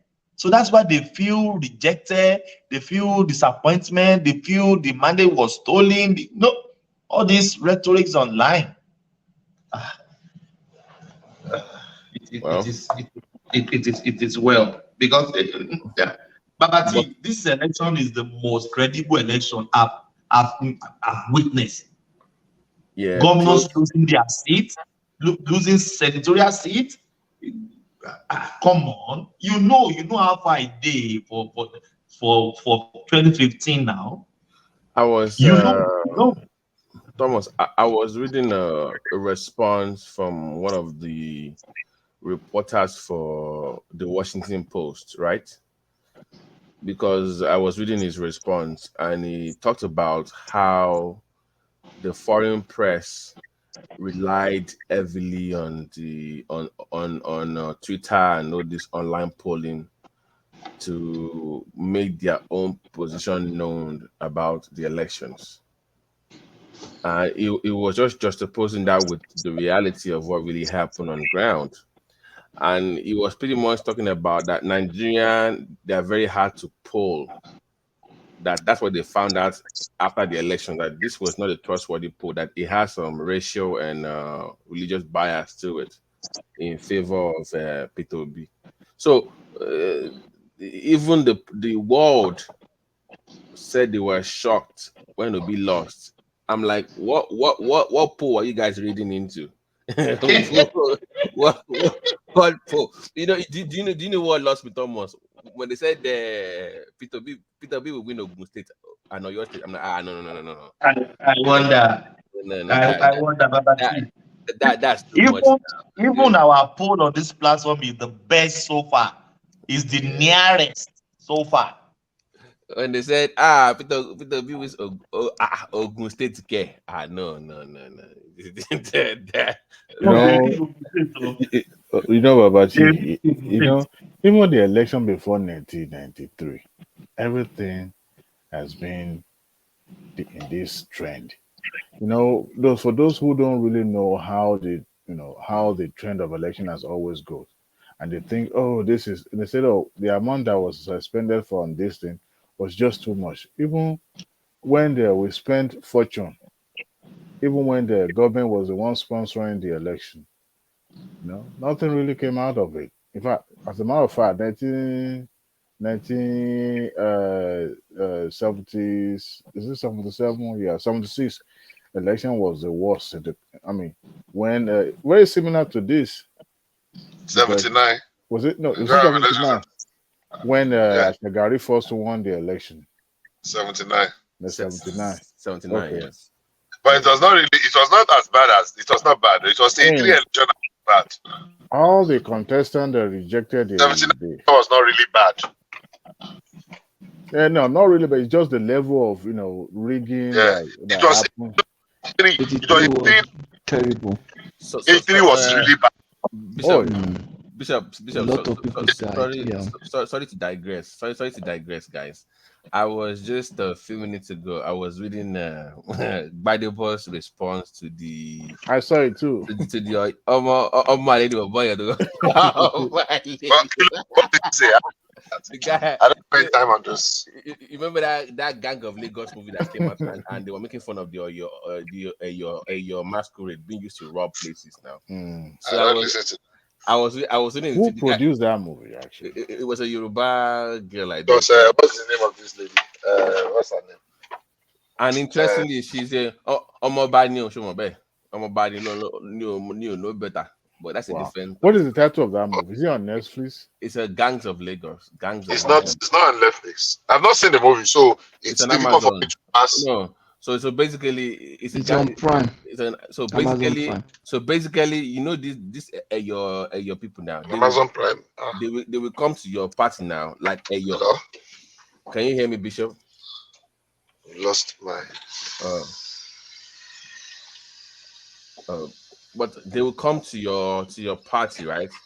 In that regalia, and next thing you know, they come out with guns and start spraying people everywhere, killing people. So it didn't really portray your masquerade in a good light, pretty much. And Gbadebo's response was that this is pretty much the reflection. Hello, I lost it for a moment. Oh, we can hear you now. Okay, so can you hear me now? Yeah, I can hear you now. So basically, what happened is that people will wear your regalia, right? The clothing, whatever. They will show up to a place like a party, They will dance, and next thing you know, they come up with weapons, with AK-47, and they will kill people. So pretty much they were using the masquerade to kill, like a high killer but dressed up. Okay. So that I've not seen the movie. It didn't really portray. It didn't really portray you're in a good light. So Gbadebo says, "Well, this is just simply a reflection of the reality of the place, anyway."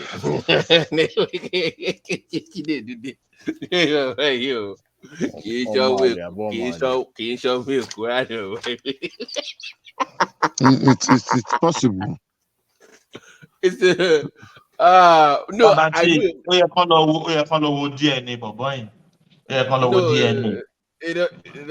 Bishop, it's not that. It's that the guy keeps feeding in the narrative. He keeps feeding the narrative.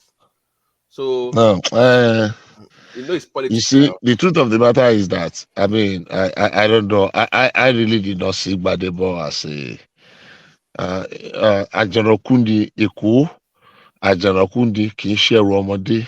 I think Lagos is too complex for Gbadebo. Oh yeah. He doesn't have what it takes. Even if what is his name? I forgot. Jimmy Agbaje could. Jimmy Agbaje is even far more cerebral than what's his name? Than Gbadebo. I do not give Gbadebo any chance. One thing I wanted to contribute earlier on when we were talking about those. I have one app that I downloaded on my phone, so you can watch any new release movie on it. So I hope I'll be able to watch this Lagos. Okay, that's interesting. So, Dewale Omo Naija.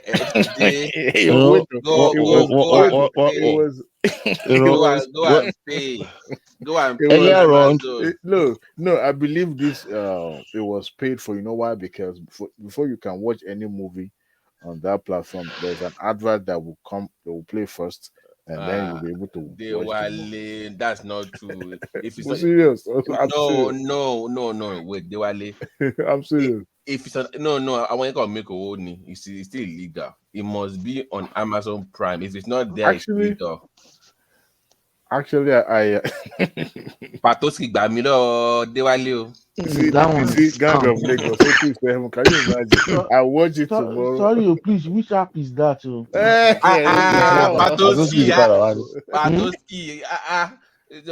Brother, please. Wow. Sorry. Well, actually, I was on the Nigerian platform. Hello. That's where that person said. I said, which app is that, please? It's what is it called? Don't say it here. Please just write it. Write it. I will type it in the private section. Are you guys serious right now? No, Patoski. No, it's not good now. I'm so ashamed of you guys. And this causes reality. Imagine. Everybody go and subscribe to Prime, Amazon Prime. They even they help you ship your things. I have free shipping and all this stuff. I have an Amazon account. Now, do you have Prime? They ship you buy things and they ship to you. Of course, free. This is if you have Prime, then download Prime and see it now. It's free. I don't even like that platform. I have it on everywhere. I have Amazon Prime. I watch. Since you have it now, you can just watch it. They don't have good programming. That's the problem. They are beginning to have down. With Nigerians, they are beginning to have Nigerian movies. You see, they will lose money. You know why? Netflix has the best original. This is a side business for Amazon. Now. It's not a big. I don't understand. They are just using it. It's a bonus. One need there. It's a bonus because we subscribe to Prime because we wanted free shipping. So they just gave us that. They even gave us Amazon Music or something free. Those are just like. Jara. So invariably I'm not paying for it. Amazon Music, I'm not paying for it. So and everything I buy is shipped free, and everything my wife buy, my children buy. If you add everything we buy in the house, and when my friends want to buy it, I help them to buy. So if you add all that together, you have even gotten the money, and then you are getting free movie, free music. Free. So Moyeti, they paid over $700 million for a TV show series. That I want a lot of the rings here. Amazon paid 700 million for one season. No, for one season, baby. That one is not even the money. It just a season. It just just on the side. The 700 million for one season of a show. That is crazy. So help our people. Yeah, they have. Promote our people. Could have cut tax. So Patoski, one year almost getting in Tinubu by you. Continue expect here. Okay, they eventually said it's from Guinea. So that's what they are saying. Very ridiculous. I will also able not you know, we left Sudan now. We are now in Guinea. I tell you, they will start telling us to look at his eyes that he has died. I'm still waiting for you in the private chat. My friend, go and register for Amazon Prime. Forget private chat. You have deleted it. I will put it there. Whoever want to do it. That will not concern. Go to the guys, I'm waiting for the day they will tell us Tinubu fall from heaven. He doesn't even have mother, nobody gave back to him. So did they say from Guinea now? Who said that? The passport from Bushtan Patoski. Passport. Thomas, do you have the passport photo? Did one man show it earlier on? I'm not sure. Maybe I saw it on Twitter. No, I was at work, so I just joined. I don't know. Maybe one man showed it earlier. They just did the passport to cover up. Obese case. Fash. They said, Guinea is like Colombia. Is the Colombia of Africa. Guinea, Oman be drug in Guinea gone, only the Colombia, Africa. So on fait tie more drug that is the reason he has the passport. That's the whole thing. But El Chapo. Guinea, why Guinea? He must be doing some drug stuff there. So on fait tie more. On fait rumor or Chicago, quand on look Guinea, quand fait tie more, non c'est. All they're trying to do now is to paint Tinubu serious black that people just say everybody will reject him. Right. Even but doing that, they are promoting him more. People are knowing him more. They are damaging the country. That's what they are doing. They are damaging the country. That's what they don't understand. Are you sure they are damaging the country? Yeah, they are damaging the country. The country is already damaged, so I don't think somebody is going to... No. You see, all of us, let me tell you another thing. All of us are damaged. What I mean is some people, the guy is already damaged. I know. You see, all of us, we are part of it. You understand? I know people on this platform who will never say anything good about that country. That is bad. That is bad. My country is not the worst country. It's not the worst country in the world. That person that said he tore his passport went to school in Nigeria, graduated. If he was born in America, maybe he wouldn't have gone beyond high school. That's just the truth. I know people here, very intelligent, who probably just went to college because they don't just want to dare the student loan and everything. You understand? So many people would have gone to school if they were born in the West, or would have been going to school with student loan and BC. They went to school in Nigeria now, almost free, and they will come here and say all those rubbish. They will speak English, the same English they learnt in Nigeria. They will come and tell us the Nigeria education system is bad, and they learnt the English they are using to criticize Nigeria in Nigeria University. Now we come to Nigeria. If you say Nigeria education is bad, the question I will ask you: you went to Nigeria education, was the education given to you bad? They will say, when we were there, it was good. You can imagine. So even somebody that graduated yesterday. So it's terrible. People just blame government for everything. The country is so bad. The country is this. The country is that. Some of them, they have traveled, but they're in America. But they probably just have traveled to America alone. They've not been to other countries. They'll say, oh, they live in diaspora. You live in diaspora. How many countries have you been to? Togo You is that. understand? Togo is diaspora too now. Not even Ghana. Togo is Not diaspora even Ghana. too. Togo is not diaspora.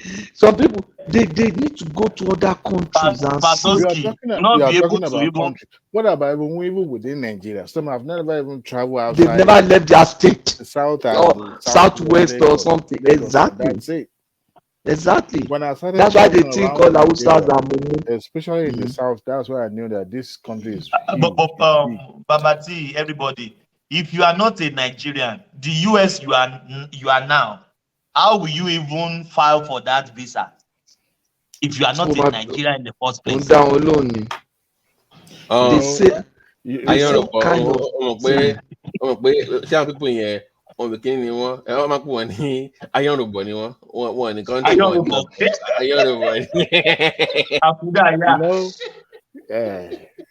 we all pass through Lagos one way or the other, and that's why Lagos State is not just a state; it's a state that where everybody have a stake. And Lagos is a country. It's a country on its own. Lagos, any day, anytime. You know why I won't say anything bad about that state? Is because Lagos State made majority of people you see abroad, they pass through that state one way or the other. No, It's it's even worse. Look at someone that came to Lagos with Akposhaka. We're talking about nylon bag. No. Wait, did not get there, become superstars in music and nylon bag. Look at P Square now. I must tell you one now. No. Trust me. I knew when they came to NTA 5 to come and dance before they were nobody. They became mega now. Lagos is now nothing. Really? You that came from nowhere, nobody knew you. Also, you came to Lagos. I just pray that the leaders from the south, you see, Obasanjo helped South that produced Jonathan.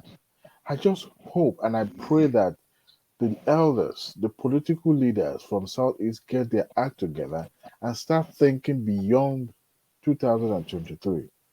When Soludo was talking about, look, this man is cutting the chances of the Southeast, it seems that he's right, because if you look at it now, after Tinubu, guess what? The North is going to say it's our turn too. And they'll be passing it to one another, for each other like that. Yeah, so, another 32 years. So when is it going to be their turn? When they learn to play with others. Adiwale, let me be frank with you. Short, it's not in my lifetime. Babati. It's not in our lifetime. Yes, boss. No, it will be Babati. You just said it. When they learn to respect other people, when they learn to behave decently, let me even say it. You look at people and you abuse them. That's not decent. Forget about that. They are not decent. Then if they will not embrace that, then they will never become president. Pato, listen. Pato, you are crazy. Yeah, Pato, come and vote for me. You know, I've been to so many platforms. Yeah, me somebody I wanted to vote for you. I've been to so many platforms. You know, hold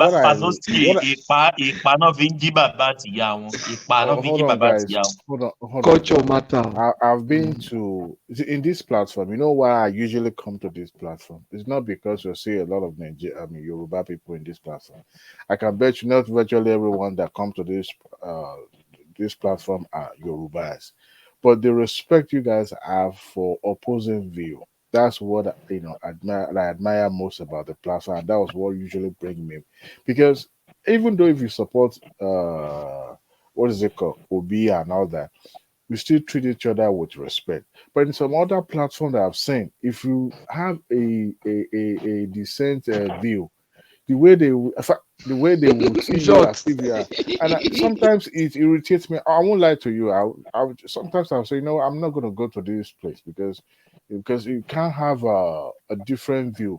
you don't necessarily have to be right, but at the same time, respect one another. Don't call each other stupid idiot, as if if they don't agree with you, that they are evil, they are demon. This is and to me that is one thing that I don't like when sometimes when I go to other, as the only time I'll go to all those other platforms is for assist something. If you want to be abused. No, not really. Or if you want to laugh. My political view is very moderate. That's why you will find me swinging to one particular. I have a very moderate view when it comes to politics, because I don't want to believe that everyone is evil. Then everybody should, people are right. These other ones are wrong. But people don't want to hear that. It's either you are with me or you are against me. And sometimes it's not that. But when I hear those abusive words, man, I run. Because I don't want anybody to talk rubbish at me. So I'll just say, let me mind my boundary. I'll stay judged in my position. Because it will ask you, who bring you come? Why are you here? Why are you coming? To me, it's just the way this so-called woke online champion now go about it is it's very pathetic. One day. Thomas. Hello? Thomas there? Oh, it's not there. It's not there.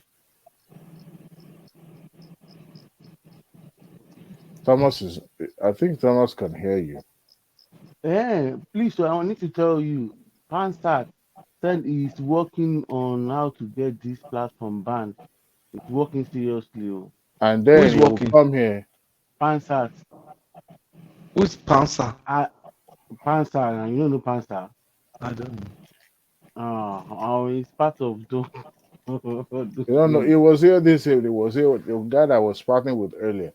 I don't agree with this view. I saw all his comments on. He will say they should ban one man in the Dr. Damage's show, but he will come to one man to try to make your submission, which I found very, very, ironic. Because and he was writing all sorts of. With all fairness to Dr. Damages, of course, he's from Southeast, but his show is he never stopped people from expressing their view. That's one thing I'll give him credit for. So at the same time, but there are some people that are hell bent on having that show to be mainly for obedience, and he's always quick to correct them that look, this show is not for one.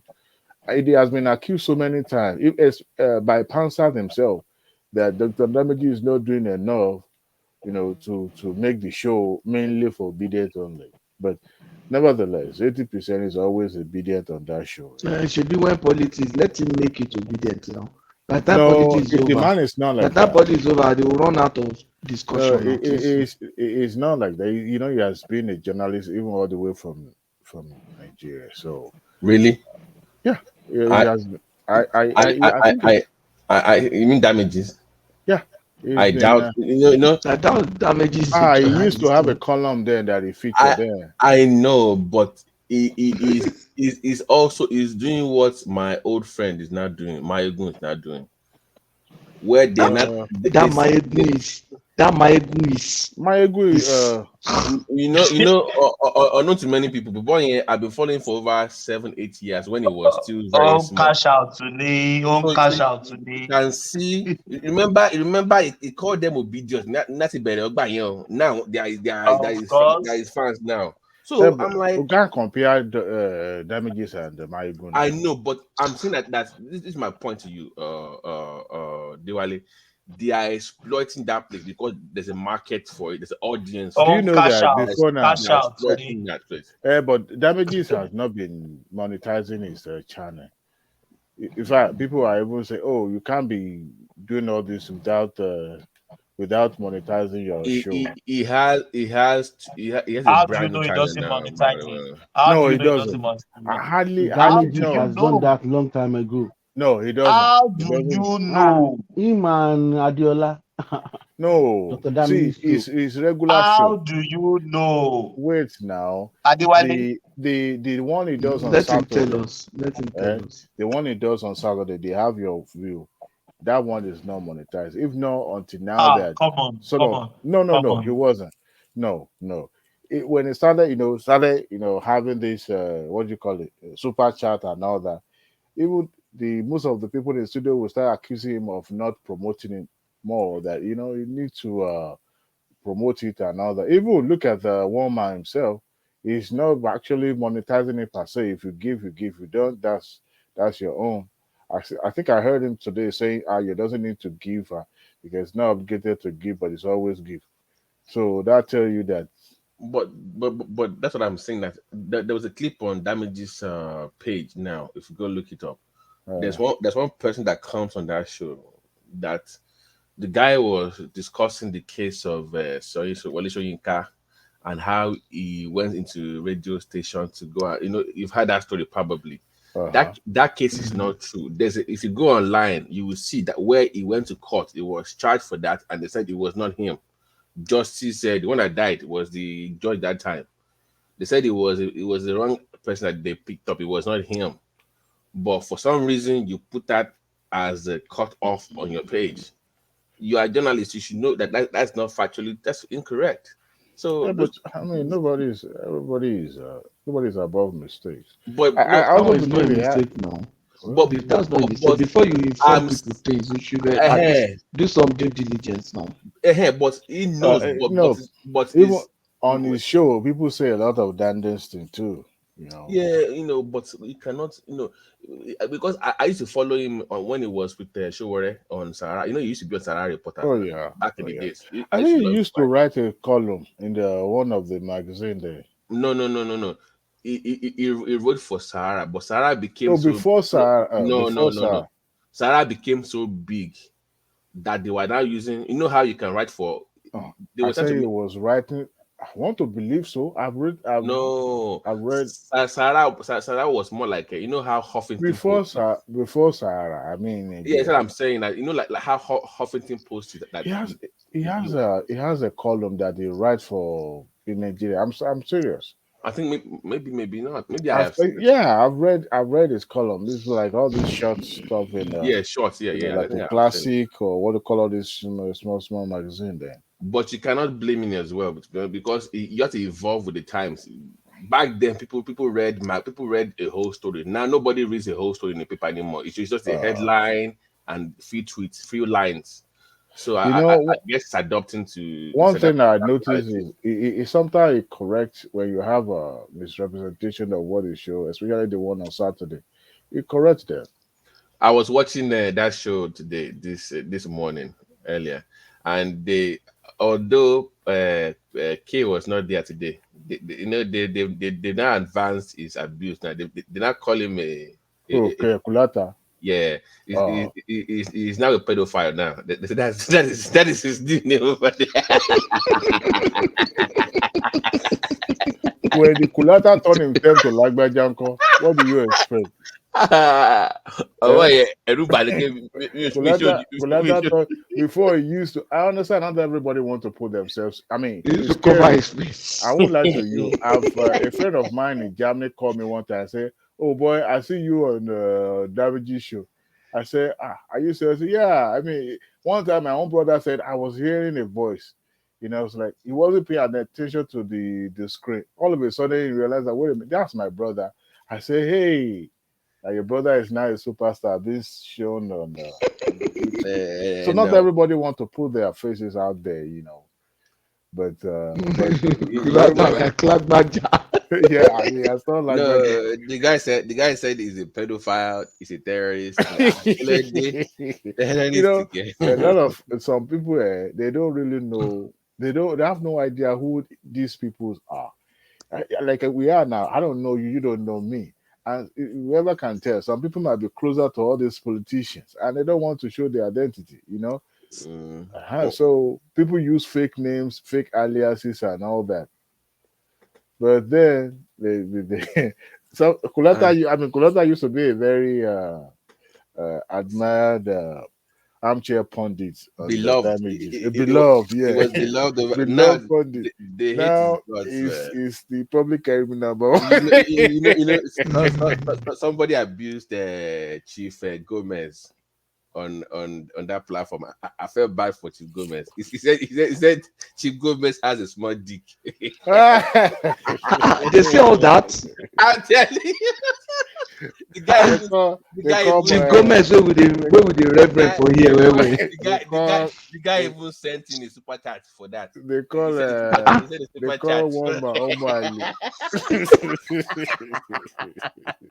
Super chat. I was like, wait a minute. I said, why would you call somebody Omar? You know, sometimes it becomes really toxic, and I don't function in that kind of a thing. No. I'll join when there's no tension, when the subject matter is, don't mind them, more of intellectual discussion than just. They were like conversely, like you said, some people come there, they don't want to do their face shown, and conversely, some people come there that we don't need to see them, like H.O. She's all over the internet, everywhere I go. She's everywhere. My God, she's everywhere. Twitter, Facebook. Who has she not fought with? She fought even Rudolph himself. Really? When she first started, now she was like, "No, you're marginalizing me." She used to come on a one-man show before. She used to come on one-man show. Okay, Cho is one woman like that. Yeah, that goes to OVA show. And once she start talking like this, she won't stop. She's talking about having children. Our children are going to take over and stuff like that. Is that the woman? Yeah, she became a superstar. She got into a fight with Peter Obi on AY. Really? Yes. Now she over 1 million views now. They will bring in people to come out to ask the Obi questions. Once he came, I'm like, voila, they. In fact, Obi said. Just started laughing. But who is this one? I just laughed. I didn't even know what to say to this one. She became a global star. Like, next thing you see, she was on Twitter. She was the one that audio went viral and that was cursing. In the name of Jesus. That's bad people. That's HO now. She became she just went. That one she needs to stay offline. She needs to stay away from online. She's overexposed. You guys are making fun of them. See, they listen to your show too. They listen to this show. You will be surprised. No, I know they do, but here, even lately, I've been staying away. I've been busy, but it's not the discussion is not as robust like it used to be. Like the intellectual. Yeah, is now becoming some gotcha kind of, I don't like that. I like the old way where we just discuss issues. Yeah, it's about. I don't like the whole. Yes, this one just attack and people just make claim. People will cook up like Tinubu now. We don't trust them again. They might even be the one responsible for. They might even be. I say, how did you know all this thing? Pato, you know what? I was even saying it like before you came. I said, if you remember on the one-man show, Obi was the darling of this show at the beginning of his campaign. It was the darling of the platform. That was maybe you were not here before that, but at the beginning of when Obi started to run, it was our candidate on the platform. I think what happened was that we were even defending the obedient against the IPOBians because they were having a fight in that Igbo space that we don't want to. Yeah, we want to leave. We don't want to be like, we're like, guys, let's give Obi a chance. We're even the one begging them that back then. No, I'm telling you, we're the one begging them. Oh, let's give it the chance now. We are leaving. So then I left IPOB Wala to now join the obedience. Once they moved into the obedient space, oh boy, that was when the Wala began. But in the initial member, the first wave of obedience, they were very peace-loving people, very objective. They will come online, we will have these discussions with them, they will tell you the reason why. But once the IPOBians joined that group, oh boy, that's when the whole thing went into flames. So that was it, man. That was but initially, if you go back to the earlier times of Obi on the platform, we will do a poll. Who is the person that we like? Well, Obi is we can take him. They don't know anything. We didn't know that time. We didn't know that time. We like even people that thought is that they are what do you call it? with people with good idea, as they started sounding extreme, and I was like, "Hey, are they not the same people that we used to talk and?" Yeah, even my friend Joel of Nigeria was very Joel of Nigeria. I want to believe Joel's view is moderate too, but he just now he's now extreme now. I don't know what happened to Joel. He used to be very moderate. Even my San Diego brother from California, many of them that they've even left the platform. They've gone some because they like people like even Pansat used to be very.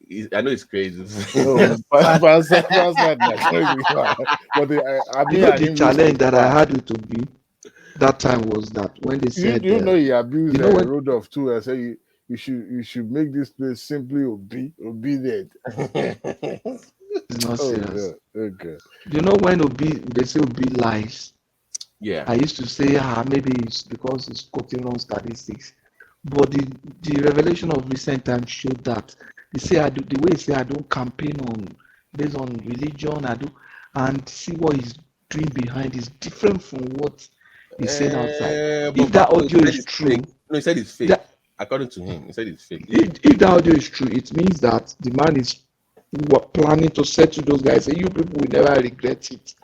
He's going to settle those.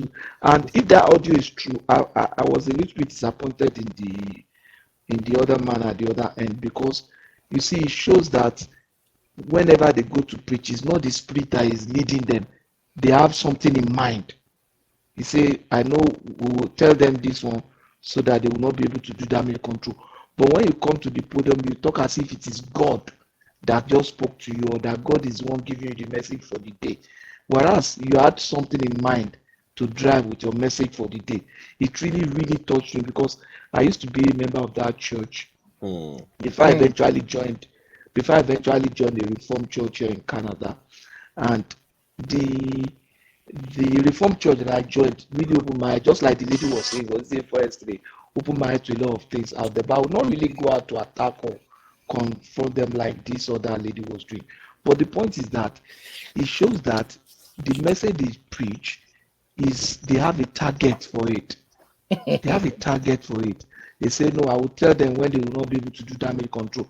You will not be coming to us as if God is the one that is going to give that the woman message in for the weak. Abuja, that Abuja pastor, that female pastor. That woman is not as even as challenging as Bishop Abiri. Was he the one that said that nobody should go online and date again? You see that one? No, the one that said Tinubu is not my pastor. Yeah, Pastor Mrs. Bature.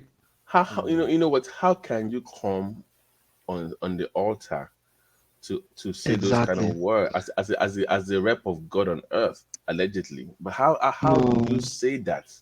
Oh, because Pato, in that church, there are also APC members there. Oh yeah, there are also PDP members.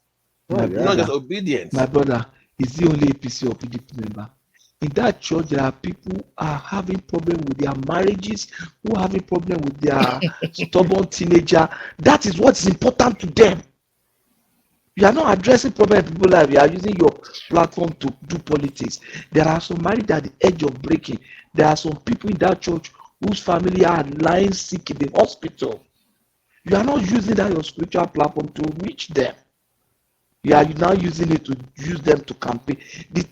You see, there are people in that church who are at the point of going to hell with the kind of lifestyle they are living, and the most important thing for them is not to rescue that soul from drug addiction, from what is happening that might eventually destroy him. You understand? It shows that they don't know the importance of the job that God has put in their hand. As a result of that, they came to make Jesus king now. He ran away. Who would not want to have a king that can raise the dead? It means that if the man go to war, if they kill their soldier, will just raise them. You only need 100 soldiers to destroy everybody. Once you kill everybody, you just raise him up. If you kill him, he will rise up himself. So how do you stop that kind of a man from becoming king? But Jesus Christ said, no way. He wasn't going to become king. He said, for this one reason have I come to the world. So he knew why he came. These pastors, they just, in short, Babalawo is better than some of them. Because you know Babalawo have covenants.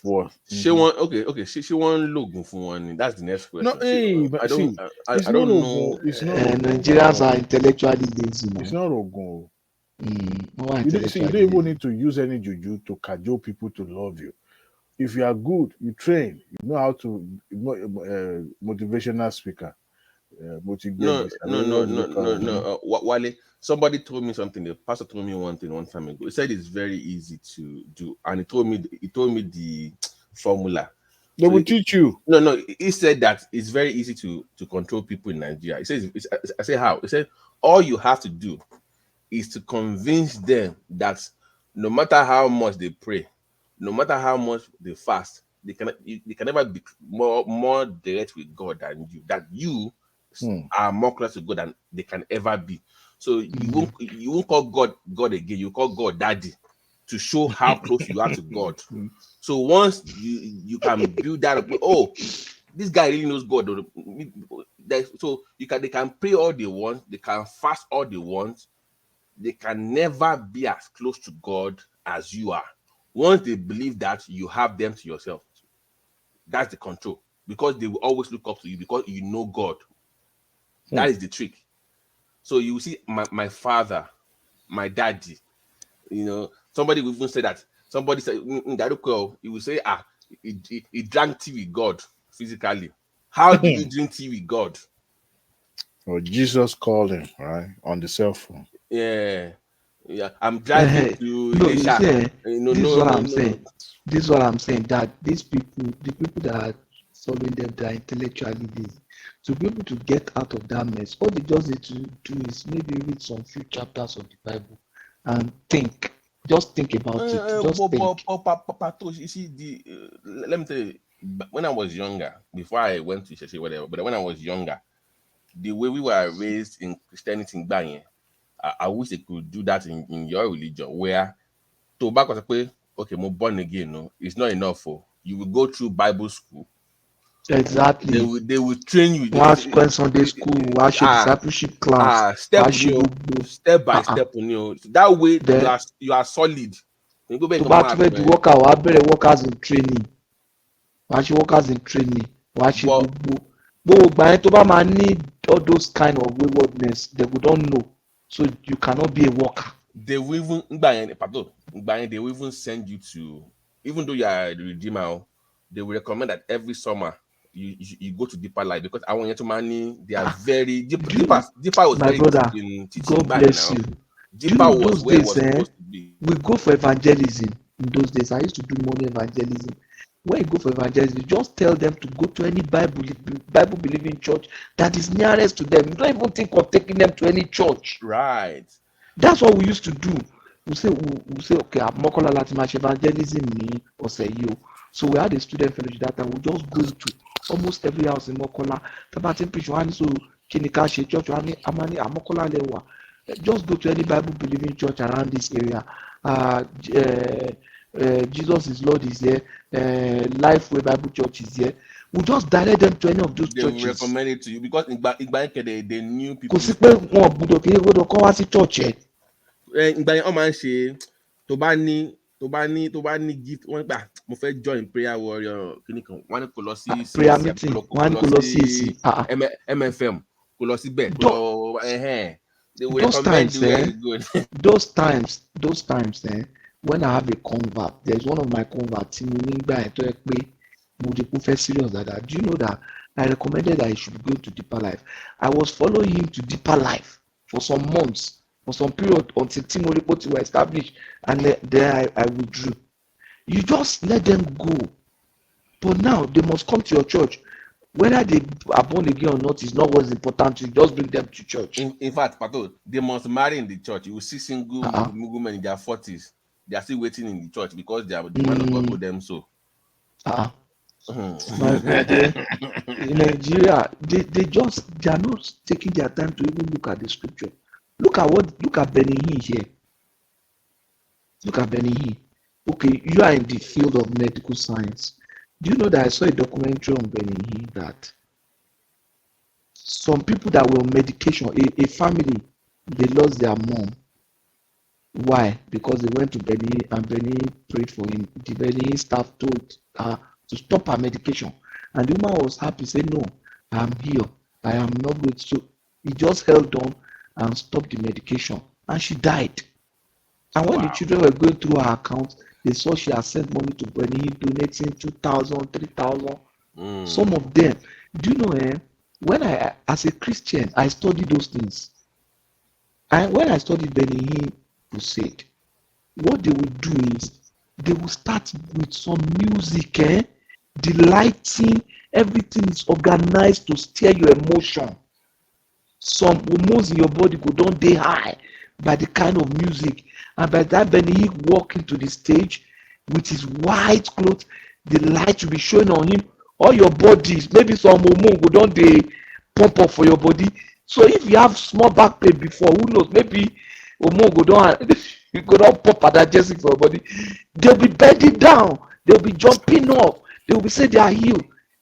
By the time they get home, now they go know say no be smarty, because but at that point, want to jump, want to easy, hallelujah. And mind you, they say that from that documentary, Benny Hinn staff, they bring wheelchair to that crusade.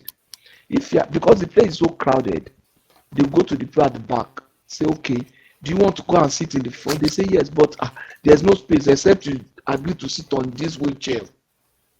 That's how some of them will be in front. They are sitting on wheelchair. By the time Benny Hinn come like this, they will rise up. They say, they are healed. They will not even give the man time to explain that I was just sitting on the chair to be able to find a place in front. I'm telling you, they interview some people like that. That's how terrible it is. But the point is that I don't want to damage the faith of people. Because some people even say, oh, Christianity is bad, you know. That's not Christianity. And I gave one explanation. I say, you don't examine the condition of cars and appraise maybe a Toyota by going to the junkyard and looking at the Toyotas that are there. If you want to see how functional a Toyota is, you go to the dealer shop. That's an ideal car. So if you want to appraise Christianity, don't appraise Christianity based on all these ones. No, you appraise Christianity based on the scripture and based on Christ himself. So that's the point. I feel that's what we should be doing. It's very sad, actually. I'm about to go to bed. However, I want to speak briefly about this Melaye thing. Do you guys think he's just joking? Even though he wins the primary, do you think he has any chances in the Kogi State? Well, I mean, that's a very tricky. When is the elections? November. That's the only thing going on in November, right? No, I don't think so. I think some other other states too, maybe one or two that also have a governorship election, but not likely to happen the same day. So that means that the federal might will be involved. They'll be paying close attention to your state, because APC won Kogi State during the last election, right? So, and I think the formula they used then will still be very, very much fresh. So his chances is what I'm not so sure about. Tinubu would have been in power for close to 9 months and close to 6 months. And I'm not saying he's going to use power, but I mean his government, the way he runs the country, is also going to rub off on the state. No, you are missing it too. Patoski, you are missing it too. You will say Remi will be in power by then. Who? Remi will be in power by then. Oh, his wife? Yeah, we'll be expecting payback. Dino will never become president too. Payback time. If Remi is in power. Remi will be, and you know Remi. And he knows the power in Nigeria. He doesn't need to talk to Tinubu. She herself. Remi herself is a politician now. And Remi, and I trust her. And she said, just an interview I offer, I watched that.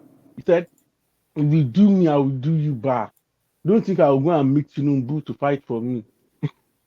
That woman a So in gangster. this case, now so Nah, real gangster. don't say Tinubu will be in power. It's Remy and No, Remy. I don't Tinubu see. will be in power. I mean that by the time Tinubu will govern the I country, know. I the understand. perception. He doesn't have any problem with Tinubu. He's having problem with Remy. So just say Remy will be in power by then. He will be in extra power by then. By the, I think the problem Dino has is even with himself. You understand? The problem Dino has is himself. The way his lifestyle, the way he's so lousy, the way he's so. I mean, in this country, where things in that state where things are that way, you just live recklessly and flamboyantly like that. Some people might just not be comfortable with that. It's his money, you understand? But you want to hold public office, The man people said, like Dangote, which they job can this buy man they do before? they can buy 10,000 of those cars now. But Which job do you know they do before politics? Which job? somebody told me about something about Dino. It's When not Dino, they say when Dino was local. Local, which local? Okay, you don't understand. A guy man now. Because I mean, like Shina Pella, I know Shina Pella now 419. So yeah, Dino Melaye is I don't know what he does for a living before politics. Like some kind They of said Dino like was political thug now. they say it was Obasanjo and El-Rufai that really gave Dino the kind of break. àwọn ọmọ ìgboro tó kàwé ní Dino bí ọmọ ìgboro tó kàwé ní. They say one day Obasanjo dey go, na Dino just hold am for leg, lie down. Say, Baba, you must do something for me. Obasanjo now pointed him to El-Rufai. So El-Rufai just gave him some documents. Say, go and sell this property. You can make some margin. That was all. With those cars and property that he amassed. Now, with that's a first big break now. You go and sell a property in Abuja, you brought the check to the minister said, don't worry, take the check and everything. That's a big break now. And with that, you can be building on that, you can be buying properties, selling again. But he's not Saraki's boy. It's a Saraki follower now. It was later that I became Saraki now. Oh, later. As at that time, Saraki was even just an SC. Special assistant to the presidency. I knew Dino was in the house before he became senator. He was in the house first. I know he was in the house.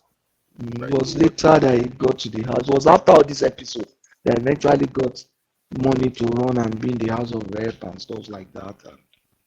And then the people asking for, I don't think there's any section in our constitution, 99 constitution, that says the president-elect has a role to play before being inaugurated. So this call for his whereabouts is what I'm not so sure, because the constitution is clear.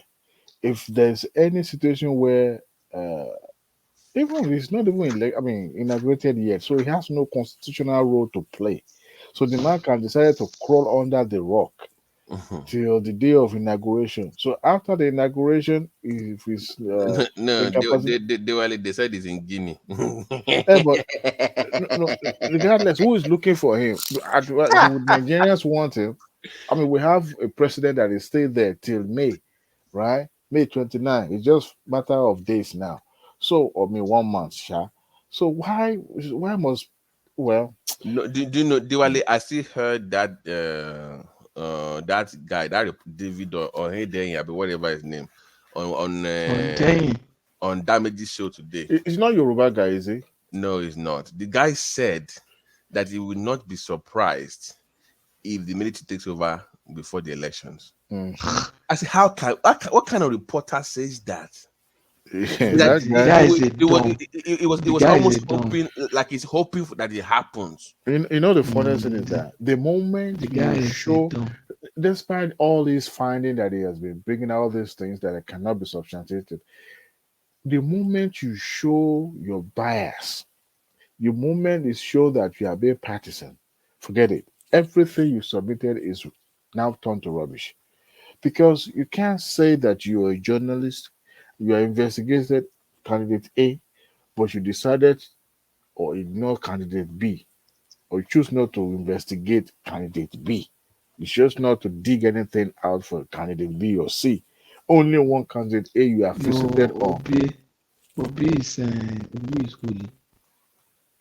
That's why I'm saying that the guy lost his credibility right from there, because when he was asked on Arise TV, I call them our Sleeps TV, and he said, "Who you supporting?" And he said, "I'm supporting Obi." That was why I knew. You know what? Forget it. You are done. Even if you are supporting Obi, you should have said, I'm not really have any particular candidate. But even Ruben, that is the card carry member of the PDP. We will never say that supporting now. PDP. Ruben, that was a former deputy. Former deputy candidate. He will never say. He will never say. He will never say that. I was like, no, you don't know what you're talking about. But Amadeni, just like this Gbadebo too. You know, Gbadebo is a rookie. There's no future for that one in politics anymore. You should go and sit down. The next 4-year election is going to be dramatic. But I think this is what I'm foresee, that the current APC would be in charge of the narrative on like what happens during where they left it for opposition to drive the discussion. No, they will be the one to make news. They will be the one to drive with FFP, sharp mouth, they will be ready for them. I want fire for fire, let me reason you. And they are ready to make enemies. They are ready. They are held don't want an enemy. And that labor guy, Kiamo, those ones are like ready for anybody. The people said that they should slow down. That they are not. I agree that they are not. Their rhetoric should be toned down a little bit. But when they need to be upfront and fire for fire, they'll give it. But they still maintain the decorums and the professionalism and all that. But when it now becomes a shouting match, because I know Sleep News or Sleep TV will not back down. And this is where I foresee that if something is going to happen, they will become. They're going to become AIT very soon. Because you know what happened to AIT? I don't. Oh yeah. AIT. Yeah, don't worry. See that will fight them. The channels wanted to toe that line. I think they kind of retrace their step back. Okay, they don't have to do this. No, China is more. China is more professional. No, my brother, this is at a point. No, they were like PDP before. They were like PDP. They were very partisan, but because they didn't open their online YouTube channel comment section, that was the reason you didn't see a lot of. No. And back then, they were not that big. They first came. They were the first to come on YouTube before. They were TVC. Before TVC and Alight came, they were the first to come. Yeah. But the way Rufai was, that was the way this guy used to be now. No. Mokpa used to be. Yeah. So it used to be very rude though. It used to be very rude to people. So as a young lady, I thought she's an older woman. I didn't know she was a young lady. She's young. She has old face, but she's young. Yeah. She's just 40. She's old now, but back then she just turned 40. Yeah, she used to like. That's what they said. Back then she had. She just turned 40. 41 or 42. Yeah, she's young. No, she just turned 40. She's 40 or 41 this year. Yeah, I don't think so. She's a young lady. Serious. She's young. She celebrated her birthday. Because 40. Manto Fenye, Manto A little much more older now. I look at that. I was I thought the lady was like an older woman, like going to 50s or something like that. She married a young boy. She's older than the guy. After she had a baby, that's no, the guy is much more older. Young guy can do low fair. Because earlier Mokwe days, she used to speak all this. She used to speak all this English for British in it back then. It was very British back then. They calm down.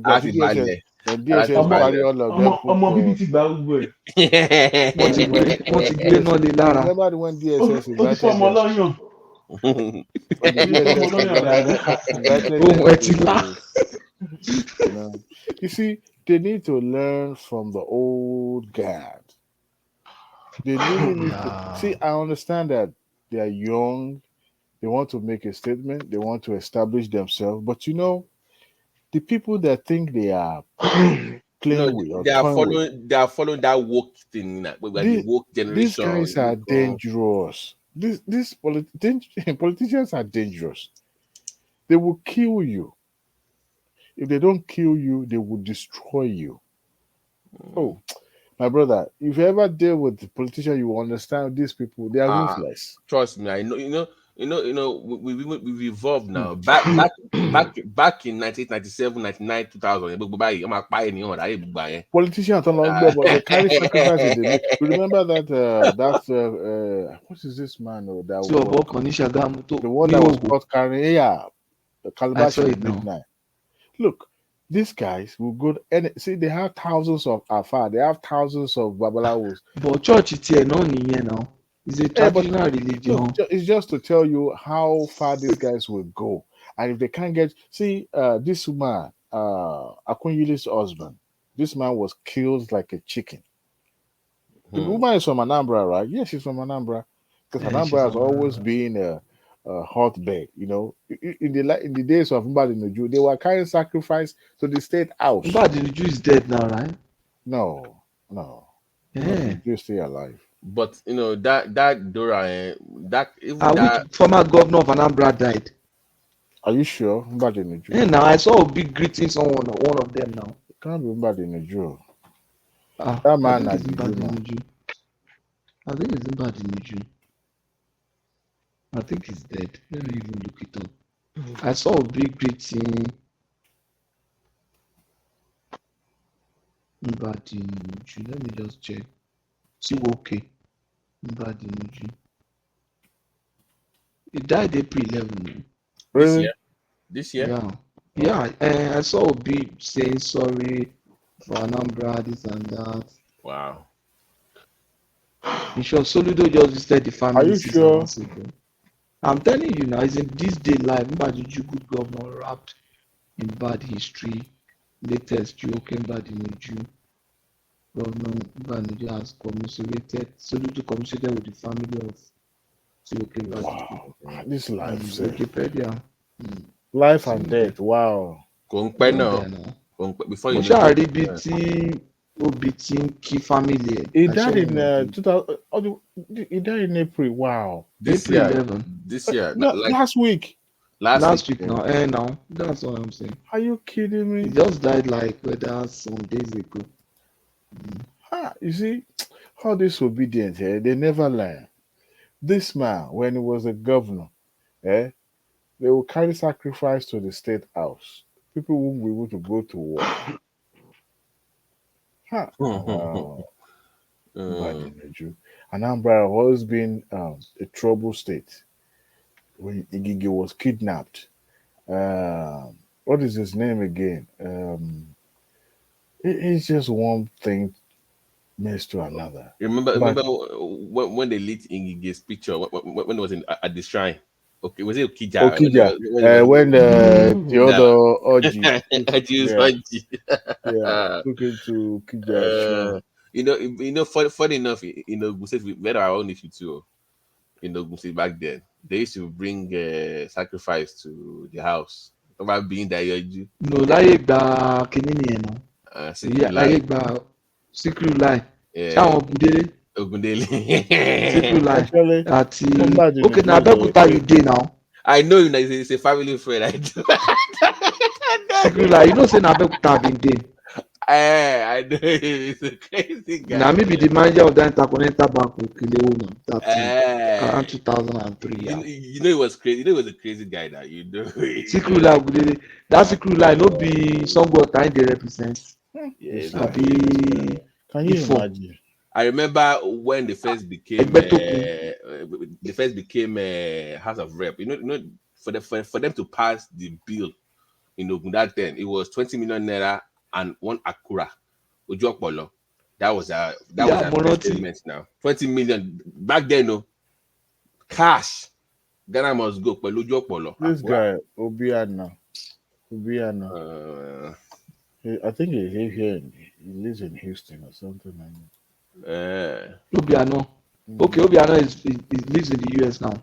They saw him at the at the one of this eyebrow area in Houston. The man liked to drink. Wait. They said Hundeyin is Yoruba. It's from Isegun. So it should be from Ondo. No, Badagry. It's from Badagry. Hundeyin. Well, the moment he said that him and Raji Fashola's children used to hang out together, they were schoolmates, and that's when I knew, okay, forget about this. This is I know where this is going. Bully in school. No, he said what changed him was when his father died. That was the time he said, even though he's from the same southwest from Tinubu, he doesn't care. I just want to do my work. After which side of southwest are you from? This woman fine, I realize he can be governor. No, at least we have a pretty governor. No, that Binani, I was like, mommy, that woman fine. Now we see. Fast, they say Kugali one thing. They Kugali one lick. Mommy, yeah, can like be you. I find hopefully, this is what I'm hoping. Hopefully, she does not toe the line of those crazy feminists trying to impose. She's 51. Women. That woman, did she win? She won now. No, it's contested though. No. The rep came out and said that she won. She was declared winner now. No, they cancelled they've overturned the reps, from Abuja. They've overturned the reps directive. He doesn't have the power, and besides, he doesn't have any results in front of him. So they're gonna settle that was the issue. But okay, you said she won by what number? He could not say. What number? How can somebody won? Is it the number? He doesn't have the power to declare anybody winner. So they're going to Abuja now. I think what APC is trying to do is that they want to open, do everything up, like all those worms. They want to open, like, I think that guy has rigged some area which has been covered. So now when they go to Abuja, they have to review everything. So maybe they will say, okay, let's open everything. That's what they. Tinubu wants a female governor for his own. Yeah. Because she will be the first. Only one. I tell you, I like do my mind alone. Where you go? That when you do my mind. Ipò ti gba àárín àwọn boys kọjá bí kó tó dé. She's still young. She's 51 years old. She's young. I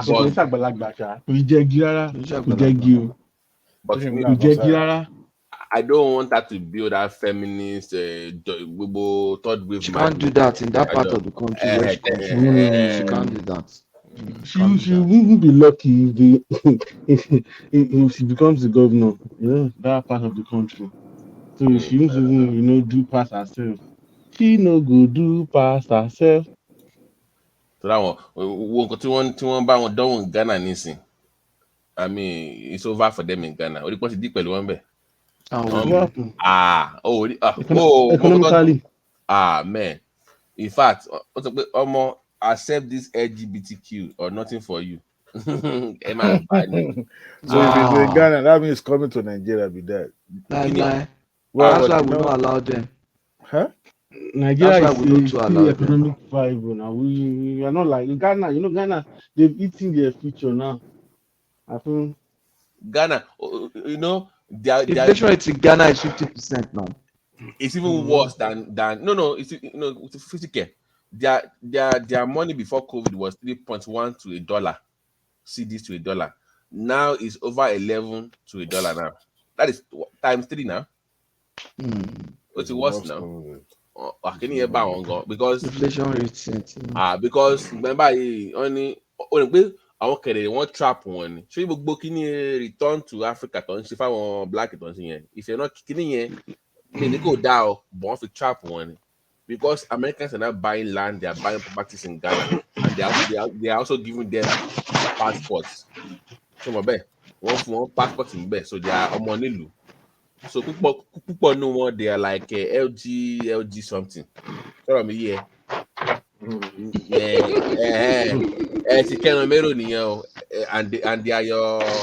they have passports now. They should carry their agenda, not in Africa. You don't tell people that are hungry to accept certain culture. You see, people are hungry. They wanted food. We are saying accept this. Look, I know the likes of Bobrisky will be very happy if that is declared in Nigeria today. But then, we have larger population that will not allow that. Do you see the interview that you mean Harris? The president of Kenya granted? Kenyatta. That man was telling her, Christiana Mapoda, look here, that there are more important things that really touch the life of people, and that currently that LGBTs to whatever is not one of them. They were just boxing the guy into one corner, boxing him into one corner. You know, the way Nigeria and the likes are going with China now, America won't have anything to bargain on when it comes to this idea. So it's dead on arrival. No. See, in Africa join the BRIC nations because Africa now has a better deal. Because each time they look at when their VP came to Ghana, she came there to discuss what weapons and gay rights. But when we have people come from they discuss train tracks or money. So why would like choose guns over train tracks? So when they show up to Africa, it's always wala, war, and who wants that? Hey, because if you don't subscribe to that, there will be so many sanctions against you. Your country will be more poorer. So, right. So it was bygone to avoid sanction. Oh yeah, it's a must. You must let them produce things. Let them produce things that the Nigerians need. The weapon. Pato. How do you think Good Luck lost? It was that gay right now. That gay bill lose now. That was the beginning of his wala with Obama. How can they make Good Luck to lose because of gay right to Buhari? They should know that Buhari will be worse now. No, I'm saying America my brother. The narrative, what makes what you call the Nathan's administration worse is that, to create propaganda. I don't know if you guys are close to the intelligence quarters. See, all you need is just to plant that little seed and watch it grow. It's a lot easier these days with the this little gadget we have in our hand. All you need to do is just to plant that little seed. That's why all these rumors being milling around. Somebody is what is it called, Jubrin or not Jubrin Amadu, and all those. Those are the kind of political propaganda that's been perpetrated. And sometimes all these foreign nations, they are one of the propagandists, or what do they call them? So at the end of the day, if you are not that's why I said something this morning. I said, Tinubu has gone with the people that anointed him.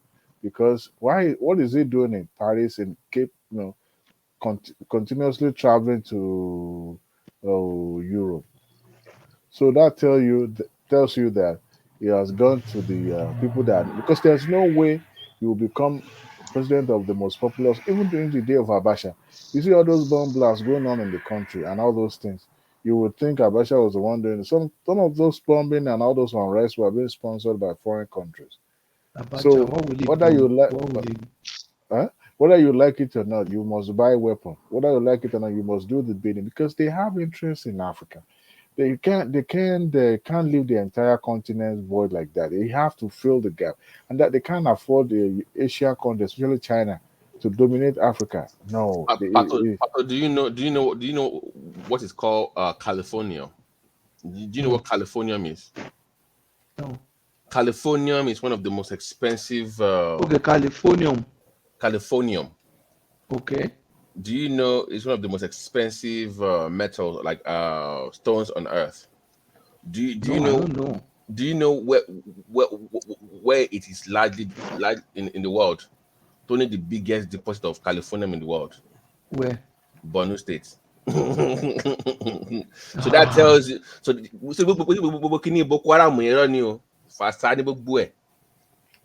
the same way you have a herdsman in the forest near Osunye, on one company, it's all good, no one bed. Is to chase away. It's the same playbook in Africa now. If they want something somewhere, they will create it. They will create conflict in that area. Oh yeah. To chase you away from that place to get what they Oh want. It's the same play. So one Boko Haram terrorism is about resources. Illegal mining is going on in those areas. Osun, all those people, they are illegally mining stuff. California, lithium, these are in large deposits in the north. So I had to go read up on californium. Californium is a very expensive stone, no? Very expensive. Or then Wambe. And government is not making money from it.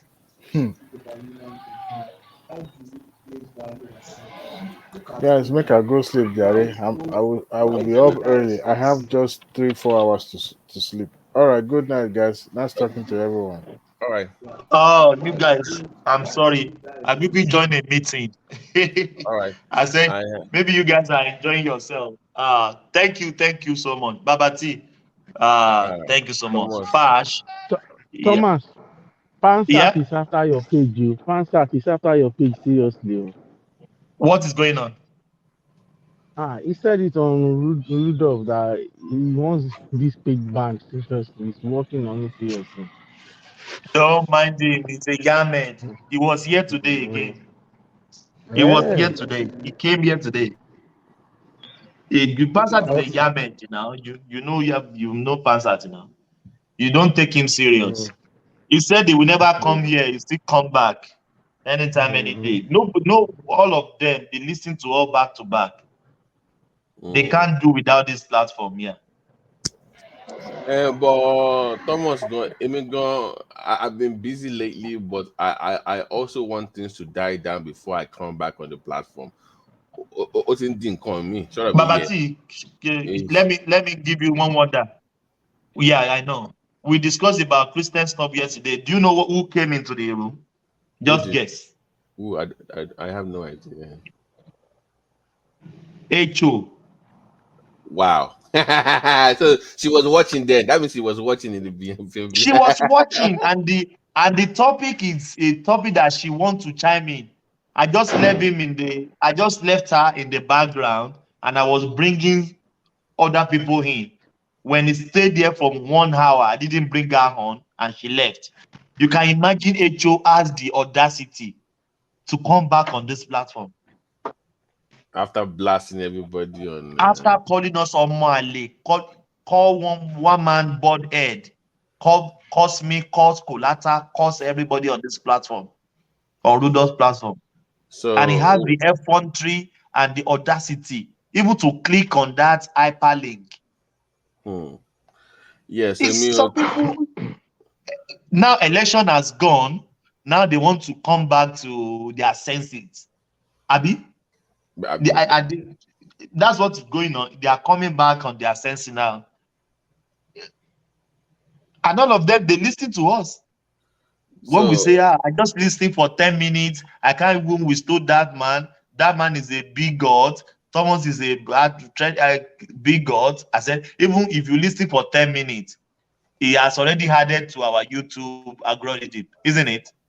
Yep. And I saw H.O. I said H.O. on this platform. I think did she make mistake pressing the hyperlink after all this course? So I have resolved that I will comment once in a while. I'll listen, but I will rather wait until after is sworn in. That Baba I don't want to deal with this. Baba let me go back to my meeting now. Just thank you guys for coming. Yeah, thank you so much. See you tomorrow. Yeah. Bye. Yeah, thank you, Fash. Yeah, thank you.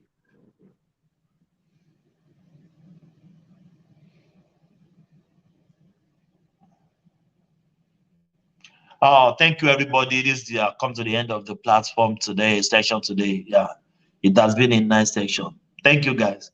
God bless you all. See you at the other side. I will leave you with this.